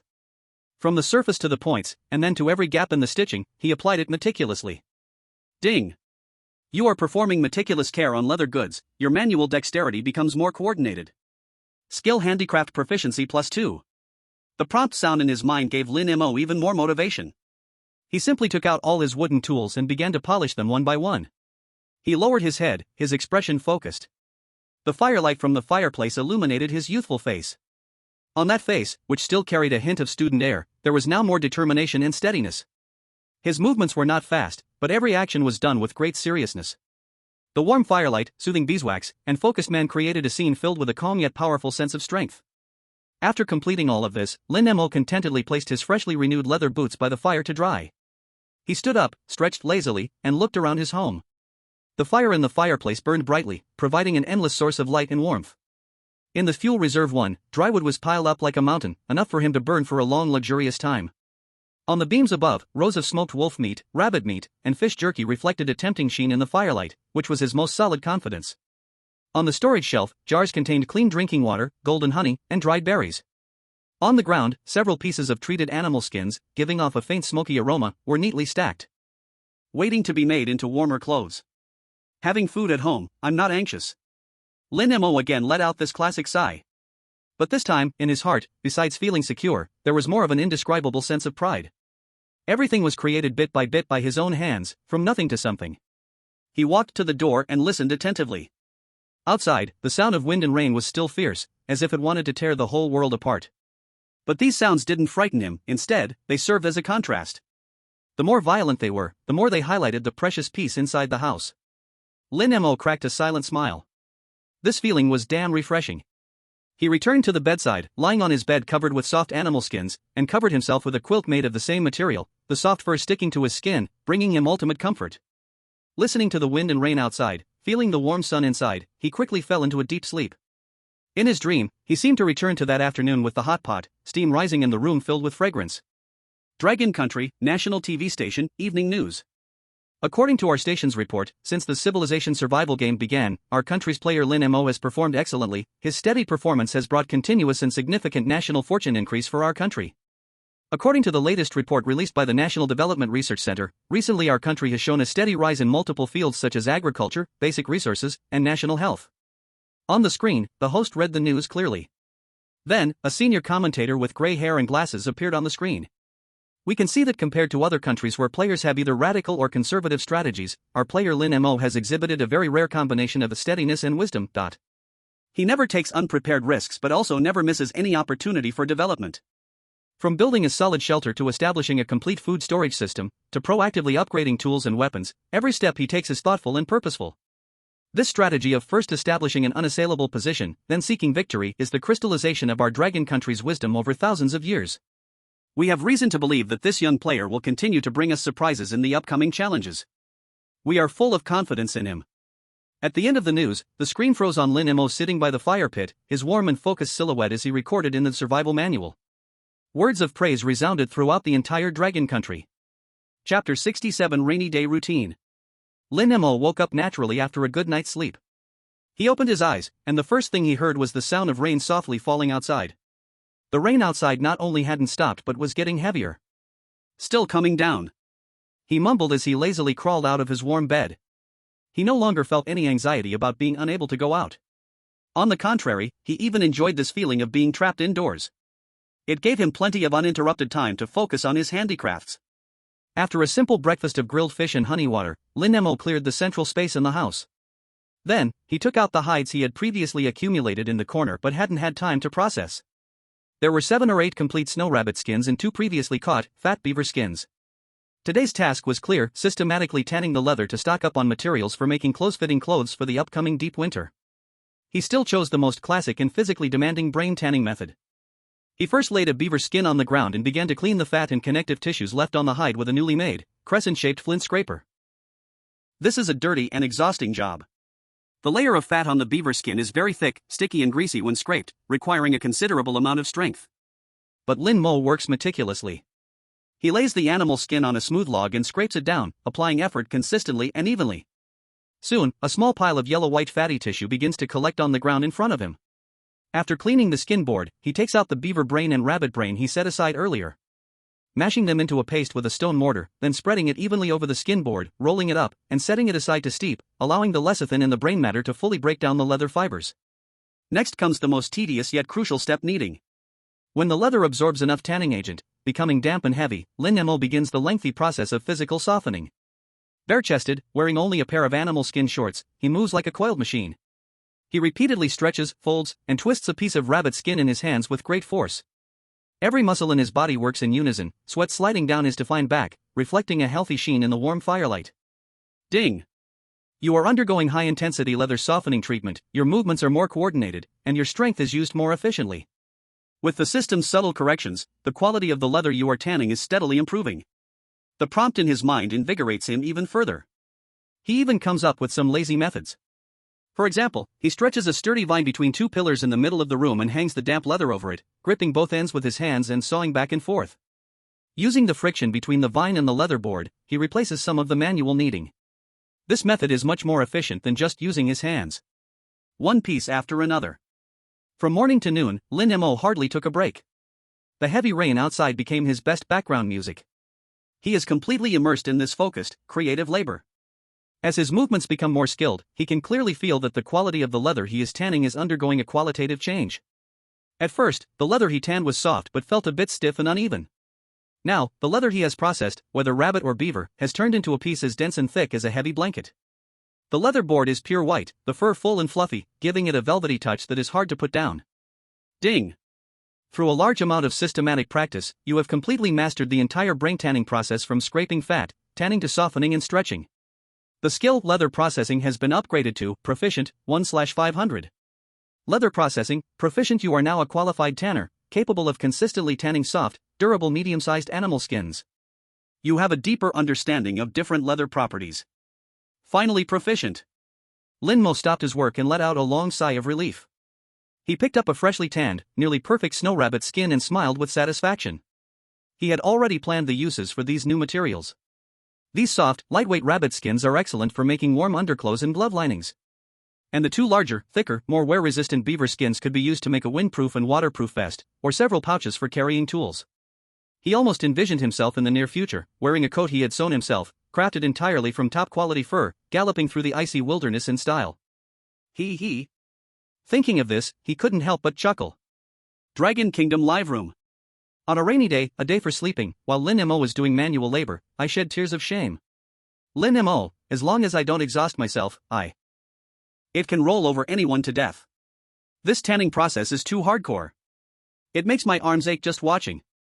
Look at the rabbit skin he tanned. My heavens, that texture, that shine, it's just like the fur in luxury stores. Master Lin's leather shop officially opens today. Handmade, brain tanning method, top quality northern snow rabbit skin, a fake one and I'll pay 10 times. Are there any orders from bosses? What orders? I'll buy the whole person and the shop. Mr. Mo, come be my son-in-law, and we'll buy you 10 Hermes. Aunt upstairs, wake up, you can't even get past the ditch at Mr. Mo's door. Chapter 68, The Foodie of the Afternoon. Afternoon. Tanning leather is a physical job, and also a test of endurance. After a busy morning, Lin Mo felt like his arms almost weren't his anymore, sore and swollen. He decided to reward himself. He walked to the storage shelf in the corner and took out a handful of bones he had collected and dried from a ceramic jar. There were rabbit leg bones, pike perch vertebrae, and even a few leftover wolf bones. What seemed like trash to others were treasures for him to make broth. He threw these bones, along with some wild scallions he dug out from the snow, into the biggest ceramic pot, filled it with water, and placed it by the fireplace to simmer slowly over low heat. He was no longer satisfied with just boiling meat in plain water. A true foodie pursues the broth base.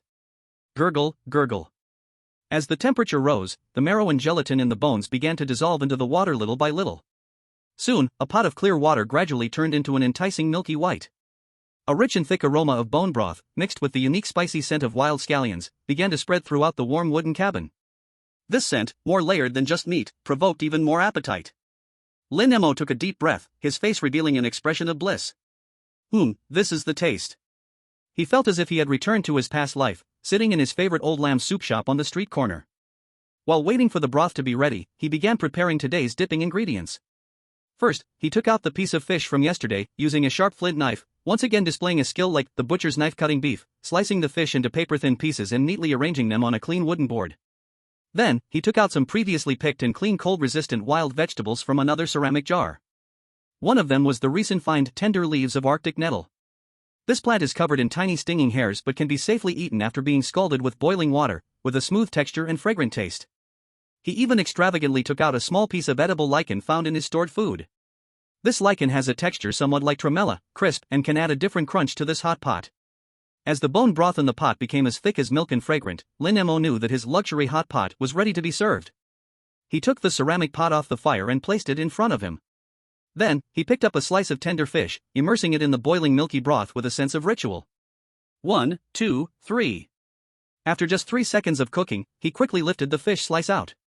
At this moment, the fish slice was perfectly coated with a rich broth, looking crystal clear and so delicate it could break with a blow. He couldn't wait to put it in his mouth. Lin Mo's eyes immediately widened. So delicious. It was too delicious. The fish's natural tenderness reached its peak. And the rich bone broth gave the meat an unprecedented, rich, and beautiful base flavor. The broth, indeed, is the soul of the hot pot. Lin Mo sighed deeply in his heart. With this rich broth as a base, the originally ordinary fish meat seemed to be infused with soul, and the layers of flavor instantly elevated several notches. He took bite after bite, unable to stop. After finishing the meat, he sequentially placed tender leaves of Arctic nettle and lichen into the pot to blanch. The wild vegetables, soaked in the rich broth, became exceptionally delicious. The smoothness of the nettle leaves and the crisp toughness of the lichen added a rich variety of textures to this grand meal. Finally, he even picked up the ceramic pot and gulped down the steaming broth, which gathered the essence of all the ingredients. Ha! A warm current rose from his stomach, instantly spreading throughout his body. Lin Mo comfortably leaned against the wall, letting out a satisfied burp. Outside, heavy rain poured down, pounding on the world. Inside, a man, accompanied by the sound of rain, was enjoying a luxurious bone broth hotpot he had created with his own hands. At this moment, he felt like the happiest person in this forest. Meanwhile, in the livestream room of Tom, the contestant from Eagle Sauce Country. Tom, known as the king of soldiers in Eagle Sauce Country, sat irritably in his sturdy shelter made of stones and wood. With a blank expression, he pulled out from his leather bag a dark, hard piece of something. It was jerky made from deer meat. He put the jerky in his mouth, biting hard, his cheeks bulging. The jerky was as tough as stone. With each bite, he felt his teeth protesting. F***K. But he seemed used to it, with no other way but to complain a bit. For him, food was just something to replenish energy, taste didn't matter. Global livestream room. Crap. No comparison, no pain. I'm tired of saying this. Aha, I'm dead. Look at Tom, his expression while eating jerky is just like my dog chewing on a bone. I'm crying. We were still worried if emotion could live, and he's already studying the pairing of bone broth and ingredients. Tom, I've given my all just to survive. Lin Mo, the broth today seems to lack some layers, maybe next time I can try adding mushrooms. One is survival, the other is life. One is being alive, the other is enjoying. The gap is bigger than between a person and a dog. I declare that the contestants from Eagle Sauce Country have been completely crushed in terms of quality of life by our Dragon Country contestants. Don't be awkward about it, maybe Tom is also researching, like figuring out how to chew the jerky with less effort. Tom, a former elite Marine, survival expert. I only need the most basic calories. Delicious? That's for the weak. Lin Mo, oh? Is that so? Picking up a freshly cooked piece of meat, blowing on it, putting it in his mouth, revealing an expression of enjoyment. Tom, the jerky in his hand suddenly lost its appeal. This is heart-stabbing. This is heart-stabbing. This time, I stand with emotion. The strong contrast brought an extreme dramatic effect. Global audiences, watching these two completely different livestream rooms, laughed uproariously. They found that watching Lin Mo's livestream not only allowed them to learn various hardcore survival skills but also showcased many interesting Versailles moments. Chapter 69, After the Rain Inspection. On the 30th day, in the morning. The cold rain finally began to ease by the early hours. Lin Mo pushed open the door, and a wave of exceptionally fresh air, mixed with the aromas of dirt and plants, rushed towards him. The sky remained overcast, but the clouds visibly thinned, and even a faint glimmer of light showed at the horizon. Finally stopped. Lin Mo stretched lazily, feeling that his moldy mood cleared up a lot as well. He put on his waterproof leather boots treated with beeswax, donned a simple hood made from wolfskin scraps, strapped his bow and arrows on his back, and brought along a hand axe with a newly replaced flint blade, preparing to step out for a round of inspection. He stepped out of the wooden house, the ground beneath his feet still muddy and soft, but no longer flooded like it was yesterday. The drainage ditch he dug had worked well. First, he went to check his small mountain-like fuel depot. The tarp and thatch covering it had perfectly protected it from the heavy rain. He pulled back the surface, and the firewood inside remained dry, giving off the fresh scent of pine. Not bad, the logistics are well in place, he nodded in satisfaction. Next, he arrived at the creek side. The water level had dropped significantly since yesterday afternoon, but the current was still rushing more than usual, and the water was muddy. The fish traps and shrimp nets he had set up earlier were scattered around, leaning askew. He put in some effort and retrieved them one by one. Most were empty, but one shrimp net, placed closest to the shore in the calmest water, had caught a few unfortunate freshwater crayfish. Better than nothing, he thought. Lin Mo poured the crayfish into the leather pouch he carried and started to repair and reset the fishing gear. He remained calm.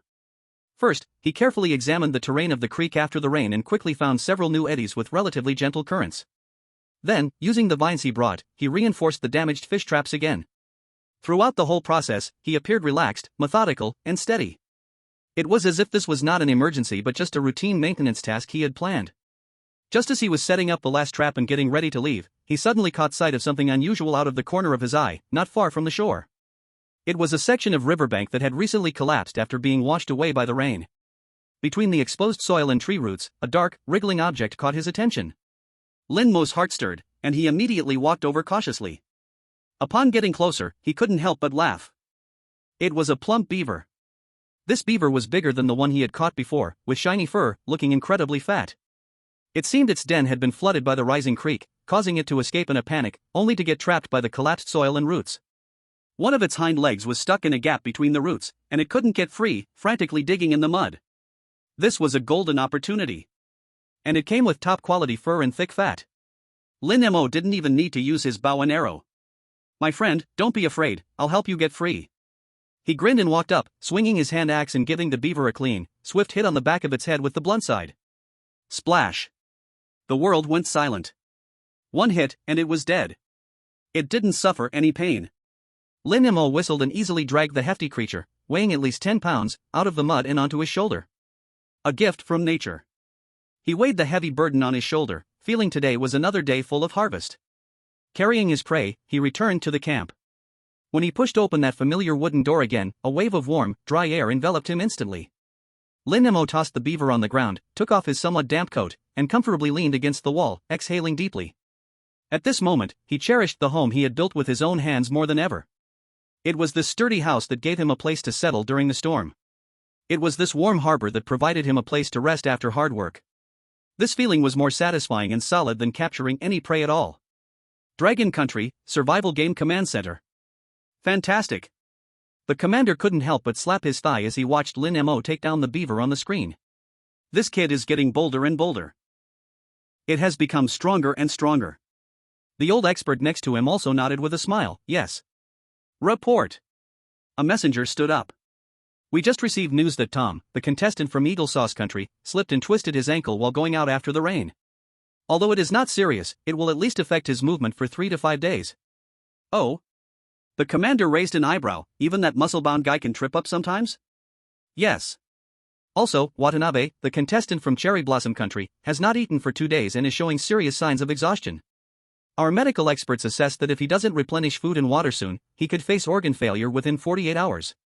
In the command center, a wave of heavy discussions erupted.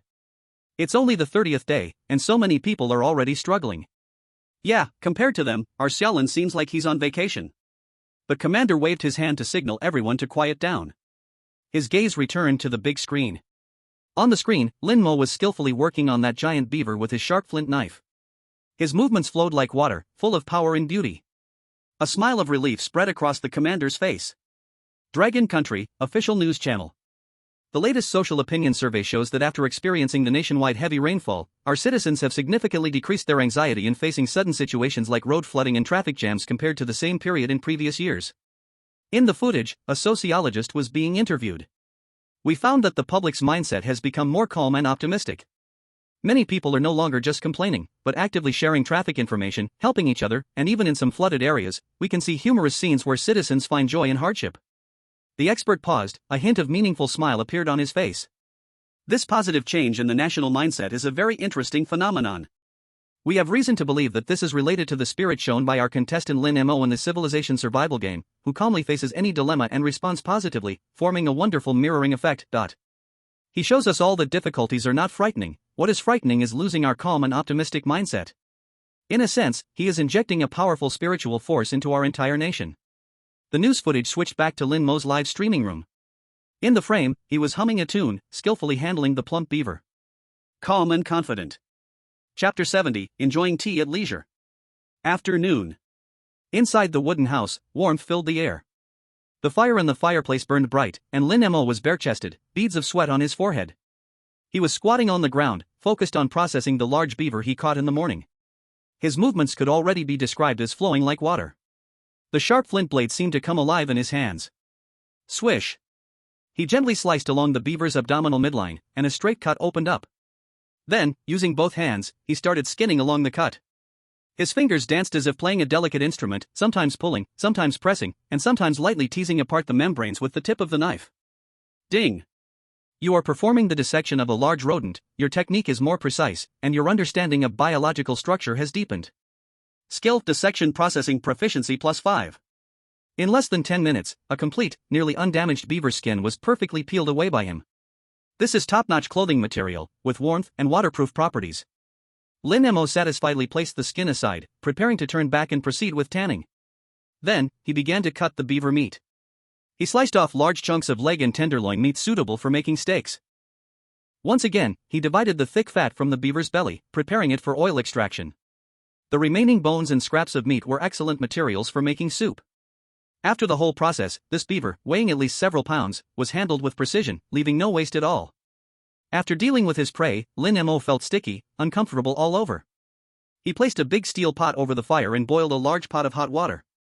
Then, he used a clean animal skin as a towel and thoroughly washed his body. The warm water flowed over his skin, washing away the blood and fatigue, making him feel refreshed all over. He stoked the fireplace to make the flames burn brighter, drying his coat and leather boots that he had taken off in the morning, still damp. Soon, the room's temperature began to rise, filled with warmth that felt almost a bit too hot. Lin Mo loved this feeling. He enjoyed this extreme warmth that he could control himself. He walked to the bed and plopped down on it. This bed was no longer the simple pile of grass it used to be. A sturdy wooden bed frame was laid with a layer of dry, soft pine needles, topped with a quilt he had sewn together from animal skins. Sitting down, it felt soft, warm, and carried a hint of the fresh pine scent. Lin Mo sighed comfortably, feeling as though he had sunk into a cloud. He took down a small pottery jar from the storage shelf. Inside were the cloudberries he had picked and dried earlier, along with some pine needles. He pinched a small handful, placed it in his wooden bowl, and then poured boiling hot water over it. An aroma, unique with a blend of berry sweetness and the freshness of pine needles, instantly filled the air. He held this cup of homemade northern fruit tea against the headboard of the bed and sipped it slowly. He picked up the survival manual, reading through his previous notes in the firelight, occasionally jotting down new insights with a charcoal pencil. Survival tips for rainy days. 1. Ensure the absolute dryness of core fuel, dry firewood. This is the lifeline for maintaining body temperature and quality of life. 2. Heavy rainfall can change terrain and hydrology. Inspections and repairs of all production facilities, traps, fishing gear, must be done immediately after the rain, without delay. 3. Humid environments promote bacteria. Food spoils more easily, so fresh food should be eaten first, while stored food should be moved to a dry, ventilated place. 4. Indoor activities are the golden period for improving skills and making tools. With careful planning, disadvantages can be turned into advantages. He wrote earnestly, each word represented precious experience earned through sweat and practice. This warm fortress not only provided him physical shelter but also gave him an excellent environment to think, summarize, and elevate himself in peace. Meanwhile, in another live streaming room, a contestant from a tropical island, named Leo, was curled up in a relatively sturdy shelter, shivering cold. He was drenched, lips turned purple, and teeth uncontrollably chattering. The waterproofing of the shelter he built was inadequate, leading to everything being destroyed by the heavy rain. In front of him, the fire pit only produced a few wisps of weak black smoke. No matter how hard he blew, it wouldn't reignite. All his firewood was mercilessly soaked in that downpour. On the ground of the shelter, there was a puddle of cold mud. He didn't even have a dry place to lie down. His streaming footage was bleak and dark, filled with an air of despair. The next day, the weather outside remained gloomy. Even with a little drizzle, the ground was muddy, making it unsuitable for large-scale outdoor activities. The wind had stopped, and the entire world fell into a strange, cold silence. Lin Mo pushed open the door and took a glance outside, then abandoned the thought of going out. This weather is not suitable for hunting, nor for large-scale construction projects. The animals have all hidden away, and the slippery ground has greatly increased the risks of logging and transport. That's fine, it's perfect for closed-door training. Lin Mo closed the door and set his plan for today. He would concentrate all activities completely indoors, to settle and integrate his core skills. In the morning, it was physical training. He knew very well that no matter how exquisite the skills, they needed powerful physical fitness to support them. Especially in this world where life and death can be at stake at any moment, a strong body is the most fundamental guarantee. The space in the wooden cabin wasn't large, but it was enough for him to exercise. He first did a series of warm-up exercises, stretching muscles and moving joints. Then, he began core strength training. He didn't have barbells or dumbbells, but he had pure natural weights. He wrapped and tied several stones of different sizes with animal skins and vines to create a few simple stone locks. He lifted one of the stone locks with both hands and started doing squats. 1, 2, 3. His breathing was heavy and powerful. Each squat and rise made the thighs and waist muscles groan under the burden. Sweat quickly soaked his back. After completing squats, he began doing push-ups and planks. He combined the knowledge he learned in the gym of his past life with his current physical condition to create a training plan that was the most suitable and efficient for him. The entire morning, the wooden cabin echoed only with his heavy breathing and the sound of sweat dripping onto the ground. Breathe in, breathe out. He was bare-chested, with steam rising from his body, sweat sliding down the now well-defined muscle lines. After a month of training and sufficient nutrition, his body was much stronger than when he first arrived. Although he was still not as muscular as Tom, he could see clear abdominal and chest muscle contours when he took off his clothes. He knew very well that even the best skills needed a strong physical condition to support them. To hunt giant musk oxen of that size, without a good physique, it was just a dream. Dragon Country Live Room. Wow. Emotion's body, even I, as a man, can't help but drool. Looks slim in clothes, but muscular without. Isn't this the standard male god body? It's only been a month. How on earth did he train? Looking for a tutorial. Tutorial? Chop hundreds of pounds of trees every day and drag timber for kilometers, you can have it too. Excuse me, I'll just stick to being a couch potato. When he completed the last set of training and collapsed exhausted on the ground, he felt like his body had been emptied. But his spirit felt unusually elated. This feeling of controlling his body and sensing the growth of his strength enchanted him. In the afternoon, after having a high-protein lunch, grilled beaver steak, Lin Mo began his second task for the day, refined craftsmanship. He took out all the animal tendons he had previously collected. There were those from rabbits, beavers, and even a few from wolves. His goal today was to patiently and systematically process these materials. He aimed to create tougher bowstrings and ropes to prepare for his still-pending recurve bow and future weapon upgrades. This was an extremely patience-testing task. He first used a stone hammer to repeatedly pound and crush the semi-dry tendons, breaking down their internal fiber structure to make them fluffy. Then, he used the sharpest flint blade to scrape away the excess connective tissue and fat adhering to them, carefully following the direction of the fibers. In the end, he obtained handfuls of pure muscle fibers that looked like silvery cotton. Next was twine making. He used the oldest, most traditional methods. Most effective reverse rubbing method. Twisting two bundles of fibers in opposite directions, then merging them together. The rope made this way will possess strong toughness and resistance to pulling. He creatively applied a small amount of sticky animal glue he had previously boiled on the fibers, acting as a natural adhesive. Time quietly passed on this tranquil rainy day. Lin Mo was completely immersed in his own world. His fingers danced skillfully between the tendon fibers. In this process, his brain gained a deeper understanding of the properties of various materials. For example, wolf tendons are the longest and most resilient, suitable for making the main bowstring. Beaver tendons are oily and naturally water-resistant, suitable for binding spearheads or axe handles. Rabbit tendons, although short, are numerous, and can be twisted into thin threads for sewing clothes or making triggering trap snares. This knowledge is not something learned from books, but rather valuable experience accumulated through hands-on practice time and time again. He felt that those originally independent skills, like leather processing, handicraft, weapon knowledge, etc., began to slowly settle and blend on this peaceful afternoon. He was no longer just capable of doing something, but he started to understand why it should be done this way. This transformation from knowing that to knowing why is a qualitative leap. When night fell, Lin Mo stopped his work. In front of him lay the fruits of his day's labor, neatly arranged. 3 bowstrings of even thickness, filled with a sense of power. A large roll of tough rope that can be used for various bindings and sewing. His arsenal and toolbox were once again enriched. Dragon Country Live Room. What's up with Emotion today? Is he in closed-door training? Lifting weights in the morning, twisting ropes in the afternoon, he hasn't left the house all day. Is he planning a big move? Why do I feel like Emotion's aura seems a bit different? It used to be sharp, but now it feels more reserved? Yes. That's the feeling. Like an extraordinary divine weapon, sheathed in its scabbard. Although its edge is unseen, you know that once drawn, it will surely shake the world. Oh heavens, I thought a rain would add difficulty, but it turned out to be his closed-door benefit? What about my face? Haha, may the heavens have a psychological shadow area. Chapter 72, Drinking Alone Under the Starry Night. Night.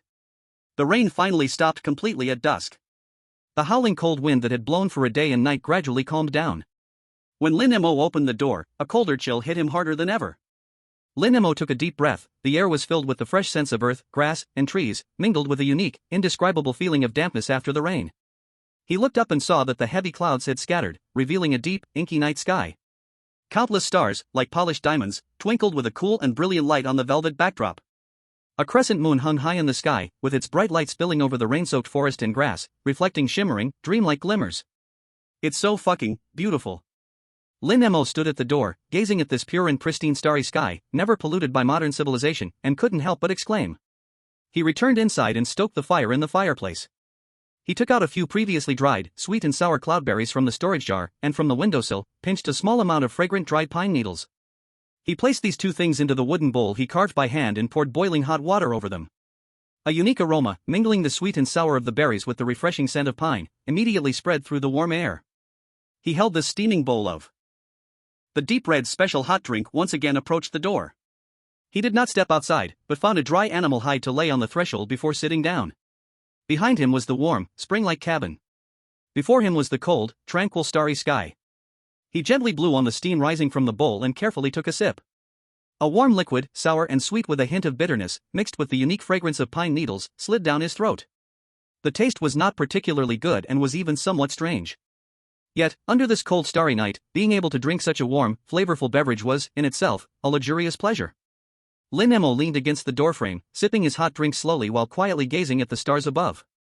His thoughts were unusually serene. He reflected on the stormy days that had just passed. From the sudden cold rain until today, when the rain had finally stopped and the sky cleared. The external environment had changed dramatically. Temperatures had plunged, streams had surged, and traps had been destroyed. For many contestants in this world, the past few days had undoubtedly been a nightmare. They might be struggling in the cold and hunger, shivering in leaky shelters, or perhaps, silently succumbing to the storm. But what about him? His life had hardly been affected at all. When the heavy rain came, he comfortably sheltered inside his solid, warm cabin, leisurely studying the origins of Hotpot, carving wooden bowls, and tanning leather. When the temperature dropped after the rain, he wore the leather coat he had sewn himself, drank the bone soup he had prepared, and even had the leisure to develop frozen meal kits and northern fruit tea. This storm not only did not bring him any crisis but instead offered him a rare chance to focus, to settle down and fuse his skills in a seclusion opportunity. His physical qualities steadily improved through systematic training. His various handcraft skills blended together through concentrated practice. His state of mind also reached unprecedented depth and elevation in this tranquility and comfort. He looked at the distant mountains, outlined in silver by the moonlight, and suddenly felt a surge of ambition in his heart. This cruel and awe-inspiring northern forest was slowly being tamed by him with his wisdom and hands. He was no longer that young man who felt fear and confusion upon arrival. This feeling of being able to enjoy absolute safety and comfort amidst a storm. This sense of control over the harsh natural environment, as if playing with it in the palm of his hand. This was the best reward for all his efforts, sweat, and wisdom over the past 31 days. Lin Mo finished the last sip of his hot drink, feeling warmth spreading from his stomach all the way to his heart. He stood up, took one last look at the brilliant starry sky. Then turned and returned to his warm fortress. Survival, sometimes, is not just about living. It is also about pursuing dignity, comfort, and a deep sense of control over life itself, based on the foundation of mere existence. Perhaps this is the deeper philosophy that this civilization survival game wants to explore. Lin Mo lay on his soft animal hide bed, listening to the occasional sounds of unknown creatures outside, a slight smile on his lips, drifting into a peaceful sleep. Tomorrow will be a new beginning. He was ready. Chapter 73, The Pine Hen That Shouldn't Be Taken for Granted. On the 32nd day, early in the morning. The sky was clear, but the coldness in the air was even stronger than during the rain. It wasn't a slow chill, it was a sharp cold that could drill down to the bones, making him shiver and open his eyes wide. Oh no, what kind of weather is this? He sat up from the warm animal hide bedding, just the upper half of his body touching the air. Gave him goosebumps. The fire in the fireplace had gone out, leaving only a few red embers. The temperature inside the house had dropped to its lowest point since he moved in. He quickly grabbed the wolfskin vest by the bedside and put it on, feeling a little better. He pushed open the heavy wooden door, and a wave of dry, cold air rushed at him, making him shiver uncontrollably. He exhaled a puff of white breath, which lingered in the air for several seconds before slowly disappearing. Goodness, this temperature must be 20 or 30 degrees below zero. Lin Mo muttered to himself, tightening the beastskin vest around him. The outside world was completely different from yesterday. The rain had stopped, the wind had calmed down, and the sky was a clean, clear blue without a single cloud. The air was refreshingly pure, taking a deep breath felt like cleansing his entire lungs, cool and invigorating. The sunlight shone on the wet ground but brought little warmth. Instead, it formed a thin layer of ice on the puddles that hadn't yet soaked into the ground. After a night of cooling, the ground that had been muddy yesterday was now frozen stiff, crunching underfoot with a crunch sound. The entire forest seemed extraordinarily quiet, with even the birds singing reduced significantly. In just one night, we fast-forwarded to early winter. Lin Mo exhaled a long puff of white breath, murmuring to himself.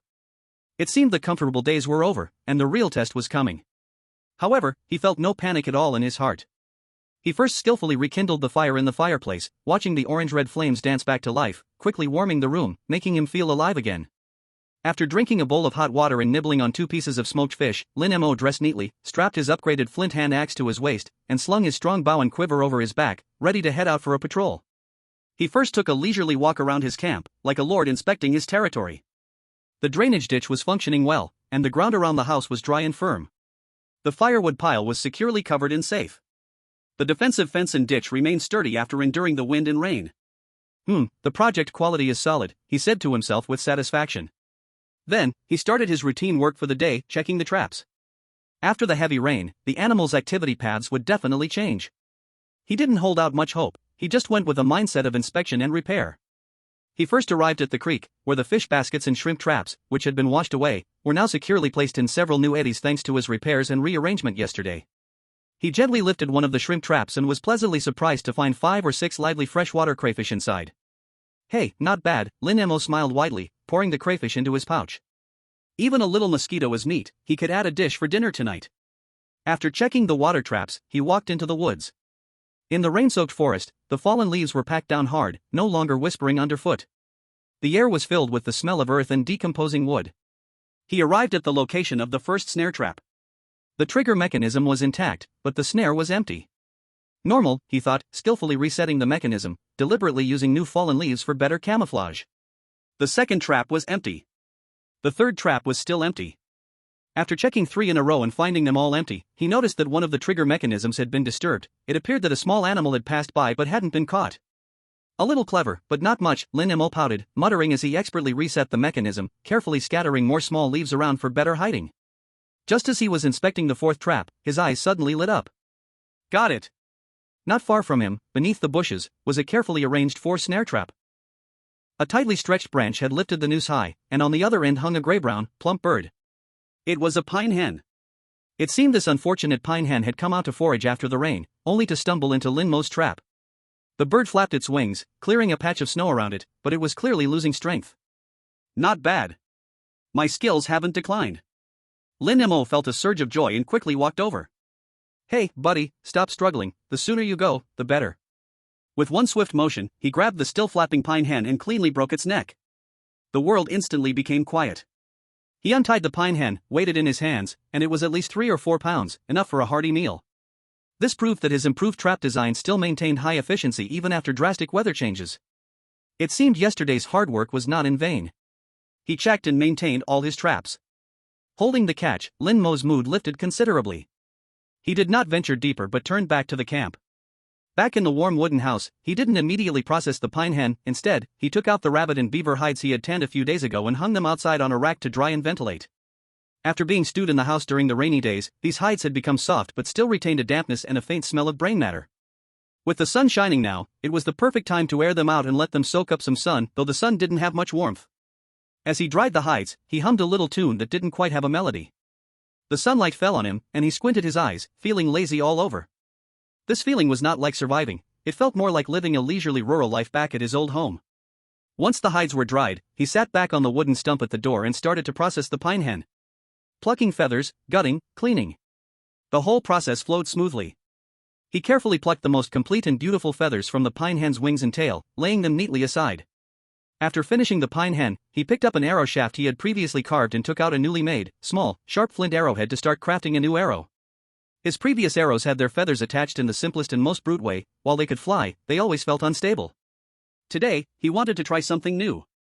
He carefully observed the feathers in his hand, noting that the width on the 2 sides of the feather was different. He remembered a documentary he had seen in his past life, split the feather in half, and only took the wider side. Then, with a tendon fine line, he fixed 3 processed feathers at a 120-degree angle evenly at the end of the arrow shaft. He made sure that each feather had a slight tilt. This way, when the arrow is shot, it will rotate on its own, flying more steadily. He muttered to himself while focusing on adjusting the angles. This was a meticulous task, very taxing on the eyes and patience. But he enjoyed it immensely. The process of improving tools bit by bit, making them more efficient and perfect through his own hands, brought him a pure joy. Dragon Kingdom Live Room. Wow, what is Mo doing? Making handicrafts? He's upgrading his arrows. Look, he's using the hardest feathers from the pine hen's wings. So refined. I thought arrows just needed to shoot out, didn't realize there was so much to it. This is called professionalism. The shape, angle, and hardness of the feathers will all affect the arrow's flight path and stability. A military expert wasted on a survival game, confirmed. While other streamers worry about their next meal, Mo has already started thinking about how to make his weapons more amazing. The pattern is not at the same level. After making a new arrow, he picked up his firwood bow, stood outside the house, and aimed at a large tree 20 meters away, shooting an arrow. Whoosh! The sound of the arrow leaving the bowstring seemed a bit clearer than before. In the air, the tail feathers of the arrow indeed began to spin rapidly, just as he had imagined, like a tiny drill. The flight path of the entire arrow was so steady, it felt as if it were welded in the air, and it plunged straight into the tree trunk. Thud! The arrow had penetrated the trunk deeper than those he had used before, at least 1/3 more. It worked! Lin Mo excitedly pumped his fist. A small improvement brought a noticeable boost in power. This positive feedback filled him with energy. He immediately sat back down and began to transform his arrows in bulk. Dragon Country, official news channel. Flash news. According to data released by the National Meteorological Center, the Ministry of Agriculture, and the Ministry of Transportation, during the recent 72 hours of heavy rainfall, no large-scale flooding or disasters occurred in major cities and agricultural regions across our country. The overall social operation has been stable, and livelihood security is strong. The television screen displayed scenes of sunshine breaking through after the rain in various places. Although road traffic was somewhat congested, it quickly returned to normal. In the fields, the drainage system was functioning well, and the green wheat seedlings looked vibrant. In the city, the lives of citizens were barely affected except for minor travel inconveniences. An expert said in an interview, "We see that this year, our country's ability to respond to extreme weather has significantly improved. This is thanks to improved infrastructure, and even more so to a calmness in the national mindset. People are no longer panicking but are responding to issues in an orderly and efficient manner. This is indeed a very valuable progress." Dragon Country livestream. It's just cleared up over at Emotion's place, and here too the sun is shining. Emotion is handling the aftermath neatly, and our society is running smoothly. This national fortune boost feels a bit mystical. What mysticism? This is science. Didn't you see Emotion's calm demeanor? He shows us through action that no matter how big the problem, we can tackle it step by step and it will be solved. This mindset will definitely influence us. Exactly. Now even when stuck in traffic, I feel no frustration, I just turn on Emotion's livestream. Watching him work slowly and steadily eases my mind. Emotion is all about companionship. As long as his foundation doesn't collapse, I won't feel anxious. No wonder he is the master of handmade crafts, the North District's expert. There's nothing he can't make. In the live stream, viewers watched Lin Mo sitting in the sunlight, focused on making arrows, the scene quiet and beautiful. That steady, unhurried rhythm of progress. Through a small screen, it conveyed to every viewer in Dragon Country, turning into an inexplicable sense of peace. Chapter 74, The Most Reassuring Roast Chicken by the Fireplace. The nights were getting darker earlier and earlier. The sun slowly moved to the west, the light softened, and the temperature began to drop rapidly. Lin Mo stayed outside a little longer and felt his fingers getting somewhat stiff with the cold. He finished modifying all the arrows and carefully placed them into the quiver made of animal skin. Looking at the refreshed weapons, he felt a sense of satisfaction fill his heart. He stood up, brushed off the wood shavings from his pants, and glanced at the pile of No. 1 fuel reserve outside the house like a small mountain. Although it was covered with a tarpaulin, after 2 days and nights of rain, he still felt a bit uneasy. More importantly, the weather was getting colder, and carrying firewood into the house every night was becoming quite a hassle. It's time to move my ammunition to a new spot. Lin Mo calculated in his heart. He walked into the wooden house, surveying the interior space. In one corner of the room, it was the firewood storage area he had planned long ago. Now, it was time to fill it up again. Without hesitation, he got started. Lin Mo took off his troublesome vest, wearing only a thin long sleeve, and stepped out of the wooden house. He didn't use any tools, he relied solely on his 2 arms. He approached the pile of firewood, bent down, and hugged a heavy bundle of spruce wood tightly to his chest. These logs had already been cut to about half a meter long, making them easy to grab and store. But even so, a single load weighed dozens of pounds. "Lift," he called out in a low voice, his waist and abdomen working hard, standing tall and steady. He could feel that his strength and endurance had increased significantly compared to when he first arrived. If it had been a month ago, this kind of load would have likely caused his back to strain. Holding the firewood, he stepped back into the wooden house and neatly stacked it in the corner. Put down, turn around, go out, and load again. 1 trip, 2 trips, 3 trips. This process was tedious and repetitive. But Lin Mo worked with enthusiasm. He loved this feeling. He enjoyed watching the empty space in the corner of the house slowly filled with dry, aromatic pine wood. Each piece of wood represented warmth and a sense of safety. Soon, beads of sweat trickled down his forehead. His breath became somewhat heavy. But he didn't stop. He made a continuous round trip over a dozen times. Until the pile of firewood in the corner was stacked higher than him and almost touched the ceiling, he finally stopped, leaning on his knees, breathing heavily. Looking at the thick wall of firewood in front of him, Lin Mo's face broke into a big, satisfied smile. This wall provided him with a sense of safety even greater than the log-built walls of his house. With this stock, even if it snowed or if knives fell from the sky outside, he could stay warm by the fireplace inside for a long time. All done. He clapped the sawdust off his hands, feeling completely at ease. Name, Lin Mo. Status, slightly tired, satisfied. Skills mastered. Environmental adaptability, beginner 5 out of 100. Architecture, proficient 135/500. Trapmaking, expert 210/1000. Leather processing, proficient 11/500. Logging, proficient 455/500. Omitted part of beginner/unlearned skills. Dragon Country Live Room. This visual shock is too strong. This whole house full of firewood looks so warm. The sense of security is off the charts. This is truly home has mines, no, home has firewood. Even the squirrels would cry. This is the real stockpiling boss. Other competitors are still troubled by a single dry log. We, oh God, have already begun strategic reserves. I declare, Dragon Country's #1 fuel reserve, indoor branch, is officially established. The hamster nature is fully exposed. But I love it. This is how winter should look. Don't say that, I'm going downstairs to pick up some twigs, pile them up at home, and experience oh God's joy. Bro upstairs, watch out for your mom chasing you with a feather duster for 3 streets. After finishing the wood stacking, the sky was completely dark. The temperature outside dropped even faster, the cold wind howled again, making the woods wail as if ghosts were crying out.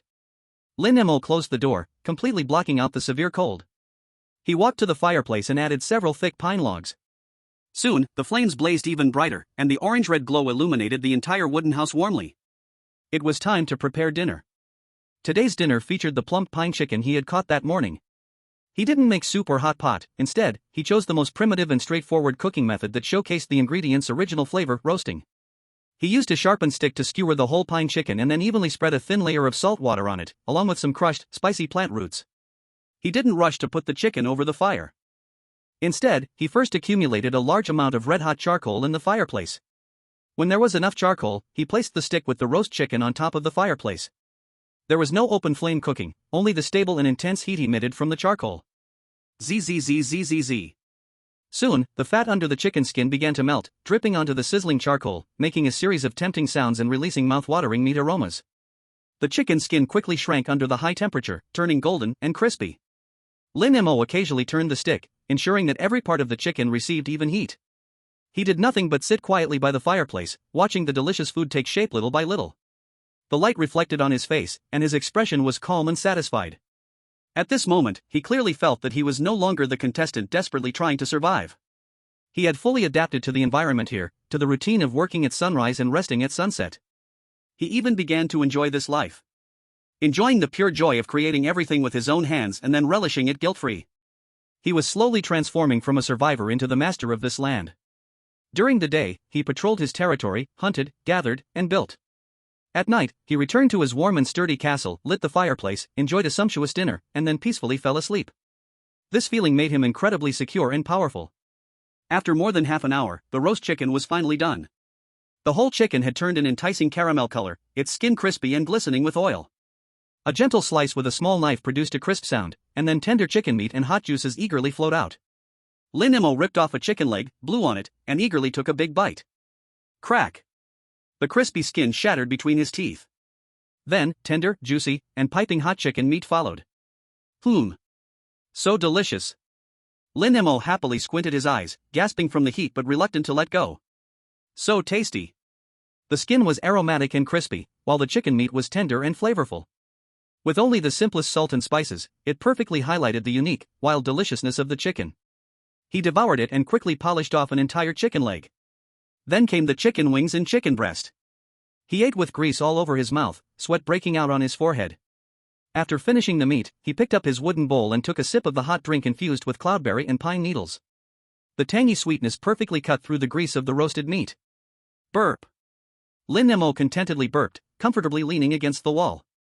He looked at the warm home he had built with his own hands, his heart full of peace and abundance. Outside, the cold wind continued.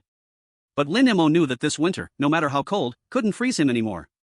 He quietly listened to the sound of the wind, waiting for the next change of this season. Chapter 75, It's Going to Snow. Morning. Lin Mo opened his eyes. The first feeling was cold, colder than yesterday morning. He discovered that the fire in the fireplace had gone out, and the temperature in the room had dropped. He tightened his animal skin blanket, yet still felt a chill seeping into his bones. Something's not right. He jolted awake and sat up in bed. He walked to the door, pushed open the heavy wooden door, and a more biting cold rushed in, making him shiver fiercely. He looked up. The sky was not fully bright yet, displaying a heavy, leaden gray feel. There was no wind, and the whole world was strangely silent. Even the birds, who usually chirped happily in the morning, were nowhere to be found today. In the air, there lingered an indescribable, cold and damp scent. Lin Mo took a deep breath, feeling that what entered his lungs was not air but a mouthful of ice shards. He stretched out his hand and looked at the sweat-soaked hairs on the back of his hand, all standing on end. A strong intuition rose up in his heart. It's going to snow heavily. This was not some mysticism, but knowledge he had learned from countless documentaries in his previous life, combined with over a month of careful observation of this forest, leading to this conclusion. Such extreme silence, such heavy lead gray sky, such bone-chilling, windless cold, were all the most typical signs of a heavy snowfall about to come. Moreover, this could very likely be the first heavy snow of the winter. Once the heavy snow sealed the mountains, the rules of survival in the entire world would be completely rewritten. Lin Mo's heart tightened instantly. But he did not panic. Having been comfortable for just 2 days, his alertness was raised once again. He immediately turned around and went back into the house, quickly getting dressed. He knew he had to conduct one last, and the most important, outdoor inspection before the snow fell. First, the fuel. He rushed to the woodpile outside. Although the house had already stored a large amount of firewood, these outside pieces were also precious strategic materials. He couldn't let them be buried by snow. With nimble hands and feet, he carried the dry firewood that he hadn't moved yesterday into the house, one bundle at a time. He didn't stop until he completely filled that corner, cramming in as much wood as he could. Next, sealed a shelter. He used a stone axe to dig some not completely frozen clay from the creek, mixing it with dry moss and grass scraps to make a simple insulating mud.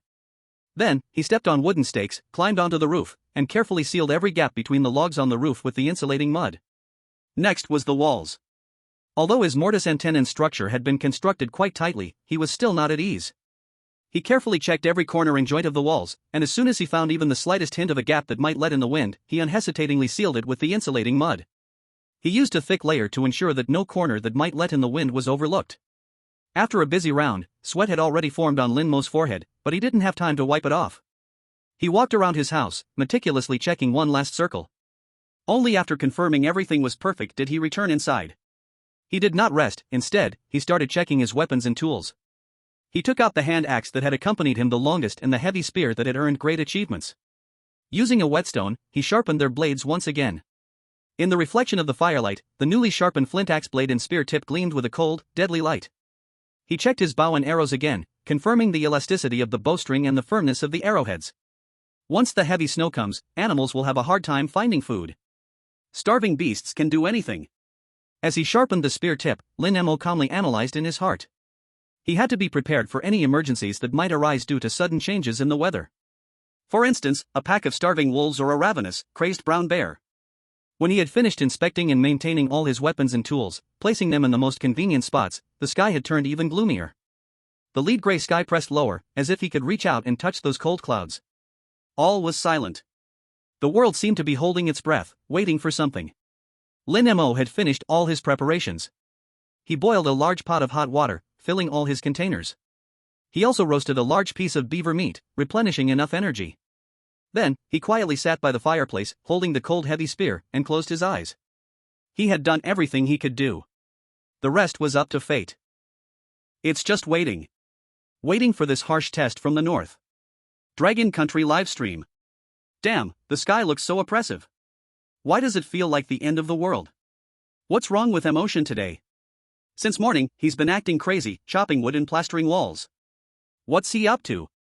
I have a bad feeling. Something big is about to happen? Don't talk nonsense upstairs. But emotion's state is indeed a bit strange. He hasn't been this tense in a long time. At this moment, some knowledgeable viewers began to educate others in the comments. This is a sign that heavy snow is coming. I've lived in the Northeast for 30 years, and this kind of weather always precedes heavy snow. cold, stuffy, and completely calm. Exactly. Look at that sky, it definitely signals a blizzard. Emotion is making final preparations before the snow. What the hell? A blizzard? That means we're doomed. The survival difficulty is about to skyrocket. It's over, I'm starting to get nervous. Can emotion hold up? Just as viewers in Dragon Country were discussing and worrying about Lin Mo. Dragon Country, Central Meteorological Station. The Central Meteorological Station has issued a blue alert for a cold wave, starting this evening. Affected by strong cold air, most areas in northern China will experience a significant drop in temperature and rain and snow. On the TV, the serious voice of the weather forecast host echoed remarkably with the scenes in the live stream. The comments immediately exploded.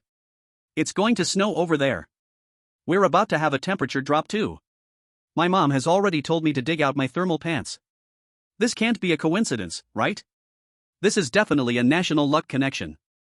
Now I believe it. If emotion sneezes in the north, we'll all catch a cold here. Brothers, stop chatting. Listen to emotion, hurry home to gather clothes and stock up on food. If he's this tense, the snow is definitely not going to be light. Emotion, I'm just an ordinary wilderness streamer, moonlighting as a weather forecaster.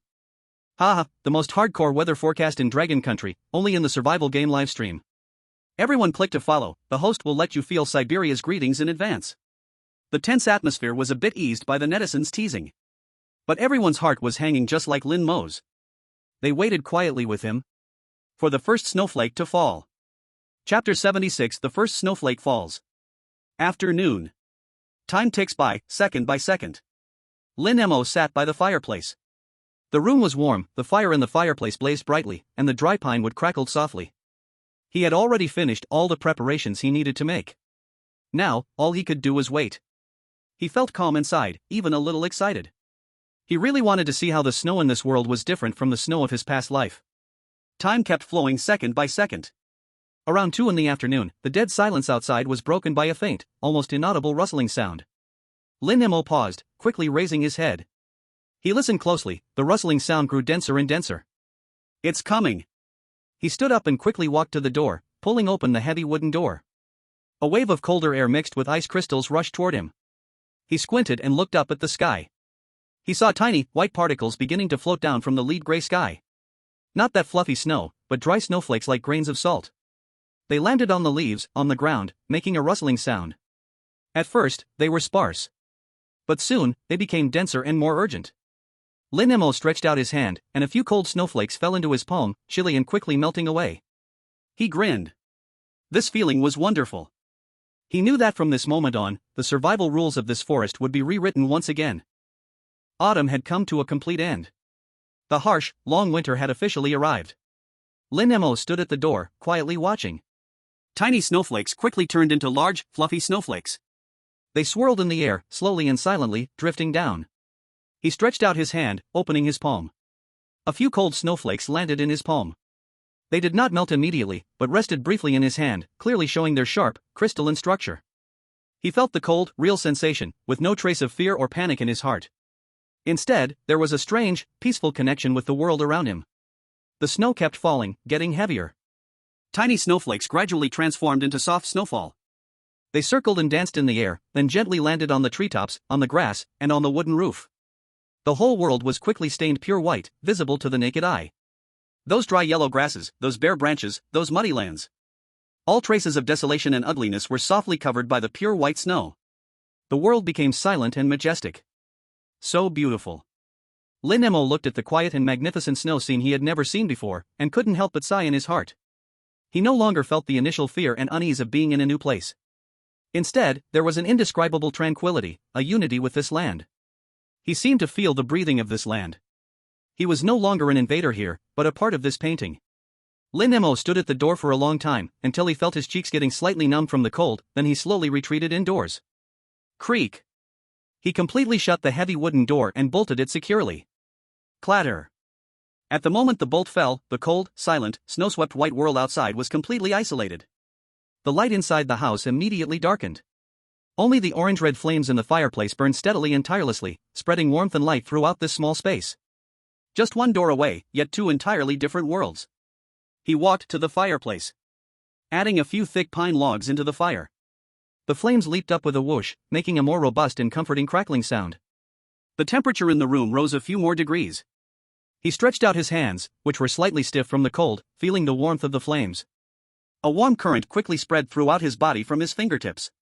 He let out a long sigh. This feeling was incredibly refreshing. He took off his coat, walked to the storage shelf, and took out a wooden board that recorded the changes in the seasons, along with a piece of leftover charcoal. He sat back by the fireplace, using the firelight to begin recording seriously. Day 33, afternoon. Northern border misty forest, first snowfall. Weather, overcast, gentle breeze. Temperature, -40 degrees, estimated. Snow condition, initially snowflakes, then moderate snowfall, snowflakes dry, non-sticky. He wrote very detailed notes. The time of the first snow, the form of the snowfall, the temperature changes, the presence of wind. These seemingly meaningless data to others were invaluable meteorological information regarding life and death to him. Through this data, he could infer the climate patterns of this world, allowing for more accurate predictions of future weather changes, increasing his chances of survival. After finishing the records, he carefully set the board aside. He looked outside. The outside had completely turned into a vast white world, with nothing visible. He knew that for a long time ahead, outdoor activities would be greatly limited. But this did not mean he would be idle. Outside, the wind and snow howled. Inside, the flames danced, casting a warm and determined light on a man's profile. Name, Lin Mo. Status, calm, focused. Skills mastered. Adaptability, beginner 23 out of 100. Architecture, proficient 140/500. Trapmaking, mastery 215/1000. Leatherworking, proficient 150/500. Logging, proficient 455/500.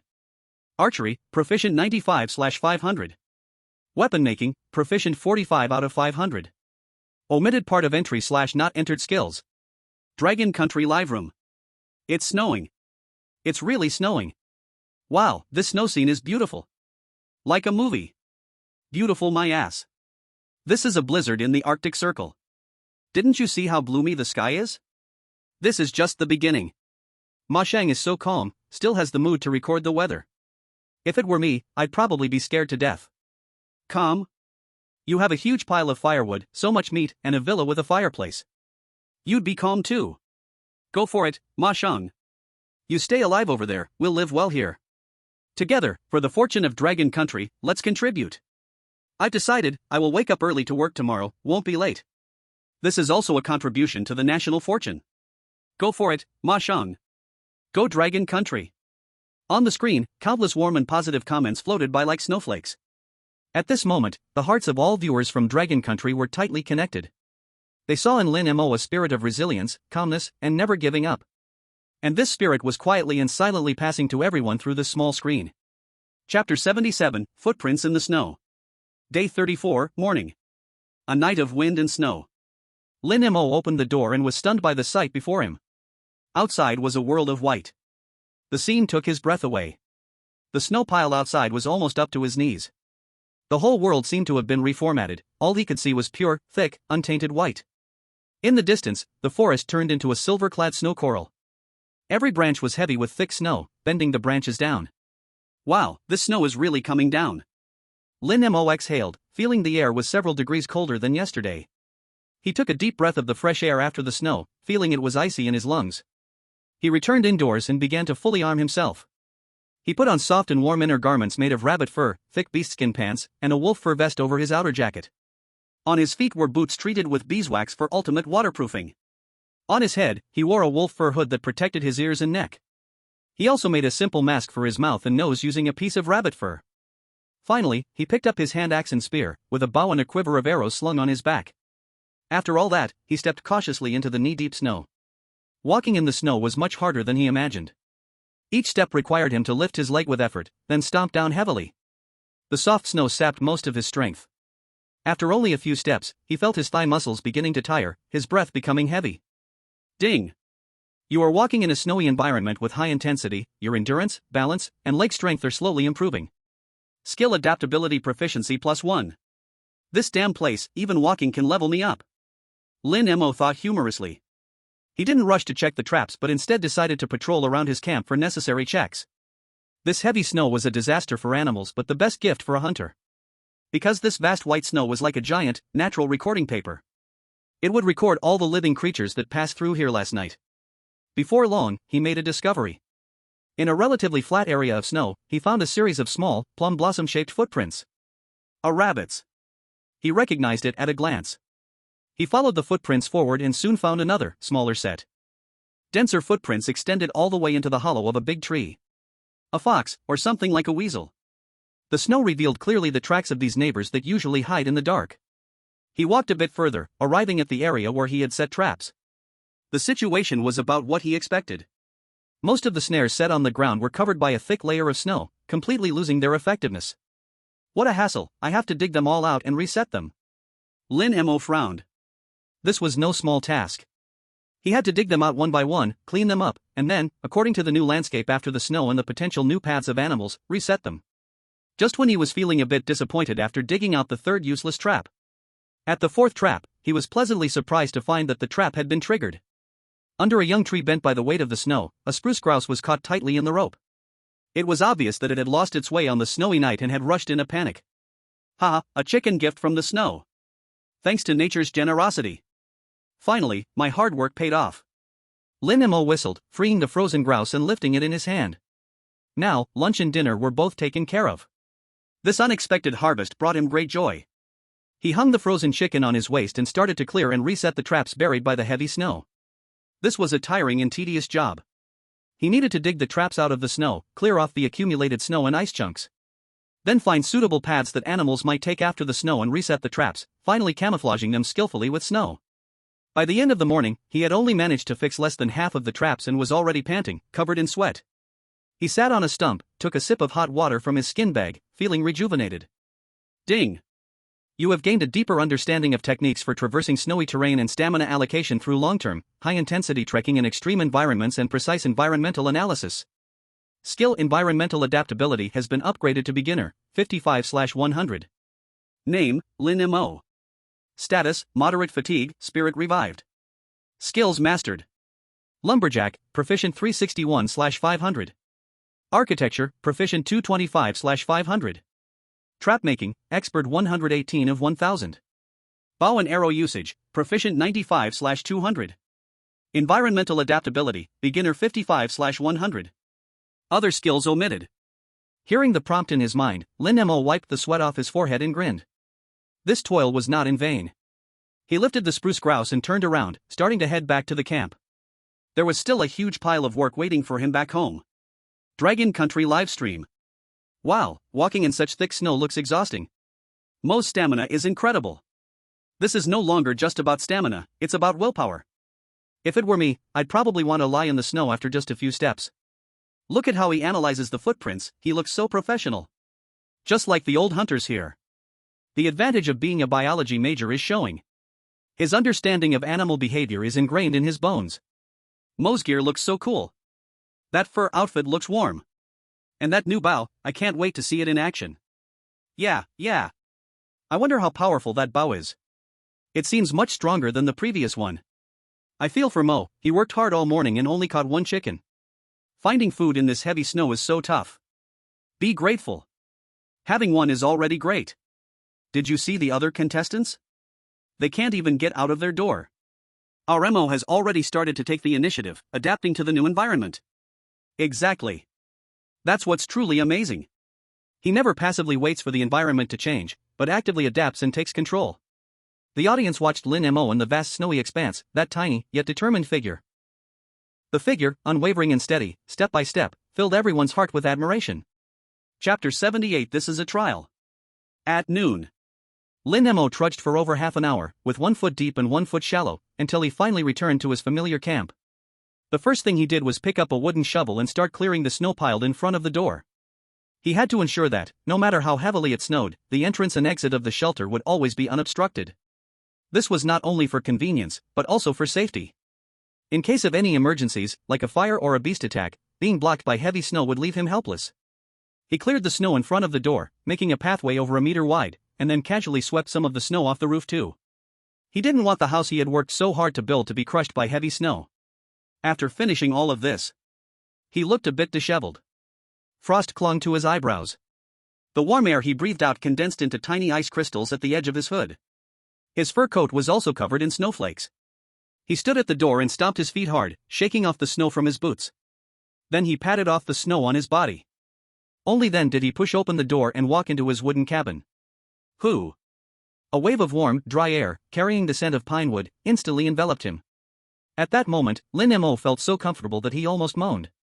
He felt as if he had stepped from a cold hell into a warm paradise. He quickly closed the door, completely shutting out the harsh cold from outside. Then, he placed the frozen ptarmigan and the axe he held by the door. The first thing he did was not to rest but to take off his somewhat damp fur coat and hang it on the rack by the fireplace to warm up. Then, he walked to the fireplace and added a few pieces of firewood, making the flames burn brighter. The temperature in the room quickly rose. Lin Mo was only wearing a close-fitting inner garment made of rabbit fur as he approached the fire, extending his slightly red, frozen hands to feel the heat of the flames. His blood seemed to start flowing again. The warm feeling spreading from his fingertips made him feel utterly relaxed.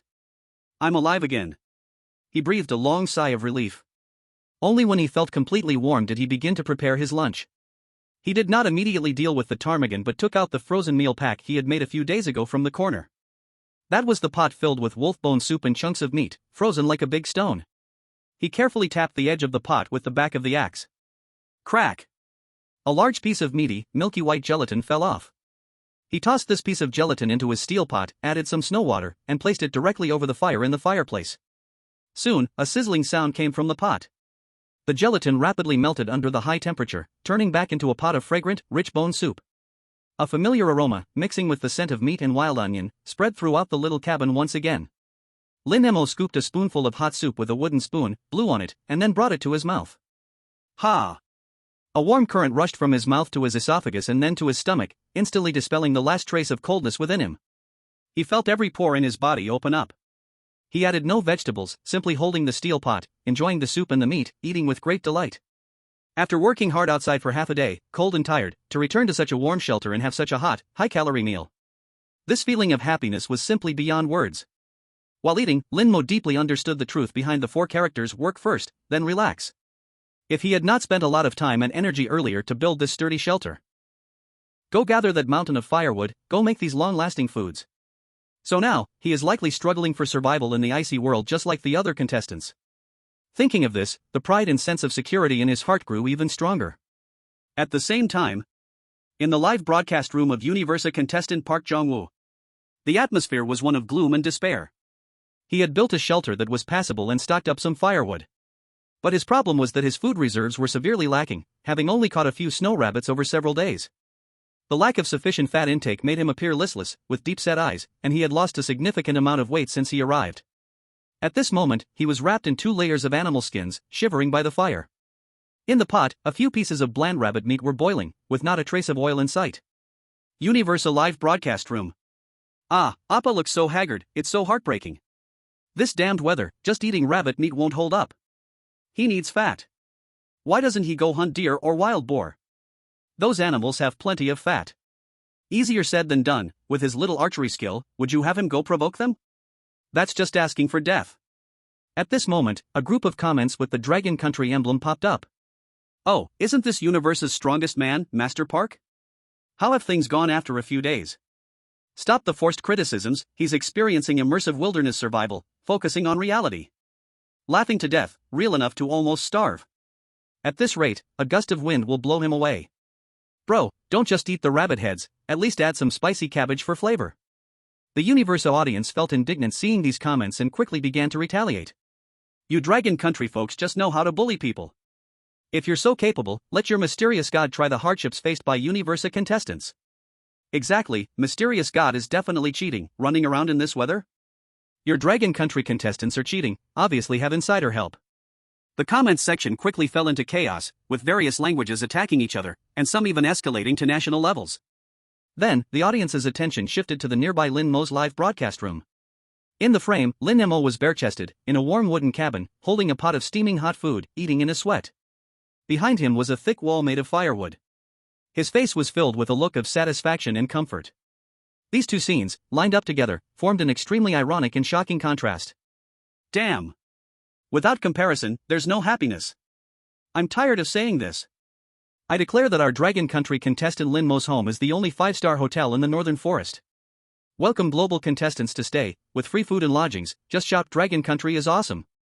You, in front, are thinking too much.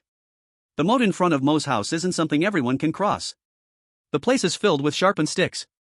The stark contrast made all the Dragon Country viewers feel a sense of pride. They watched Lin Mo enjoying himself leisurely, and their sense of pride was almost overflowing from the screen. Dragon Country, Survival Game Command Center. The atmosphere was serious, and the giant screen displayed a series of complex data. A middle-aged man in a research suit was reporting to an elder with a military star on his shoulder. Commander, all intelligence from the past 30 days has been compiled.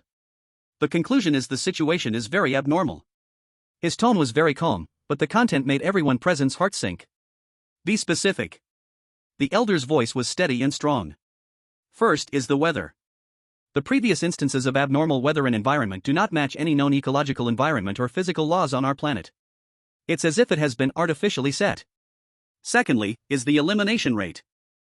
The researcher pointed to another set of data. According to our calculations, among global contestants, the majority are ordinary people, with only a very small number having rich outdoor survival experience. In such a harsh environment, the initial elimination rate should be extremely high, reaching at least 80% within a month. But now, the actual elimination rate is only 65%. Although this number is still quite high, compared to our expectations, it is not cruel enough. We jokingly guessed that there might really be a so-called beginner protection period, he said with a bitter smile and shook his head. The researcher took a deep breath and stated the final conclusion. Moreover, based on our global investigation, we have reason to believe that the area where the contestants are located is not in some corner of Blue Star, but rather a truly independent space. Beginner protection. The old man savored these words, his gaze profound. He fell silent for a moment, waved his hand to dismiss the researcher, and looked alone at the 100 split screens on the screen. Civilization observers. Is this ultimately a test, or a selection? Or is it just an experiment from a higher dimensional civilization? He dared not think deeply. That unknown power filled even this battle-hardened veteran with a reverence and chill that came from his soul. His gaze finally settled on the warm, bright live stream of Lin Mo. Looking at the young man sweating profusely, eating in his sturdy self-built shelter, the old man's eyes became incredibly complex. Under the rules set by K, most people were struggling hard, while this kid was living so comfortably. Chapter 79, The Joy of Ice Fishing.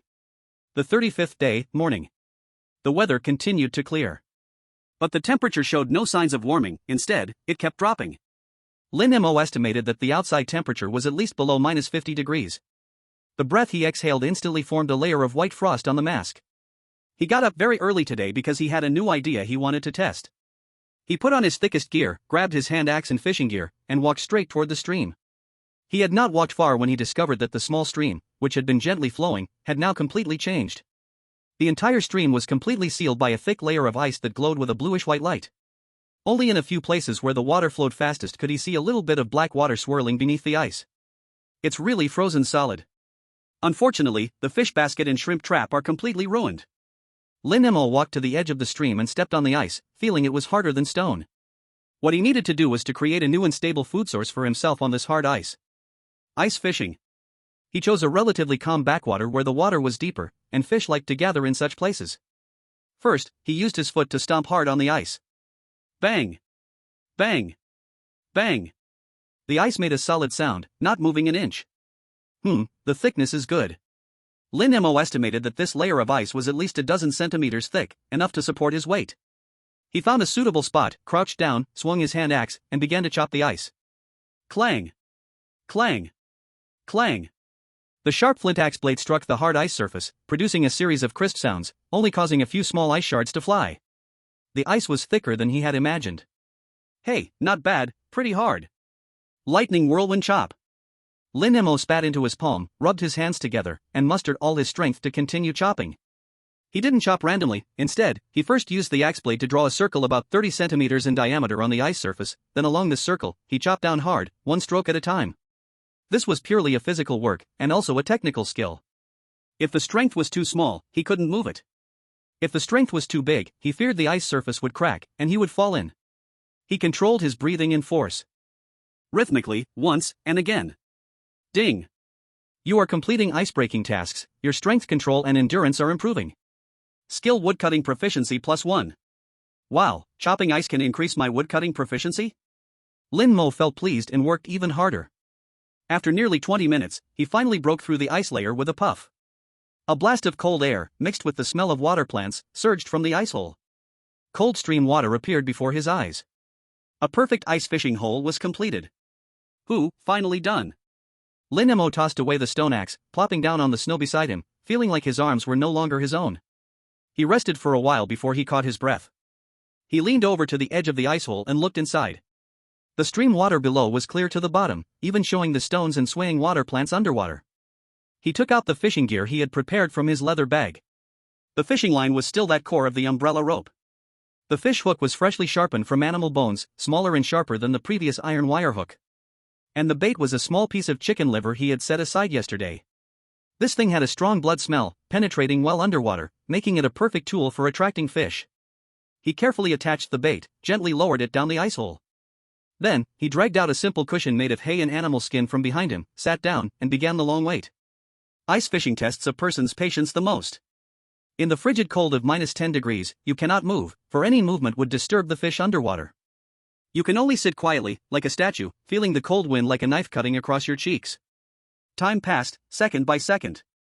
10 minutes. 20 minutes. The fishing line remained completely still.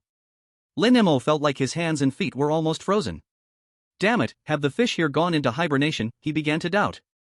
Just as he was about to lose patience and change spots, a very slight, almost imperceptible tremble came from the fishing line in his hand. Something's there. He did not pull the rod right away. He was waiting. Waiting for the fish to completely swallow the hook. A few more seconds passed, a clear downward tugging force came from the fishing line. Now is the time. Splash. With a splash, a palm-sized, silvery fish, still wriggling, was directly pulled out from the ice hole and thrown onto the ice surface. As soon as the fish hit the cold air, it struggled twice before quickly becoming still. Ha ha ha. I'm on the board. Lin Mo called out excitedly. Although the fish was small, its significance was extraordinary. This proved that even in the freezing deep winter, he still had the ability to obtain precious fresh protein from this small stream. His food supply chain had not been cut off. The huge success made him swell with confidence. He took the fish off the hook, tossed it into the leather bag beside him, reattached the bait, and dropped the line again. With the first success, his confidence and patience increased a lot. Maybe he found the right spot, or maybe that piece of chicken liver was just too tempting. In the next hour, he surprisingly caught 4 or 5 more fish of the same size. Though not large, having fresh fish to eat in this snowbound season was a huge luxury. Ding! Through your hard work and precise judgment, you have successfully mastered ice fishing skills in extreme cold environments. Skill fishing and hunting has been upgraded to Mastery 1/1000. Fishing and hunting, Mastery. You are no longer just a fisherman waiting for fish, you begin to understand how to actively choose the most efficient fishing methods based on different water conditions, seasons, and fish habits. Your catch success rate has greatly improved. Looking at the shiny gold word Mastery on the system panel, Lin Mo's heart was filled with immense satisfaction. This meant that even in the harshest winter, his food chain would not be cut off. He weighed the heavy skin bag in his hand and decided to call it a day and go home. Knowing when to stop was one of the most important rules he learned in the wilderness. He covered the ice fishing hole with snow, made a mark, and then hummed a little tune as he happily set off on the road back to his warm fortress. Chapter 80, Conquest.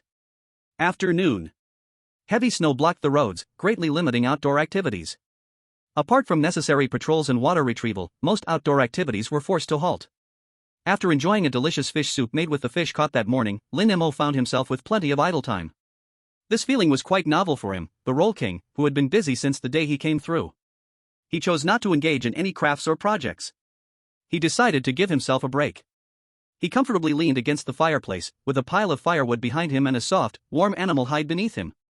He did nothing but sit quietly and space out. If one looked closely at his face, they would notice that compared to the beginning, his cheeks had slimmed a bit, but his features were clearer and more rugged than before. His skin had been tanned to a healthy color by wind, frost, and sunlight. The biggest change was in his eyes.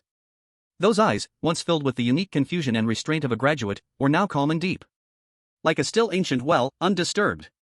Occasionally, a sharp light would flash, reminiscent of a hawk. He was no longer the naive newbie who relied on system prompts to survive. From fear to adaptation. From survival to living. From learning to creating. Reflecting on his experiences over the past month. In his mind, flashes of scenes appeared like a movie streaming through the days. He thought of the deep bone-chilling cold, fear, and confusion he felt on the first day he was transported here. Back then, he was just a university graduate who couldn't even set up a tent, lazy and inept. He remembered his overwhelming joy when he first sparked a flame with a flint, shaking with excitement. He recalled catching his first rabbit, landing a big fish for the first time, and the satisfaction of eating his own roasted meat. He remembered the sweat and exhaustion from building this solid wooden house, one chop at a time. He thought of the tension and determination he felt alone at night facing a pack of wolves. He remembered the thrill and pride of making pottery for the first time, crafting a strong bow, and enjoying bone soup hotpot. One by one thing after another. From fear to adaptation, from survival to living, from learning to creating.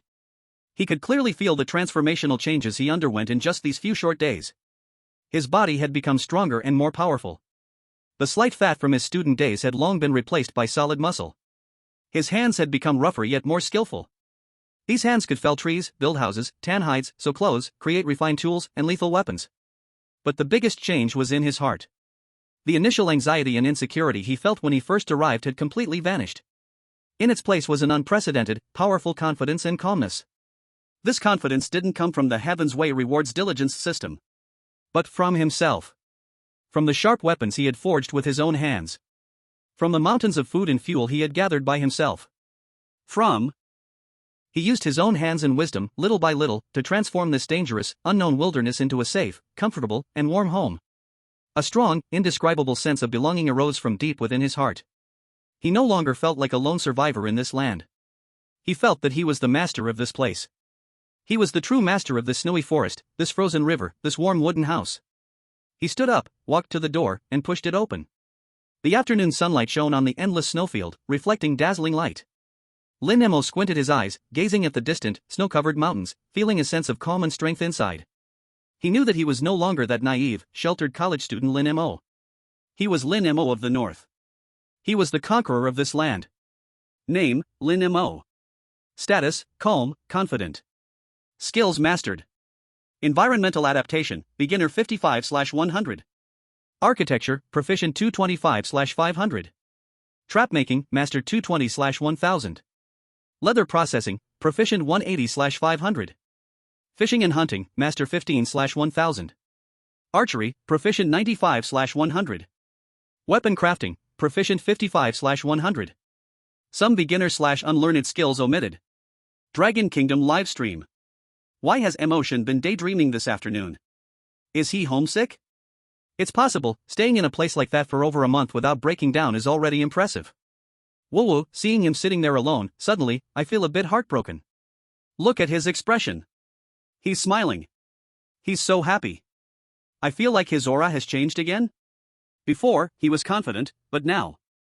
I don't know how to describe it, he just seems to be glowing. It's the kingly aura. Yes. The kind of this land was conquered by me for you kingly aura. Ah, the person above, you're right, it really does seem like that. The way he looks at the snow outside, it's like he's looking at his own backyard. This is the real transformation. From an ordinary person to a true strongman. So inspiring. Dragon Kingdom, National TV, Special Commentary Program. We can see that after enduring 35 days of trials, our contestant Lin Mo has made an astonishing, qualitative leap in his mindset. A seasoned psychology expert was speaking passionately into the camera. He has completely broken free from the passive survival phase and entered a whole new realm of active control. He no longer sees himself as an adapter to the environment, but as the transformer, even the ruler, of the environment. This powerful confidence and sense of ownership that bursts from deep within him is the perfect embodiment of the spirit core that has allowed our Dragon Kingdom people to overcome any hardships and bravely push forward for thousands of years. He has shown us all that a person can use their wisdom and hands to conquer nature and change their destiny. He is the most vivid and living spiritual totem of our era. The expert's voice was impassioned, full of infectious energy. Countless Dragon Kingdom viewers, watching the program, could feel their hearts surge with excitement. Chapter 81, The Wolf is Back. Late at night. Everything was silent. The entire northern forest lay asleep in endless cold and darkness. Inside the wooden house, the fire in the fireplace had been reduced, leaving only a pile of glowing red embers, providing basic warmth to the small space. Lin Mo lay on his soft and comfortable animal skin bed, already deep in sleep. Suddenly, a long, mournful wolf's howl broke the silence of the night. The sound seemed to come from a very distant place, piercing through the thick wooden walls and clearly reaching Lin Mo's ears. Lin Mo's body trembled violently the moment the howl sounded. His eyes opened wide in an instant. His body reacted faster than his brain, he flipped over and sat up on the bed. At the same time, his right hand instinctively grasped the heavy spear leaning against the headboard. It was wolves. He immediately held his breath and listened closely. Awo, awo. Soon, howls echoed from all directions, rising and falling. These sounds were closer, denser, and more urgent than any he had heard before. Lin Mo's brow furrowed instantly. He could detect an unmistakable impatience and hunger in these howls. The heavy snow had been falling for several days. For a pack of wolves that needed to run extensively to hunt, the thick snow was deadly. They could no longer chase snow hares, deer, or other prey as easily as before. The shortage of food made them increasingly desperate and aggressive. Hunger would drive any beast crazy. And his camp, wafting with the rich smell of roast meat and human scent, was undoubtedly like a lighthouse in the night to these starving creatures, a huge sign saying all-you-can-eat buffet. These sons of bitches have found me after all. Lin Mo sighed in his heart, but there was no sign of panic on his face. He quietly slipped off the bed. Barefoot, he stepped onto the cold wooden floor without making a sound. He did not light the fireplace to brighten the room. In the darkness, he found the door and grabbed the heavy spear that had been leaning in the corner, cold to the touch. The spear tip glinted with a cold light under the dim glow of the embers. Lin Mo gripped the spear tightly, then pressed his whole body against the sturdy wooden door. He closed his eyes, using his ears to feel the cold world outside the house. Shoo! Shoo! He heard it. That was the sound of wolf claws on the soft snow, making delicate noise. The sound was coming from more than one direction. They were surrounding his camp. Lin Mo's heart raced a little faster, but his breathing remained steady. He knew that the most important thing now was to stay calm. Outside, the howling gradually stopped. In its place was a suffocating silence filled with danger. Lin Mo could imagine that just outside this thin wooden wall, countless greedy green eyes were fixed on his little wooden house. They were observing, probing, searching for any possible flaw. Suddenly, thud! A dull thud came from the direction of the fence, followed by the creaking sound of wood being scratched by powerful claws. Lin Mo's heart tightened suddenly. They were attacking the fence. Thud! Thud! Thud! The thudding grew denser and more violent. He could even hear the low growls from the wolves as they exerted themselves too much. They were truly starving mad. Lin Mo's heart sank little by little. His fence, though sturdy, was still made of wood. If this pack of wolves continued their relentless assault, who knows how long it could hold out? His grip on the spear tightened even more. Sweat beads formed in his palms. He prepared for the worst. Once the fence was broken through, he would not hesitate to use the spear to confront the first unwanted guest who came rushing in. However, the sound he expected, the fence being smashed, did not occur. When he built the fence, each wooden post had been deeply buried in the frozen ground, and the posts were tightly bound together with strong vines. Such a strong defensive structure, not to mention a few wolves, even a wild boar would find it hard to break through easily. The impact of the wolves continued for nearly 10 minutes. But they quickly discovered that the fence made of hundreds of sharp wooden stakes was much sturdier than they had imagined. Several wolves that charged too aggressively were even injured by the sharp spikes, leaving them bloodied. Outside the fence, cries of pain echoed faintly. The sounds of crashing began to fade away. The wolf pack seemed to realize that this hard confrontation was futile. The rustling sound outside did not disappear but instead circled endlessly around the camp. But Lin Mo knew that the crisis had not been averted. These cunning beasts would never give up so easily. They were looking for a weakness. He remained vigilant, pressed against the back door without moving. He knew this was a battle of willpower. Whoever lost their nerve first would lose. Right now, he held an absolute advantage. He stayed in the warm, sturdy fortress, waiting while the wolves exhausted themselves. The wolves, on the other hand, were exposed to the harsh cold, and each action drained their already limited energy. The longer time dragged on, the more it favored him. Time passed, minute by minute. Each second felt as long as a century. The wolf pack wandered outside. Lin Mo remained steadfast inside. This silent standoff was filled with suffocating tension. Name, Lin Mo. Status, alert, adrenaline surging, calm. Skills mastered.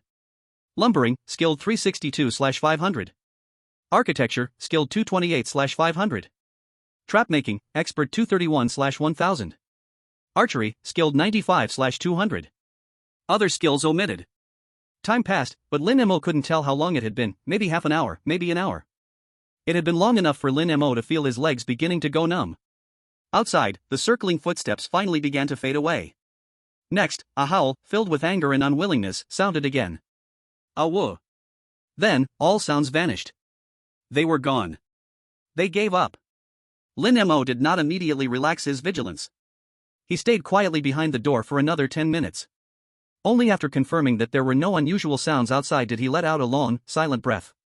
Huff finally gone. He felt his back drenched in cold sweat. He walked over to the fireplace and added some wood. The orange-red flames danced happily once more, filling the room with light and warmth. Lin Mo watched the flickering flames, finally showing a hint of exhaustion on his face. He knew tonight he had won his gamble. This silent standoff, though without bloodshed, had taken a tremendous toll on his spirit. He understood this was just the beginning. As winter deepened, food would become increasingly scarce. These hungry predators would only grow more frenzied and desperate. Long Country Live Room. Oh my. Oh my. I was scared to death. I didn't dare to breathe. Were those wolves crashing against the fence just now? That sound made my heart race. Thank goodness. Thank goodness Lin Mo's house is well built. Otherwise, tonight would have been dangerous. How terrifying. In this heavy snow, the wolves must be starving. Lin Mo is basically guarding a huge granary. Who wouldn't want to take a bite? Lin Mo remained so calm. He stood completely still, like a statue. This mental strength is simply incredible. Yeah, if it were me, I would have screamed long ago. He still dared to stay behind the door. Didn't he worry the wolves would burst it open? This is the difference. He trusts the defenses he built himself. Not everyone has that kind of confidence. Did the wolf pack leave? They should have left, right? Good they left, good they left. I hope they don't come back. Lin Mo can finally get a good night's sleep. The viewers watched Lin Mo sitting by the firelight. That ever-changing face, rising a new, mixed emotion of worry and expectation in their hearts. Chapter 82, Draw a Smile, Reward Yourself. Day 36, Morning. The gloomy weather that lasted for several days finally cleared up completely this morning. When Lin Mo opened the door, a radiant, long-awaited sunlight pierced through, making him instinctively squint his eyes. The sky was that kind of clear blue, washed clean after the rain. The sunlight poured down unfiltered, bathing the vast land blanketed in white snow. Countless tiny ice crystals sparkled on the snow, reflecting dazzling light, making the whole world look like it was paved with diamonds. Finally, the skies have cleared. Lin Mo took a deep breath of the cold, fresh air, feeling that the gloomy days of the past were also swept away. Last night's crisis, although risky but ultimately safe, still brought him considerable pressure. However, life had to go on. Now, with the sun shining bright and everything feeling new, he felt a surge of hope and strength throughout his body. He first took a wooden shovel and cleared all the snow off the pathways in and around the camp, making everything spotless. Then, he climbed onto the roof, carefully checking to confirm that nothing was damaged under the weight of the snow. Next, he stepped outside the fence. The traces of the wolf pack from last night were still clearly visible on the snow. The snow around the fence was a mess, trampled all over, and he could even see a few patches of dark red blood that had already frozen. Looks like someone had a rough night. Lin Mo chuckled softly. He carefully inspected the fence and the ditch, finding several wooden stakes had been loosened, and the disguise of the ditch had been damaged quite a bit. He immediately set to work, repacking the loose stakes, and found new branches and hay to disguise the ditch again. After finishing this, he dove into new work. First, he went to the stream. The ice fishing hole he had chiseled out with his own hands had already been sealed by a new layer of thin ice. With a stone axe, he easily smashed it open again. Then, he changed the bait and cast the line once more. Next, he walked into the woods. The snow was the best tracker. He followed the new footprints left by animals he had observed yesterday, and began to set new snares along some fresh paths he thought the prey might cross. For instance, he found a new rabbit trail right at the edge of a thicket.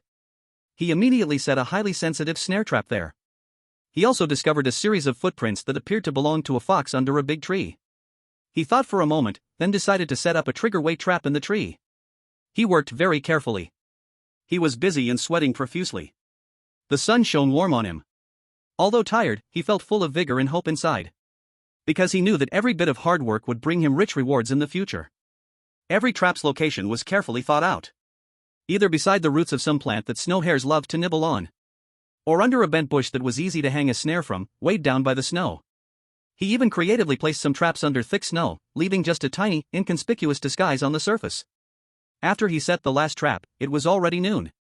This way, they won't be easily covered by the heavy snow, and it'll be more concealed. He looked at his masterpiece with satisfaction. Standing in an open snowfield, he straightened up, patting his slightly sore back, and looked at the territory that he had tidied up and organized, a satisfied smile appearing on his face. After a whole morning's work, he had almost reset all his traps. Although he was drenched in sweat, he felt a deep sense of accomplishment inside.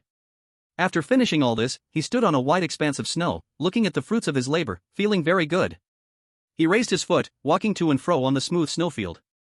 Soon, a simple, even a bit crooked smile appeared on the snow. 2 circles as eyes, 1 half circle as a grinning mouth. Simple, yet full of optimism and joy. Hey, not bad, rewarding myself. Lin Mo looked at his masterpiece and proudly clapped his hands.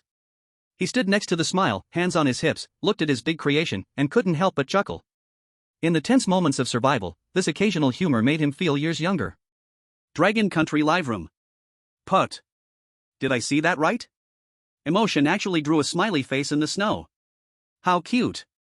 The heart of a tough guy also has a little princess inside? Instantly broken defense. I used to think he was a cold survival machine, but I didn't expect he had such a playful side. I love this contrast, I'm all in. Seeing this smiley face made my mood better for the whole day. Yeah, it feels like all hardships turn into games in front of him. This kind of optimism and composure is so infectious. Go for it, emotion. Behind you, there are 1.4 billion people who laugh with you. The live room was filled with a relaxed and joyful atmosphere. The audience was completely touched by Lin Mo's small act. From this simple smiley face, they saw a strong optimism and confidence, born from overcoming crises and difficulties. And Lin Mo was completely unaware of this. After admiring his artwork, he turned around, ready to check if there were any new catches on his fishing rod. After the crisis, life returned to normal. And it was filled with hope. Chapter 83, Making Charcoal for Snowshoes, Brother is a Hexagonal Warrior. Back at the creek. He carefully picked up the stick stuck in the snow. Hey, it's quite heavy. Lin Mo's eyes lit up, feeling a clear weight in his hand. He quickly reeled in the line, and soon, a silver-white fish, about the same size as the previous one, was pulled out of the ice hole, flopping on the ice. Good, this ice fishing seems to be a stable side business now. Lin Mo happily took the fish off the hook and tossed it into his pouch. Although the haul was small, this sustainable food source was more important than anything in the snowy winter. He wasn't greedy, checked if the bait was still there, and lowered the line again to let it continue working.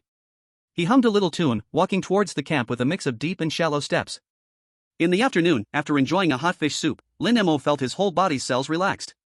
He looked at the pile of firewood in the corner of the room, almost reaching the beams, feeling incredibly secured. But he quickly thought of a new problem. There's enough wood, but burning it like this is still a bit wasteful. He stroked his chin, calculating in his mind.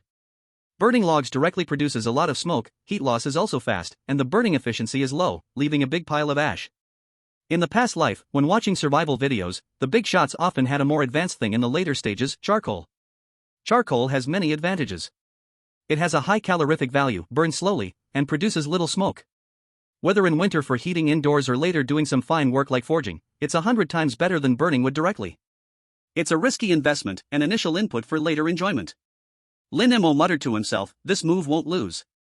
He decided to take advantage of the time available now and with food still somewhat plentiful, to upgrade his fuel system. He got to work. First, he found a sheltered spot next to the camp, a safe distance from the wooden house. Then, he picked up his increasingly handy flint axe and began to dig a pit. He didn't dig too deep, about half a meter or so, with a diameter of 1.5 meters. The dirt he dug out was not thrown away, but piled beside the pit. Next, he started stacking wood into the pit. This is a technical job. He didn't stack them haphazardly but instead stood the spruce wood, similar in thickness, upright and tightly arranged in the pit, trying not to leave any gaps. This way, it burns evenly and has a high charcoal yield. He worked while mumbling to himself, looking just like an experienced old kiln worker. Soon, a layer of wood was stacked up in the pit. He didn't stop, he laid another layer of wood horizontally on top, then stacked another layer upright. Back and forth, until the wood pile rose above the edge of the pit. After stacking nearly half a pit of wood, he carefully scooped some glowing red charcoal from the fireplace with a stone and tossed it into the bottom of the pit. Whoosh! The dry wood, meeting the high temperature of the charcoal, ignited instantly. Lin Mo didn't let the fire burn too fiercely. Instead, after the flames stabilized, he immediately filled the entire pit with more wood. Finally, he sealed the pit with the frozen soil blocks and wet mud he had dug out, leaving only a few small ventilation holes. In this way, the wood in the pit would slowly and incompletely burn in an oxygen-deficient environment, eventually carbonizing into charcoal. Done, now it's up to time.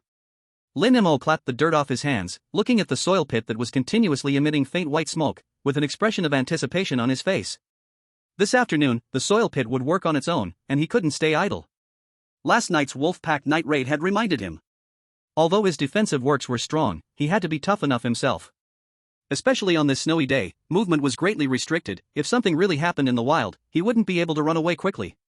No way, I need to practice my snow combat skills. He put on his full gear and walked into the deep snow area next to the camp.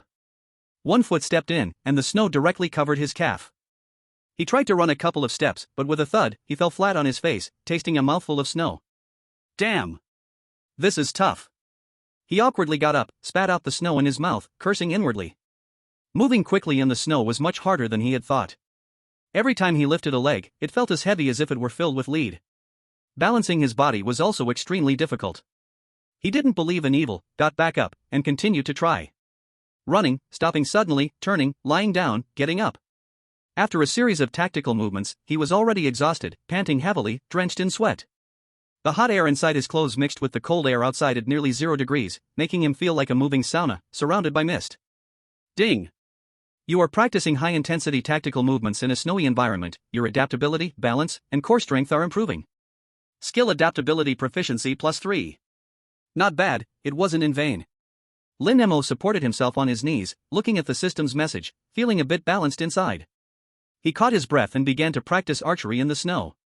He hung a beastskin target on a tree, then stepped back 50 meters. Drawing the bow, aiming. Whoosh!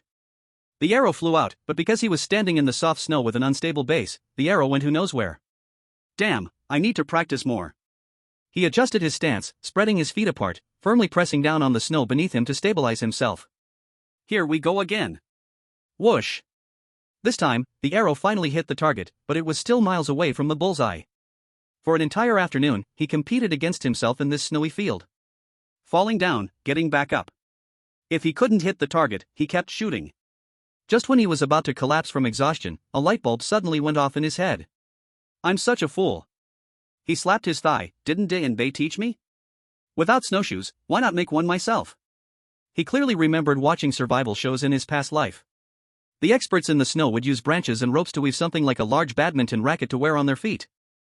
Greatly increased the area of force on the soles of his feet. Walking on snow wouldn't cause him to sink. Right. How could I forget this? This is possible. He instantly felt like he had discovered a new world, forgetting his exhaustion, and rushed into the woods to start looking for suitable materials. He chopped off 2 small branches about the thickness of his thumb, strong and flexible. Using fire to heat them and his knee to support, he carefully bent them into an oval frame. Then, he took out the pre-prepared animal tendons and twisted them into thin strings. Using the frame as a base, he began weaving a mesh in the middle. This task was more delicate than making a bow and arrow. He endured patiently, threading one by one, tightening section by section. By the time he finally finished a crooked but seemingly sturdy snowshoe, it was already getting dark. He couldn't wait to tie this thing with leather straps to his feet and took a few steps to try it out. Hey! It's working! He was pleasantly surprised to find that although it felt a bit awkward to walk in, like a duck, he really didn't sink into the snow anymore. Before, it took great effort to take a step. Now, he could almost stride through the snow. Ding! You have successfully crafted primitive snowshoes, unlocking new blueprint snow walking tool. Skill handicraft proficiency +5. The huge success filled him with energy. He immediately got to work, starting on the second one. Before long, 2 sturdy snowshoes with uniform mesh were born in his hands. He also used the remaining scraps of animal skin to make 2 strong straps, fastening them onto the snowshoes. Mission accomplished. Lin Mo couldn't wait to strap the snowshoes onto his boots and then stand up, trying to take a few steps in the deep snow beside him. A miracle happened. Before, his foot would sink into the snow up to his calves. Now, wearing these simple snowshoes, his feet would only sink a few centimeters into the snow. Walking became more than 10 times easier than before. Having solved the problem of movement, Lin Mo felt completely comfortable. He glanced at the still-smoking charcoal kiln and then at the sky, deciding not to waste the great sunlight.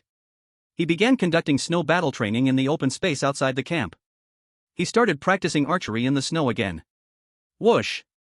He suddenly stood up from the snow, pulled his bow, and shot an arrow in one fluid motion. An arrow, with a whooshing sound, accurately struck the trunk of a tree 20 meters away. Then, he immediately crouched down, rolled in the snow, hid behind a tree, and peeked out again to shoot a second arrow. Whoosh! He kept changing his posture and position, practicing quick movement, concealment, and shooting in the snowy environment. The snow-covered ground and the flat earth he practiced on before were entirely different concepts. The soft snow would affect your strength. The biting cold would stiffen your fingers. The dazzling snowlight would interfere with your vision. But Lin Mo, however, found joy in it all. He fell again and again, and yet he got up again and again. He constantly adjusted his breathing, seeking the technique to exert strength in the snow. His movements grew faster and steadier. Ding! You are undergoing high-intensity adaptive training in extreme environments. Your understanding and control of snowy environments have greatly improved. Skill Environmental Adaptability has been upgraded to Proficient 1/500. Environmental Adaptability, Proficient. You are no longer a rookie passively accepting environmental changes. You have begun to understand how to utilize the characteristics of the environment to create advantages for yourself. Your chances of survival have significantly increased. Awesome! Lin Mo could not help but let out a low roar. Dragon Kingdom livestream. Oh my! Is Emotion refining steel? The smoke from that chimney is bigger than what we have in our village for brick kills. Upstairs, ignorance is terrifying. This is called charcoal burning. This thing is much better than wood. I'm dumbfounded, he can even make snowshoes? Isn't this handmade craftsmanship? This is divine craftsmanship, right? Dago looked on in silence, while Bego wept. This person's skill has surpassed that of earthlings. Burning coal, making snowshoes, practicing archery, he worked more in one afternoon than I do in a week. This is a true hexagonal warrior. There is nothing he cannot do. He can write, he can fight, he can create, he can combat. A true hexagonal warrior, nothing can stop him now. Except for starving wild beasts. Don't even mention wild beasts, they scared me to death last night. I hope tonight will be more stable. In the livestream, the viewers watched the figure in the snow, sweating and constantly challenging himself, all captivated by his vigorous energy and strong execution. This man seems like he will never be defeated by difficulties. He can always find a way to solve problems and enjoys doing so. Chapter 84, The Glimmer of Charcoal. Night fell, and the temperature dropped sharply again. Outside, the cold wind howled, and a few remaining stars trembled under the lead gray sky. In the earth kiln, the last wisp of smoke had vanished, leaving only the intense heat quietly brewing a transformation beneath the soil. Lin Mo finished his afternoon training. The first thing he did was check his charcoal kiln. He carefully peeled back the covering soil, and a wave of scorching heat with a special scent rushed towards him. In the pit, those originally white spruce logs had all turned into black, glistening charcoal. He gently tapped it with a wooden stick. Ding ding. The charcoal made a crisp sound, proving it was thoroughly carbonized. It worked. A brilliant smile appeared on Lin Mo's face. With his flint axe, he carefully shoveled the hot charcoal onto the adjacent snow to cool it down. Looking at this pile of high-quality charcoal, he felt a great sense of accomplishment. These were essential goods for winter. With them, he no longer had to worry about fuel problems. The warmth of the wooden house would be raised to a new level. After finishing all this, he returned to the house, closed the door, lit the fireplace, and began preparing his dinner. Tonight's dinner was exceptionally lavish. A pot of steaming pine chicken soup, filled with a few pieces of snow-white, tender fish caught earlier in the day, topped with some wild onions he had picked. He even extravagantly added a small spoonful of honey to the soup. The aroma filled the entire small house. He ate slowly, savoring every bite. After finishing dinner, he didn't immediately start working like usual, but instead, leaned against the wall to review his assets. His gaze slowly swept over the home he had built with his own hands.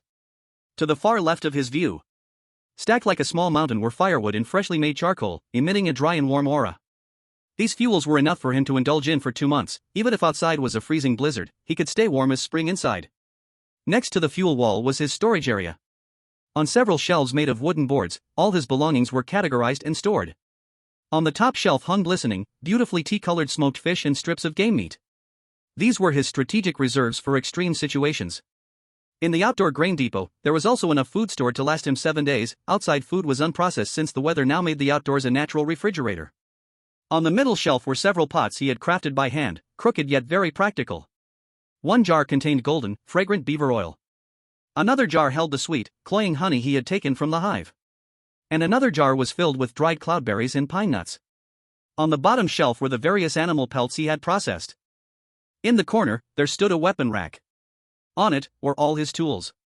Upgraded flint hatchet, deadly heavy spear, and that bow he had high hopes for, currently in the final drying stage. In the quiver were arrows with neatly arranged feathers, each arrowhead shimmering with a cold gleam. Outside the house, there were sturdy fences and deadly trenches. In the stream, there was a constant supply of fresh protein from ice fishing holes. In the forest, there were cleverly set traps, waiting for prey to wander in. He had a warm bed, plenty of food, a strong shelter, and powerful weapons. Lin Mo looked around at all this, an indescribable and immense sense of satisfaction and pride rising from his heart. He gazed at everything before him, grinning silently. The feeling of transforming a wild land into a home that was safe and comfortable, through his own hands, was just so damn satisfying. Just as he had a thought, that familiar light blue panel appeared again. Name, Lin Mo. Status, well-fed, satisfied, confident. Skills mastered. Environmental adaptability, proficient 11/500. Architecture, proficient 235/500. Trap making, expert 231/1000. Leather processing, proficient 188/500. Fishing and hunting, expert 25/1000. Logging, proficient 365/500. Archery, proficient 95/100. Weapon making, proficient 55/100. Omitting some beginner/unlearned skills. Looking at the long list of skills on the panel that had reached proficient or even expert levels, Lin Mo felt even more confident. His body was much stronger than before. His will had also become as hard as steel through day after day of honing, hard enough to pierce through steel plates. He stood up, walked to the door, and pulled open the bolt. A gust of cold air rushed in, but he felt no chill at all. He walked outside, looking up. In the night sky, countless stars twinkled, shining brightly as if they were within reach. A brilliant, colorful aurora, like a huge green silk ribbon, danced slowly across the horizon like a goddess's skirt. So beautiful. Beautiful enough to make one breathless. He sighed silently in his heart. He silently counted the days. 36 days. The 100-day survival journey had already passed more than a third. The remaining 60 days would only grow colder and more difficult. But in his heart, there was no trace of fear at all. Not only would he survive, but he would live better than anyone else. Meanwhile, in Longwa. During prime time, the national television was broadcasting a special program called Our Hero, a review of Lin Mo's 36 days of survival in the north. The show condensed Lin Mo's experiences over the past month into an hour-long highlight, with the finest editing. From the confusion and fear on the first day in the snow, to the hope sparked by lighting the first fire. From building a simple shelter, to handcrafting a strong wooden villa. From catching his first snow rabbit, to outsmarting a hungry pack of wolves, ultimately driving them away. Each heart-stirring scene, accompanied by passionate narration, made every viewer in Longwa boil with excitement. In the studio, the host passionately declared. He used his own hands and wisdom to show the world what the true spirit of Longwa is. He made us believe that the human will can overcome all difficulties and obstacles. In our 100-day survival, we have already passed a third. We have every reason to believe that our hero Lin Mo will definitely see it through to the end and bring ultimate glory to Longwa. In front of the television, countless viewers in Longwa gazed at Lin Mo's determined face on the program, feeling their blood rush, proud to be associated with him. Longwa Live Room. This review clip is so exciting. I, a big man, even cried. Damn, who would have thought we were cursing just a month ago? The sky feels like it might fall. Now, we have started to look forward to Mo Wan's ascension. Stop complaining, I'm scared. But seriously, the development speed of emotion is too outrageous. This isn't just about survival, it's like playing a single-player version of Civilization. Ha ha ha, I'm dying laughing, it's like he activated a speed hack. 100 days to look forward to. Go, Mo Shun. Go, Dragon Kingdom. King of the North. King of the North. King of the North. The entire Dragon Kingdom's public sentiment reached an unprecedented, uplifting climax. And the creator of all this, Lin Mo, remained completely unaware.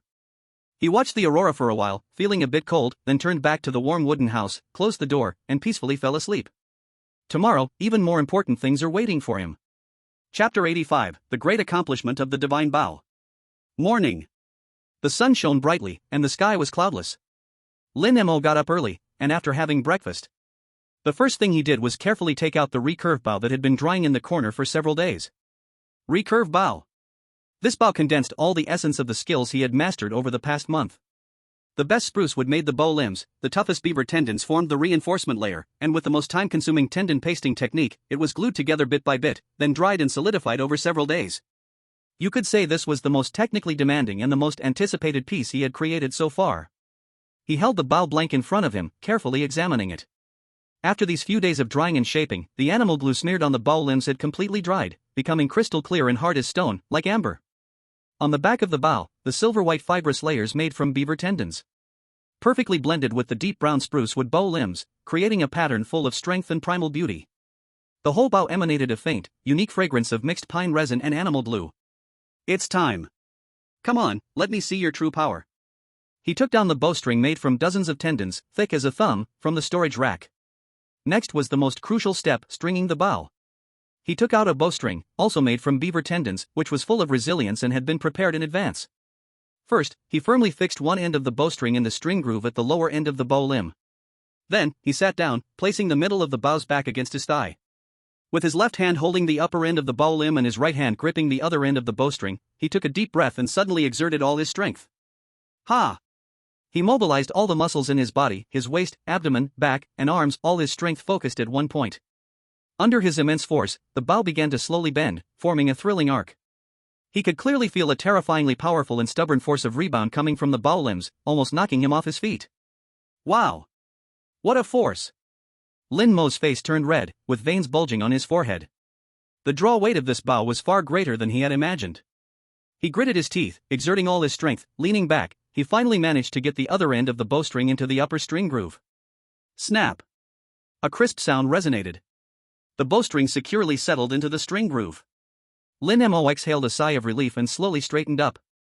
The previously slightly bent bow blank now presented a beautiful yet dangerous recurve arc under the immense tension of the tightened bowstring. The bow tips, bending in opposite directions, resembled two poised horns, full of astonishing tension. A perfect compound recurve bow, exuding an aura of lethal intention, had finally taken shape completely in his hands. He rested for a while before finally catching his breath. He stood up, took the bow, and drew out from the quiver an arrow that he had recently modified, equipped with spinning fletchings. Draw the bow, nock the arrow. When he pulled back the bowstring again, the feeling was completely different from the crude single-piece bow before. He had only drawn it less than halfway when he felt his right arm as if it were being pulled by an ox, his muscles sore and starting to tremble slightly. Goodness, this is at least 80 pounds. Lin Mo was both shocked and delighted. In his past life, he was just an ordinary person and had never touched a real bow. But based on what he had seen, an 80-pound bow was already considered a heavy bow capable of penetrating armor on ancient battlefields. He did not shoot immediately, but took a moment to adapt to this powerful draw weight. He closed his eyes, adjusted his breathing, and felt the explosive tremor transmitted to his palm from the bow. Then, he suddenly opened his eyes, locking onto a spruce tree with the thickness of a bucket 30 meters away. Release! Boom! A sound more muffled and powerful than ever before surged forth. Lin Mo even felt his ears buzzing from the shock. Before he could see the arrow's trajectory, he heard a distant thud sound. That sound was thunderous, like a hammer striking deeply into wet mud. Lin Mo paused for a moment, then quickly ran towards the tree. When he reached the tree, he was completely stunned by the sight before him. The sturdy spruce arrow was almost 2/3 deeply and firmly embedded into the tree trunk. Only the arrow's tail, continuously vibrating, emitted a mournful sound in the air. Damn! Lin Mo couldn't help but curse. Is this my bow? This power is just too ridiculous. His previous ironwood single-piece bow couldn't pierce even an inch into the bark, let alone 30 meters. And this new bow could shoot an arrow more than 10 centimeters deep into the trunk. The penetrating power was on a whole different level. If this arrow were shot into flesh. Lin Mo couldn't even imagine that scene. Ha ha. Ha ha ha. The immense surprise and ecstasy made him burst into loud laughter. He excitedly stepped forward, wanting to pull out the arrow. However, he used all his strength, turning red in the face, but the arrow wouldn't budge at all, as if it had grown into the tree. Finally, he had to swing an axe and chop at the side several times before he finally managed to pull the arrow out. He discovered that the arrowhead was surprisingly intact. Good. So great. Lin Mo caressed the divine bow in his hand, reluctant to let go. He knew that from today on, he truly had the qualification to stand at the top of the food chain in this forest. As he stroked the strong bow that embodied countless efforts and wisdom, he felt immense pride in his heart. But he was aware that although this bow was powerful, the demands on the user were equally outrageous. Just drawing the bow required incredible strength from him. He had to quickly familiarize himself with this divine bow, mastering its trajectory and shooting techniques. So, the whole morning, Lin Mo practiced with his new bow in the clearing outside the camp. He started shooting from 20 meters, gradually increasing the distance. 30 meters. 40 meters. 50 meters. He found that even at 50 meters, the arrow shot from this bow maintained astonishing speed and penetration. This greatly expanded his effective hunting range. Ding! You used a higher-level tool to practice, gaining a new understanding of bow and arrow skills. Skill: bow and arrow use proficiency +5. Skill: bow and arrow use proficiency +5. Dragon Country Live Room. Damn! Damn! Damn! Is this really a bow? Isn't this a bit too exaggerated? My god. The arrow shot out so fast, my eyes couldn't keep up. I just saw a black shadow zoom past. Divine bow. This is definitely a divine bow. I just turned the volume up to the max, and that bang knocked over my water cup on the table. It scared me to death. The damage isn't just doubled, it's simply exponential growth. So cool. The way the stranger pulls back the bow is so cool. I can already picture him shooting down a bull with an arrow. Don't say anything, I've already started to mourn for the cattle. The global audience was shocked by the terrifying power of this new bow. Lin Mo wiped the sweat from his forehead, feeling the refreshing fatigue in his arms, filled with unprecedented confidence. He caressed this divine bow that condensed countless efforts of his, and his gaze turned once again to the distance. Giant horned musk ox, clean your neck. Wait for me. Chapter 86, Man and Bow United, here I come. In the afternoon. Lin Mo did not continue with the long-distance shooting practice that was grand and dramatic. Having a powerful divine bow had made Lin Mo's confidence soar to the peak. But he knew that owning a powerful weapon was just the first step. How to unleash the weapon's power 100%, or even 200%, was the key. No matter how good the weapon, it needed someone who could fully master it. Like a world-class master who got hold of a dragon-slaying sword, if he only used the sword to chop wood, it would be pointless. What he needed to hone was no longer the bow, but himself. It was his eyes, his hands, his heart. He moved the training ground from the open snowy field to the nearby forest. The light in the woods was much dimmer than outside. The dappled shadows of the trees intertwined with the white snow, creating many visual blind spots and distractions. He no longer shot at the gigantic, motionless tree trunks. Instead, he began to challenge some harder targets. For example, a dead leaf hanging 20 meters away, swaying gently in the breeze. Another example was a dry branch, only as thick as a finger, poking out from the snow. Even a pine cone he threw into the air, which was now falling down. Whoosh! He stood behind a tree, leaned to the side, and drew the bow. The arrow grazed the edge of the trunk, precisely pinning the swaying dead leaf to the tree behind. Not bad, my prediction against the crosswind was basically on point. Lin Mo exhaled, silently scoring himself. He changed his position again, this time squatting behind a patch of low bushes, peering through the gaps in the leaves, aiming at the distant thin dry branch. This angle tested his control over the bow and his power technique in a small space. He held his breath, feeling his heartbeat slow down. The whole world seemed to quiet down. In his eyes, only that little black target remained. Release. Thud. The arrow left the string, flying almost parallel to the ground, finally cutting that dry branch in half. Beautiful. Lin Mo couldn't help but praise himself. He found that when he entered this state of extreme focus, the proficiency on the system panel increased rapidly. Skill bow use proficiency plus 10. He did not stop, continuing this almost self-torturous, high-difficulty training. He no longer pursued range and power but rather pursued ultimate precision, stability, and adaptability in various complex environments. Gradually, his mindset began to undergo subtle changes. He no longer viewed archery as merely a simple skill. Each time he drew the bow and aimed, he began to visualize a living prey in his mind. Sometimes, it was a deer gnawing on tree bark. Sometimes, it was a rabbit running in the snow. Sometimes, it was a wolf baring its teeth at him. Each of his shots was no longer aimlessly fired at a lifeless target. But with clear, killing intent, it aimed at the prey's vital points. The heart. Neck. Eyes. His gaze grew colder and more focused, like a fisherman who had been killing fish in a big supermarket for 10 years. He began to understand that the essence of archery is not in the bow, nor in the arrow, but in the person using them. It lies in the calm, decisive, and bloodthirsty heart of a hunter. Only when you treat every training session as a real hunt can you perform at the level of your training during an actual hunt. This realization seemed to break through a bottleneck in his archery skills, entering a whole new realm. He no longer needed to deliberately aim in a straight line. Many times, he could simply rely on his instincts and muscle memory to shoot the arrow to where he wanted it to go. This is what is known as intuition shooting. Ding! You have grasped the preliminary skill of intuition shooting, and your control over the bow and arrow has reached a new level. Skill archery usage proficiency plus 10. So, this is the feeling. Lin Mo slowly lowered the bow, exhaling a long breath of white mist. He looked at his own hands, feeling a bit surreal. He knew that his archery skills had broken through a huge bottleneck this afternoon. Now, he could barely say he was qualified to use this divine bow. Dragon Kingdom Live Room. Why do I feel like something is off about today's atmosphere? Emotions practice looks so scary. The final refinement before the great battle. I feel like Emotion is making his last preparations for hunting the giant muskox. It's getting intense. I can already imagine emotion shooting through the muskox's skull. Hey up there, stop being so negative. But I am really looking forward to it. Motion, go take down those big guys. So focused. During his practice just now, that gaze, that aura, gave me goosebumps. He's completely immersed in his own world. A person who is so hard on himself, if he doesn't succeed, who else can? Stop talking. I'm already looking forward to tomorrow's big show. Emotion, please start your performance. The atmosphere in the live room turned from relaxed and joyful to tense and full of expectation. All the viewers could clearly feel the ever-growing aura of killing intent emanating from Lin Mo. Chapter 87, Carve the Map into Your Mind. The next day. All day long. Lin Mo did not conduct any shooting practice. He knew that a true hunter values absolute control over the hunting ground environment, not just the weapon.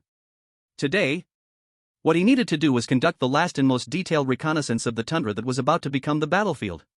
He woke up early, setting off just as dawn broke.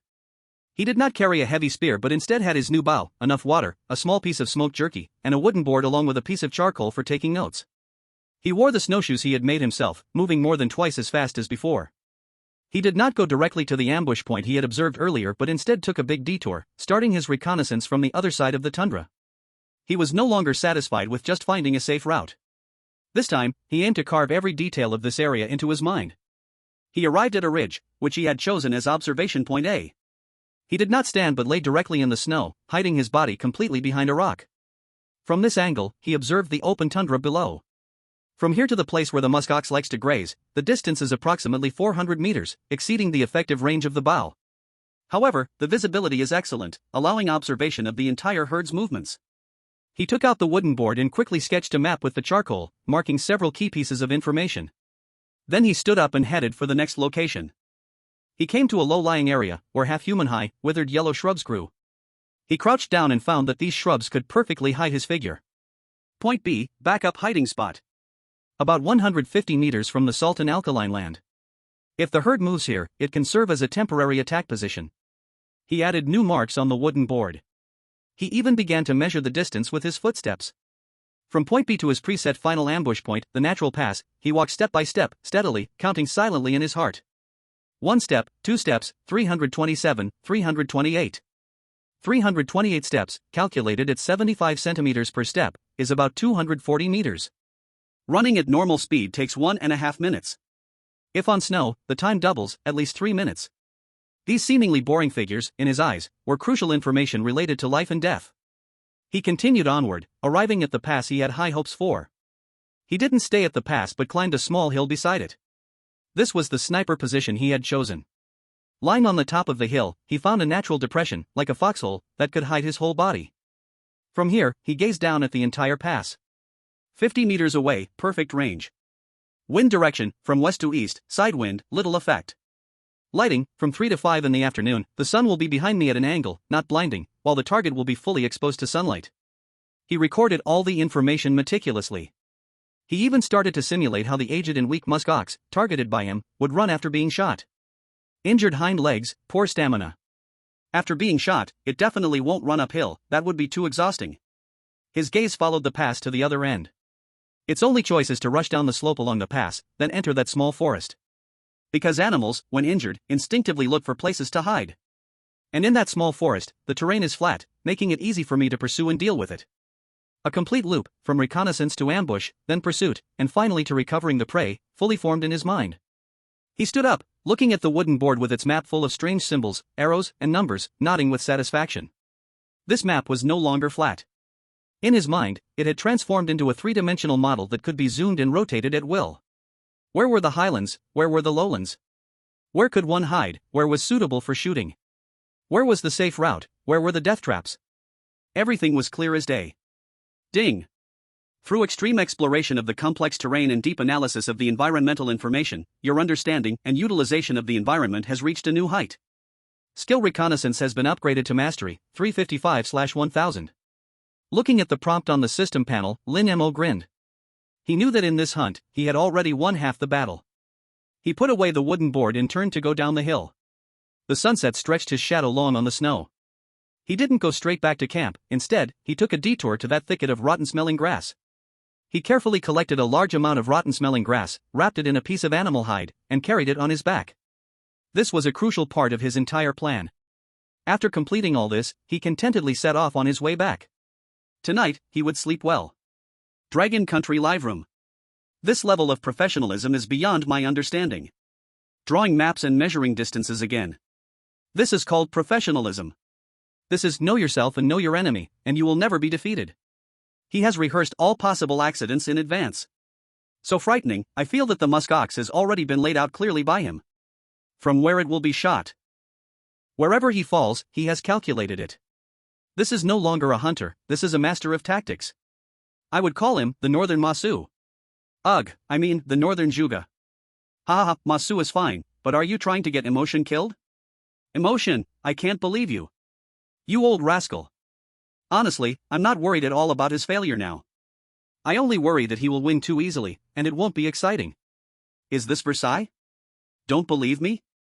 I could just go to Eagle Sauce's livestream right now and tell them that Emotion has started to find victory too simple. The livestream was filled with a cheerful and relaxed atmosphere. Chapter 88, Heart is Still Water, The Trial Before the Hunt. The 39th day, morning. Lin Mo did not return to the tundra. After several days of intense preparation and reconnaissance, both Lin Mo's body and mind had reached a tense limit. He knew that this state was not suitable for directly engaging in the final hunt. Like a bowstring pulled too tight, though full of power, it is also most likely to snap. So, this morning, he decided to give himself a break. A true, meaningful, relaxing holiday. Before such an important hunt, he must let his body and mind reach the most perfect and harmonious state. He did not practice archery, nor did he check the traps. He slept until he woke up naturally, then slowly began to tidy up his home. He swept the floor with a broom made of tree branches until it was spotless. He took down every ceramic jar from the storage shelf, wiped them down with clean animal skin, and then neatly put them back in place. He even made his bed, covered with thick animal skins, perfectly flat. These simple, repetitive chores slowly calmed his heart, pulling him down from that heightened state of tension. After finishing everything, he boiled a pot of hot water and comfortably washed himself. When he looked at the water, at his face that was thin but with defined features and clear eyes, he even felt a bit unfamiliar. "Buddy, who are you? Not bad looking at all." He playfully touched his smooth chin, feeling quite good about himself. Then, he changed into a clean set of close-fitting clothing made of rabbit fur and walked out of the wooden house. After doing all this, he didn't do any other work. He moved a wooden stump and quietly sat at the door of the house. The sunlight warmly shone on him. He closed his eyes and began to adjust his breathing. Inhale. Exhale. He let his breathing become slower and deeper.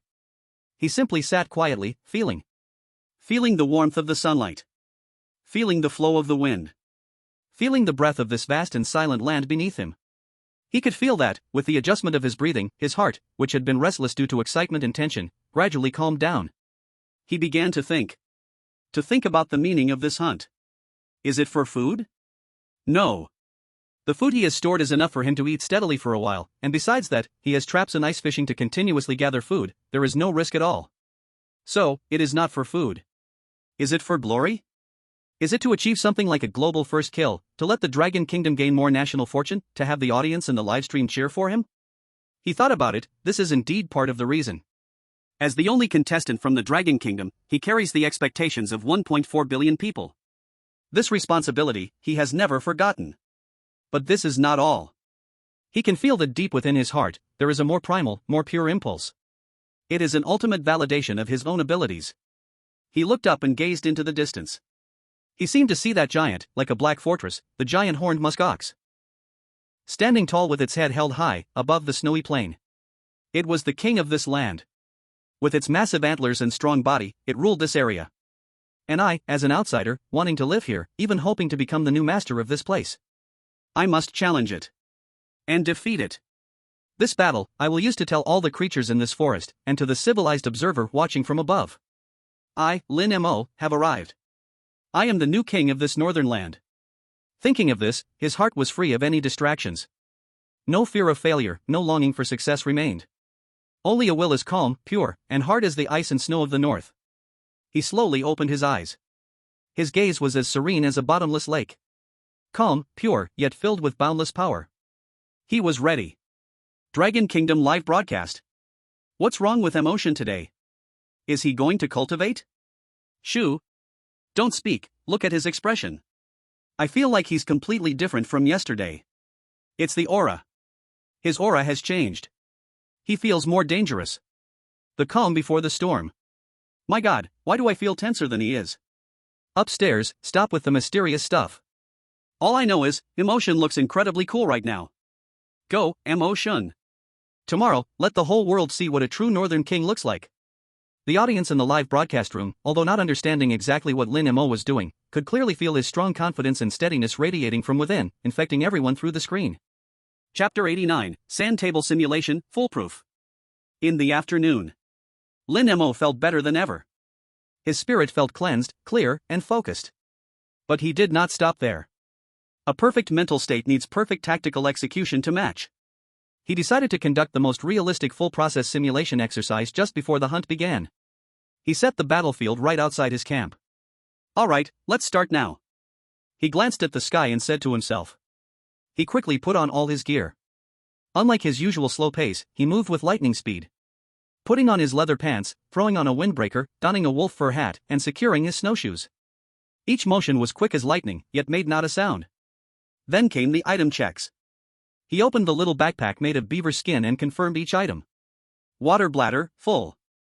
Jerky, 3 pieces. Spare bowstring, 1. Flint knives, 2. He checked meticulously, like a soldier preparing for battle, inspecting his ammunition. After confirming everything was fine, he tossed the backpack onto his back.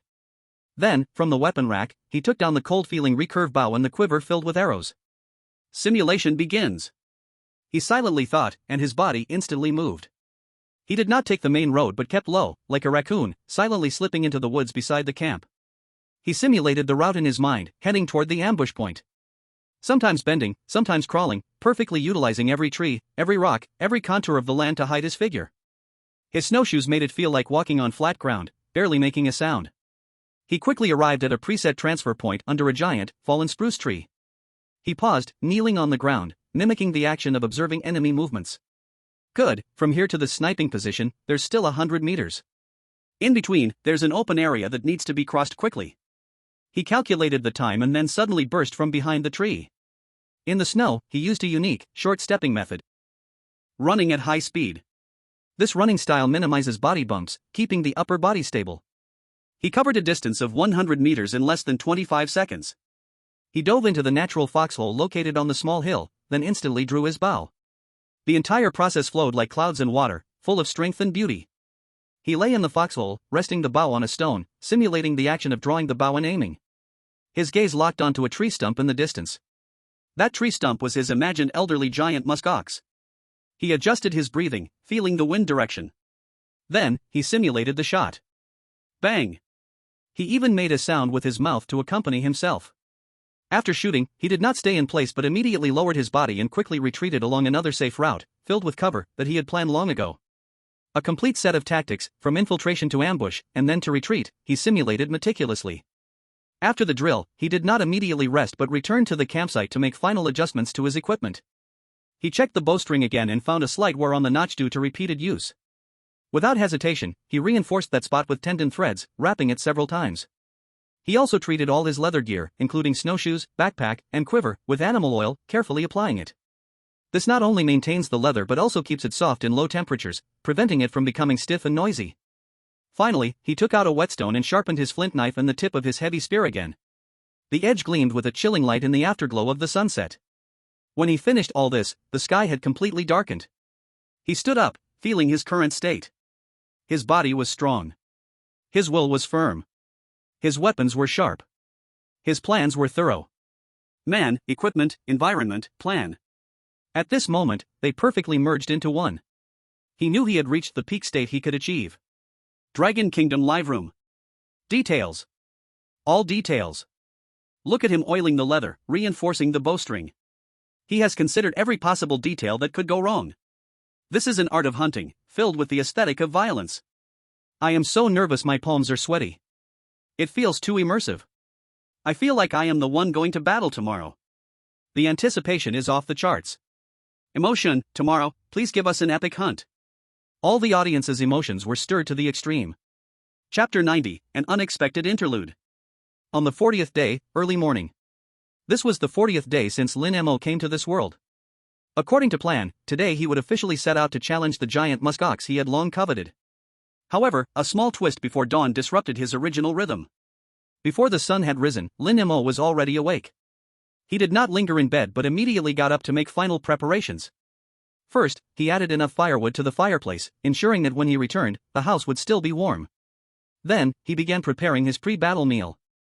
He did not eat roasted meat, that stuff was too dry. He cut yesterday's leftover reindeer meat into large chunks and threw them into a steel pot with some fatty bones to simmer a rich, high-calorie meat soup. He needed to store enough heat and energy for his body before setting out. Just as he sat by the fire, happily sipping the meat soup, feeling warm all over. Suddenly, cling-clang. A loud, jarring sound of metal clashing with pottery suddenly rang out from outside the campsite. In the quiet dawn, the sound felt particularly jarring.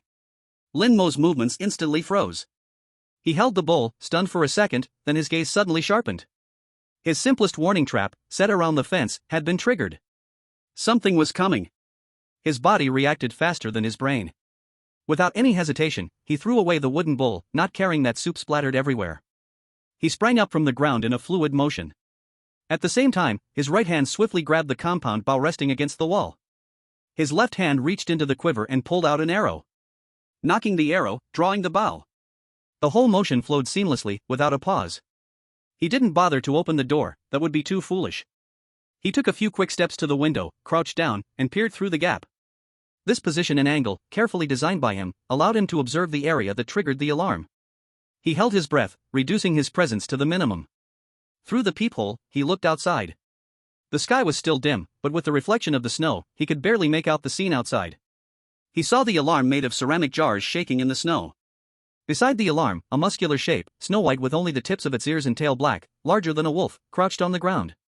It was clearly startled by the sudden loud noise, its fur bristling, its throat emitting a low, threatening growl of woo-woo. It was a lynx. And a large adult lynx at that. This large feline was one of the top predators in this forest. They move stealthily and are skilled in ambush, a nightmare for all small to medium-sized animals. Seeing it sneaking around, it was clear it wanted to sneak into the camp and steal some food while Lin Mo was off guard. Is this guy trying to steal my meat? Lin Mo realized in an instant. As a result, it underestimated the tight defenses of Lin Mo's camp.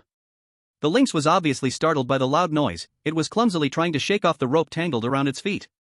It saw Lin Mo coming out. When it spotted the biped, with that dangerous-looking curved wooden stick pointed at it, its fur stood on end. A primal fear of death drove it to let out a piercing scream. Meow-oh. It gave up struggling and turned to flee deeper into the woods.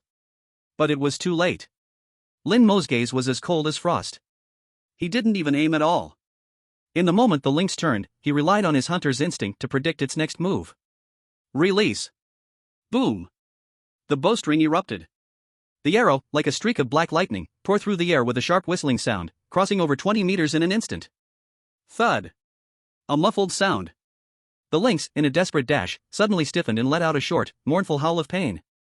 An arrow had precisely shot into its lower back, directly piercing its hind leg. The tremendous impact sent it tumbling in the snow several times before it stopped. It struggled to rise, but that hind leg, pierced by the arrow, was completely useless, dragging pathetically on the snow, leaving a glaring trail of bright red blood. It looked toward the biped holding the strong bow, coldly staring at it, its green eyes filled with fear and despair. It emitted a series of threatening but ultimately hollow hisses. Lin Mo did not shoot a second arrow. He slowly lowered his bow, his face. No expression at all. With this arrow, he did not aim for the vital point. He just wanted to teach this ignorant little thief a lesson. At the same time, it was also a practical test of the training results he had achieved during this time. The result made him very satisfied. His reaction speed, his shooting instinct, his accuracy. All reached, or even exceeded, the level he expected. This sudden encounter was like an appetizer before hunting the giant horned muskox, which not only did not disrupt his plan but also made his confidence stronger. He was already prepared to face any unexpected situation. The injured lynx, after confronting Lin Mo for a few seconds, was finally driven by the instinct to survive, dragging a useless leg, limping away into the depths of the forest, disappearing from sight. Lin Mo watched it disappear and shook his head. You are lucky to be alive, I'll let you go this time. He put away his bow and walked over to reset the damaged trap. Then, without looking back, he shouldered his backpack and stepped onto the well-known path leading to the tundra. Dragon Country Live Room. Holy cow! Holy cow! Holy cow! What just happened? I didn't even blink, and the fight was over? Instant kill. Is this the legendary instant kill? That big cat was too pitiful. That's a lynx. It's a protected animal. How could emotion? Shut up, you sane up there. This is a survival game. Not your family's zoo. Exactly. This is called self-defense. An emotion was merciful, he only shot its leg. Otherwise, with the power of that bow, it could have been shot through. So amazing. That reaction speed, that archery skill. It's completely instinctive. Didn't even aim. This condition is so good. I declare today's hunt is secured. Giant horned muskox, are you ready to meet your doom? The audience was completely ignited by that lightning-fast arrow. From this arrow, they saw Lin Mo's terrifying power and exceptional competitive state at this moment. Everyone's expectations were raised another level. Chapter 91 Unexpected Joy, The Gift of Nature. Afternoon. After resolving the lynx little episode, Lin Mo did not set off immediately. He cooked another pot of meat soup and calmly finished eating, replenishing his body to its best state. Then, he decided to inspect his traps one last time before setting off. This was both routine work and a way to put his mind at ease, avoiding constantly worrying about this matter at home.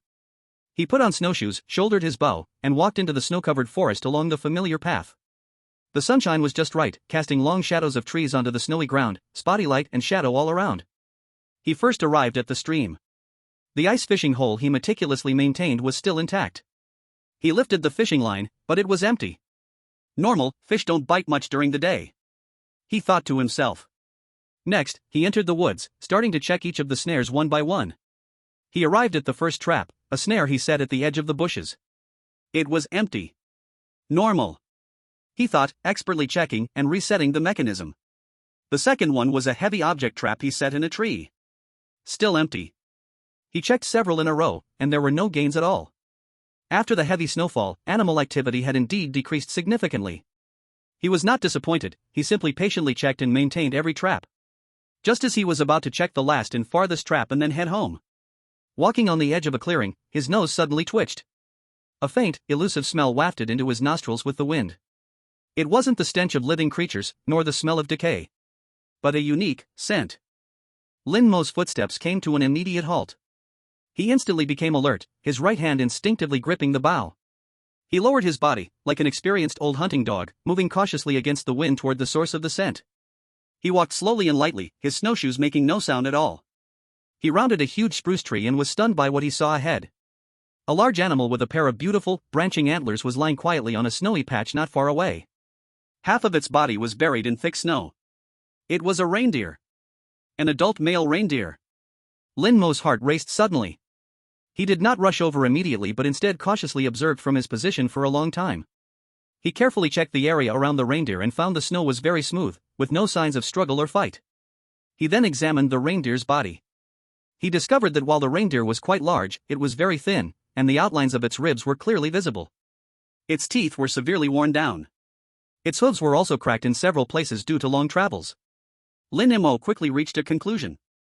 This was an old reindeer that had succumbed to injury due to old age, combined with several days of harsh cold and food shortages, ultimately leading to its death from exhaustion. So it was a natural death. Lin Mo let out a sigh of relief and lowered his bow. He looked at the reindeer that lay still in the snowstorm, feeling a twinge of emotion rise within himself. Nature is so cruel. Survival of the fittest, the strong survive. Any weakness in such harsh environments can be magnified infinitely, leading to death. This only strengthened his belief that he must continuously become stronger and firmly grasp his own fate. However, despite his musings, this reindeer before him was undoubtedly a huge gift that had fallen from the sky. It's just as I wished, heaven is helping me. Lin Mo's face revealed an uncontrollable joy. He couldn't help but laugh out loud. Ha ha ha. Thank you for nature's generosity. Thank you, heavens. This was simply a super big gift from the sky. A whole, adult reindeer. What does this mean? This means at least hundreds of pounds of fresh deer meat. A large amount of fat can be used for oil. A huge and complete, top-quality deer hide. And a pair of beautiful antlers, perfect for crafting various tools and weapons. Even if he failed to hunt tomorrow and returned empty-handed, just this deer would be enough for him to live extravagantly for the next few weeks. The psychological pressure instantly lifted by more than half. The upcoming battle was no longer a do-or-die showdown. It had turned into a battle of kings, one that he could face more calmly and composed, purely for challenge and glory. This wave is called the right time, right place, and the right people. Lin Mo clapped his hands proudly. However, after the initial excitement, his mood slowly settled down. He looked at the majestic creature lying in the snow, feeling a strange sentiment arise within him. Without any hesitation, he immediately began processing the reindeer on the spot. Skinning, cutting, removing the organs. His movements were skilled and efficient. The sharp flint knife danced in his hands. Soon, a complete, high-quality deer hide and large pieces of fresh, steaming deer meat were cut away. He tied up the deer hide and the best parts of the meat with rope, preparing to take them back to camp. As for the remaining organs and skeleton, he wasted nothing. He dragged them to a valley far away from his camp. Let this be a feast for the neighbors in this forest. He knew the smell of blood would soon attract countless scavengers, like foxes, badgers, and even packs of wolves. Luring them away from his camp was also a way to increase his camp's safety. After finishing all this, the sky had begun to turn westward. Lin Mo, carrying a heavy bounty of at least 50 or 60 pounds, set off on his way home. His steps were incredibly light and cheerful. His heart was filled with an unprecedented sense of solidity and confidence. The time, the place, and the people were all right. Now, even luck was on his side. He knew nothing could stop him anymore. Dragon Kingdom Live Room. Wow! Wow! What kind of luck is this? Picking up a deer just by stepping out? This isn't just luck, is it? This is fate. The heavens are helping him. Now it's fine, even if he can't beat the musk ox, he won't go hungry. This psychological advantage is at an all-time high. What do you mean even if he can't beat it? He must be able to beat it. This deer is a farewell gift from the heavens for our emotion before heading out. The time, the place, and the people. All set. All perfect. I can't wait to see tomorrow's grand show. I declare that the giant horned muskox is already a cold corpse. The live room was filled with excitement. Everyone was stunned by Lin Mo's incredible luck and became even more convinced. Hunting will certainly be a success. Chapter 92, Everything is ready. On the 41st day, all day long, Lin Mo did not train or patrol anymore. He completely immersed himself in an absolute calm, like the peacefulness before a storm. His goal was clear: to rest, relax, replenish energy, and bring his body and mind to their peak state. In the morning, he woke up naturally. This was the first time since coming to this world that he was not awakened by cold, hunger, or alertness. He opened his eyes, watching the sunlight streaming through the gaps in the wooden house, casting mottled shadows inside, and listening to the crackle of burning firewood in the fireplace, feeling lazily content. He got up slowly, and the first thing he did was prepare himself a sumptuous, even luxurious breakfast. He sliced the freshest reindeer loin meat he had brought back yesterday into thin pieces. Then, he used the large beaver skull to boil a pot of rich, steaming bone broth. He didn't add any seasoning, he just sprinkled a small handful of dried wild onions from his supplies when the broth was nearly done. When the tender slices of deer meat cooked instantly in the boiling bone broth and dipped in a little of his special sauce made with animal fat and salt slid into his mouth. That ultimate freshness, tenderness, and richness exploded on his taste buds in an instant. Lin Mo comfortably squinted his eyes in happiness.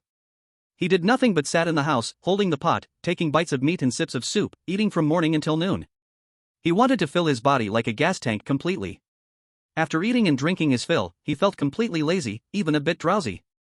He simply crawled back to his bed and had a solid afternoon nap. When he woke up again, it was already dusk.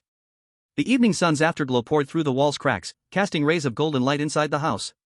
Lin Mo stretched lazily, feeling all his bones relax. He felt better than ever before. Full of energy and spirit. He stood up and began the last and most important preparation work, counting and organizing his gear. He took out all his hunting gear and then, in the center of the room, on a clean animal hide, everything was neatly arranged and categorized. At the center was the composite recurve bow, exuding a powerful sense of strength. Beside the bow was the quiver, filled with 12 carefully selected arrows. These 12 arrows, he had even divided into categories.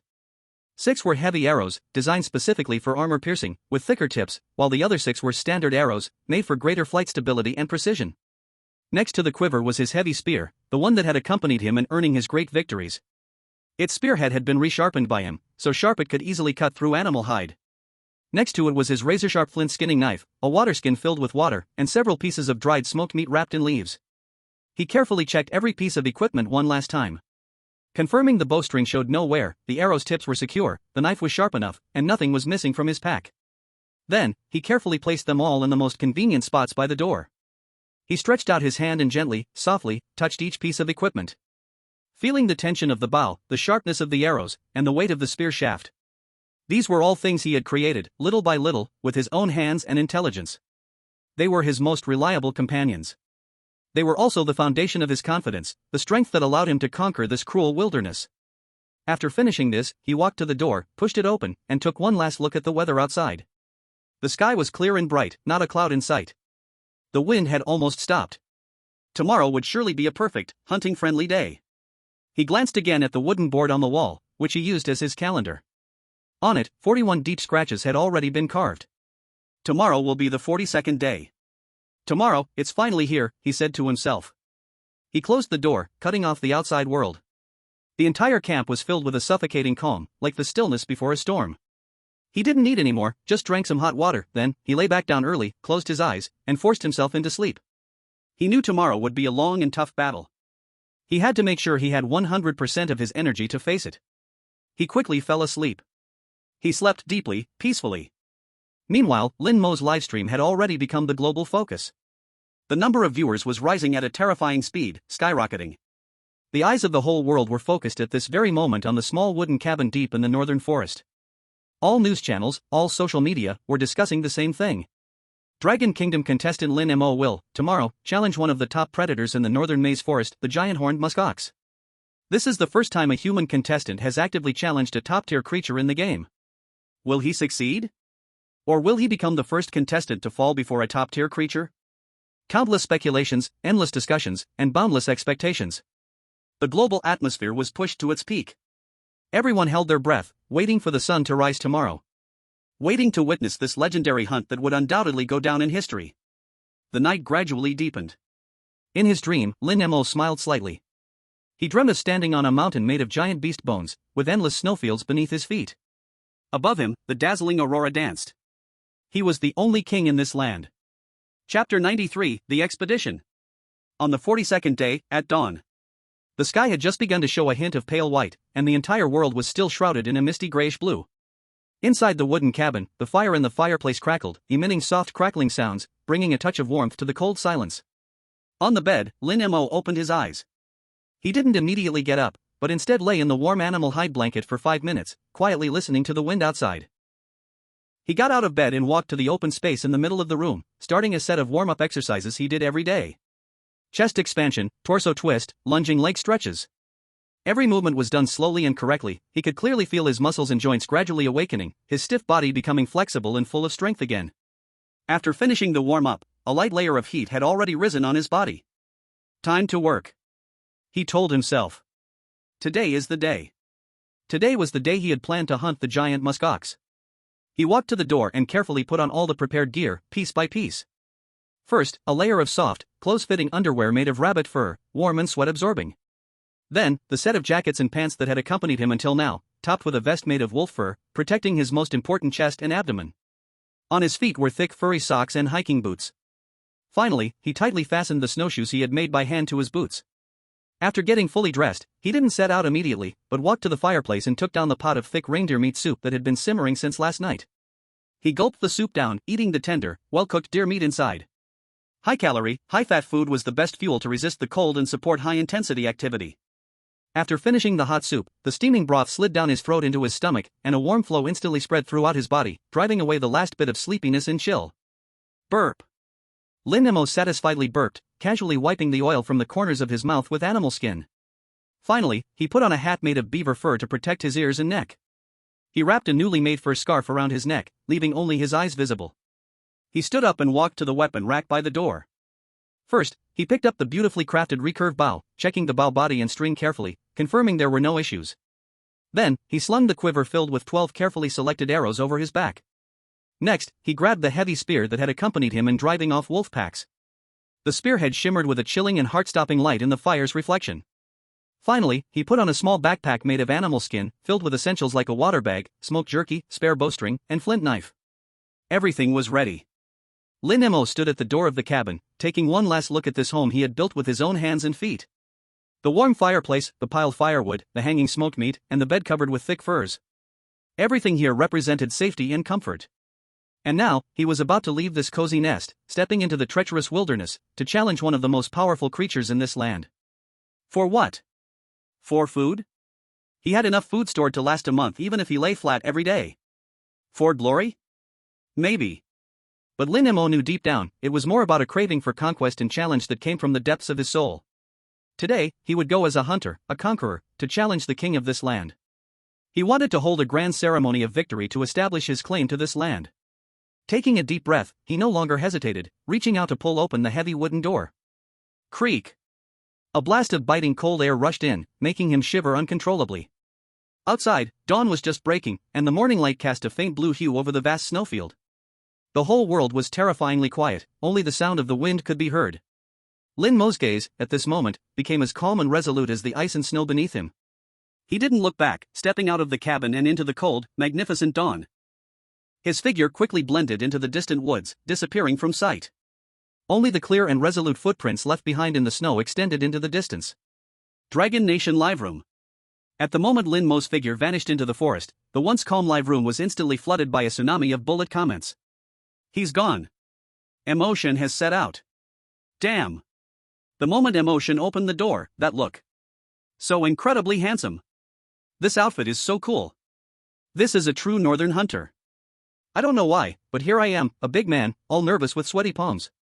When Emotion turned to glance at the house, I felt like crying a little. He built it all with his own hands and feet. Exactly. Today, we won't play around, we won't boast. Let's quietly watch Emotion perform. Don't get emotional in front. My emotion is going to conquer the land. Not going to die. Everyone stand up. Let's send Emotion off. Wishing you great success in battle. Safe return. Wishing you great success in battle. Safe return. Plus 99 inch. Wishing you great success in battle. Safe return.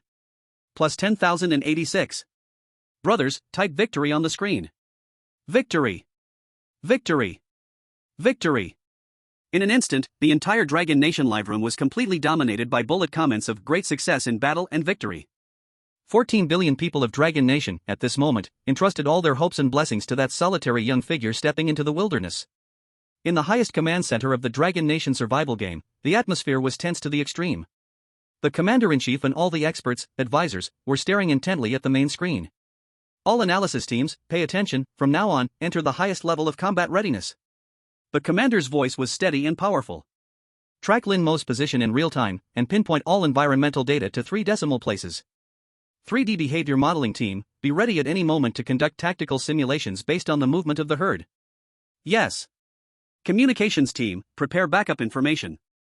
If any unexpected emergencies occur, we must send the most accurate alerts out immediately. Understood. The entire command center operated like a precise war machine, running at high speed. Everyone knew that what lay ahead would be a long and torturous wait. And the outcome of this wait would directly affect the future of the Dragon Nation.